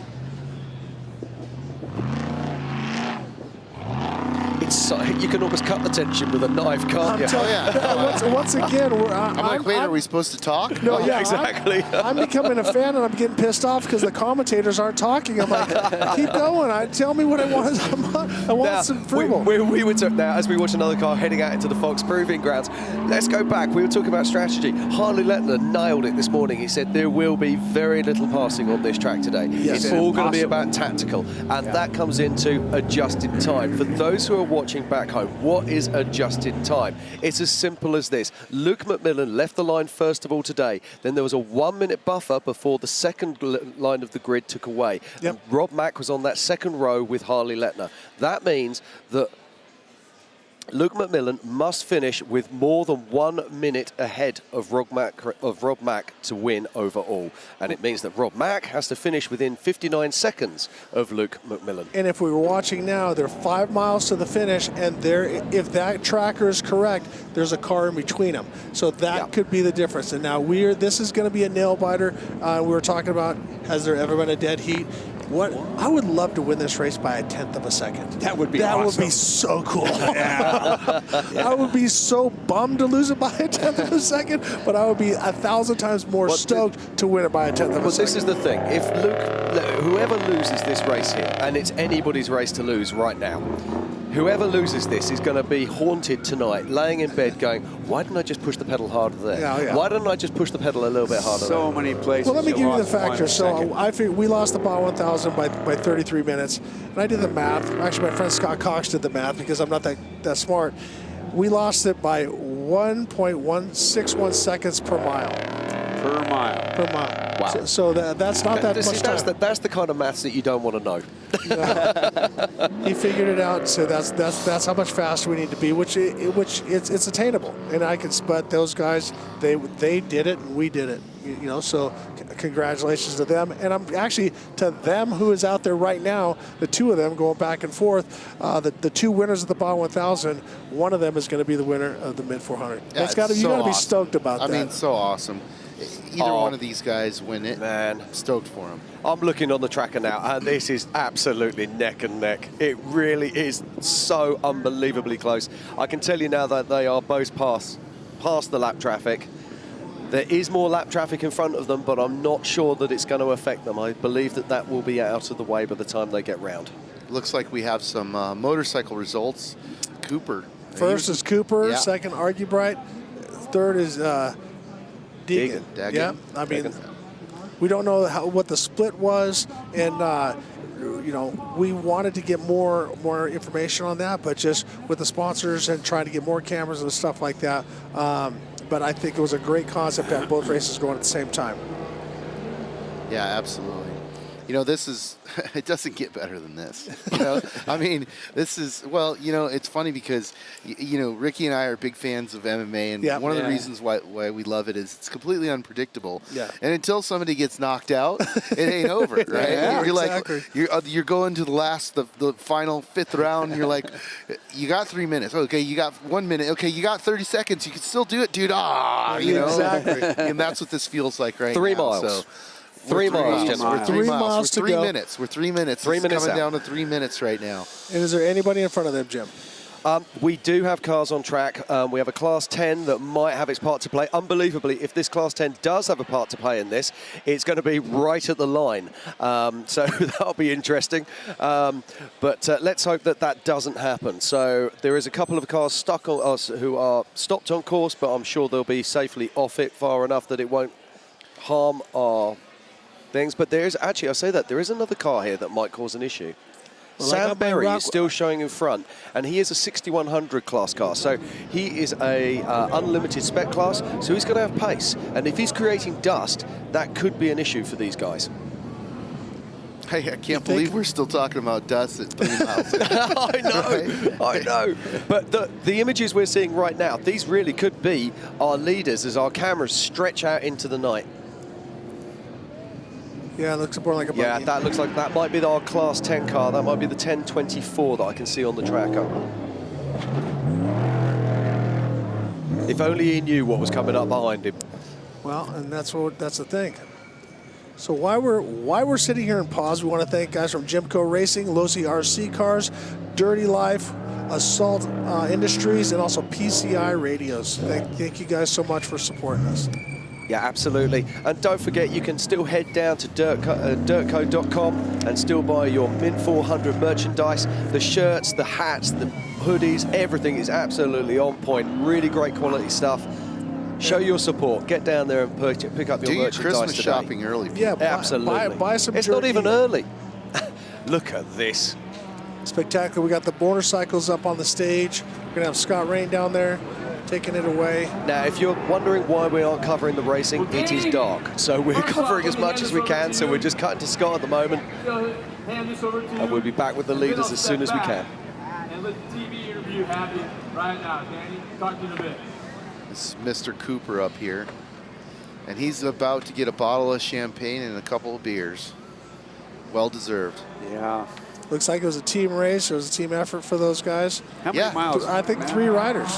Matt, how many miles was the motor? I can't remember off the top of my head. The lap I know was about 60 miles a lap. I mean, they started at 8 this morning, so this isn't a rapid deal. No, and we put them through a pretty technical course. I mean, we had the course verified by a few different people that we trust, and all of them came back and said, this is a really cool course, but it's also a very difficult course, you know? And it's not going to be so easy to get a win or get to the finish line. But, you know, part of the reason we do this is motorcycles are an important part of off-road racing culture. And we want to keep them connected and really show these guys respect that they deserve. To us, they're some of the most craziest guys in off-road racing and really some of the most spectacular athletes. Well, and I love that you got the guys from Builtwell. You know, they bring out, they have the whole culture, you know, and a bunch of great guys. They're not just businessmen; they're enthusiasts. Absolutely, they're all about it. Yeah. Eric, Westy. I hear What are you saying about? I'm just waiting for the tracker. Oh, okay. I heard Bob going, Yeah, well, What, that's did you what run out of that's what I'm sandwiches? showing at the moment. So we're waiting for the tracker to ping. All right, go ahead. Tell us. Say it. Tell the world what I'll you tell just the told world. us. But I don't want to say it because it might be wrong, which is why I'm waiting for the tracker to ping. But at the moment, there's the pink ring of death round Rob McEachran's number, which means that his tracker is pinged at 0 mile an hour. Oh, no. I hope that's not true. I really hope that's not true as well. I'm just waiting for that tracker to ping again. So let's see. I mean, neither tracker has seemingly pinged for a couple of minutes now. So they're either going to suddenly appear around the far side of the course. So fingers crossed. Well, and this looks like a truck with just lower lights. Yeah. That could be Rob Mack. Yeah. I mean, they literally, these guys could just appear at the line. Yeah. And the way that nose is diving, that could be Rob Mack. This is killing me. I know, finish. but I'm just going to let you know there is a 6100 class car that is due in before them. So that okay, might so be this our- could be Sam Berry. That's not Sam Berry. That's Rob Mack. That's Rob Mack. Oh my God! Right, no. Actually, this Luke McMillan showing 0 mile an hour. Oh, you're killing me! This is crazy. Oh, my God. This is crazy. Right now, this is gloves are off. I don't know what's happening right now, but that is Rob Mack. Yes, we know for a fact that's Rob Mack. No lights. He's got 3 center lights, and we verified it when he came through that checkpoint. I think I'm going to close my computer and just let's use old-fashioned. Enough technology. Yeah, exactly. At this point, you should just hold your breath. Yeah. You know. I don't think I've got to breathe for the next 2 minutes.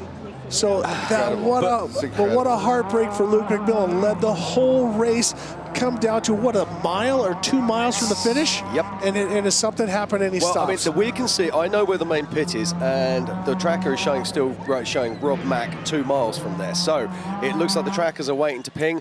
Again, it's pinged and it's showing Luke McMillan now at 11 mile an hour, but substantially behind Rob Mack. Unbelievable. I can't believe this. Right.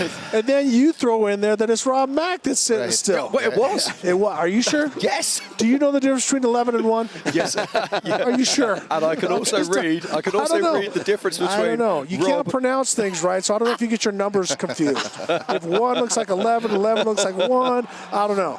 Right. Well, okay. We're going to be going on main screen shortly because we're going to be seeing Rob Mack and Luke McMillan coming into the infield. Can you imagine how good those massive flamers are going to look as they come through?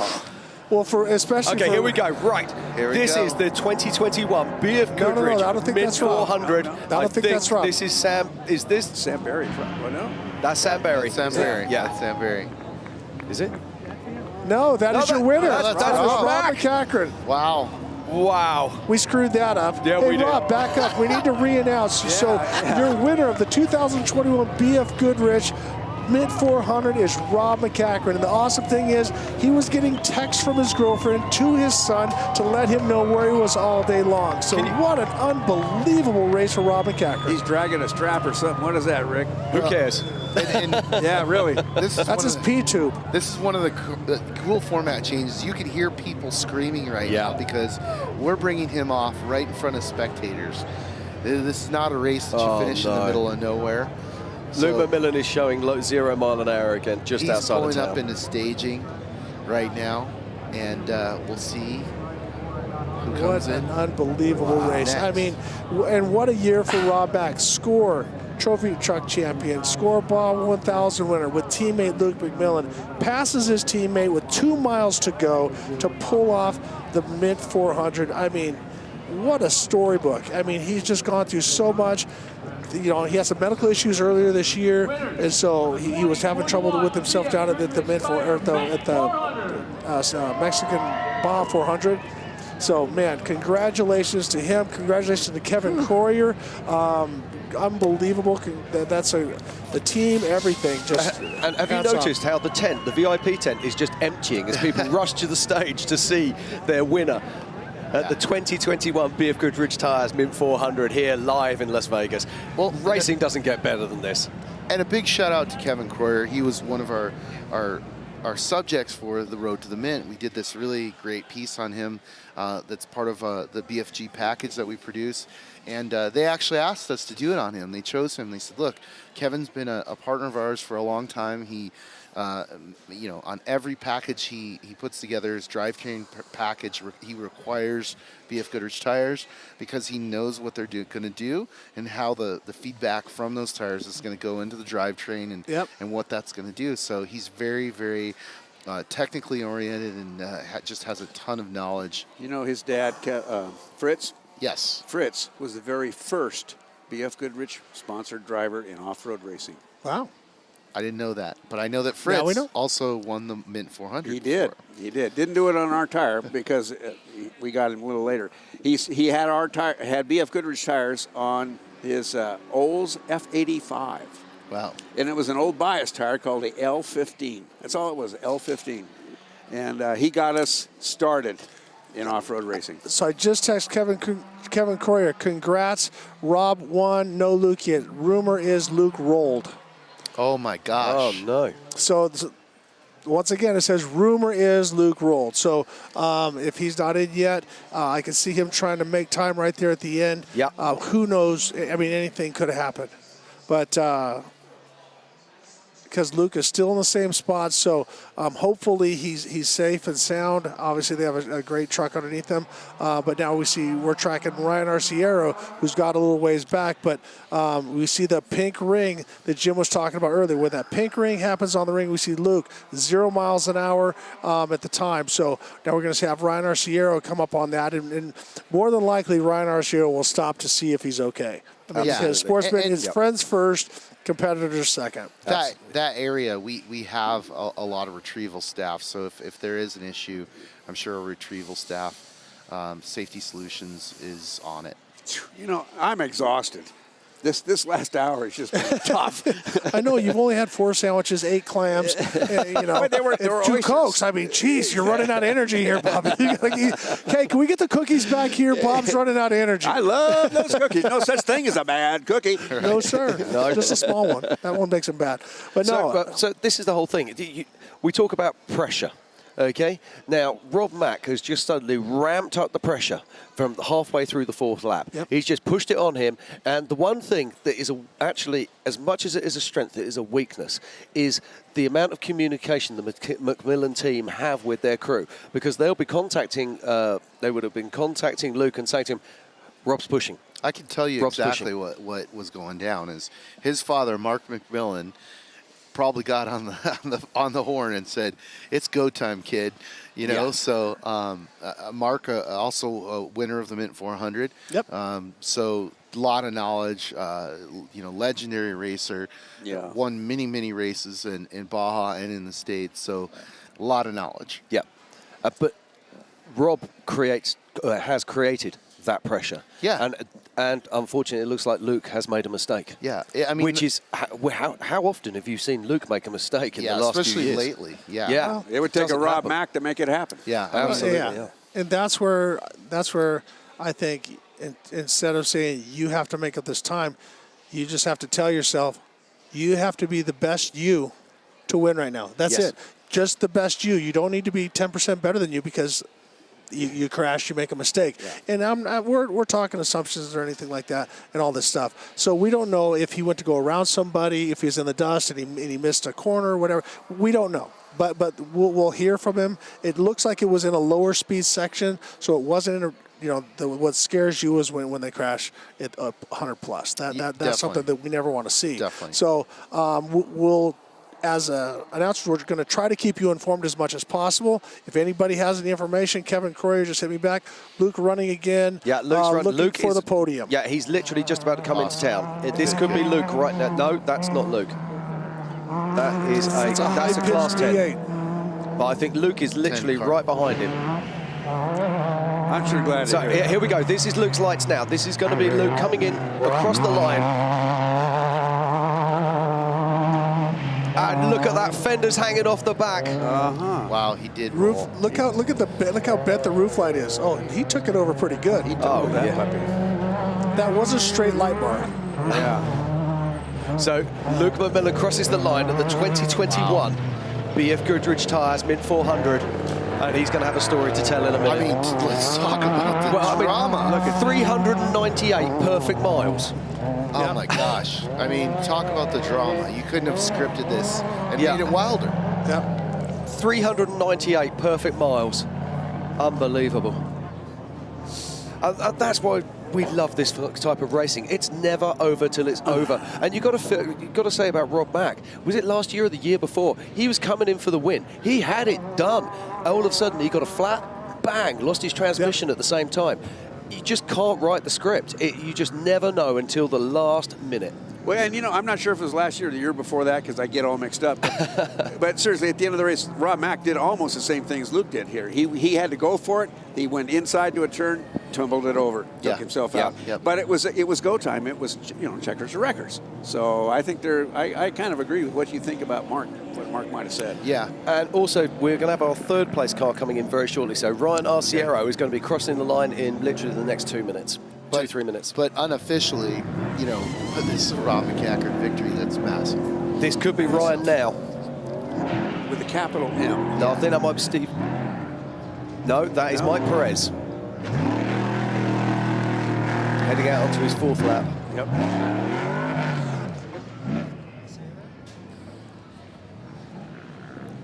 And there is, that's Ryan Arciero right there. Ryan, yeah. Yep, he's just finished. So our unofficial third place at this year's 2021 BFGoodrich Mint 400 is Ryan Arciero. He should be moving though. Yeah, yeah. Don't tell me it stopped. Has he crossed the line yet? Has he crossed the line? Yeah, he's already crossed the line. He has crossed the line. Okay. So you know, like I said, the rumors going back and forth that everything was really, really tight between Rob and Luke when Luke went over. So we're going to wait and see. I can't wait to hear from Luke. I can't wait to hear from Rob. Oh, we get him up here. Yeah. Well, we want to hear. I mean, this is the race. This is what's happening. Let's hope it's not a race incident. No. And if it is, it is. It's a race. It's a racing situation, you know. And but the good news is everybody's here. We've got 3 great champions in the top 3, and it's been. I mean, I've heard from everybody. This is the best race coverage that they've ever seen. You know, and it's awesome to look at this and watch because I remember watching on any Sunday and they had a desert race. They would say the kind of the worst thing about it was the finish. It was out in the middle of nowhere and all the different stuff. They're finishing right in front of a bunch of people in Prim, Nevada, and we're able to watch all of the different things. Matt? I'm going to add something here. That was my brother who just called and said, "Where are you at? You need to get to the stage really quick." And I'm like, "Okay, I'm coming." And he just explained what just happened. So I want to let everybody know because this is going to be a very emotional moment. I'm going to try to keep it together. But it seems like there was some contact. So Rob was trying to pass Luke. There was some nerfing, caused a rollover. Rob stopped to make sure that Luke was okay, and Luke told him to keep going. Wow. That's strong. So that's strong. I'm going to head to the podium. All right. And hand some champagne out. And, man, incredible. It's just incredible. You have a good race when the promoter's crying at the finish line. It doesn't get any better than that. I know both these guys, and I know they respect each other. And they wouldn't, that was clearly not an intentional thing. He was just trying to get around them. And you've also got to see it from Luke's point of view. If Rob's that close to him, Rob's already beaten him. Yeah. Yep. So that's class. Probably a lot of this class act. Nose tail. And they were saying that Rob had his head down and he was very emotional. Yeah. Unbelievable. Yeah. Now I'm getting emotional. Yeah. And I wasn't even in the race. And I want to beat these guys next year in the Bot 1000. So, but no, congratulate both of them from us. I'd love to get both of them up here to talk to them about what transpired and stuff. But go do your job. Yep. And congratulations on an unbelievable Mint 400. I will, and I'll bring them both back here, and we can all cry together. All right. No, I want to see a good fist fight. Let's celebrate. Right, thanks, guys. While Matt makes his way down onto the stage, let's just have a recap. Let's just talk about what's happened and the race that we've seen today. All right. I mean, earlier on we saw 70 vehicles leaving the start of the 2021 BFGoodrich Mint 400. On the front row of the grid, it was Luke McMillan. On the second row, it was Harley Letner in the Concrete Motorsports car next to Rob Mack. Yep. Behind him, it was Ryan Arciero. And we've seen these guys pretty much pushing from the start and staying out in front. Eric Husted, mustn't forget him. He was sitting in third position for most of this race. We saw Harley Letner break the car, or the car broke, should I say, at race mile 10. Well, on Eric Husted, I really want to congratulate him and the engineers and the builders of that truck, because now we have another player with all-wheel drive. I mean, for them to lose a ring and pinion and the front is intact and running, and we saw how hard he jumped that thing right in front of us. So, and now we see, look, Ryan Arciero is getting towed to the podium. That tells you he's got no more power. That's what you got. That's called just-in-time racing. That's perfect race. Yeah, just-in-time Falls racing. apart 3 feet past the finish line. There you go. Joining us back on set now, it's George Hamill. How you doing, mate? Dude, hi George. Have you? That was so intense. But have you heard? been here. Did you hear the final drama? Yeah, absolutely. I was calling it right here. It just had people running in and out. Dude, he rolled, like all this stuff, crazy. When they got in, Rob got into him, and so that, to explain what happened, is Rob caught him, and people might think, well, why doesn't Rob just sit back and follow him? Well, if you have a chance to guarantee the win, you're gonna go for it. I mean, that's just a racer mentality, because they still had 4 or 5 miles, and if they get caught, Rob could go off the track. He could have the same kind of deal. So I'm not blaming Rob McCachran for going for it, and I'm not blaming Luke McMillan. This is a racing situation. Any 4 of us on this panel, if we were in the same situation, we would have done the exact same. I would have done the same Not thing. being funny, when you're this close, even if you don't want to finish across, even though you're going to be first on adjusted time, you still want to cross that line first. Absolutely. You know, well, but it's what else can happen. I mean, I can't believe.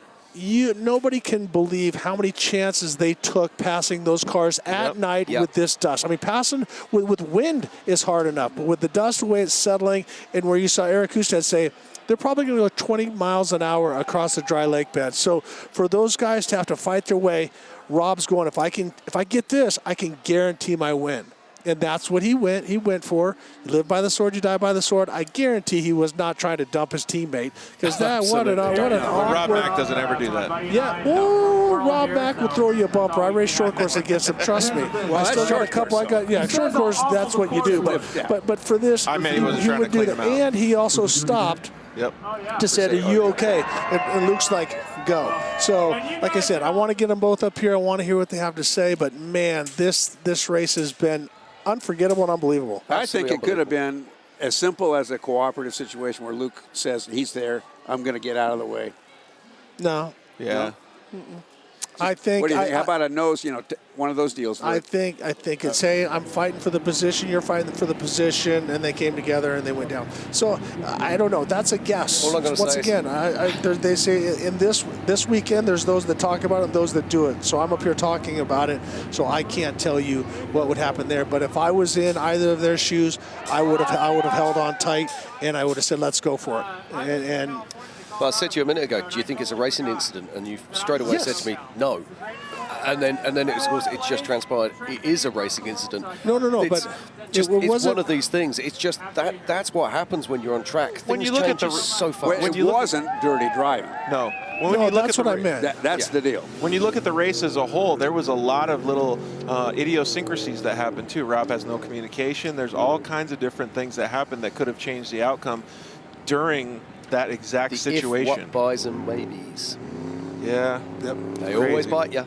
Well, but so what I meant by, was it a racing deal? Like, what did he intentionally dump him? No. Did he intentionally dump him? No. Were they both fighting hard, and 2 came in and 1 came out? Yes.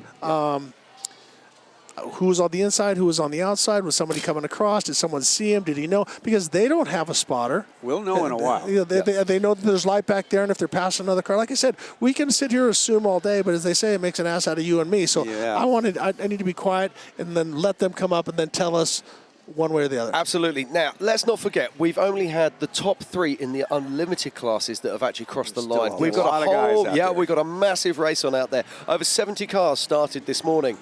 I can just cut back to what I was looking at, and the score sheets and who we're going to be expecting to come in next. Bernard Steinman, I'm expecting to come in shortly, then followed by Cole Potts and Larry Rosler. So there's a lot of racing to still be done out there for the rest of the unlimited class.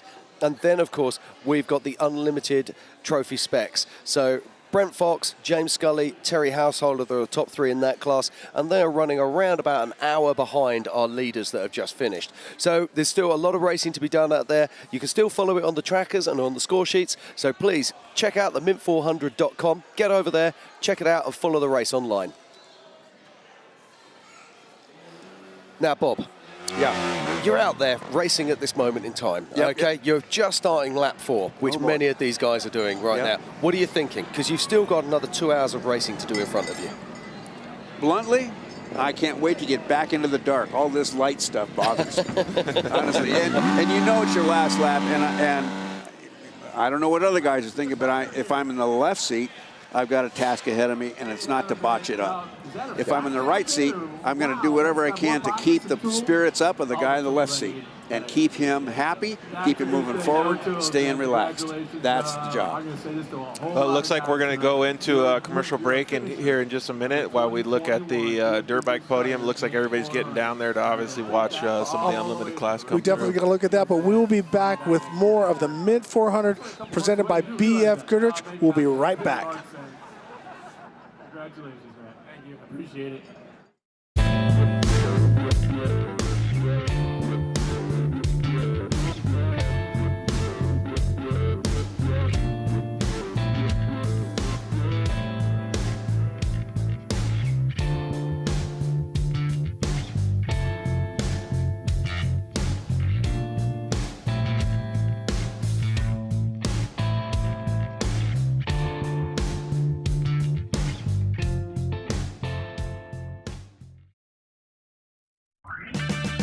At O'Reilly Auto Parts, we know how important it is for your car to look sharp and run well. And we're here to make that as simple as possible. Get all the parts, accessories, and tools you'll need for your next project delivered right to your doorstep. Just place your order online and leave the rest to us. You'll have everything you need at your door with free shipping the very next day. O'Reilly Auto Parts.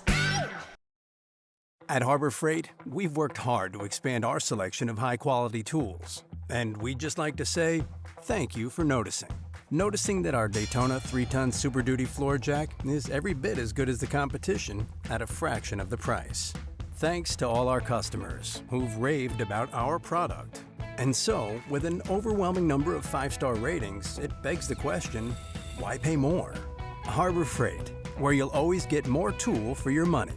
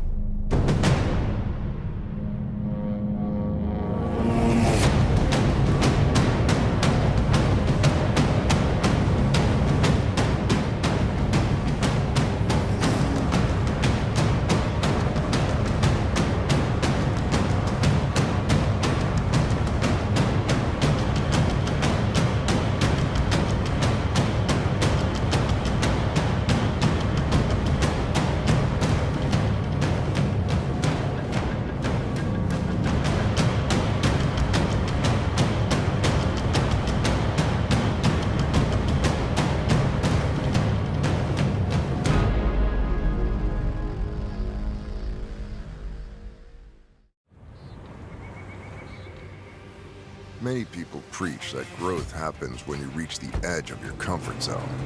We disagree. We think growth happens much further out than that.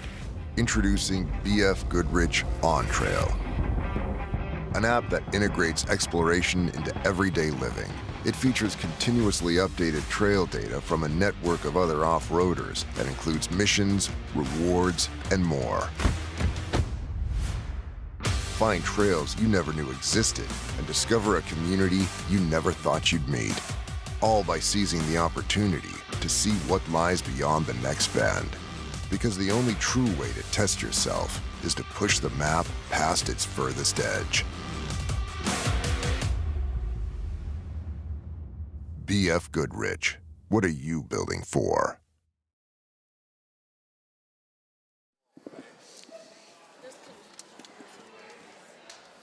Okay, and welcome back to the 2021 BFGoodrich Mint 400 here in Las Vegas, Nevada. What a day of racing. What drama. We've just seen Rob McCachran crossing the line to take the Unlimited title unofficially. In second place on adjusted time, it was Ryan Arciero. And in 3, the man who led this race for 398 miles. Get your head around that, Bob. He's led for nearly till the very, very finish. And then it looks like there's been a racing incident out on course between Luke McMillan and Rob McCachran. We're wanting to hear more about that. But at the moment, what we've been told... Oh, I'm going to cut out now because it's our winner going up on stage. BFGoodrich Tire Mint 400 winner, Rob McCachran!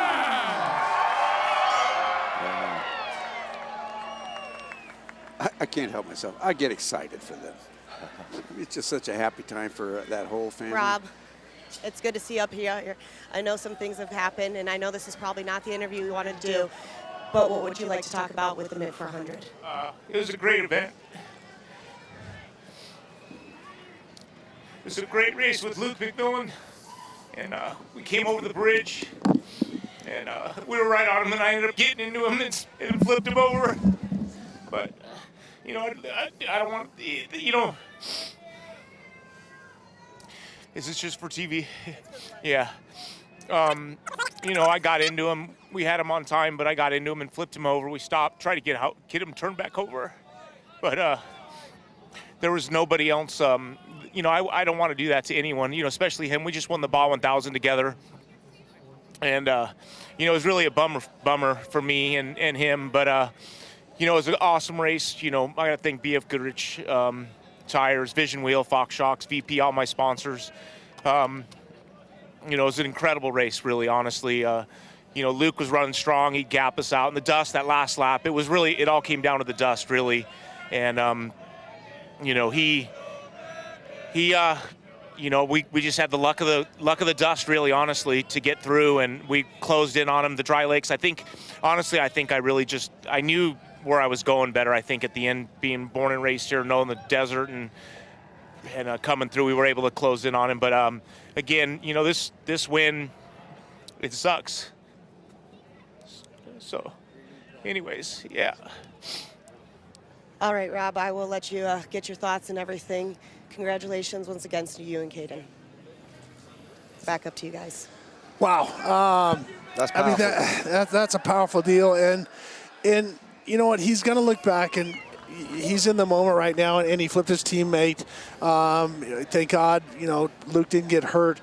But, I mean, that's Rob Mack right there. You know, I mean, such a badass and such a strong man. He when he looks back at this, though, he's going to go, what a great victory. Right in this moment, all he's thinking about is I just dumped my teammate. Yep. But what he had to do, and I think he's very true, his situational awareness of this desert, he knows it like the back of his head. And I said that earlier. He was able to charge through it and have confidence that the power poles weren't there, that there's no holes there, that there's different things in the dry lake bed. So he's able to go, you know what? If I keep this heading and I can see the freeway over there, it sounds simple, but it's not. And those are the little things. Yeah, I know what's not here. Yes. In that one segment, he cut so much time. He did, yeah. But it's all about, as he said just there, it's the luck of the dust. Absolutely. And it's racing. It's off-road racing. But something I find interesting is he has no top light bar. So he was just working off of those singular lights on the front of that vehicle. Yeah, and then the other ones cut out on him. So, but in the dust, you don't want a ton of light because it reflects. Yep. And so, as I said, I feel bad for him for the sense that he is being so hard on himself. Yes. You know, I think the first person that's going to go up and congratulate him and say, damn you pushed me so hard and you made me fight for every little thing. And that's what Luke McMillan wants. That's what all racers want. And you don't want somebody to just roll over and submit to you. You want them to fight until the end. And this is the race that they will both remember for a long time. We need to celebrate this race. Absolutely. And learn from it. And take everything forward. But what we have just witnessed is some of the best off-road racing we have ever seen. Yes, They're literally nose to tail for 400 miles on one of the toughest courses in the world. Well, sensational. But you got to go.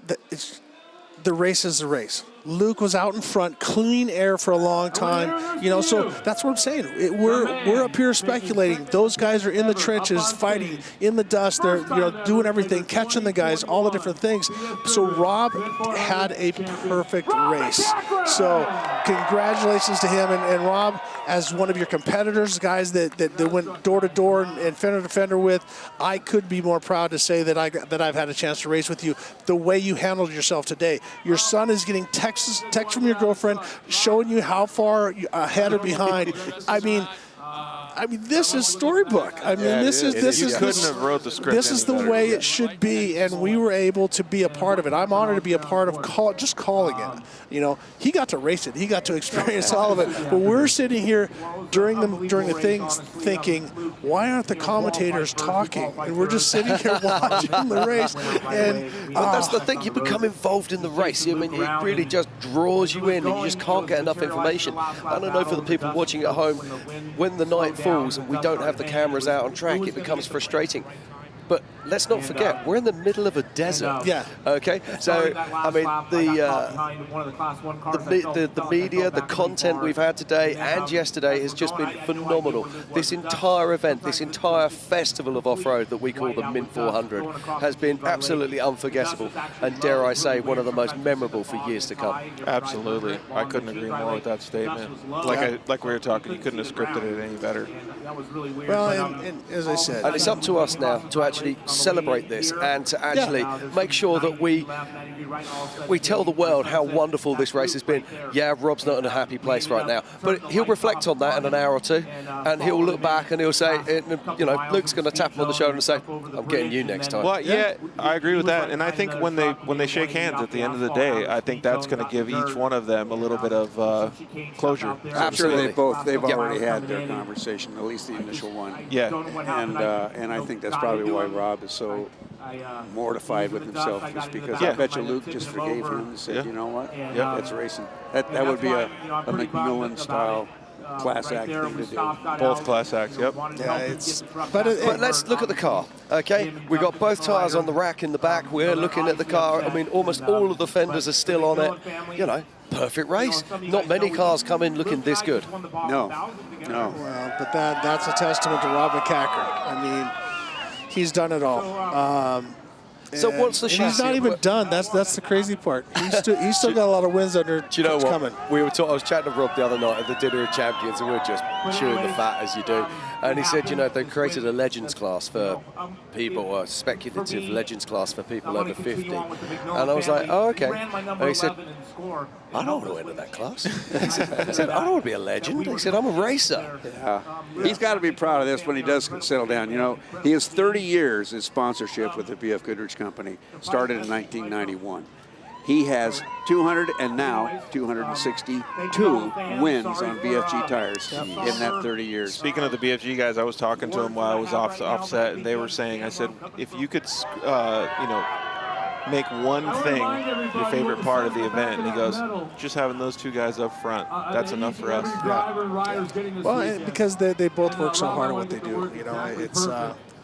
But man, I'm looking forward to hear what they have to say. 1 mile at a time.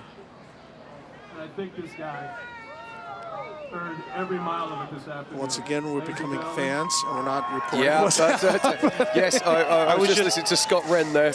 I was just thinking in my head, are we going to get both of them to come over to the podium? And if so, are we going to get them at the same time? Well, that's the goal, and that's up to them to figure out. I just did I love arithmetic sometimes. When I have a calculator, it'll do it for me. Yep. And 30 years, 262 wins, that's 8.7 wins per season. Yep. 8 wins per season. It doesn't get much better than that. I don't know. It's like nearly impossible. Now, this I'm happy to see, is Rob's actually getting out of the car. That's a good sign. I think there might be a check coming his way, or two. Just going to mention our Master of Ceremonies there, Scott Wren. Baja, or Mint 400. Looks like Matt Martelli's down there as well. Back to back. Who's talking? That's not Scott. Let's hear for him, guys. Come on. I think this is Fox. His son Caden as well.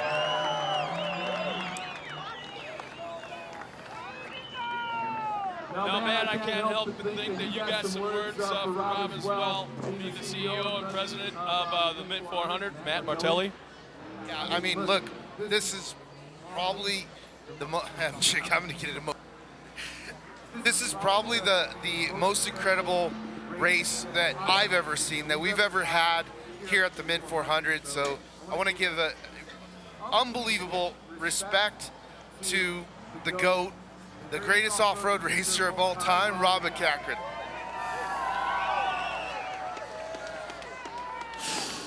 And just so everybody knows, Luke's back there. There's no hard feelings between the two of them. They're going to remain partners and friends for a long time to come. Off-road racing is all about respect, and that's what these guys earned 1 mile at a time. Congratulations, Rob and Caden. Let's raise some champagne, brother.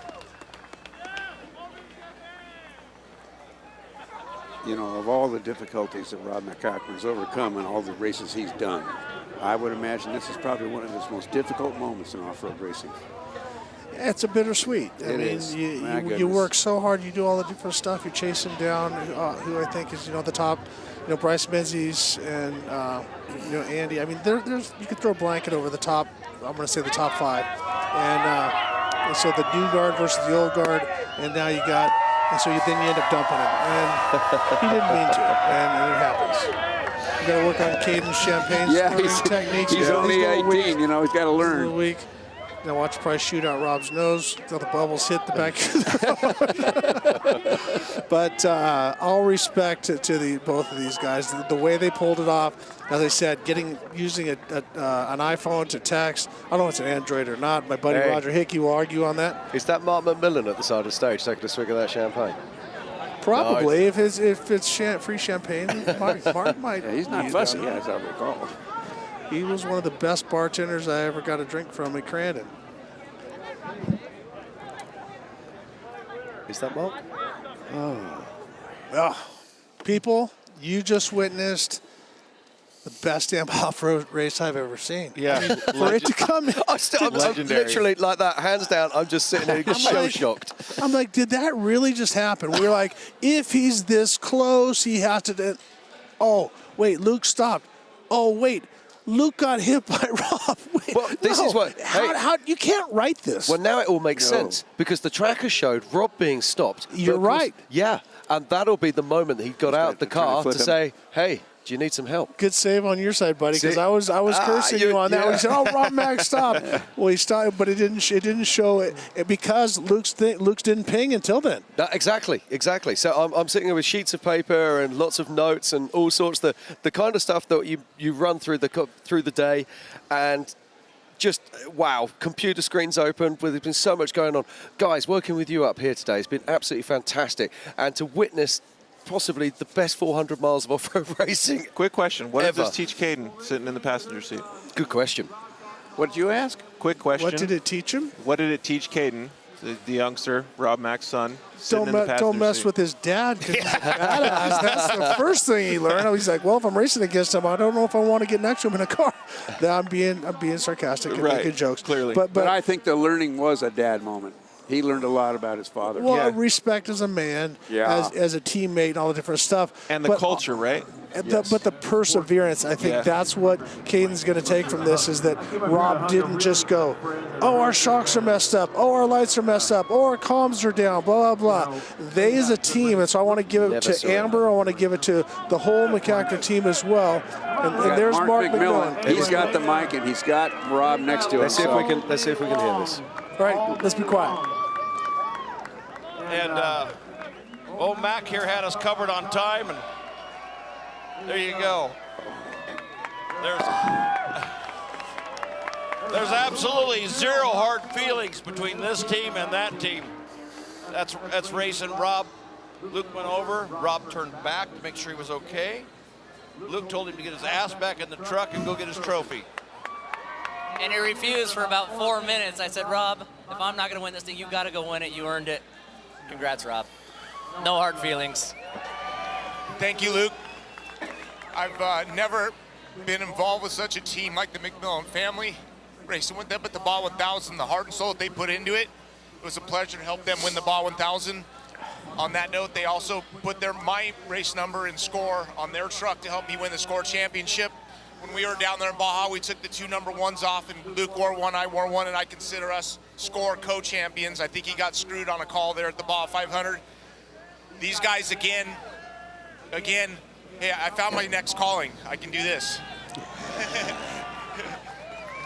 But I just want to make a shout out to the McMillan crew, the family, everybody over there. This is Luke's and the McMillan team's 12th podium in a row with that truck. And I guarantee you there's never been a trophy truck ever before that's ever done that, probably one that'll never do it again.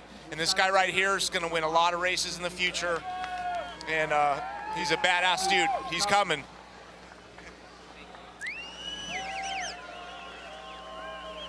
All of us up here being racers or previous racers, it almost makes, I mean, it gets me emotional. Thanks, guys. Again, Bob Bauer over here is crying like a little baby. I got to get This is awesome to see this. Gonna have to have a cuddle in a minute. You hear so much humbleness from Rob. You also hear he's not passing the torch because he's still going to race, but you feel that.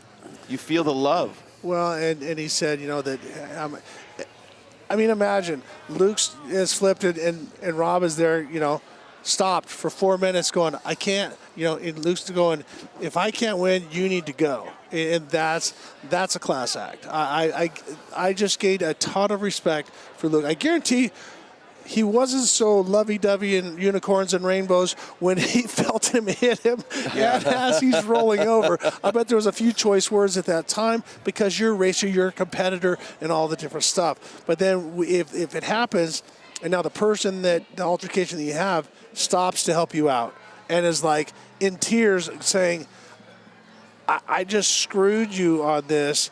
And he's saying, no, you need to go. So like I said, this is going to come back to be one of Rob McCacker's greatest moments in racing. And he's not done yet. I mean, Luke McMillan's as well. What I think what we've just watched is the old GOAT won, but he beat just by a minute or two the new GOAT. I'm calling Luke McMillan's the next GOAT.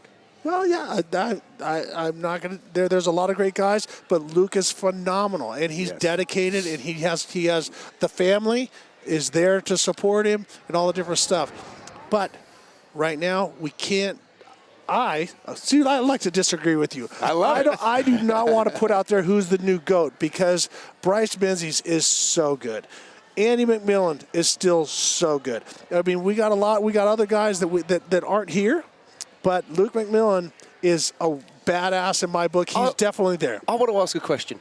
Has there ever been a time in American off-road racing when there has been so much talent? Because there really is such an extent. If you look down the field as well, the mid-table is absolutely stacked with wannabe champions. Well, I will say that it has always been filled with this much talent, but now the equipment is closer. I mean, if you look at those two trucks, they're basically the same trucks. They have the same size Fox shocks, same BFGoodrich tires. They both have the same motor and trans package and everything. So they're basically one's an old geyser, one's an old racer. They both tweaked it to their likings. And then you have Ryan Arciero that's in the newer Herbst truck. So I think the equipment is catching up with the drivers, and that's why we're seeing so many different winners and a much more level playing field, because I think before, when John Nelson figured something out, he was strong in Class 8. PPI with Cal Wells and Ivan Stewart, they were strong. So I think the playing field with talent has been there, but I think the equipment is there now. I think that's the same thing too. When one thing before you talked about the technical stuff of the vehicles that I think that I heard from all of you guys is it's going to the toe up of Arciero is it's such a special win, and it's going to be a moment in Rob and Luke's lives forever. Yes. But it's not necessarily because of the win.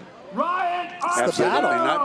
It's the battle. Let's cut back to this. This is our second place winner on adjusted time, Ryan Arciero. Attaboy, Ryan. Let's see if we can hear.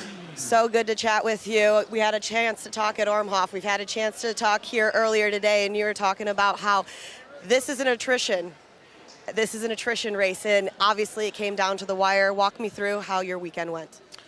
The truck today was just absolutely perfect. It was on point. Not a single flat tire all day. And to say that at the Mint 400 is pretty incredible. It's because we have the best tires on this truck with BFGoodrich. But our biggest problem all day long wasn't the truck. It was we got caught behind the 38. And he just didn't have a race pace for Luke and Rob, and so it allowed us to slip away from that from their time. Every lap we get further and further away, and that's just nothing I could do. We stayed anywhere from 30 seconds to a minute off his bumper, depending on the dust. The dust was horrible, so it didn't allow me to get to him until towards the end of lap 3 when we finally passed him. And then I can go. And I knew at that point, Rob and Luke had already gapped me pretty good, so I just needed to make a clean last lap, no mistakes, and kind of luck fell into our favor here towards the end, and we ended up getting second. But third last year, second this year, that means first next year. Yeah. Well, I know you got to thank a bunch of people for helping you get a second place at the Mint 400. Absolutely. First and foremost, my team owner, Kyle Washington, he rode the first 2 laps with me. Travis Moores rode the last 2 laps with me. Dragonfly, which is our new sponsor, they're a drone company. We're going to be doing some really special stuff moving forward that's going to help our team get a competitive advantage, and it's going to help the sport in general. They're just a cool company that loves off-road racing. Troy Lee Designs, Beneath Underwear, of course, Terrible Herbst Motorsports, Herb Smith Fab, VP Racing. I just got all the guys that prep this truck. If you can't prep this truck right leaving the shop, it's 70% of this race. So if it can't leave the shop right, it's not going to finish the Mint 400. And luckily, it is the Mint 400 because coming across the finish line, something exploded underneath in the drivetrain. That's why I had to get towed up here. Awesome. Well, congratulations once again to you. Always great to chat to you. Back up to you guys. Okay, thank you very much there, Tiffany. Now let's have a quick look at the unlimited unofficial results. In first place is Rob McCachran. In second is Ryan Arciero. In third is Luke McMillan, the man who dominated this race for 398 miles. In fourth, it's Bernard Steinman. In fifth, it's Cole Potts. Sixth, it's that man, Ricky's friend, Larry Rossler. And in seventh, it's Carl Jurgensen. You almost said it, didn't you? Do you know what? I had to count myself. you had to stop and stuff like that. But all these guys, great. But look how close this is. We're talking 23 seconds. Well, and it didn't, honestly, it felt a lot longer than 7 hours. Yeah. I mean, not just because we're up here jabbering our jaws all day long and that, but just the drama of them disappearing and what was happening and back and forth. And it started at day and now it's night. I looked at it, I'm like, it's 6 hours and 55. Is that right? And I'm going to go do the math. 10, Yep, it's absolutely right. But we got back up in here. The big teddy bear, Matt Martelli. You were down there with Rob Mack. We saw how emotional he was. We all did. I mean, I cried a little bit, but I tried to keep it to myself. Bob on the other hand, it was great to see this legend just sit there and go, these are my people. This is the next generation. I've left the sport in good hands. And so how was it down there? I mean, super emotional. Rob goes, you have to penalize me. And I'm like, well, that's not going to happen because he didn't do anything to cause a penalty or to gain a penalty. But he was ready to hand the win to Luke because he felt, so terrible. And, it was an unintentional accident that happened. He nerfed him, as we allow, and the truck just went over, Sportsmanship to the highest level. Incredible. And Ryan Arciero, on the other hand, says, you know what? I think about a 8-minute penalty would be perfect. right in line. Ryan's he's also the consummate, professional. No, I'm just joking. But yeah, it's incredibly emotional. We couldn't have scripted a better or worse ending if you kind of look at it. But Luke and his co-driver totally fine. Yep. They're of course bummed, but they looked right at me and said, Rob had us covered on time. He was going to win regardless. Rob actually stopped and offered to tow him over, and Luke said, just go. You got to go, right? Pushed him back to his truck, and Rob got the win. So, again, just incredible sportsmanship. I'm really proud to be friends with both of them and really to be a part of the off-road community that operates that way, especially in this day and age. Well, and that's why you were down there. His son, Caden, that's what he's going to take from it. Now, granted, we joked and he said, what is Caden going to learn from this? Don't mess with your dad because he'll let you have it. Not that. That was a joke. But how Rob persevered all day. Luke had clean air. Rob was in the dust. Luke had Rob had shock problems. He didn't give up. He lost his radio. They got creative with the team. And this is not just a Rob and Caden.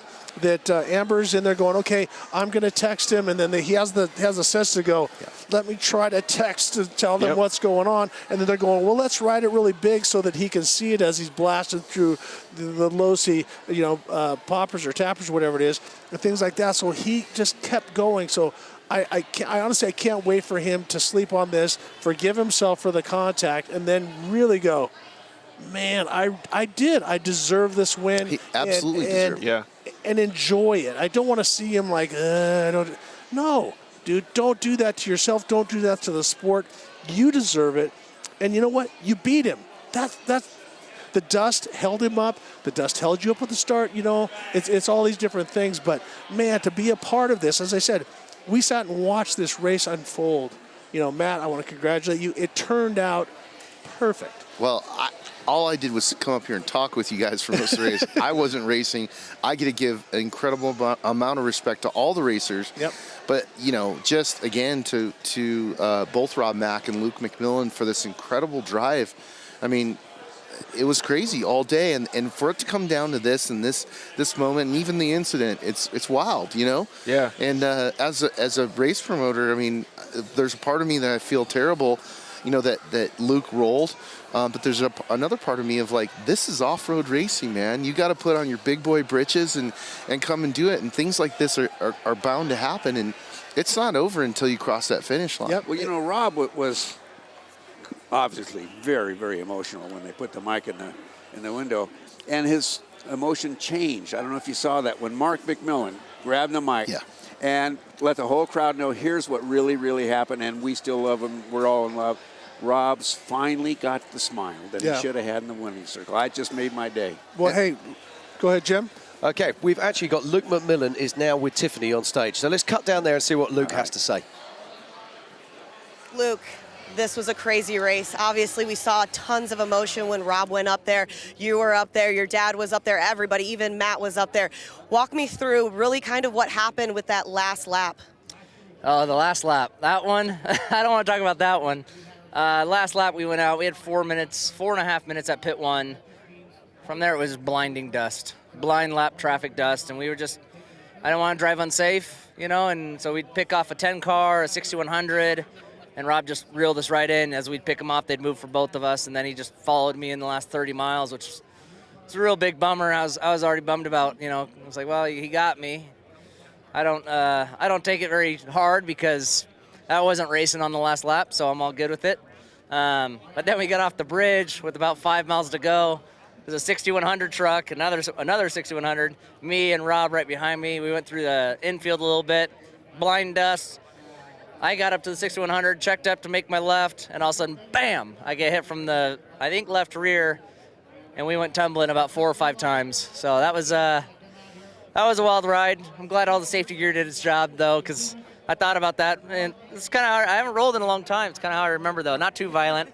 It wasn't too fast or anything, and Rob felt horrible. He got out of his truck. He stopped right then and there, got out of his truck, really upset, and he refused to go, and he wanted me to go and win and get it. He wanted to help roll the truck over. We were stopped fully upside down, and he said, I'm not going. And I actually shoved him back into his truck. I yelled at him for about 20 seconds, and then I said, well, he had me covered anyway. So then I said, go win. We need you to go win. You're my teammate, and I'm a huge Rob fan, and there's no hard feelings. So I had to shove him back in his truck, and, he's really upset and emotional over it. But there's no hard feelings. That's racing. It happens. Rob's not a dirty racer, and like I said, he had us covered. Most of my frustration right now is from the lap traffic. Lap traffic in the last lap's dust, which that's part of this race, but it's extremely frustrating. Can't not say that. So that was real frustrating because the first 3 laps we were kind of on command. If we needed to put time on anyone, it was like, okay, we'd reel it up to 3 minutes, and then I'd back it off through the rocks, and they'd catch up a bit, and I said, okay, I had to run up to 2.5 minutes, and it was just that last lap. So anyway, it was a good finish for the team. I got these new 18-inch BFGs did an amazing job. We only earned 1 flat tire. Of course, when we rolled it, DB did one. So everyone's question is, do you pop it off the bead? Cannot pop the thing off the bead as long as it's on all 4 tires. So it was really an amazing day. And I got to thank my team. This is our 12th podium in a row. All our sponsors, BFGoodrich, Method Race Wheels, and of course 4-Wheel Parts. Huge congratulations to them. I think I just heard they opened their 100th store, but they got a massive group of people that make that company successful, and I really enjoy working with them. Huge thanks to Craig and Joey and everyone at 4-Wheel Parts. We're proud to have them on the side of our truck, and we're proud to represent for them. They're back on board for next year. We'll be back and reclaim the victory, hopefully. Well, Luke, it's always great to talk to you. Like we were talking, it's very hard to see a grown man cry like Rob and to see the emotion that is it. But it shows the true sportsmanship of you, of him, of the sport. So thank you so much for being here. Thank you for everything that you do. Of course, the McMillan family, very great in this community. So thank you for everything. Of course, thank you, and thank you for everyone who put on the race. And again, a big thank you to BFGoodrich, 4-Wheel Parts, and all the guys at McMillan Racing. An amazing job. This truck, it's the old 2-wheel drive, so I'm proud of it, and it's been in the mix. It has most of those podiums out of the 12 we've consecutively had, and I'm happy to continue that streak, so thank you. Well, we can't wait to see what happens at the 2022 Mint 400. Back up to you guys. Now, that is a class act. Absolutely. He speaks well, he races well, he is just undeniably one of the best sportsmen I have ever had the privilege to meet. This is exactly what Bob was leaning on earlier, you know. Well, and because we're racers and we all want to win, and when you got your race face on and you got your fighter pilot helmet on and things are going, and Rob was going for the win. He's a racer till the very end, and then all of a sudden, boom, he gets a hold of him, and it's like, oh no, you know. In short course, there's a lot of I came in. And I was trying to get you loose. I wasn't trying to flip you, but guess what happened? I don't think he was trying to get into him. It just in the confusion of the dust and all the different stuff, it happened. But I just love the respect that they have for each other. Yeah, absolutely. And if you want to reverse that, Rob's been taken out a million times, you know, through his career. So, you know, it's really, really important to see that he respects everybody else. I love the racing. Yeah, absolutely. Absolute class act of Luke McMillan. You know, I can't speak higher of a team, of a family, you know, and wow, what a finish. I mean, I'm still like, oh my God, you know? Well, and Matt, I want to throw some congratulations your way. You've had to fight hard, you and your brother and Killian and the whole Mad Media crew to make this race happen. And now there's a new Delta variant coming in, and are they going to close this, and all this crazy stuff. So I as a fan, want to thank you for all the crap, I can say it here, all the shit you put up with to make this happen. So I think you deserve, and your brother and the Mint 400 and the racing community deserve a finish like this, because it would have sucked if he just would have been five minutes out ahead or win by a half hour, whatever it might be. It was perfect. Yeah, thank you. I appreciate that. And, you know, I got to give a lot of respect to all of our sponsors. We couldn't do this without them. The vendors, all the volunteers, my crew, my extended crew. You know, it takes an army to put this on. But one other thing I did want to point out, and that kind of helped me with my emotions on the stage, is I was looking out there and I'm like, this is the biggest crowd I've ever seen at an off-road race. Yeah, it was massive. This is what we want. You know, we want thousands of people screaming and yelling, and even if they're yelling, "Let's go, Brandon," I'll take it. You know what I mean? We got to thank Kelly Stavis for that one. Yeah, right? Yeah. So, you know, incredible. You know, I'm super stoked, and thank you guys. I mean, thank you for letting me talk you into all this crazy stuff. And hey, buddy, would you like to spend 20 hours in a box with me? You know? No, but I'm on Jim, you know, your thoughts. I mean, what? Well, I mean, where do you start? I mean, this isn't just about one day of racing. This is an off-road festival. It starts back on Wednesday, where we take so many off-road trucks down the strip in Vegas. Just that blows my mind in itself. Then we have the whole Fremont experience with contingency. Then we have the limited race yesterday, and then the unlimited race today. Hats off to you. thank you for an absolutely amazing thing. Let's have a look at the top 8, though, from our unlimited race today. It's going to be coming up any second now. Here we go. In 8th place, it's Robert Johnston, who had an absolutely fantastic race. In 7th, it's Carl Jurgensen. In 6th, it's Larry Rossler. In 5th, it's Cole Potts. In 4th, it's Bernard Steinman, who's had an amazing race. In 3rd, we've just seen him. He's a class act. It's Luke McMillan, and he will win many more races. Then in 2nd place is Ryan Arciero, and of course in 1st is the GOAT, the most successful off-road racer of all time. It's Rob McCachran. Final thoughts from you gentlemen on this race? Well, for me, I'm going to go 1. It was honor having you back over here, buddy. I know that COVID kept you on your side of the pond for a long time. It's great to have you back. We've hosted here. We've hosted the Hammers. Unbelievable. Matt Martelli, thank you for having me. George, this is the first time we got to work together. Thank you, What Ricky. a stud, great input. And what can I say about Bob Bauer? I got to see everything. He ate a bunch of cookies, he ate like 5 sandwiches, he ate oysters, and he cried. I mean, what an unbelievable time. I always love hearing your insight because I think, what was it like, you know, hanging out with Jesus and racing and slaying dragons and stuff like that. And now you're here. So we got the saber-toothed tigers to turn on the dragons. Solve the neighborhood problem. So my comment is thank you all for putting up with us. Thank you for having me. It's been a blessing to be here. Absolutely. And before we check out, I've just got to say this. It's great to be here back in Las Vegas. It's great to be here at the greatest and the largest off-road race in Northern America. So thank you very much for watching. I hope you'll be back with us in March for more insane off-road action at the greatest off-road race in Northern America, and that is the BFGoodrich Mint 400 here in Las Vegas, Nevada. Thank you for watching. Good night, and we will see you in March.